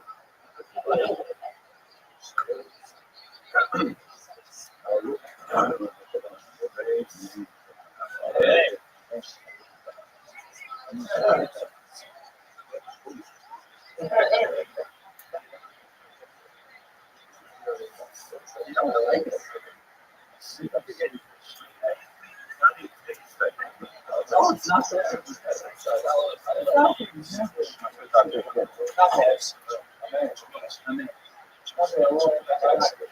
I would love it. I think this is just an. I'm gonna have this on a lot of yes.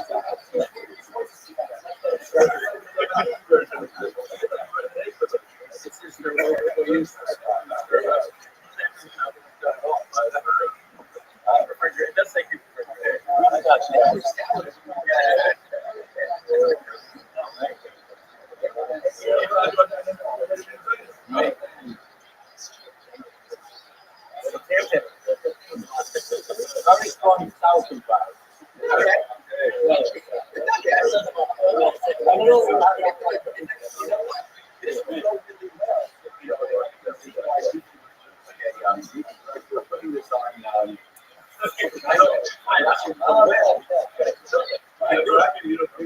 You know, that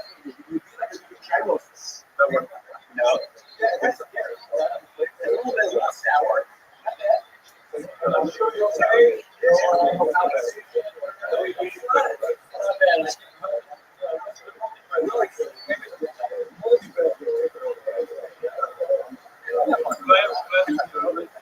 Creativity and research. I love you. Thank you. I want to tell you I want to tell you a story about that. About what?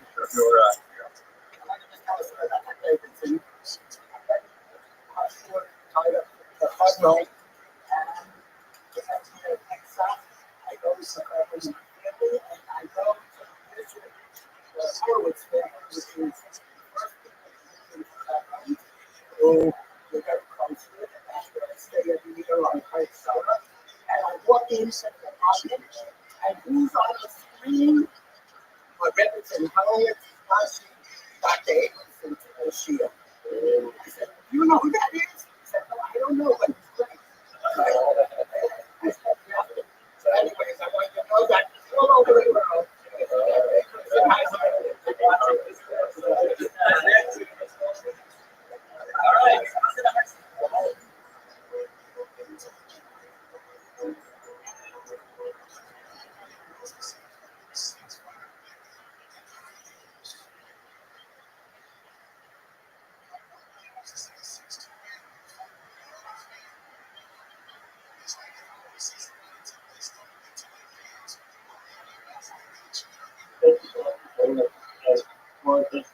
all of the countries that we share Dr. Henry.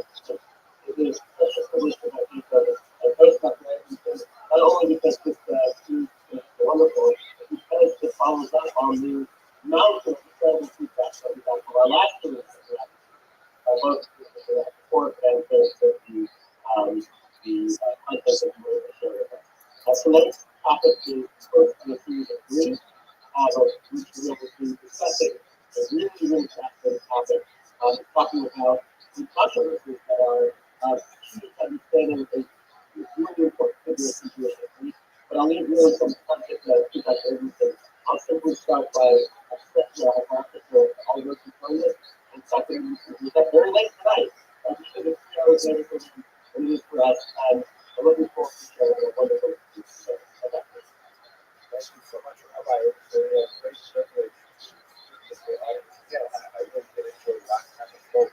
I'm assimilating exchange of ideas, especially because we know it's a little bit different mediums and all those really questions. This is a topic that I find especially fascinating and is quite relevant in our own times, especially with political factors like cancer culture and the notion that people can express opinions that somehow would invalidate that they may have some potential to office for society as a whole. In fact, what I'm seeing is these great figures that I think will have like to explore over time next month in January.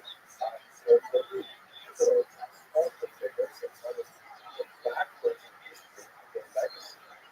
It's impossible to imagine that they have been any controversy regarding these towering geniuses, but in reality, with the short time in our schools today, we probably would not have an idea of how to get that escort to the door.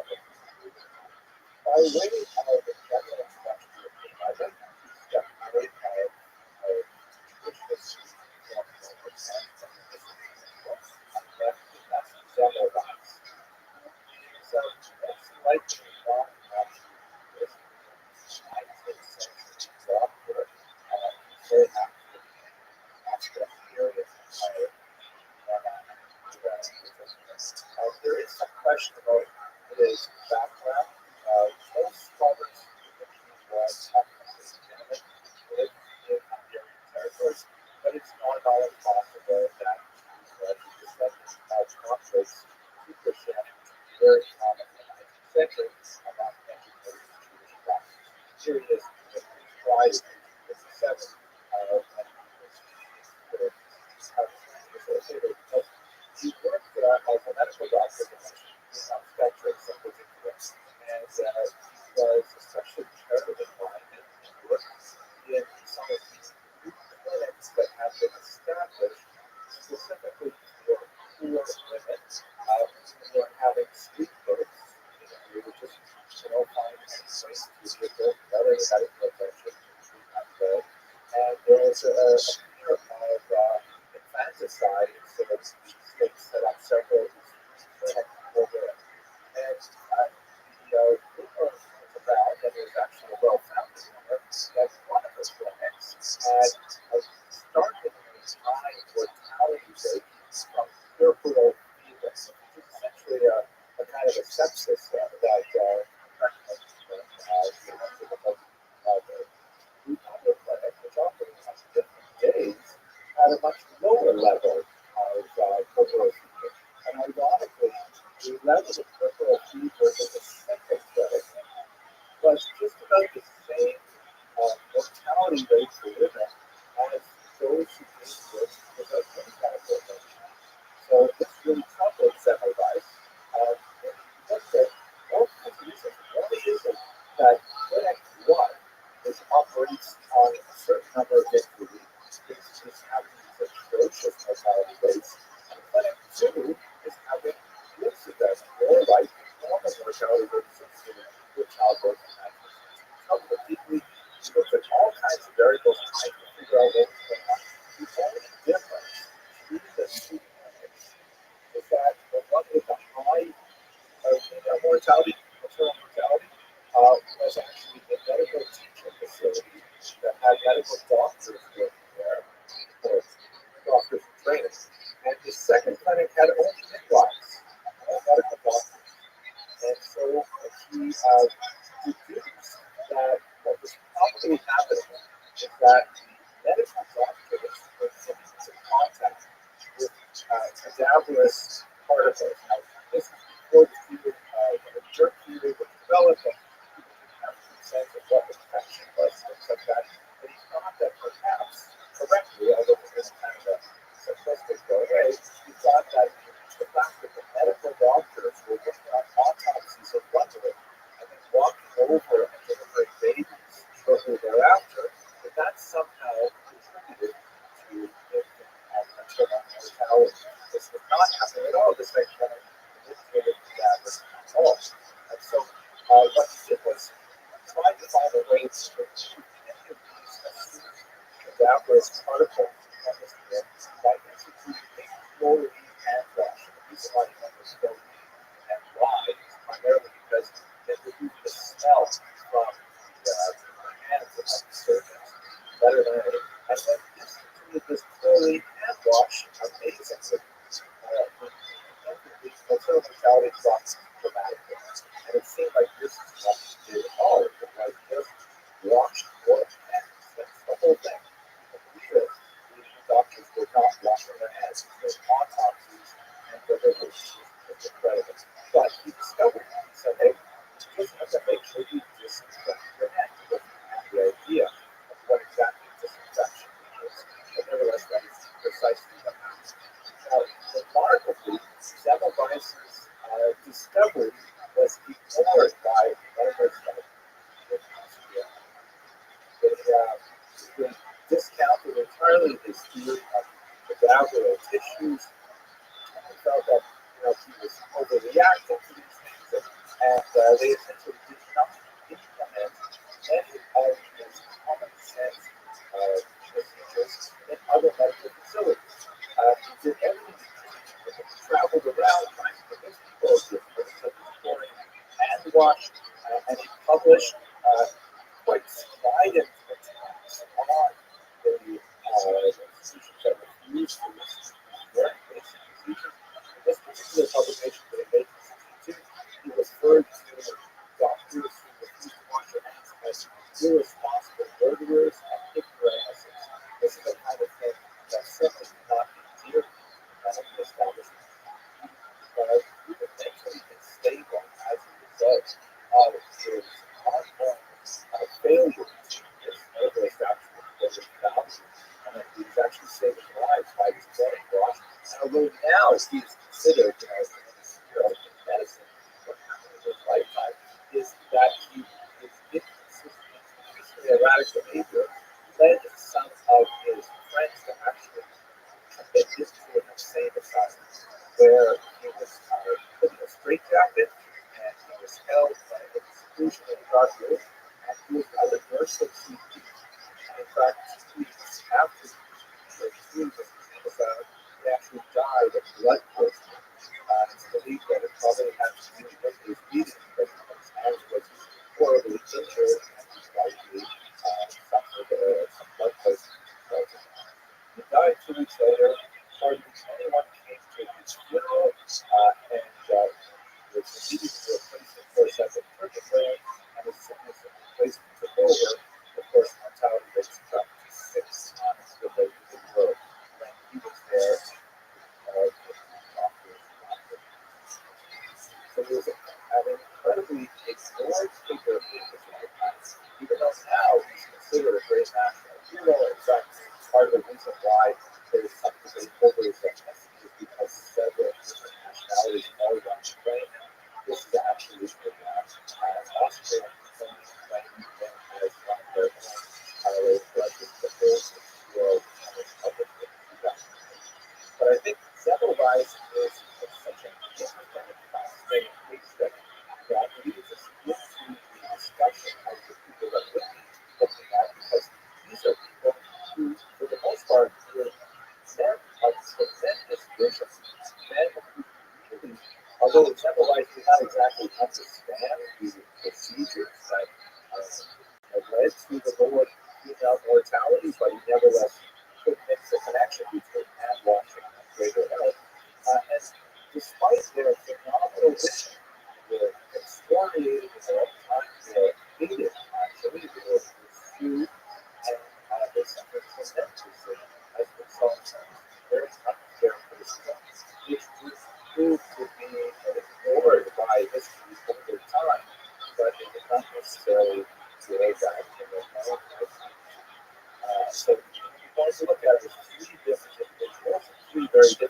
years. And I'm hoping that we may even see some relevance to our own times. On the left, you see the statue of Moses on Mars. The lost Spain. Actually, it's kind of interesting that like Samuel Rice is playing by Spain, even though he was out of Spain with his family, that he was just in his adolescent years. As you can see, the front page of Silas Shire, remarkable, amazing, by Rothschild Sato. And today, Rabbi Sato is remarkable because of the intersection exactly as a hero, not the unlimited world because of this particular representation class. He's also playing for the hero to the strategic world because he was first and foremost actually a Kabbalist and wrote some remarkable works on philosophy and Kabbalah. And he also played, ironically, one of the controversies, Askala, because he also wrote plays, much like 18th century Italian romances. He was the first novelist and wrote a lot of modern plays using the kind of vocabulary, syntax, and style of Italian poetry. So, but nevertheless, despite this tremendous claim of his widespread acceptance today, in his own time, he was actually forced to recant his views 3 separate times. He got out of the native vocabulary. He fled out of his native Padua, Italy. He was actually put under house arrest on the first journey, and then after much travail, was ultimately allowed to go to Amsterdam. After all his writings were confiscated and then lost. So this is the story of the Rothschild, the story about the and finally, and I have to say, I'm especially excited to speak about this individual because the last time I spoke about him was back in 2013, and it was very well received and well publicized about. But he was based on very limited sources. And since then, so many more biographies have appeared of the comparable Pearson, the great leader of the Davish movement, is quite possibly the world's most recognized Jew, given the widespread popularity of Chabad in the remotest corners of the world. The Lubavitcher Rabbi is remarkably well known in that space. I associated Judaism with very, very limited association with Judaism. He was actually quite a brilliant individual, and he was the CEO of a volunteer network which promoted their lives, and ironically has grown exponentially even after his passing. Amazing that an organization can have no official salary, no official revenue stream, and still nevertheless grow people devoting their lives to his life. So look at the Rebbe as the figures.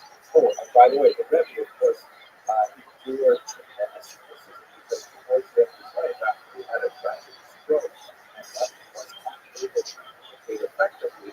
There was a widespread movement among the smaller ways that actually continued after his passing that argued that he was in fact a Shia, that he was in fact the Messiah, and he explored that controversy really seriously at the same time, which unfortunately obscured some of his phenomenal achievements to otherwise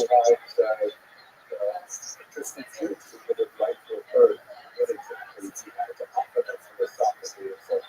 So those are the three figures that we'll be looking at over the course of these weeks. And at this point, we should get straight to the next. This is my favorite version of the iconic representation of the Rothschild. Of course, I have no idea what he actually looked like, but he's got a turban, sort of dignified looking individuals that have been seen in every public in the 19th century. He's actually a bust of him, kind of a modern wall, Congress as well.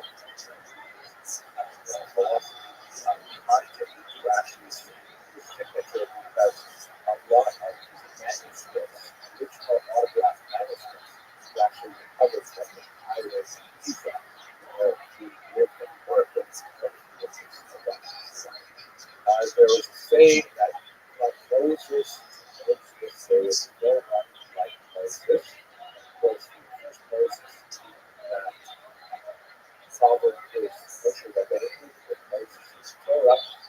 Moses Maimonides had other language, 25 years later. Anyways, this is a figure that what's the Torah, because he was a incredible grasp of not only a strong Torah knowledge, but also of basically all secular knowledge at the time as well. The 12th century was very active. The body of real knowledge, scholarship particularly, was still, almost not as good a thought as a person. And this is the kind of person who had achieved that kind of great expertise, both in the Torah realm and in the secular realm. And in fact, the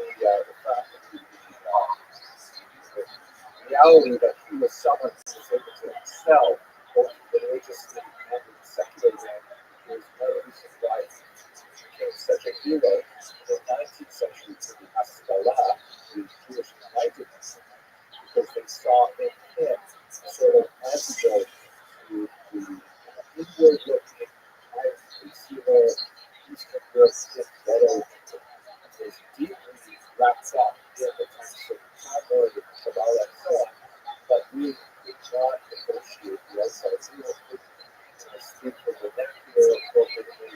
Certainly didn't have higher education at the university level outside of the yeshiva. So Rabbi, which is the title Rabbi Moses Ben Maimon, the son of Maimon, the Rambam exemplified that kind of do it all. Highly proficient as a religious group and highly proficient as a public thought leader in fields outside of the Jewish as well. So, and the students were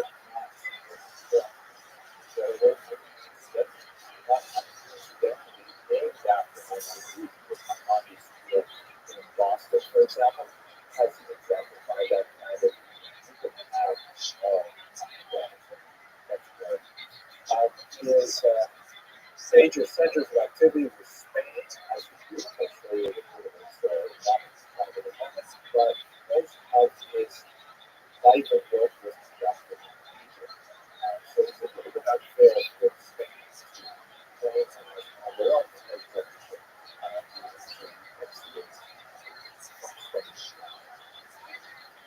he is paradigmatic of his ultimate truth. So it's a medical doctor, which is one of the traditional existing, but at the same time, he was highly exceptional, creative, and intellectually very bold. He was prepared to suggest audaciously large and innovative intellectual approaches to some of the great problems he was as a public demonstrated. Here's a map showing you his basic travels. His family was in southern Spain, which was dominated by the Muslims, and actually for about 200 years prior to his departure, it was a golden era for the identity. But at the very end of it, in the 12th century, one of the things that happened is that Muslim tribes from North Africa penetrated into this already Muslim territory in southern Spain, and they were quite a bit more radical and much more fanatical of their views to Islamic religion. So, for example, the commonplace drinking parties that involved alcohol were to be highly exploitated, and the alcohols and the ways were taken up. It's believed that the Muslim leaders were actually having different parties. And so they really cracked down with a far harsher tradition of Islam that had existed hitherto in both of them.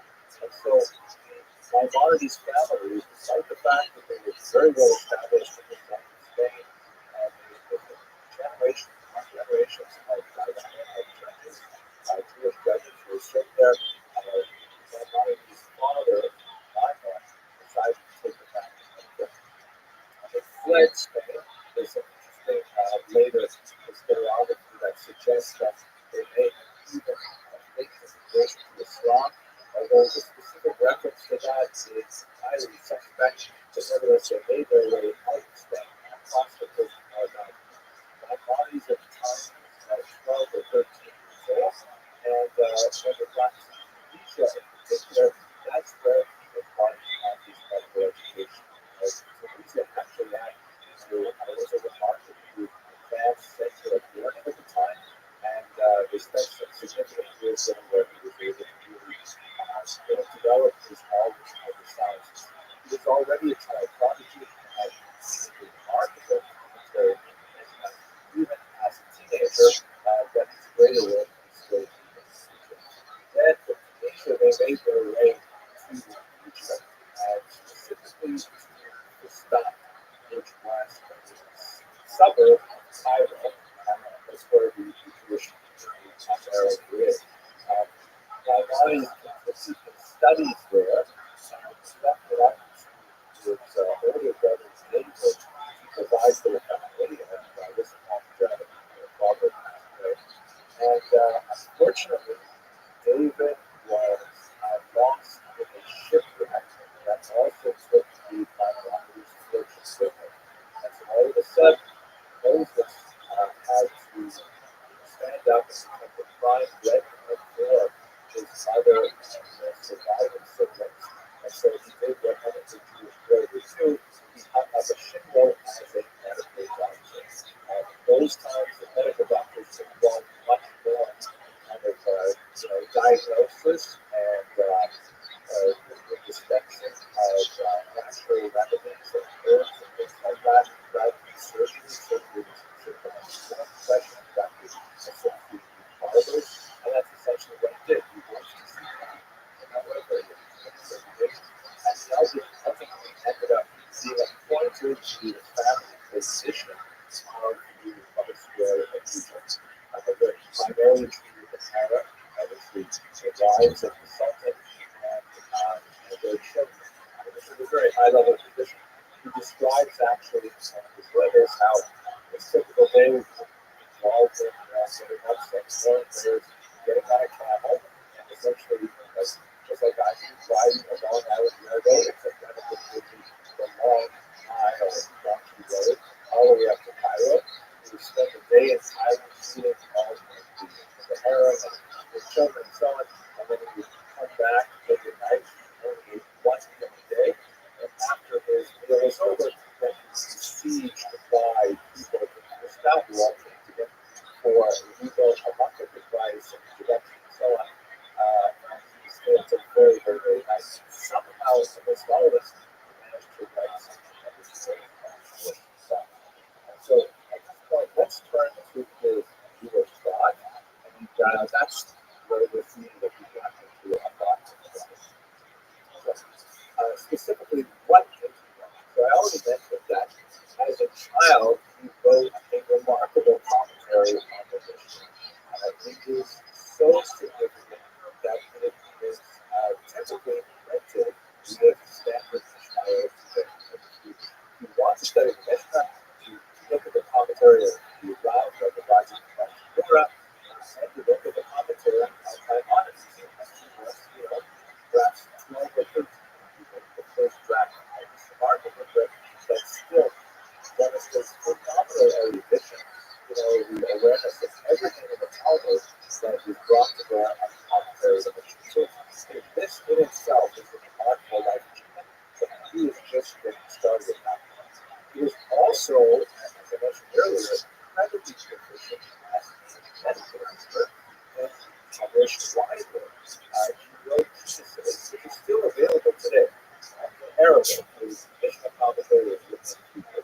The medical writings are in Arabic because he's busy doing the languages.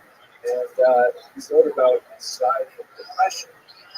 He wrote about traditional medicines. He wrote, like many of his predecessors, kind of like guides, like guides, like herbs, things like that. And he was really well regarded as a scientist, separately from his literature. He wrote a tremendous amount of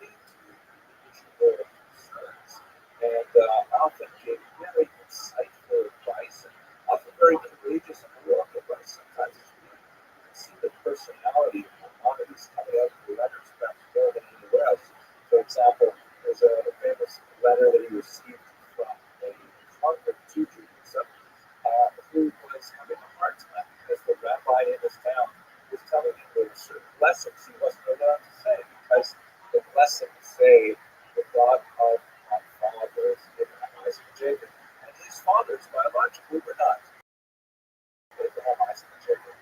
I essentially say, tell your rabbi, because no idea what he's talking about, your fathers spiritually are Abraham, Isaac, and Jacob. Allowed and encouraged to use these phrases as they are in traditional booklet. They are genuinely your spiritual parents. So you really get a sense of what the was.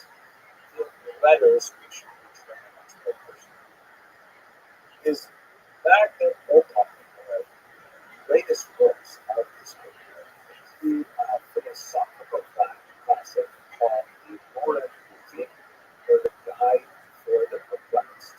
And this is a remarkable book, which was written in Judeo-Arabic, that is, written in Arabic, but it's written in characters, basically in Arabic language, with a lot of Hebraic and this is a little bit Yiddish is essentially German, but the characters with a lot of the Hebraic lines. So it's kind of like a specialized for this work.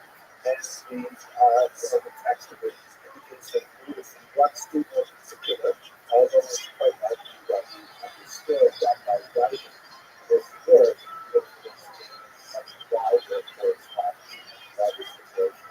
And as the title implies, it is basically a very sophisticated philosophical discussion that defended Judaism from the attacks that contemporary Islamic philosophy were upon the ancient books. Essentially, it was an apology for Judaism that was not something you necessarily want to put in the Barnes and Noble of the time for everybody else. Amazon because it was a highly sophisticated philosophical work that seems to have been directed primarily at a particular class of Egyptians or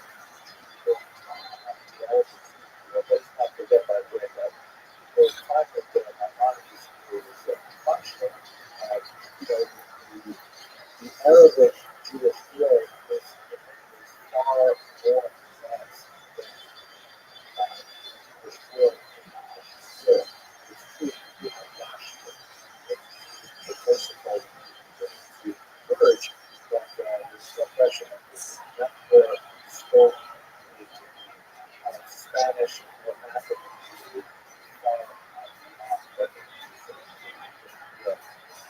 so he's writing to like the intellectual elite of the Egyptian saying, don't correct the reality. I just consider that philosophy as it's expressed by the Arabs. Judaism has far more to offer.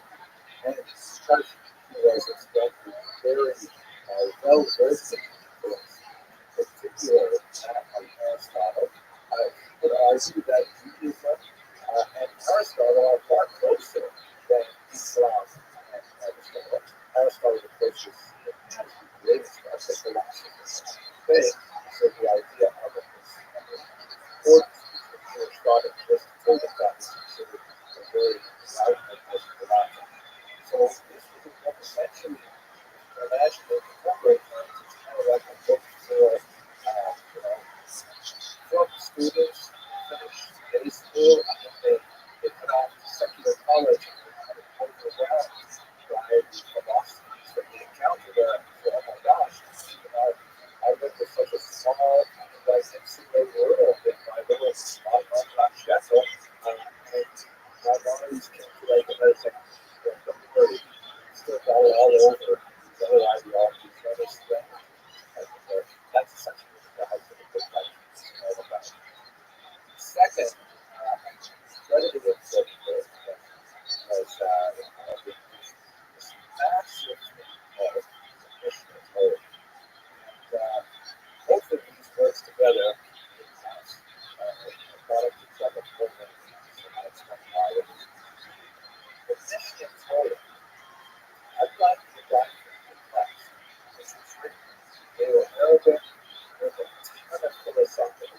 theology, lots of references to Aristotle, and lots of references to other philosophers and so on, which, by the way, went on to have a huge influence on Christian thinkers like St. Thomas Aquinas and other minds with regard to kind of the normative foundations of this scholastic method. The Mishnah Torah was very simple. It's basically middle school level, like it was like seventh grade, and nobody gave up this method of Mishnah Torah without too much difficulty. And as the title implies, it was a repetition of the Torah. What does that mean? We should understand that Jewish halakha, it's a Jewish law, the guidelines of Jewish practice, are so complex and they are nowhere organized in a central place. That is, you want to know the laws of the Sabbath, for example. So you'll find a few tiny scattered references in the Torah itself. You'll find one tractate in the Mishnah that is amplified on with the Talmud, but it is the nature of Mishnah, especially the Talmud, to make tangents almost as important as the core material. So what that means is if you have 50-odd pages of tractate Shabbat, you can be sure that at least 40 or 50 pages are not talking about Shabbat at all. And so if there were 40 or 50 pages, they're scattered in other tractates. You'll find stuff in tractate Oregon,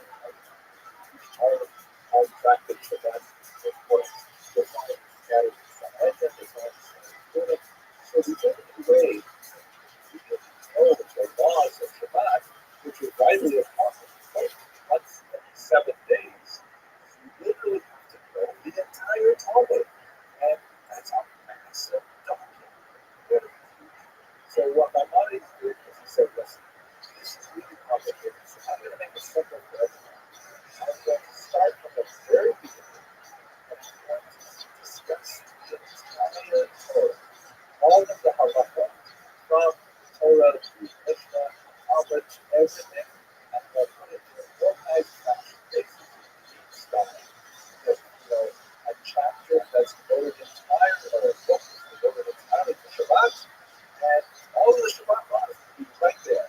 But organized by chapters, organized by number of headers, which is very Arabic style of writing. And all you need to understand Judaism and to practice it was the Torah itself, the 5 books of Moses, and the 5 books of the Mishnah, so repetition of the Torah. And it was brilliant. It was absolutely phenomenal. It was so easy to read, but very elusive to view, although it's often deceptive to its simplicity. It's fascinating. It's a very, very high level discussion looking at the Mishnah Torah and trying to figure out why he phrased it this way and not another way, and he discovered incredible depths of wisdom as them. When I went to the Shiva, was about a higher level classics, and Michael Bruce and I would work on the Talmud all the time, 5 days a week, and then on Fridays we would assign the sections of Mishnah Torah that we would the time. But after the arcane topical arguments with Talmud, we thought the Mishnah Torah was so clear and easy. We know this, and we really would spend 3 hours on this. And then I got to the Shazaka bio, and I mentioned myself, he completely devastated our understanding of the sophistication of the Rambam and explained how we had missed it, that there was a massive supersonic train going past our heads, and we had totally, we were oblivious to it, just really good text, even though we had a superficial understanding.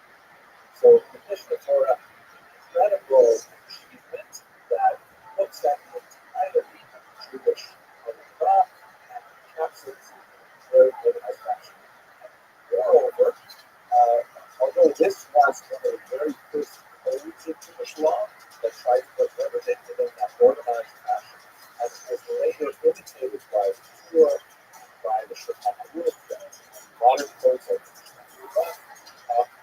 Notice later codes did not have the same ambitious scope. They only felt those laws were directly pertinent to most member communities. All of the sacrificial laws, the laws of Puma and Tahara, the same felt no way for Mashiach to think about those things. But the Rabbi said, no, I'm going to write every single one. The other books did not deal with water times that he like Mashiach times. He says, okay, I'm going to talk about the halakha of Mashiach. Mashiach, what Mashiach looked like. Who is he? How will we know it's Mashiach? That's this very bold and expansive book. He also dealt with amazing things like how to speak, right?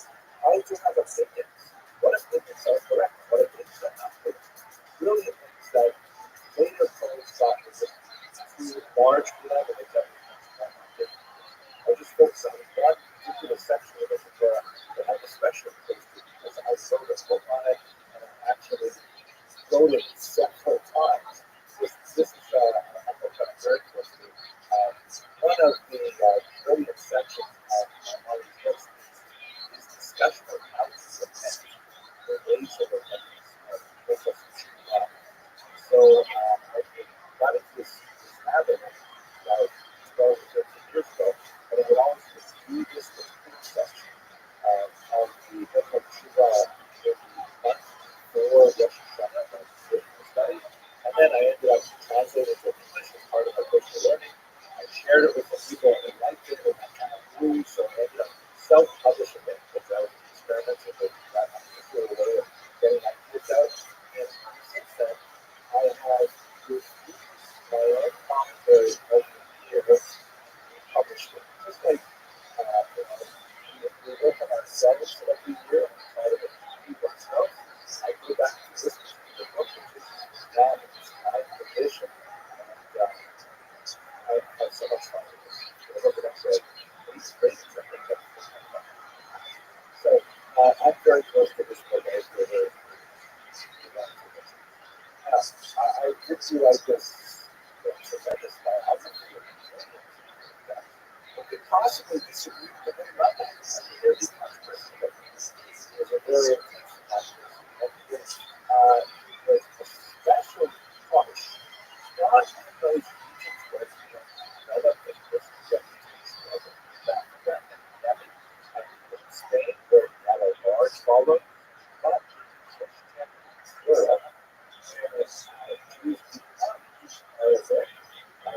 when they got Hebrew translations by the Ibn family of Maimonides' Guide to the Perplexed, there was a huge outcry.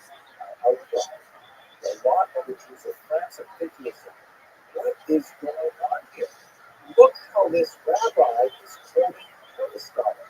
Look how the same things say, accept truth from the man who speaks it. And yet, sure, something so ridiculous.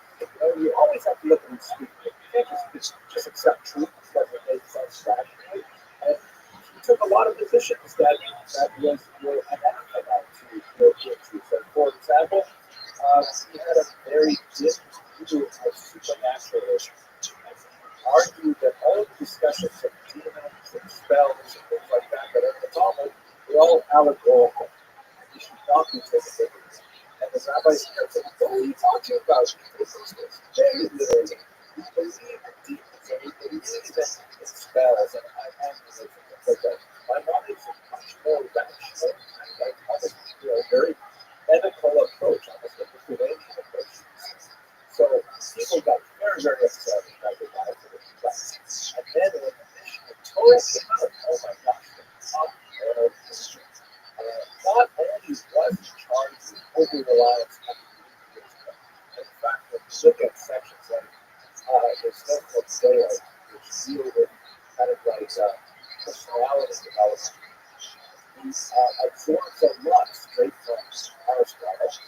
He diverges from Aristotle in two very interesting ways, particularly about because Aristotle is too easy. No Europe, not part of the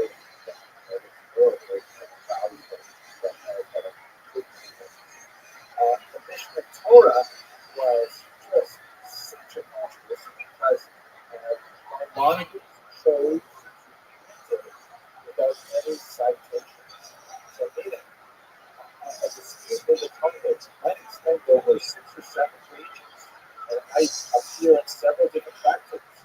And rather than sort of summarizing what Rabbi X said, and Rabbi Y said, and Rabbi Z said, he simply said, the bottom line is this. And it was his opinion, but he did not demonstrate how he arrived at his opinion. He simply stated what he thought people needed to know without all of the scholarly baggage of footnotes and cross-references, but this and however that. This was felt to be disrespectful to all of these other rabbis that were involved. And he was also seen to be a very arrogant kind of statement because, as I mentioned before, he states openly in his introduction to Mishnah Torah, it's very complicated. So all you really need is the Chumash and my book is good. It's golden. You don't need it. Rabbis never consider it for the same. They have a job. Like, oh my gosh. And then you add to that fact that I wanted to felt very strongly that I apologize to all our votes. He felt that rabbis should never be slaves. They should always have some other kind of job. And what they do for the community is purely, just their donated time. There are some exceptions to this rule, and obviously, if you hire a doctor and you pay him or her, then that's good. So the rabbis did find it to get around this, but basically, this is my opinion that all judges and rabbis should perform their services free of compensation. So there were economic reasons why there were attacks on this stuff. The terrorist things perhaps influenced some of this during his lifetime, but it was largely relegated to the other side of it on the brain where he never visited. He did, hear some of the rumors that were carried back to this side that not relative to they estimated 2004 before the controversy really came to a surface. The worst moment of the controversy was when the Jews of France, specifically Paris, were so upset over Maimonides' words that they approached the Dominican friars and they explained to them that they believed that there was this Jew who was in popularity, who was writing radical books. The Dominicans were very happy to assist the Jews in removing heresy from their ranks. So they collected up all the copies of Maimonides and sent them in flames in 1233. A very small draft. 10 years later, the French court actually found all of the Talmuds that were given on both 24 wagon loads of them, which is still observed as the French court. So once you start on the path of learning books, it's very hard to shut down.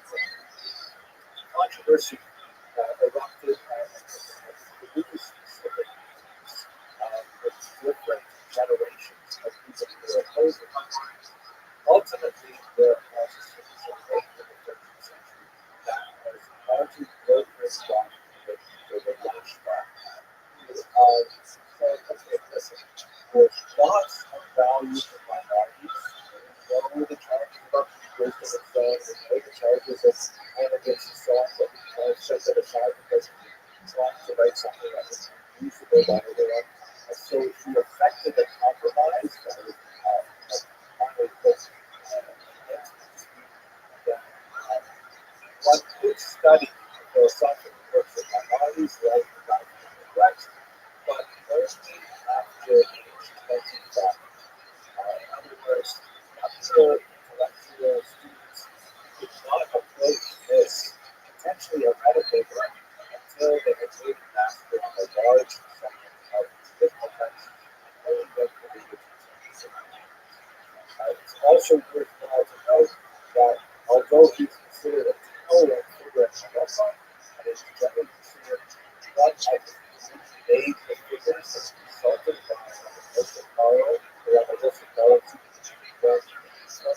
Ron Shulchan Aruch, it's quite often that my monitors is given my word. It's opinions are often overruled by these other major authorities that formulate our halacha, and my monitors study even though it's halacha is theoretical as opposed to something that's sort of accepted. But this philosophical work and generosity of spirit far from secular knowledge, these doctrines are very phenomenally important, and they figure that it strives value over centuries of Jewish history.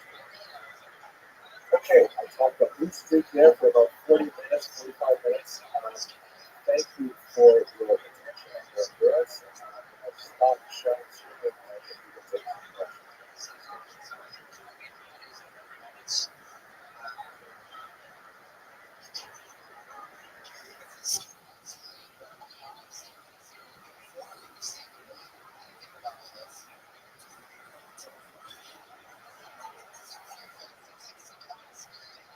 That was totally loud.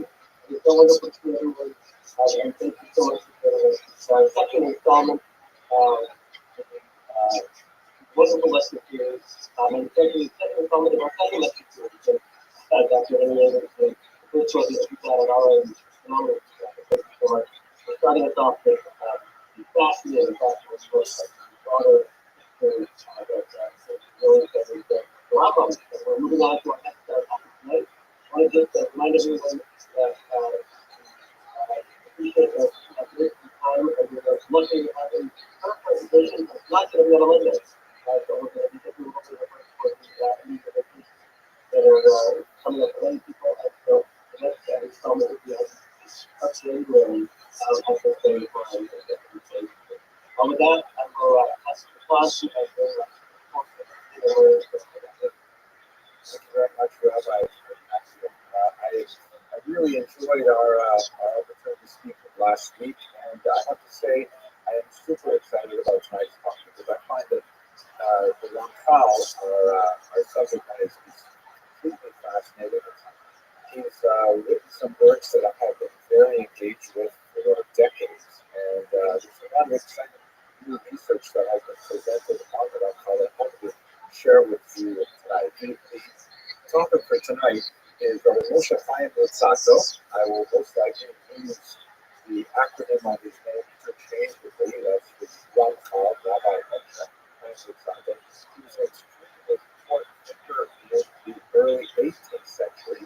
So we're jumping ahead some 6 centuries from the Rambam, but I think we'll find that many of the features that we looked at in the Rambam's life are echoed in an unusual way in the Rothschild's life. I've also thought of a sort of one of these 2 lecture series, and a little bit later after the end of the series, but I'm thinking that I will call this Revered Yet Reviled. They're both of these aspects to biographies, the Rambam, the Ramchal, and we get together in January, but we'll speak about the Rebbe. All 3 figures were towering stature, tremendous impact, and huge influence on the Jewish world, but at the same time, during their lifetimes in particular, they suffered from phenomenal controversy and bitter, withering criticism. This would be certainly true for the Ramchal as the Jewish world. So let me begin first by introducing you to a book that, if you are familiar with the Ramchal, you are most likely familiar with the work. And this is Tishari, which is translated as the Path of the Just. Sometimes confused with another book, Orthodox Tzadikim, which has a very similar title, The Ways of the Just, but this is quite distinct from that work, which is a few centuries earlier. It's a rather remarkable piece of literature. It is essentially a kind of it's one of the classic works of the Musar canon, meaning the collection of works which are kind of composed through the sources for the study and development of ethical culture among the Jews. And the model is based on an extended discussion of a passage in which one of the figures of the Talmud describes a successive series of stages of personality development, from vigilance to zeal to cleanliness, and each of these stages of development are fleshed out in great detail. What does it mean to be vigilant? Why are we starting with vigilance? And then what does zeal have to do with the vigilance and things like that? And it's really quite a fascinating book. It is an extremely popular book, especially for young adults, widely studied in yeshivas and seminaries, primarily because it's a great place to sort of exercise one's thinking about, who am I and what kind of person do I really become? Which is associated with emerging adulthood as a stage of development. Some of us are kind of stuck on that for a very long time. Yvonne McGowan, for example, is famous for having studied the Silsa Shara 101 times. I myself I personally would like to match that goal. I'm up to my 28th time through the Silsa Shara. I really find this immensely fascinating and endlessly inspirational book. But what's I think especially noteworthy about this book is that in the 1990s, a new version of the Silsa Shara was discovered in the former Soviet archives. It was actually an autograph version written in the Rothschild's own hand and dated some 2 years before this book was published. The previous version was dated 1738, making it the first draft of the Silsa Shara. It is complete start to finish, and yet it lay moldering in archives unpublished. And it is remarkably different. Now, let me tell you why the difference is there. What the difference is, and I think you'll find it that's quite fascinating. In fact, anyway, it's more interesting for one that's been so famous for a couple hundred years. So the version that everyone has been studying since the 1740s is basically a didactic frontal lecture. There is an omniscient narrator who simply tells us what we need to know, and we read it like, a long Atlantic essay or something like that. But in the version that was written in the Rothschild's own hand, it's a dialogue, it's a play, it has characters, it has drama. The setting is two young men. We'll start with one of them. There's one character who is called the Chacham, the wise person. And he is, to try and put it in the context of the 21st century, he's kind of like a really good YU graduate. He is a learner. He's interested in, of course, learning Torah. He's completely observant and so on.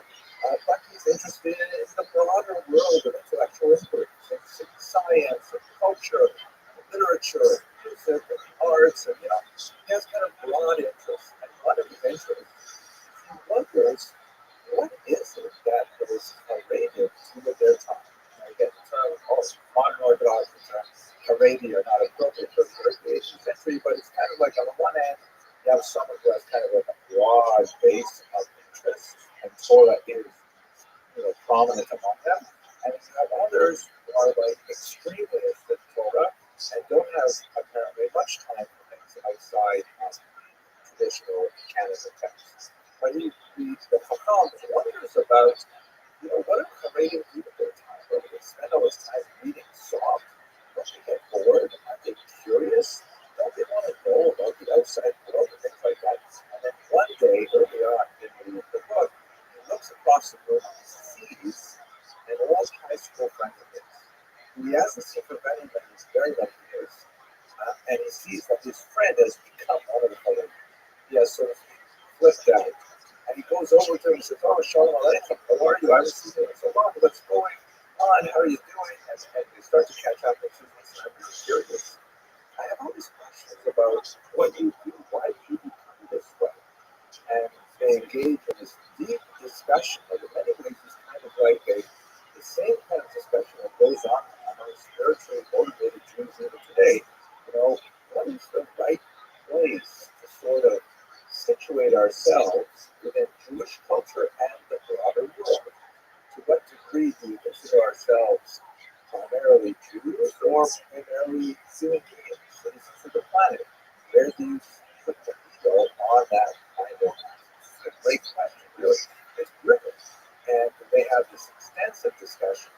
And the character who has flipped out, he is the Chassid, although that term should not be confused with the later Hasidim. We'll be discussing that a little bit against the Rabbi. But he's the highest one. Ultimately, he demonstrates to the Chacham that there is far greater depth in the wisdom that he is exploring in traditional texts, and that much of what the Chacham had thought of his worldliness is in fact a kind of banal superficiality. The fascinating work. Here is a modern printing of the Mishra Yisrael, and as you see in the subtitles here, it has actually two versions. The version Aleph is called Seder Mishra, which is the order of the debate or the order of the dialogue. That's the dramatic version I described to you. And on the left is the Beit Seder Parati, the order of the chapters, which is essentially the standard version.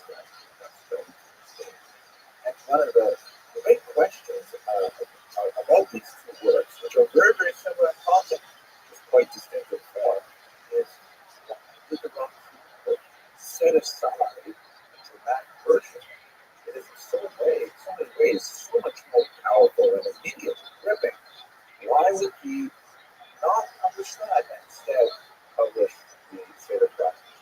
So I hope by the end of tonight's lecture, I'm going to illustrate why, according to one of the most prominent young biographers of the Rothschild, Dr. David Sklar, who wrote his dissertation on it and is working on a forthcoming monograph, why he thinks that he set aside hesitatingly and perhaps even grudgingly the first version and wrote it as the text. Let's look for a second at the very unusual reception history of this book.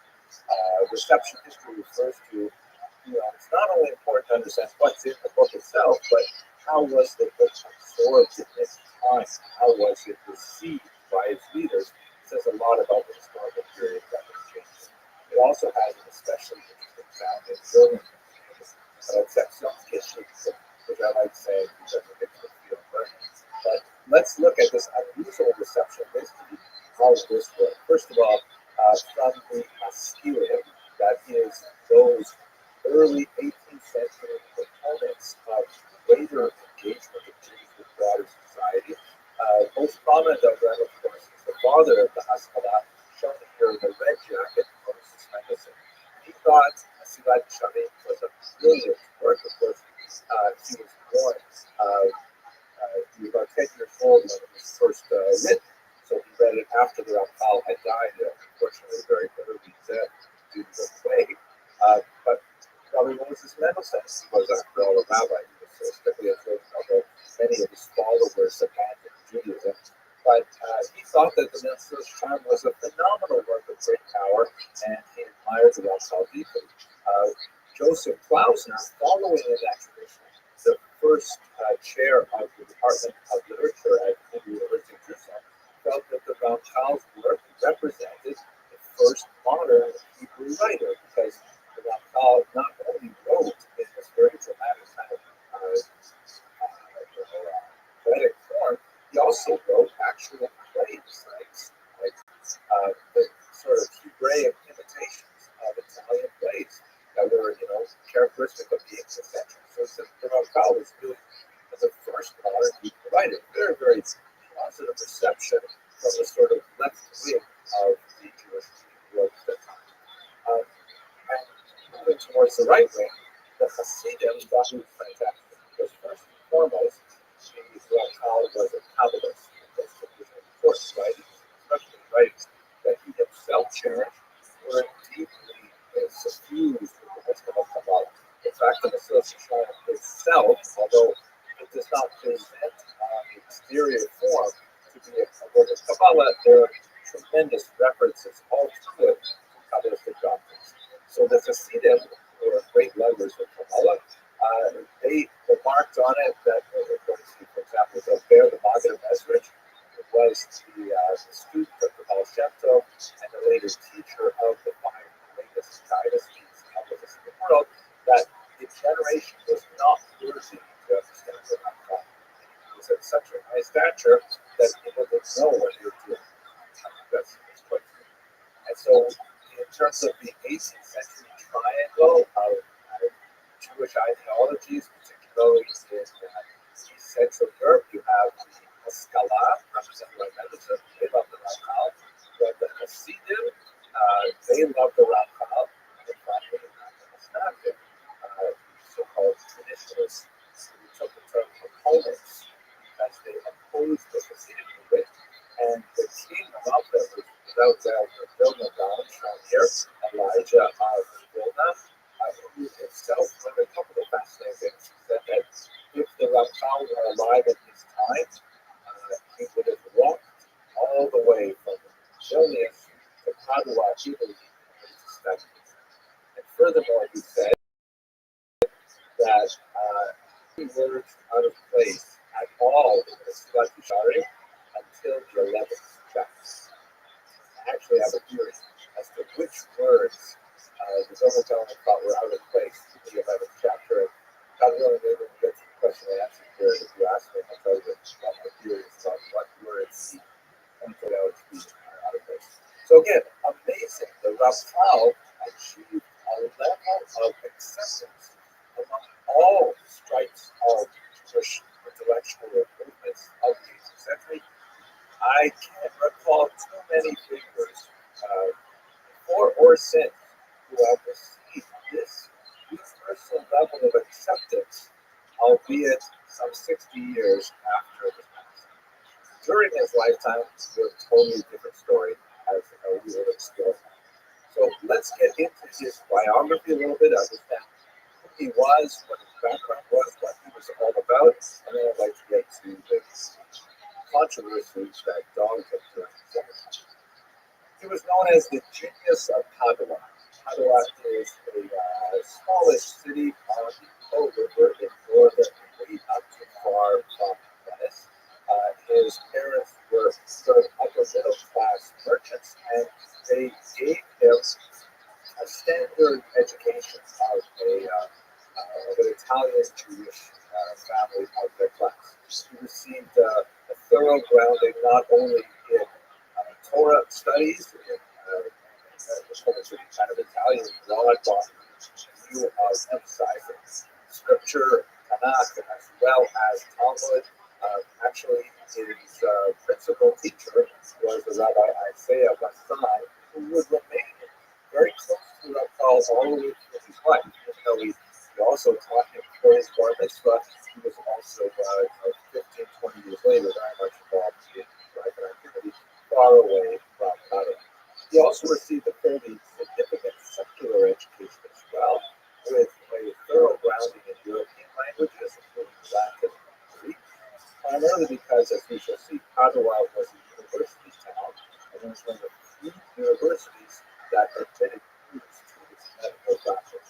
And so there was a lot of emphasis placed on broad European understanding of the world around them, contemporary science, the arts, of course, and so on. Early on in his career, really as a teenager, he wrote several works that are quite fascinating. He wrote works on public speaking.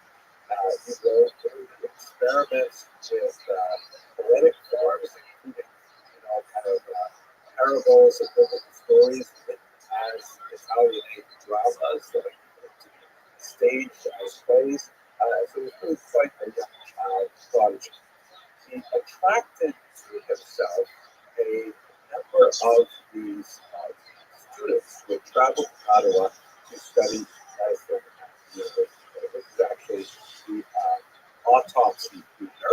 There are only a small number of autopsies performed every year. They literally have to build an auditorium like this to allow as many people as possible to actually observe these autopsies taking place. And a very small coterie of perhaps a dozen of these students from all over Europe would gather nightly at the home of the Rothschild, where he had kind of a special group set up in a attic, and they would study the Kabbalah. Now, the Kabbalah, of course, is the great mystical teachings of Jewish tradition. Very prominent in their curriculum was the study of the Zohar, very important. mystical work, and they became known as the Chabraya Kadisha, the Holy Society for their intense study. They developed a very ritualistic kind of organization where they had specific seating charts for each of them. It was like kind of a free for all, and it was really a close knit study group. They had particular rules about how they were to treat each other and how they were to speak about each other. They had a rigid cycle of who was to prepare the material to be studied that night and so on. And it was really, it must have been quite an amazing intellectual experience to be at the Rothschild's table studying with him. And this is all when he is in his late teens, like in his 20s, studying with students who are significantly older than him, but mesmerized by his grasp of the material and his deeply piercing and poetic analysis of the text. One of the more fascinating things about the community of Padua and this particular study circle was that Padua was, one of the social difficulties that plagued that town in the early 1720s and 1730s was a gambling addiction that unfortunately affected many of the men, the Jewish men of Padua. Playing cards in particular were very popular. And so they had a nightly state of rush that they made a rule, the Jewish community of Padua made a rule that every single Jewish male in Padua had to show up at Beit Midrash 5 nights a week, and attendance would be taken. And if they failed to show up every evening to learn some Torah because they were off gambling or something like that, it would be fine to pay for the fine to the patron. That in itself is rather an amazing thing that the community could actually impose or even think to impose such a rule. I really wonder how well it does enforce, but it gives us a sense of how far we are from 18th century Padua living today in our society. But the reason why I bring it up is because the only group that was explicitly exempted from these rules were the members of the Rothschild study circle. Because everybody knew that the Rabbi Kadisha, the Holy Society, they were not spending their time actually learning Torah, very incredible, and so they received a formal exemption because everyone regarded them. Jewish medical students who were studying with the Rothschild were really on a separate level. It's interesting to know, by the way, that the medical students must have experienced quite a cognitive dissonance because when they were at school in Padua, even though they were admitted appropriately to the college, which was, as I mentioned, very rare for universities at that time, there were a whole series of, discriminatory practices and ritual humiliations that they had to endure. They had higher tuition, for example, and there were certain things like they had to present a gift of 1 pound of candy every Christmas to the other students, kind of like a nasty Secret Santa sort of thing that they had to do. But nevertheless, while in the daytime they were kind of like distinctly second-class citizens, but at night they probed the depths of the university with their teacher. It happened that the controversy really began to build up in the 1720s when Paul first discussed his encounters with something called the Controversy. This is where the controversy movement. When he was 20 years old, the Ramchal related to his students that he would receive these nightly visitations from a kind of supernatural being known as a Magi. He was not yet related to like the Haggadah, like the Passover Haggadah, but he used to tell or to read. And the Ramchal would describe how perhaps in a dream, but some kind of vision, this angelic being would reveal to him these Kabbalistic truths that he would then relate to his students. Now, it sounds pretty weird. It definitely is a very unusual kind of phenomenon, but it is not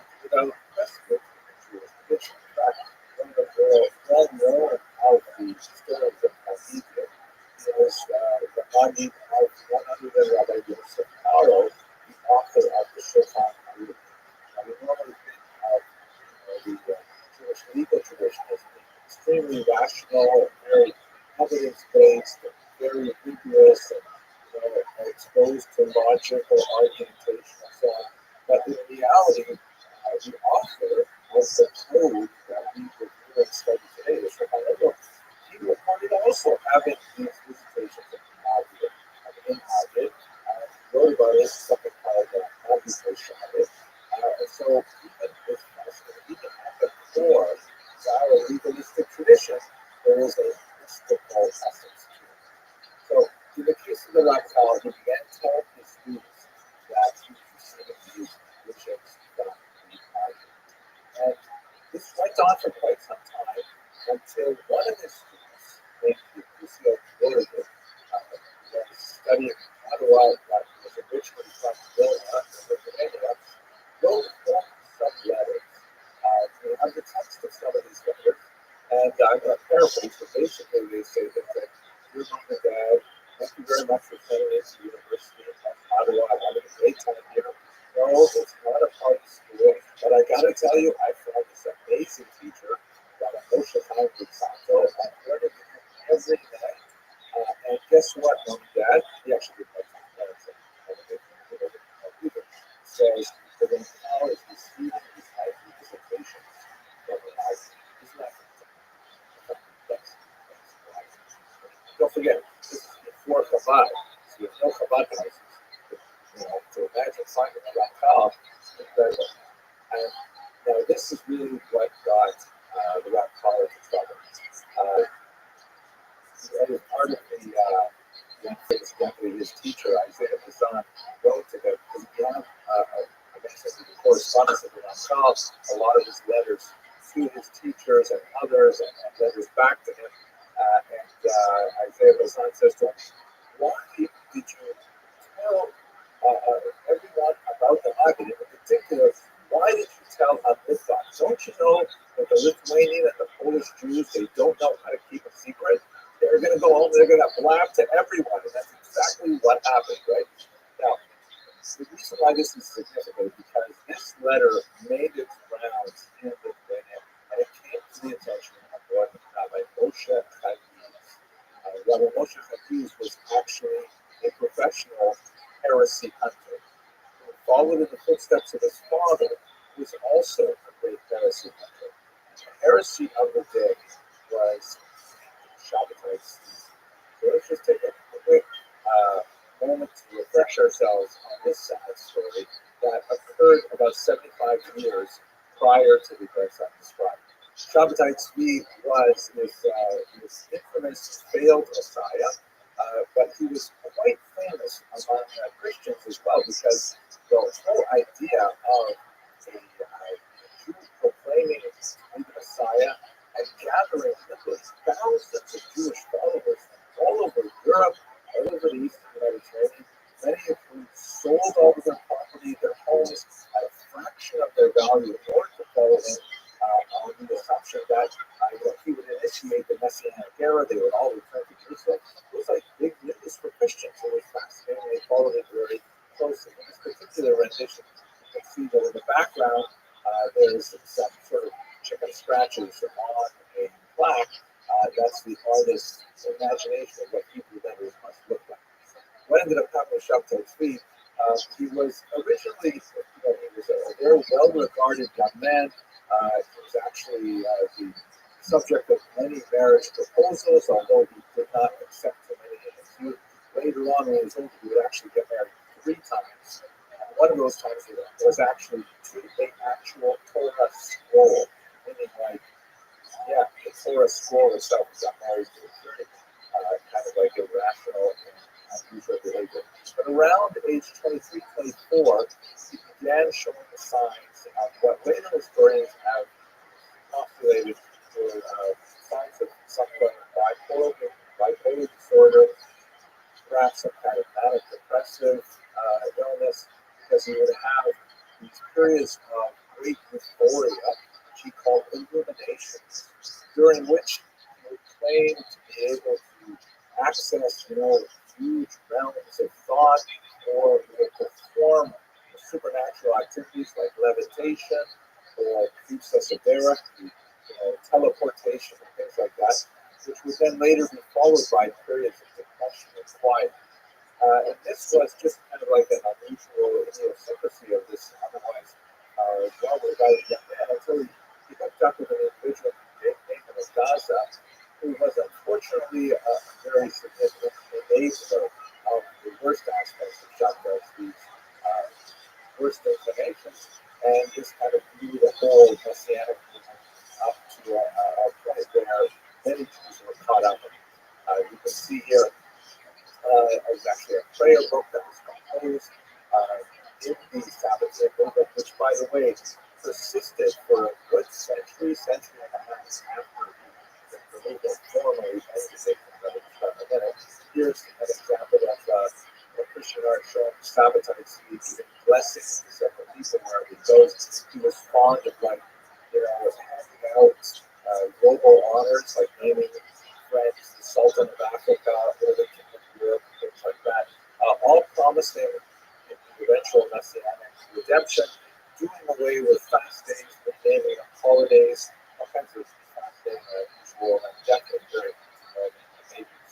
There's a real image that actually shows Nathan the Gazda, his familiar deputy, who was leading thousands of Jews off to Constantinople, where they were to demand the return of Jerusalem to the Shabbat's feet, who would then bring about what actually happened in the 1660s was Shabbat's present themselves in the court of Constantinople. The Sultan didn't deign to meet them personally, but sent an envoy. He made a counteroffer.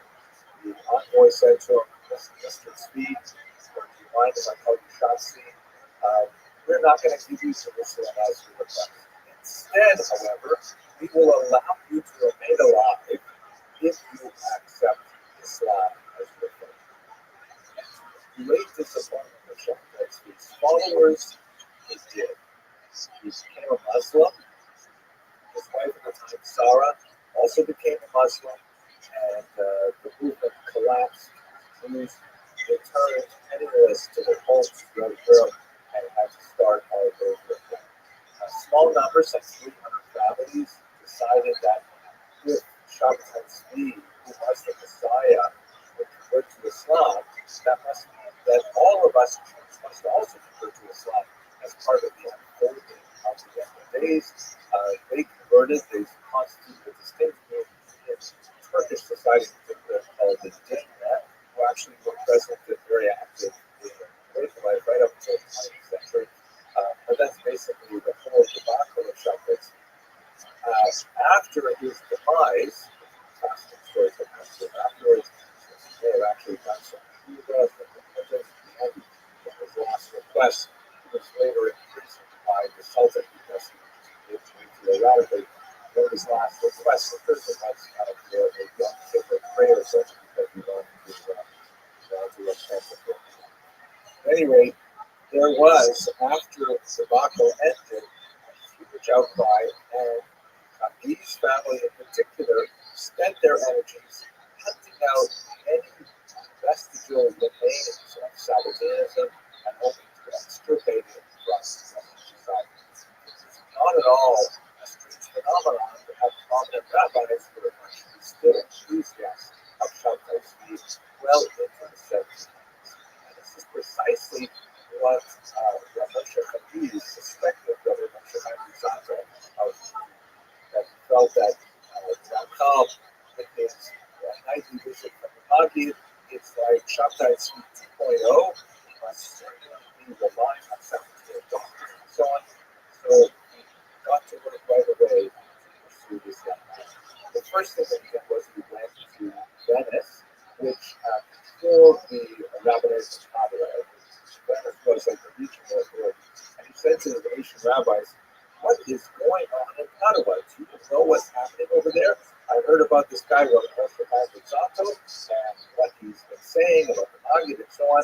So the Venetian rabbis picked up the essentially non-existent telephone and said to rabbis of Padua, you've got investigated.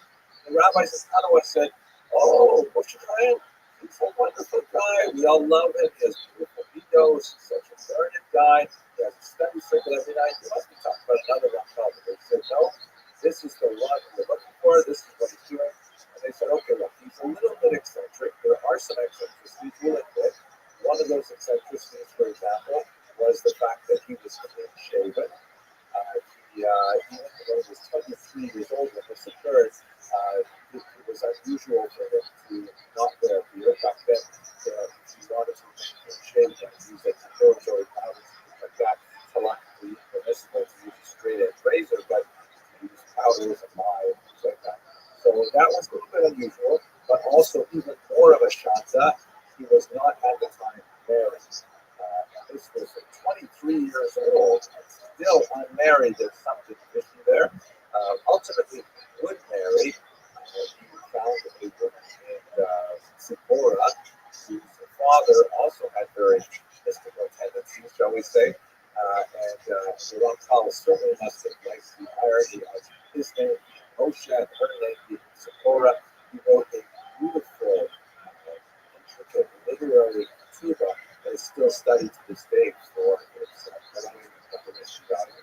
But anyways, the rabbis of Ottawa said, "Okay, listen, what we will do is we will force him to take an oath.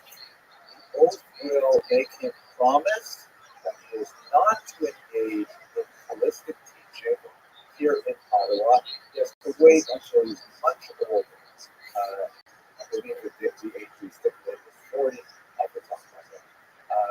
The Ramchal, as you know from his communications, private communications with his teacher, he was very upset with the accusation, it was unfair and so on, but his teacher counseled him, you shouldn't have told about the not being to Lucio Jordan and got out, and now the best thing to do is just keep your head down, accept the oath, take that oath, and obey it. In fact, the Ramchal did obey that oath. That was involved in, and that Kabbalah was really his main interest, but he took on the stipulations that I found. So after he got married, things calmed down a little bit. But Brother Moshe Chaim was not satisfied with the very light slap of wrist that the Ramchal received. He felt that he wanted much more of a big show trial and perhaps communication, something a little bit more serious. So he kept his eye on this young Ramchal. It happened that the Monsanto business failed at this point. The father passed away, and the Ramchal, who was largely supported by his father, could no longer maintain the lifestyle that he had, primarily focusing on his learning in Ottawa. So he decided with his wife that they would make their way extremely cold winter all the way up to Amsterdam, where his brother had established their business. So on their way, when they left Ottawa, Moshe Chaim took advantage of their travel. He sent word ahead to the city of Frankfurt am Main. And he said to a much more receptive Beit Din there that there is a guy coming your way. It's Moshe Chaim Monsanto. I suspect him of being a Sabbathean. Here's all my evidence. He's got away with it in Ottawa. I'm sure that you're not going to see him. And so when the Ramchal arrived in Frankfurt, en route to Amsterdam, he was actually arrested by the Beit Din. He was placed under house arrest while an investigation could be initiated. Ramchal was distraught because he's saying, I thought I dealt with this in Ottawa. I haven't violated the oath at all. He wrote to his teacher, Isaiah Bazan, who immediately came to his defense. The end result of this very trying episode is that the Rothschild had to take a second oath, reiterating the stipulations of the first oath. He was deeply humiliated that he still suspected of these kinds of attitudes. But once again, like Isaiah Bazan, his teacher said to him, there's not much you can do to protect yourself here. You are not a wealthy man. You are not without admirers and students, but including himself, but you simply don't have any recourse here. What was perhaps most awful, however, is that he was carrying with him a chest full of his manuscripts, his very, very prolific individual. As I mentioned, he wrote his first book in his teen years that he's published and still studied to this day. He had a full chest full of manuscripts. They were seized by the Beis Din in Amsterdam, in Frankfurt, and they proceeded to examine them for heretical material statements.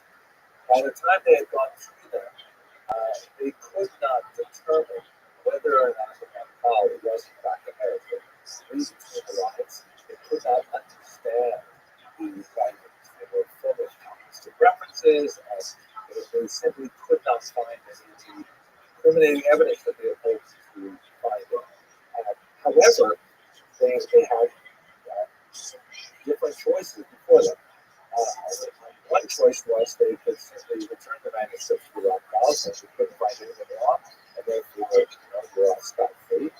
They were loath to do that, though, because it would reveal their ignorance about the content of the documents, and they were concerned that perhaps they were heretical.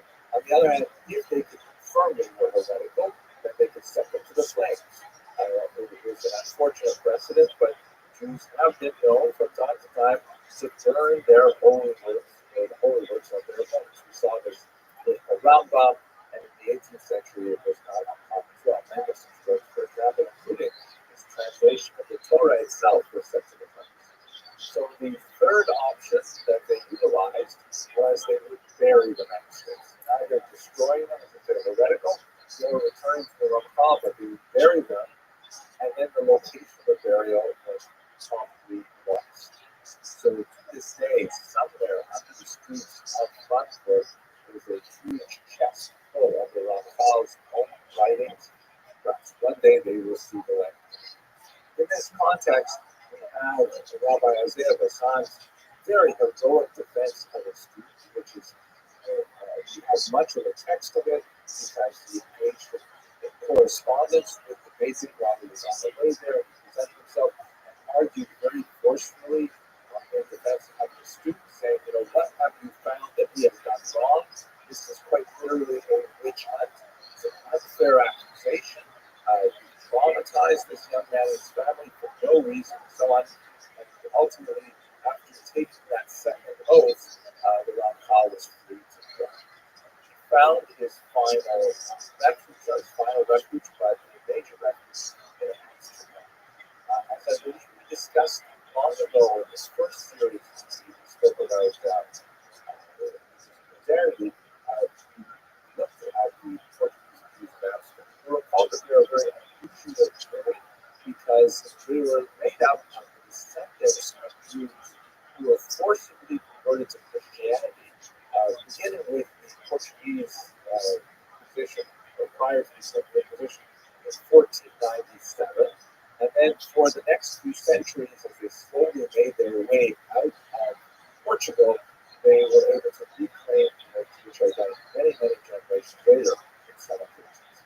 And it's worthy to note that the origins of the American Jewish community lay in the Portuguese Inquisition, because it is those Jews who were living in Portuguese Brazil in the 1650s. For a very brief period of time, when the Dutch took over the region of Brazil, those Portuguese Jews living as Christians at the time decided to come out of the closet and proclaim their Jewish identity, only to discover a couple of years later that the Dutch gave that region back to Portugal as part of the treaty, and they found themselves once again under the pressure of the situation.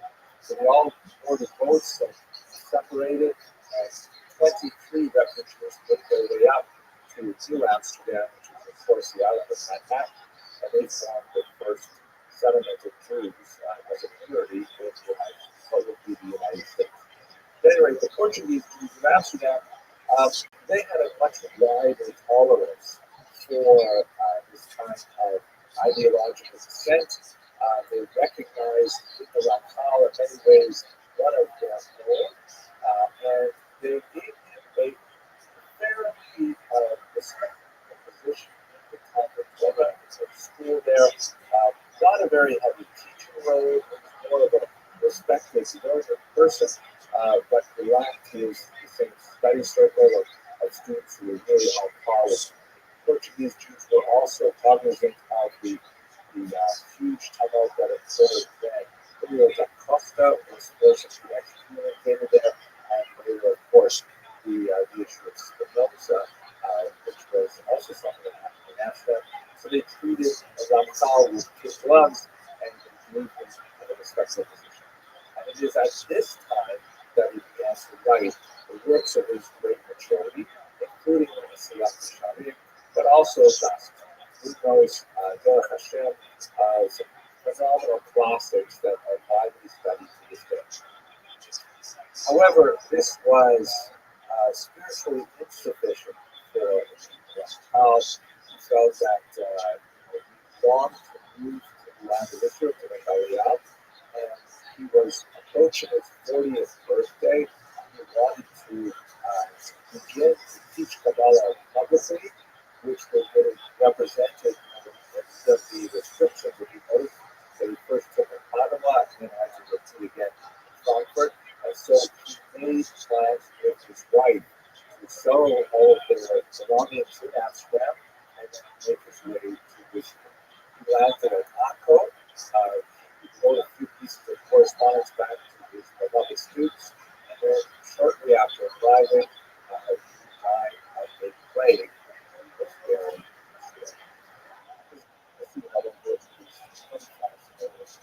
In many ways, he occupies the same kind of position that we discussed last week when we were talking about the Rabbi, who was another figure who was revealed as one of the wild in his lifetime.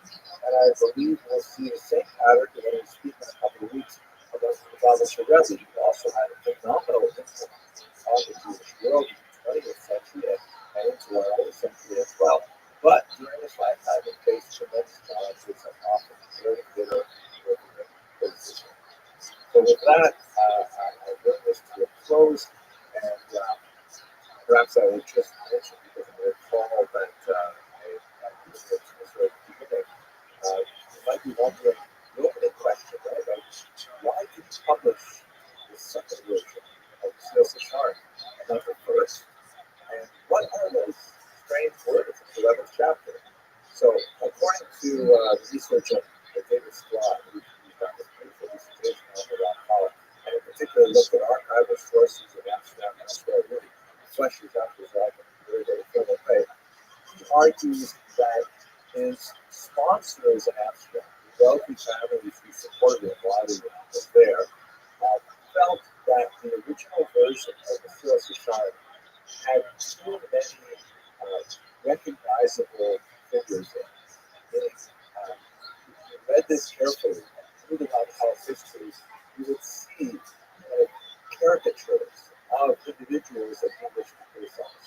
And they felt that it was somewhat incendiary. They did not want to have anything go up against in Amsterdam, like they had seen he dealt with in Padua and Frankfurt. And so they counseled him not to publish it, or perhaps they said they were not willing to publish it at all. It was not a neutral work of Jewish literature. And so the Ramchal's best friend, who he thanks very florid manner with the conclusion of the work, quickly edited the work and reshaped it into the more standard, more neutral, and frontal discussion that we have today. And the Ramchal perhaps grudgingly signed off on his new version for fine, and just set aside the manuscript dramatically. And in this context, well, what the Gona Gaon said, that nothing is out of place until the 11th chapter. There's one passage in the 11th chapter where the Ramchal is speaking about the negative character trait of vengeance. And he seems to just like step out of tone for a moment. Like most of the book is got this kind of even, soothing kind of prose, and then at one point it just gets a little sharper than you would expect. And in that context, when he's writing about vengeance, he says, and I know that taking vengeance would be as sweet as just it stands out like an unusually personal kind of revelation or personal kind of sharing that he really felt that deeply. And that's my theory of the Brother Gallon's words I placed in that chapter, that perhaps he was reflecting on his own experience and the way he was hounded across Europe literally, and it would have been as devious as but nevertheless, he was incompatible with the personality type that he tore at the lens, and it would have been consistent with the values of the social strength. With that, I want to thank you once again for your endurance. I really appreciate the opportunity to speak longer. I think we have some time for some questions.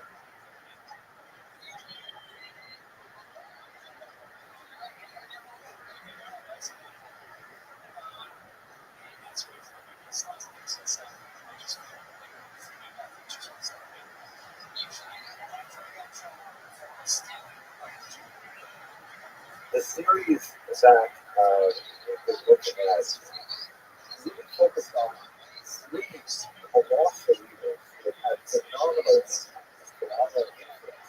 on pretty much everything we do since they're we're all united in the fact that they were revered long after their deaths, but reviled that these guys certain ones during their lives. And the strange connection of the often bitter controversy that surrounded these individuals trying to make difference, and the way in which they often so much of our intellectual space nowadays, you see how much we really build for their innovation.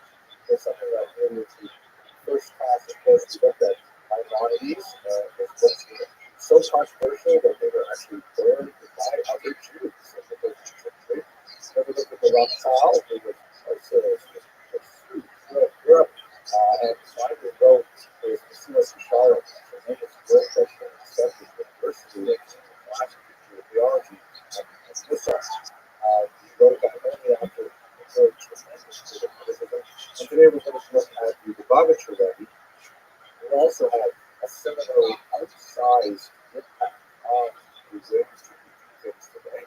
But during his lifetime, which overlapped with many of our own, I'm sure, with many points of controversy. So what I'd like to do over the course of the next 45 to 50 minutes is to take a broad 30,000 view of his life and work, and then to zero in on some areas in which he encountered significant opposition, around which there was significant controversy, and try to reflect on what that means for how we treat leaders of this time. And that will bring us to a conclusion of this tripartite field. I should preface this by saying that I originally gave a lecture with the same title exactly back in 2013. And recorded it for actually for a very long time. And one of my more popular lectures, after who cares to know who was this great, virtually ubiquitous figure in Jewish life. And I made a few really basic, simple errors that I'm going to make, and I'm going to try to cover a lot of detail in the space of 60 minutes. And I ended up deciding that there's so much noise about these small details that you probably better something down. So I made a private class years ago, but I really wanted to come back to it. I was also disappointed with myself in that when I first gave that lecture, I was thinking about much smaller audience, really just a really focused audience at the synagogue where I gathered, and I put it on YouTube for a similar kind of audience. I really started with the controversies before I really talked about the incredible achievements. And I think a lot of viewers, as time went on, the controversy began to become less and less significant. They began to see me in a light that I didn't think was a very fair criticism.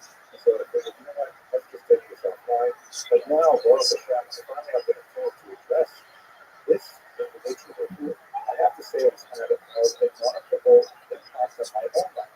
Just like the Rambam and the Rothschild, these are those figures that have really shaped the way I think about my own truth, about my own relationship to God, family, and the community, and to the world as a whole, and what I can achieve during these years that I'm given this place.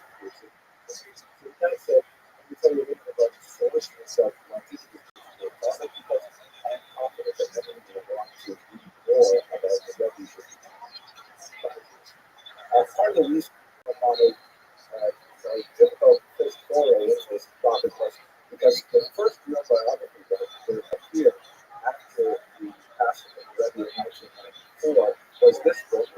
story book published by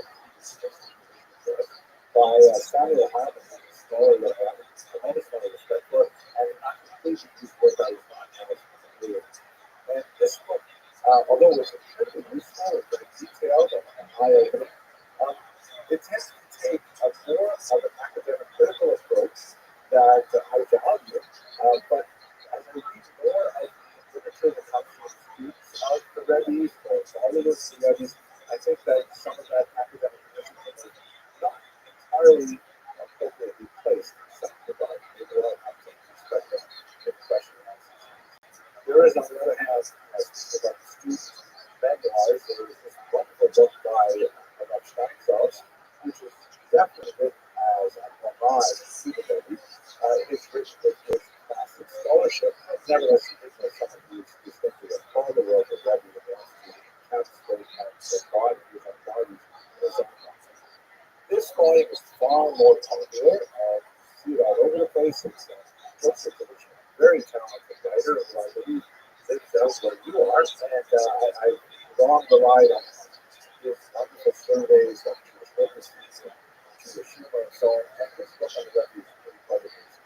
I think it's actually one of the most well-balanced books in that, unlike the more scholarly book entitled The Rebbe, which tended to be a little bit more salacious and maybe like the more ethnographic treatments that come from my sources, he struck a balance. And I think he's one of the best places to go if you want to learn a little bit more about the controversial aspects of it, but at the same time, he really presents a well-balanced picture of it. But by far, my favorite biography is this one by my colleague Kai Miller, who's also from Europe.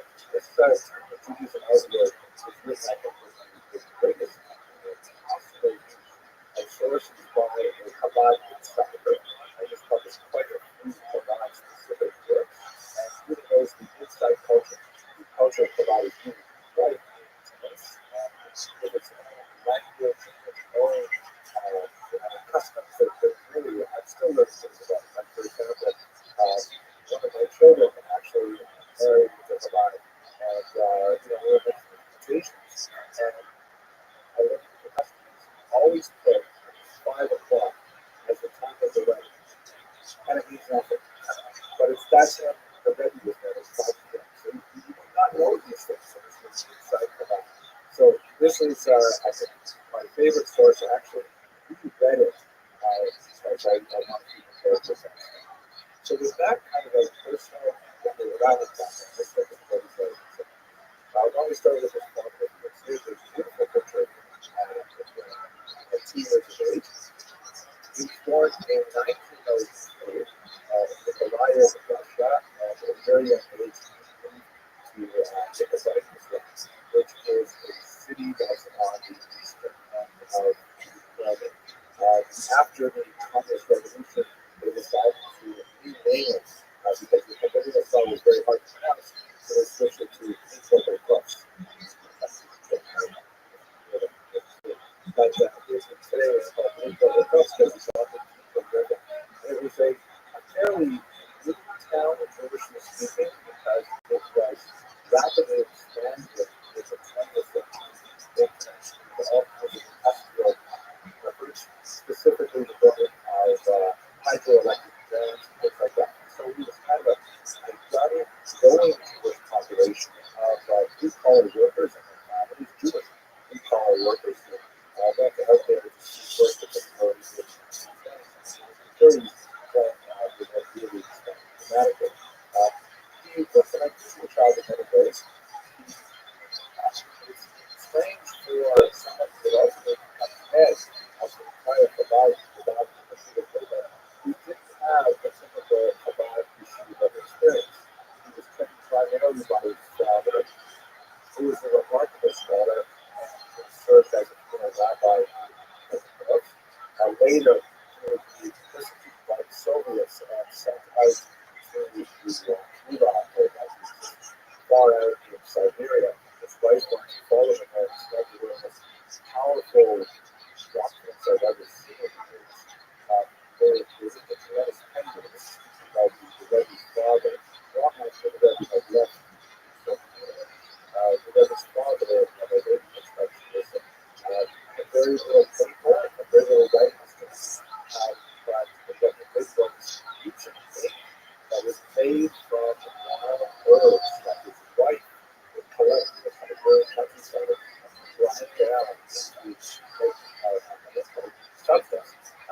right time to kind of get started on some margins of the frequency reduction. The picture, the so anyway, Dr. Mental was the first to see this. And he didn't have a Kabbalah sheet of the book. He was trained already by his father and by higher teachers. But by the time he reached the age of 12, he really demonstrated that he had the fixed knowledge, the personal self-determination, self-discipline to study on his own. And in fact, he studied Jewish topics on his own for the rest of his life. Solitary study. Went on, however, to one of him as a secondary study, ultimately studying at universities in Germany and France, where he was especially interested in engineering. Although he had an unusually broad interest in all areas of endeavor, with sciences as a whole. A turning point in his life, one that he dramatically propelled him towards leadership, even if he didn't realize it at the time, was that he was set up for a step with the name Chabad Rebbe's second job, which is shown here, for the corner high up description. You notice that they have the same surname. That's because the sixth rabbi in the dynasty of Chabad, his surname was Gerson, and he was a distant cousin to the seventh director, his son-in-law, all protagonists, not the make itself. Chaim Bushka is shown here. He was the second father of the existing Chabad Rebbe, and for some time there was reputation of this young boy from tremendous promise of eventually he was brought to the Chabad court, which at that time was Latvia, within the political circles at the time, and ultimately they were married. They maintained a home until her passing in 1988, and unfortunately they remained childless, which was a very nice source of some stress for both of them, and they have actually contributed to the Rebbe to go to America in his life and the original staff. The bulk of our efforts today, however, is focus on this activity as the Rebbe. How that came about was taking place on the previous Rabbi Joseph Yitzchak Joseph, who is the Orthodox Stephen to his right. Rabbi Joseph Yitzchak was the sixth of the seven Chabad Rebbe's, the first of which was the Alter Rebbe, Missionary Zalman, and the guy who was also the author of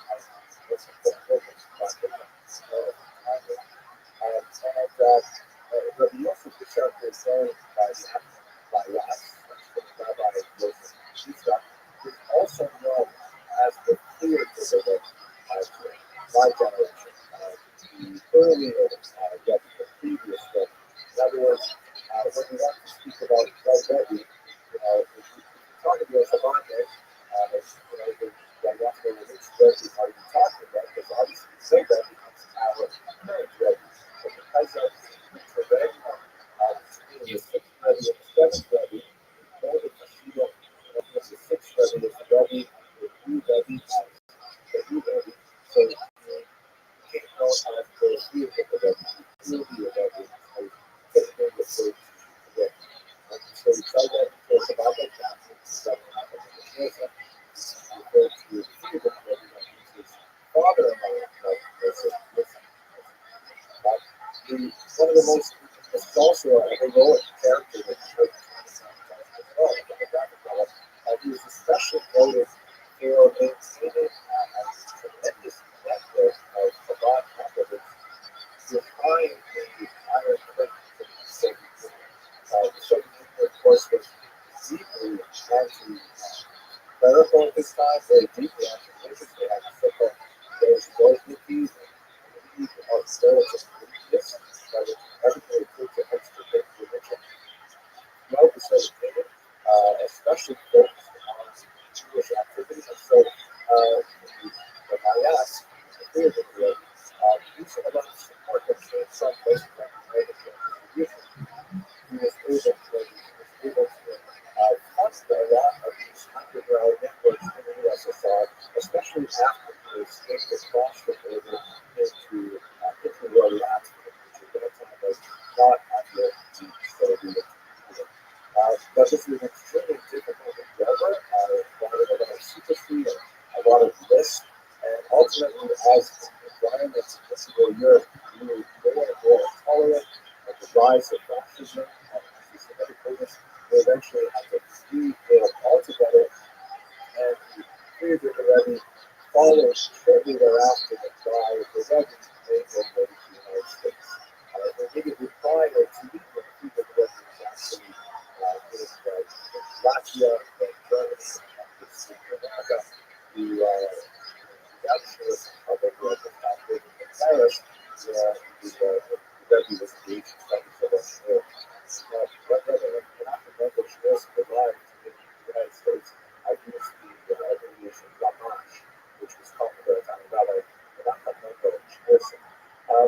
There was an interesting kind of environment here, which we're going to explore in a little bit more detail as we get to the challenges, because he was the husband of the second daughter.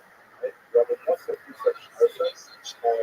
3 daughters and no sons, which posed the challenge of their future succession, because typically a son is very, very careful and student and outsider to take over the leadership of a preceding dynasty. And it was generally assumed at that time, 40s earlier, that elder sister was married to Rabbi very young daughter, that he would eventually become the Rebbe. In fact, one of the most important responsibilities associated with the Bible at that time, specifically in control of the yeshiva. Yeshiva takes University, the pride and joy of the Chabad dynasties, and that was very important responsibility for the favorite someone. So what we do with this individual Lamash, he has shown some significant talent in a lot of ways, although his personal manner was very much dry and blended into the background. He certainly did not seek out any kind of career responsibilities. She was, however, extremely dedicated to Chabad as a body of thought, spiritual system, and especially to the person of Elias, his father-in-law. He's been characterized as this warm relationship. So he received the following responsibilities. First of all, he was put in charge of Chabad, which was the publishing of. Now it is quite massive. It's comparable in many ways to art school, certainly predated art school as he was publishing this. And it was thought that this would suit his style of literature very well. He was in charge of their course, which was Jewish education, but separate from missionaries. This also turned out to be quite appropriate for his skill set. Their course was specifically to deal with kids who are not necessarily in yeshiva system. One of the potential opportunities which Chabad very quickly exploited was this notion of release time, that when public school kids were given a certain amount of time every week to receive religious instruction in private institutions, this is where Chabad could step in and offer free or highly subsidized religious education to Jewish kids. It turned out to be extremely successful. He was in charge of an organization called Israel, the Jewish camp, which was essentially part of the Friedrich Rebbe's attempt to get people fired up about the idea of Mashiach, of the Messiah. This, of course, would be ultimately relevant to the conversation as well. It turns out that this was not an especially successful part of the Rebbe's creative system, although he always stayed with him as a motivation, of course, and as you shall see, it was quite powerful. And finally, he's in charge of fabrication. Chabad fabrication were the various the Rebbe actually wrote down these 4 for responsibilities corresponding to the combined sense of the three-level soul. The intellectual soul is publishing. The spiritual soul is education soul. The animal soul was always designed redemption, so that's not going to grow. It's one in the body is a better illusion. But compared to his brother-in-law, these were comparatively minor secondary kinds of responsibilities. They would turn out to be central to his specific mission, and they would define Shabbat in a very big way. Now, at the time, this is kind of like it understood that his brother-in-law was being sent into these places. When he ended up becoming the Rebbe, however, in 1951, he was Rebbe in Amsterdam in 1950, and after a year of uncertainty, the Chabad movement coalesced around those as he proclaimed his mission statement. And it was something that was quite interesting in that he never deviated from it throughout his entire career. For 50 odd years of activity, really focused on this one simple idea based on a passage in the mystical literature that the love of God, the love of Torah, and the love of one's fellow Jew are all one and the same thing. Proclaimed it as his initial coronation of Rebbe, and the second year two of everything he did was focused on this thing. It's a fascinating thing because think about how all of us in this call are moderates, but they're fanatics, right? They're right fanatics, they're doing things like that. And what this statement says to me and others is that for some people they really focus on the love of Torah, but they tend to ignore the love of fellow Jews and some of the love of God. And there are Jews so absorbed with God that they don't have anything for Torah and it's not something that's true. But in reality, the Rebbe is saying so that each one of these things is essentially with the same kind of drive as the other two. And the goal is to try to recognize the value of each of these things and to appreciate them. Whereas they're coming from with something on that level. Of course, if you don't achieve levels, I think that's very characteristic. So let's go on to the actual achievements of the Rebbe and then we'll get to with the challenges. So the Rebbe has an powerful sense of marketing. He was very much engaged in graphic design. He personally was involved in creating the logos and the letterhead of many of the movements that he was associated with. He personally looked over any graphic representations of the children's magazines, for example. He actually would look at each of the personal boxes and make suggestions as they were being published. And over that, he's still looking at these things. Say, for example, it's kind of relevant to contemporary controversies that there should always be, whenever you had a children's magazine that had pictures of young boys on it, so there should always be a girl on the cover as well. This is so back in the 50s and 60s, that girls had to be included in all of the publications. And he was also very much quite attuned to the zeitgeist, very much able to discern what kind of things were for the audience. Even though he was a foreigner, coming with the Russian background and the European education to the American environment, he was very gravitated to what American young people do. One of the things that his father-in-law used to say, when he came to this country in California, people were far more lax about the observance of things like that. He would insist, and people would say that the reason is because America is Irish, that America is different. The rules we play by, they don't really hold in America. People are more relaxed. And he would always say, America is that America is not. We have the same demands placed on us. And so the Rebbe is saying that with that kind of motivation,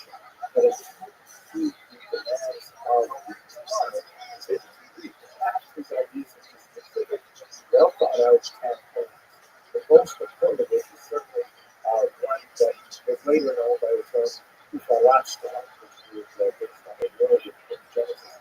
Then God promises to Abraham that he will spread out more than the sun and the rest. And he began to develop a network. Abraham began this army gradually of truth messengers that were literally sent out to service communities all around the world. And sure, everyone who's called has all kinds of adventures dealing with travel and public surveillance. And today, because of this network of thousands of houses, about houses, there are local places, Central Africa, South Asia, all kinds of places. It's really because we're very efficient that Chabad does things as a spread out for good. It is able to motivate young people to literally dedicate their entire lives to a fruitful location where there is not or very little of a traditionality and just settle everything in a single life. It is truly mindful of then people try to towards or things like that. But I think private medicine, for example, has far more lasting thing than the useful. But nevertheless, Rabbi was able to tap into this idea of this selfless, lifelong determination, dedication, and focus on young people. And it's great. Go out there, make your own decisions, or give you some money to help you as much as you can in the center of options. But go out there and do it. Do a bit of a craft, specific compliments that somehow touch what a lot of people do. Very simple, very straightforward, sometimes quite audacious, and we're all familiar with so many of them. For example, the question, which stands for Inner Shabbos Focus, the lights of the Holy Sabbath. Simply promoting women with lighting candles on Friday night. And if you look at some of this contemporary artwork, that you can see that the message was sort of clear, handed down from mother to daughter. Very simple things to do, just light the candles, light this. And so, the Chabad students go out and so-called make story, which is a Friday afternoon, in particular, thing, where they go out to neighborhoods where they hope to be used and simply give away sweet candles to women. Say, here, would you like to light Chinese candles? There's no time for that. There's no complex dimensions. Just really simple. Light the candles, candles make these. Look at all these expressions that come along. We're all familiar as well with the extra techniques, right? These loud, audacious vehicles that go through many urban centers, and they serve as kind of like mobile squads to suggest that Jews come in and put on tefillin or have a kosher egg roll or something like that. Stand up. And it's all just for the sake of getting people to add to the level of Kedusha holiness by performing these the incredible kind of vision that motivated people and made them smile because they were so out there. One of my favorites is the giving dollars. So one of these, 10 campaigns in particular, there are actually many more than 10 that were attended specifically identified by the campaigns. One was tzedakah, giving charity, right? So how do you convince people to give charity? Well, you give them money and tell them that they should give charity. And you get easy for them by giving money to them in order to give charity. And so on Sundays, there's Rabbi essentially hold court, and hundreds of people would come by, and we would hand each of them a dollar and have a brief conversation with them. And the Chabad was always very attuned to technology, the radio, use of video later on. So we have tremendous archives available. But how these directions, very often with famous people, prize laureates, and states have far more confidence. Anyone can come up and have a minute to just speak with the government. The dollar is fun. The idea is the dollar is something to keep to yourself. You get a different dollar with charity, but it's just a simple, your campaign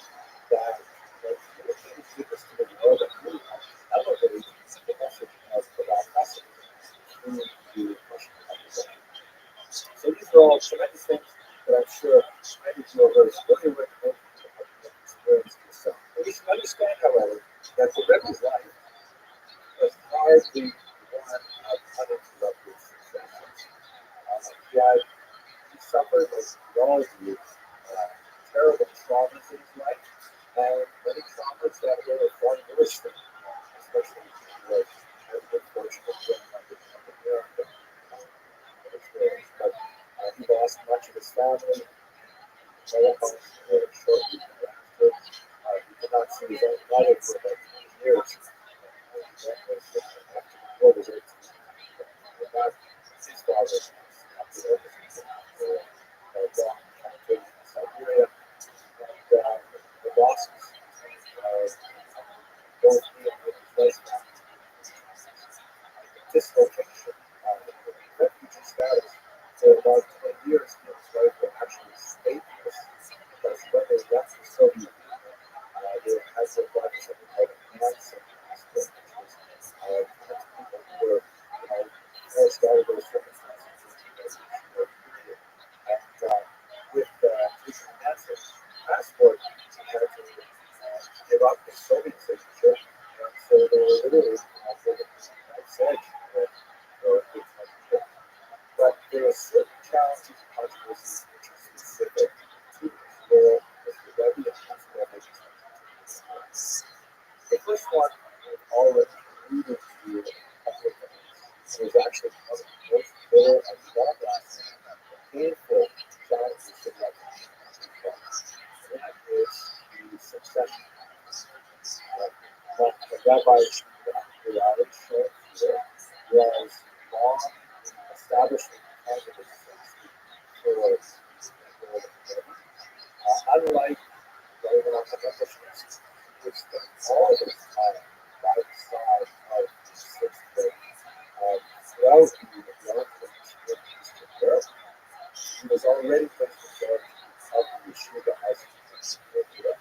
And although there's no question that Syria already has a soft spot in his heart for separate synagogue, the fact that the sixth grade passed away successfully, that it was done as well, that's why the success began. Rabbi Shmuel was shot. Was also the favorite by his mother-in-law, his wife, she insisted that he was great long after in fact, although the Rothschild after the peak of when students were trying to decide eventually the Rothschild capitulated and decided to become entrusted with his brother-in-law, or that he had recognized his cousin, his wife and his mother did not have these documents. Then it kept the twins this separation, this rupture would be much more painful and would be changing. So, this is a very difficult thing for the Rebbe at the time. There's no question that he did not intend to become the Rebbe for his beginning, because the first Rebbe passed away. But over the series of about half a year, as more and more Hasidim began to approach him, urged him to take this on. And then some of these Hasidim actually published in press that they wished to follow the second son-in-law. It became clear that the Rothschild did not have the same level of authority to capture the imagination of the Hasidim as it was. So eventually the Rebbe wasn't able to overcome that succession crisis, but it would be a long-lasting challenge. There are many of his, we talked about several of the really successful campaigns that continued long after his passing. Even in COVID, the broadcast is and you'll have the Bible which is great stuff. But many of his campaigns did not succeed. And it was deeply frustrated with the problems.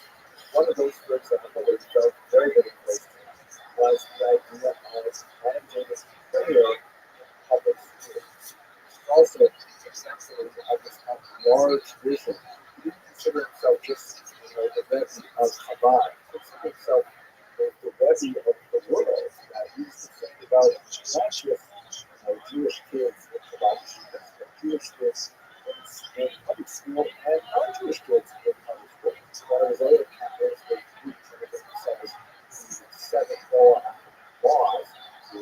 you will understand. Anyway, in the 1960s, the Supreme Court struck down the practice of prayer in public schools, and the Rebbe literally against this and was quite vocal about it. In this regard, he was going up against the American Jewish establishment, which thought that generally it's probably a better thing to keep state and religion separate, church and state being separate, and they didn't appreciate that the Rebbe was trying to bring prayer back in. It's like, no, if we bring prayer back in, it's going to be Christian prayer. So,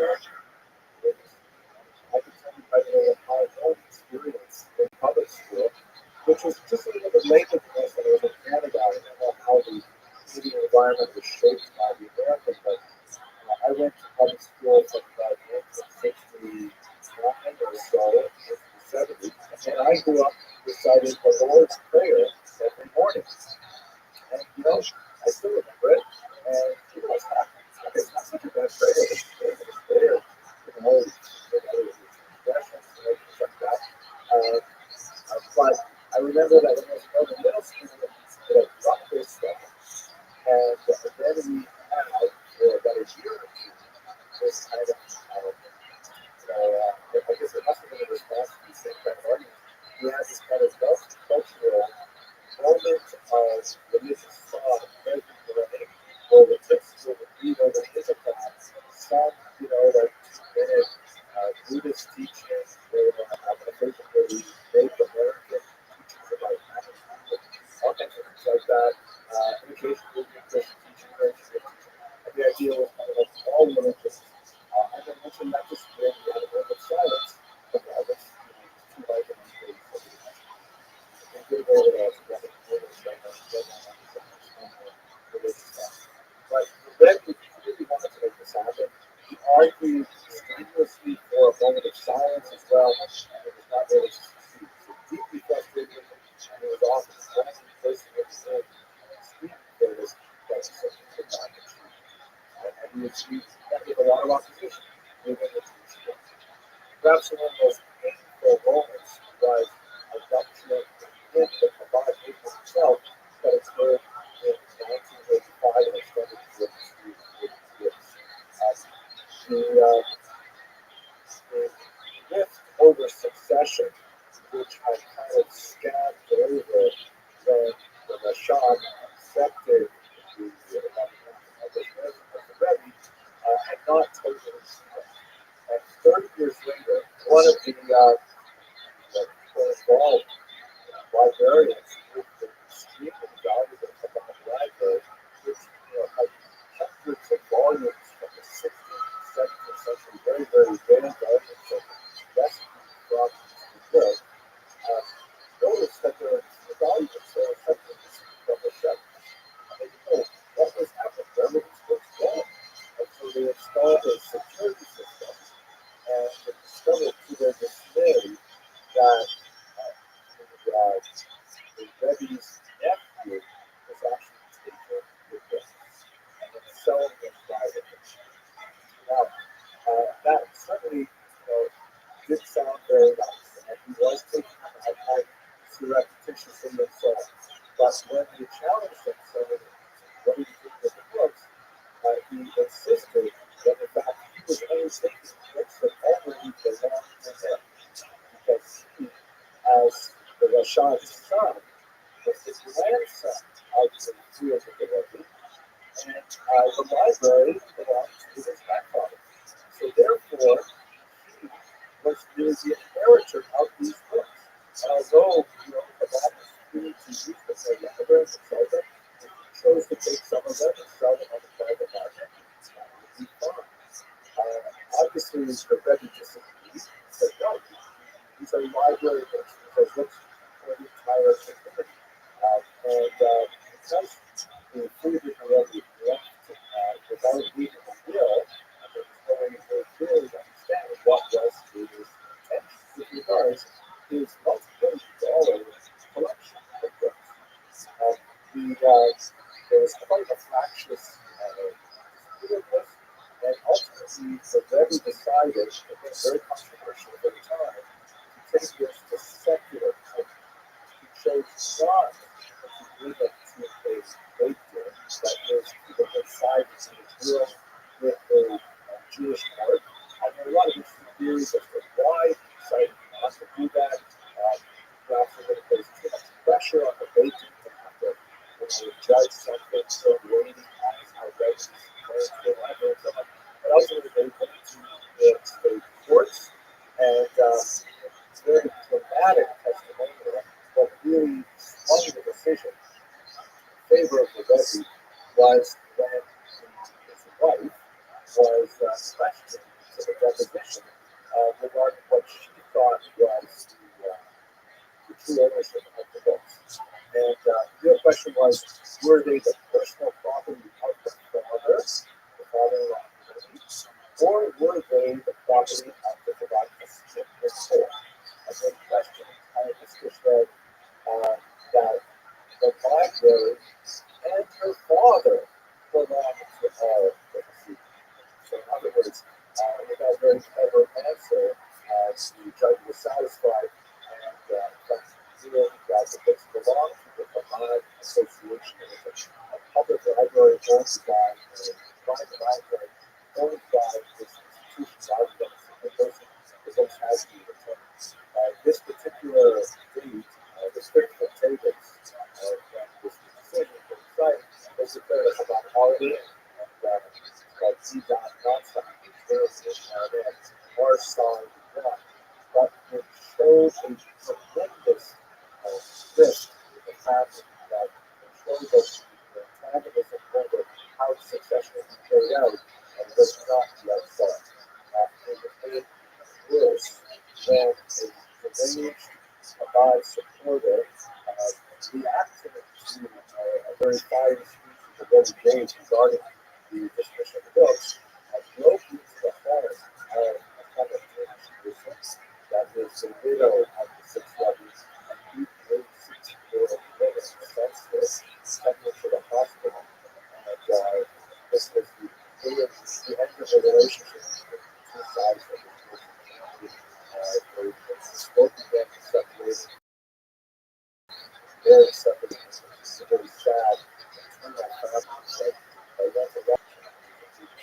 But perhaps the controversy that's spread most widely after the Democrats were the stern controversy regarding his estimates. When the three of the Rebbe died, the Rebbe was spent literally hours on this Rebbe showing people 1950 shortly after his passing, reciting songs and reciting special prayers and so on.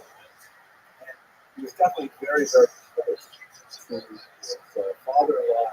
And for years afterwards, the Rebbe basically, once he moved to 77 Eastern Parkway, he only left it either stay within the Crown Heights community for a few special weddings in November, or to go to the grave of his father-in-law, and only on 3 occasions he went up to the Catskills to visit some summer camps that he had planned. Otherwise, he spent his entire life entirely within a radius of about 12 miles, and basically living in one room, 770, after all of his birthday.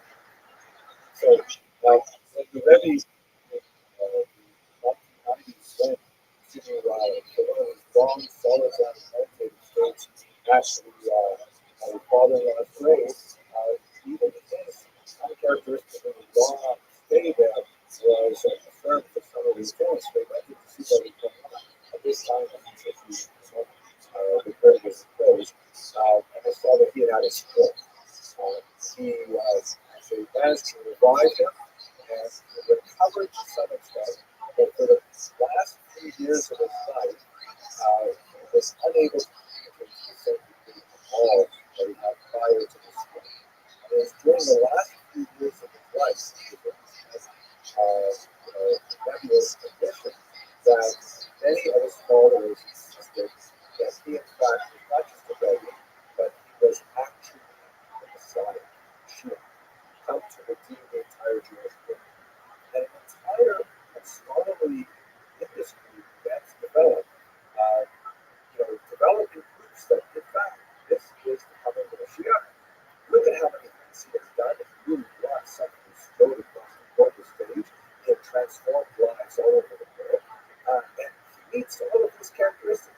lot of research was done for minorities and these views of how to identify the Messiah and so on. And this movement grew in the last few years was like whatever emotions he was able to communicate, many interpreted even the smallest hand gesture as a level of assent to that particular view. Or if some people would be singing songs specifically praising him as a Mashiach, and they did not feel he was, denying them, but that was in fact an assent. So there's a lot of speculation about exactly what was his mindset at the time. And amazingly, this continued even after his passing and burial in 1994, but for a long time, a significant number of the Bible continued to believe that not only was he the Mashiach, but he was actually going to rise from the dead to assume that role. I'm not going to get into the theology of this, but it sounded to many Jews like Christianity, not like Judaism. And there was a huge amount of furor over the argument of the Rabbi as the Messiah. The degree to which we can lay this at the feet of the Rabbi himself is, I think, beyond the scope of our discussion, although there are some fascinating thoughts on this in the work of Rabbi in particular.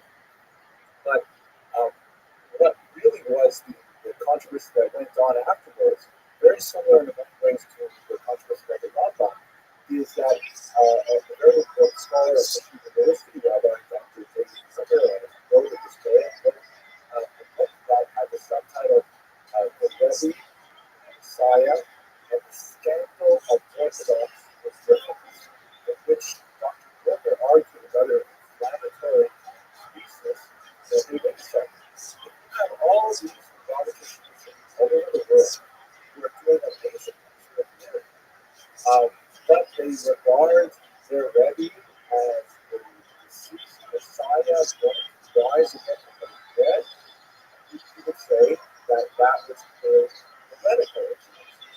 And that would mean that these people who are slaughtering meat for kosher consumption and running Jewish schools and running Jewish synagogues are actually invalidated in all of those tasks. Their meat is no longer kosher, schools are no longer kosher, and people have been eliminated. As you can see from the subtitle, it's called a scandal Orthodox indifference because not a lot of the Orthodox world didn't seem to care. They're dependent on Chabad. So, and if Chabad individuals, and there's a lot of data that exactly how Chabad actually felt this way, in my limited experience with the whole spectrum. But this is a huge shout-out to these leadership. It seems, however, that we are 30 years on from his passing, that much of this has faded into the background, and I'm not sure exactly how all of Chabad have made the peace with the Rebbe's passing. So the Rebbe is definitely still having to get this stuff, but it's a younger generation. Nevertheless, it's fascinating that talking about the younger generation, and I think the Chabad book has actually expanded exponentially since the Rebbe's passing. It's a more of a testament to the strength of the Rebbe's leadership that could actually grow after he was no longer at his health than his service. Let me conclude by just taking you on a visit of a virtual tour of the Rebbe's and it's a site called the Ola. I think that because I'm speaking to people on the West Coast today, not necessarily have seen this particular location. I have to say one of those powerful experiences, and it is the community Jewish religious program sites that we have in Canada. It's basically a center filled with thousands and thousands of Jews and regular people. Right at the border of the center, there's welcome to come in and there's the synagogue there, the place that there, the books and Bibles, videos of the Rebbe speeches. So, the English house, then you go through this really remarkable ritual. I myself am not about persuasion, but I find it very good, very cleansing, very good. You sit down and you privately write out a small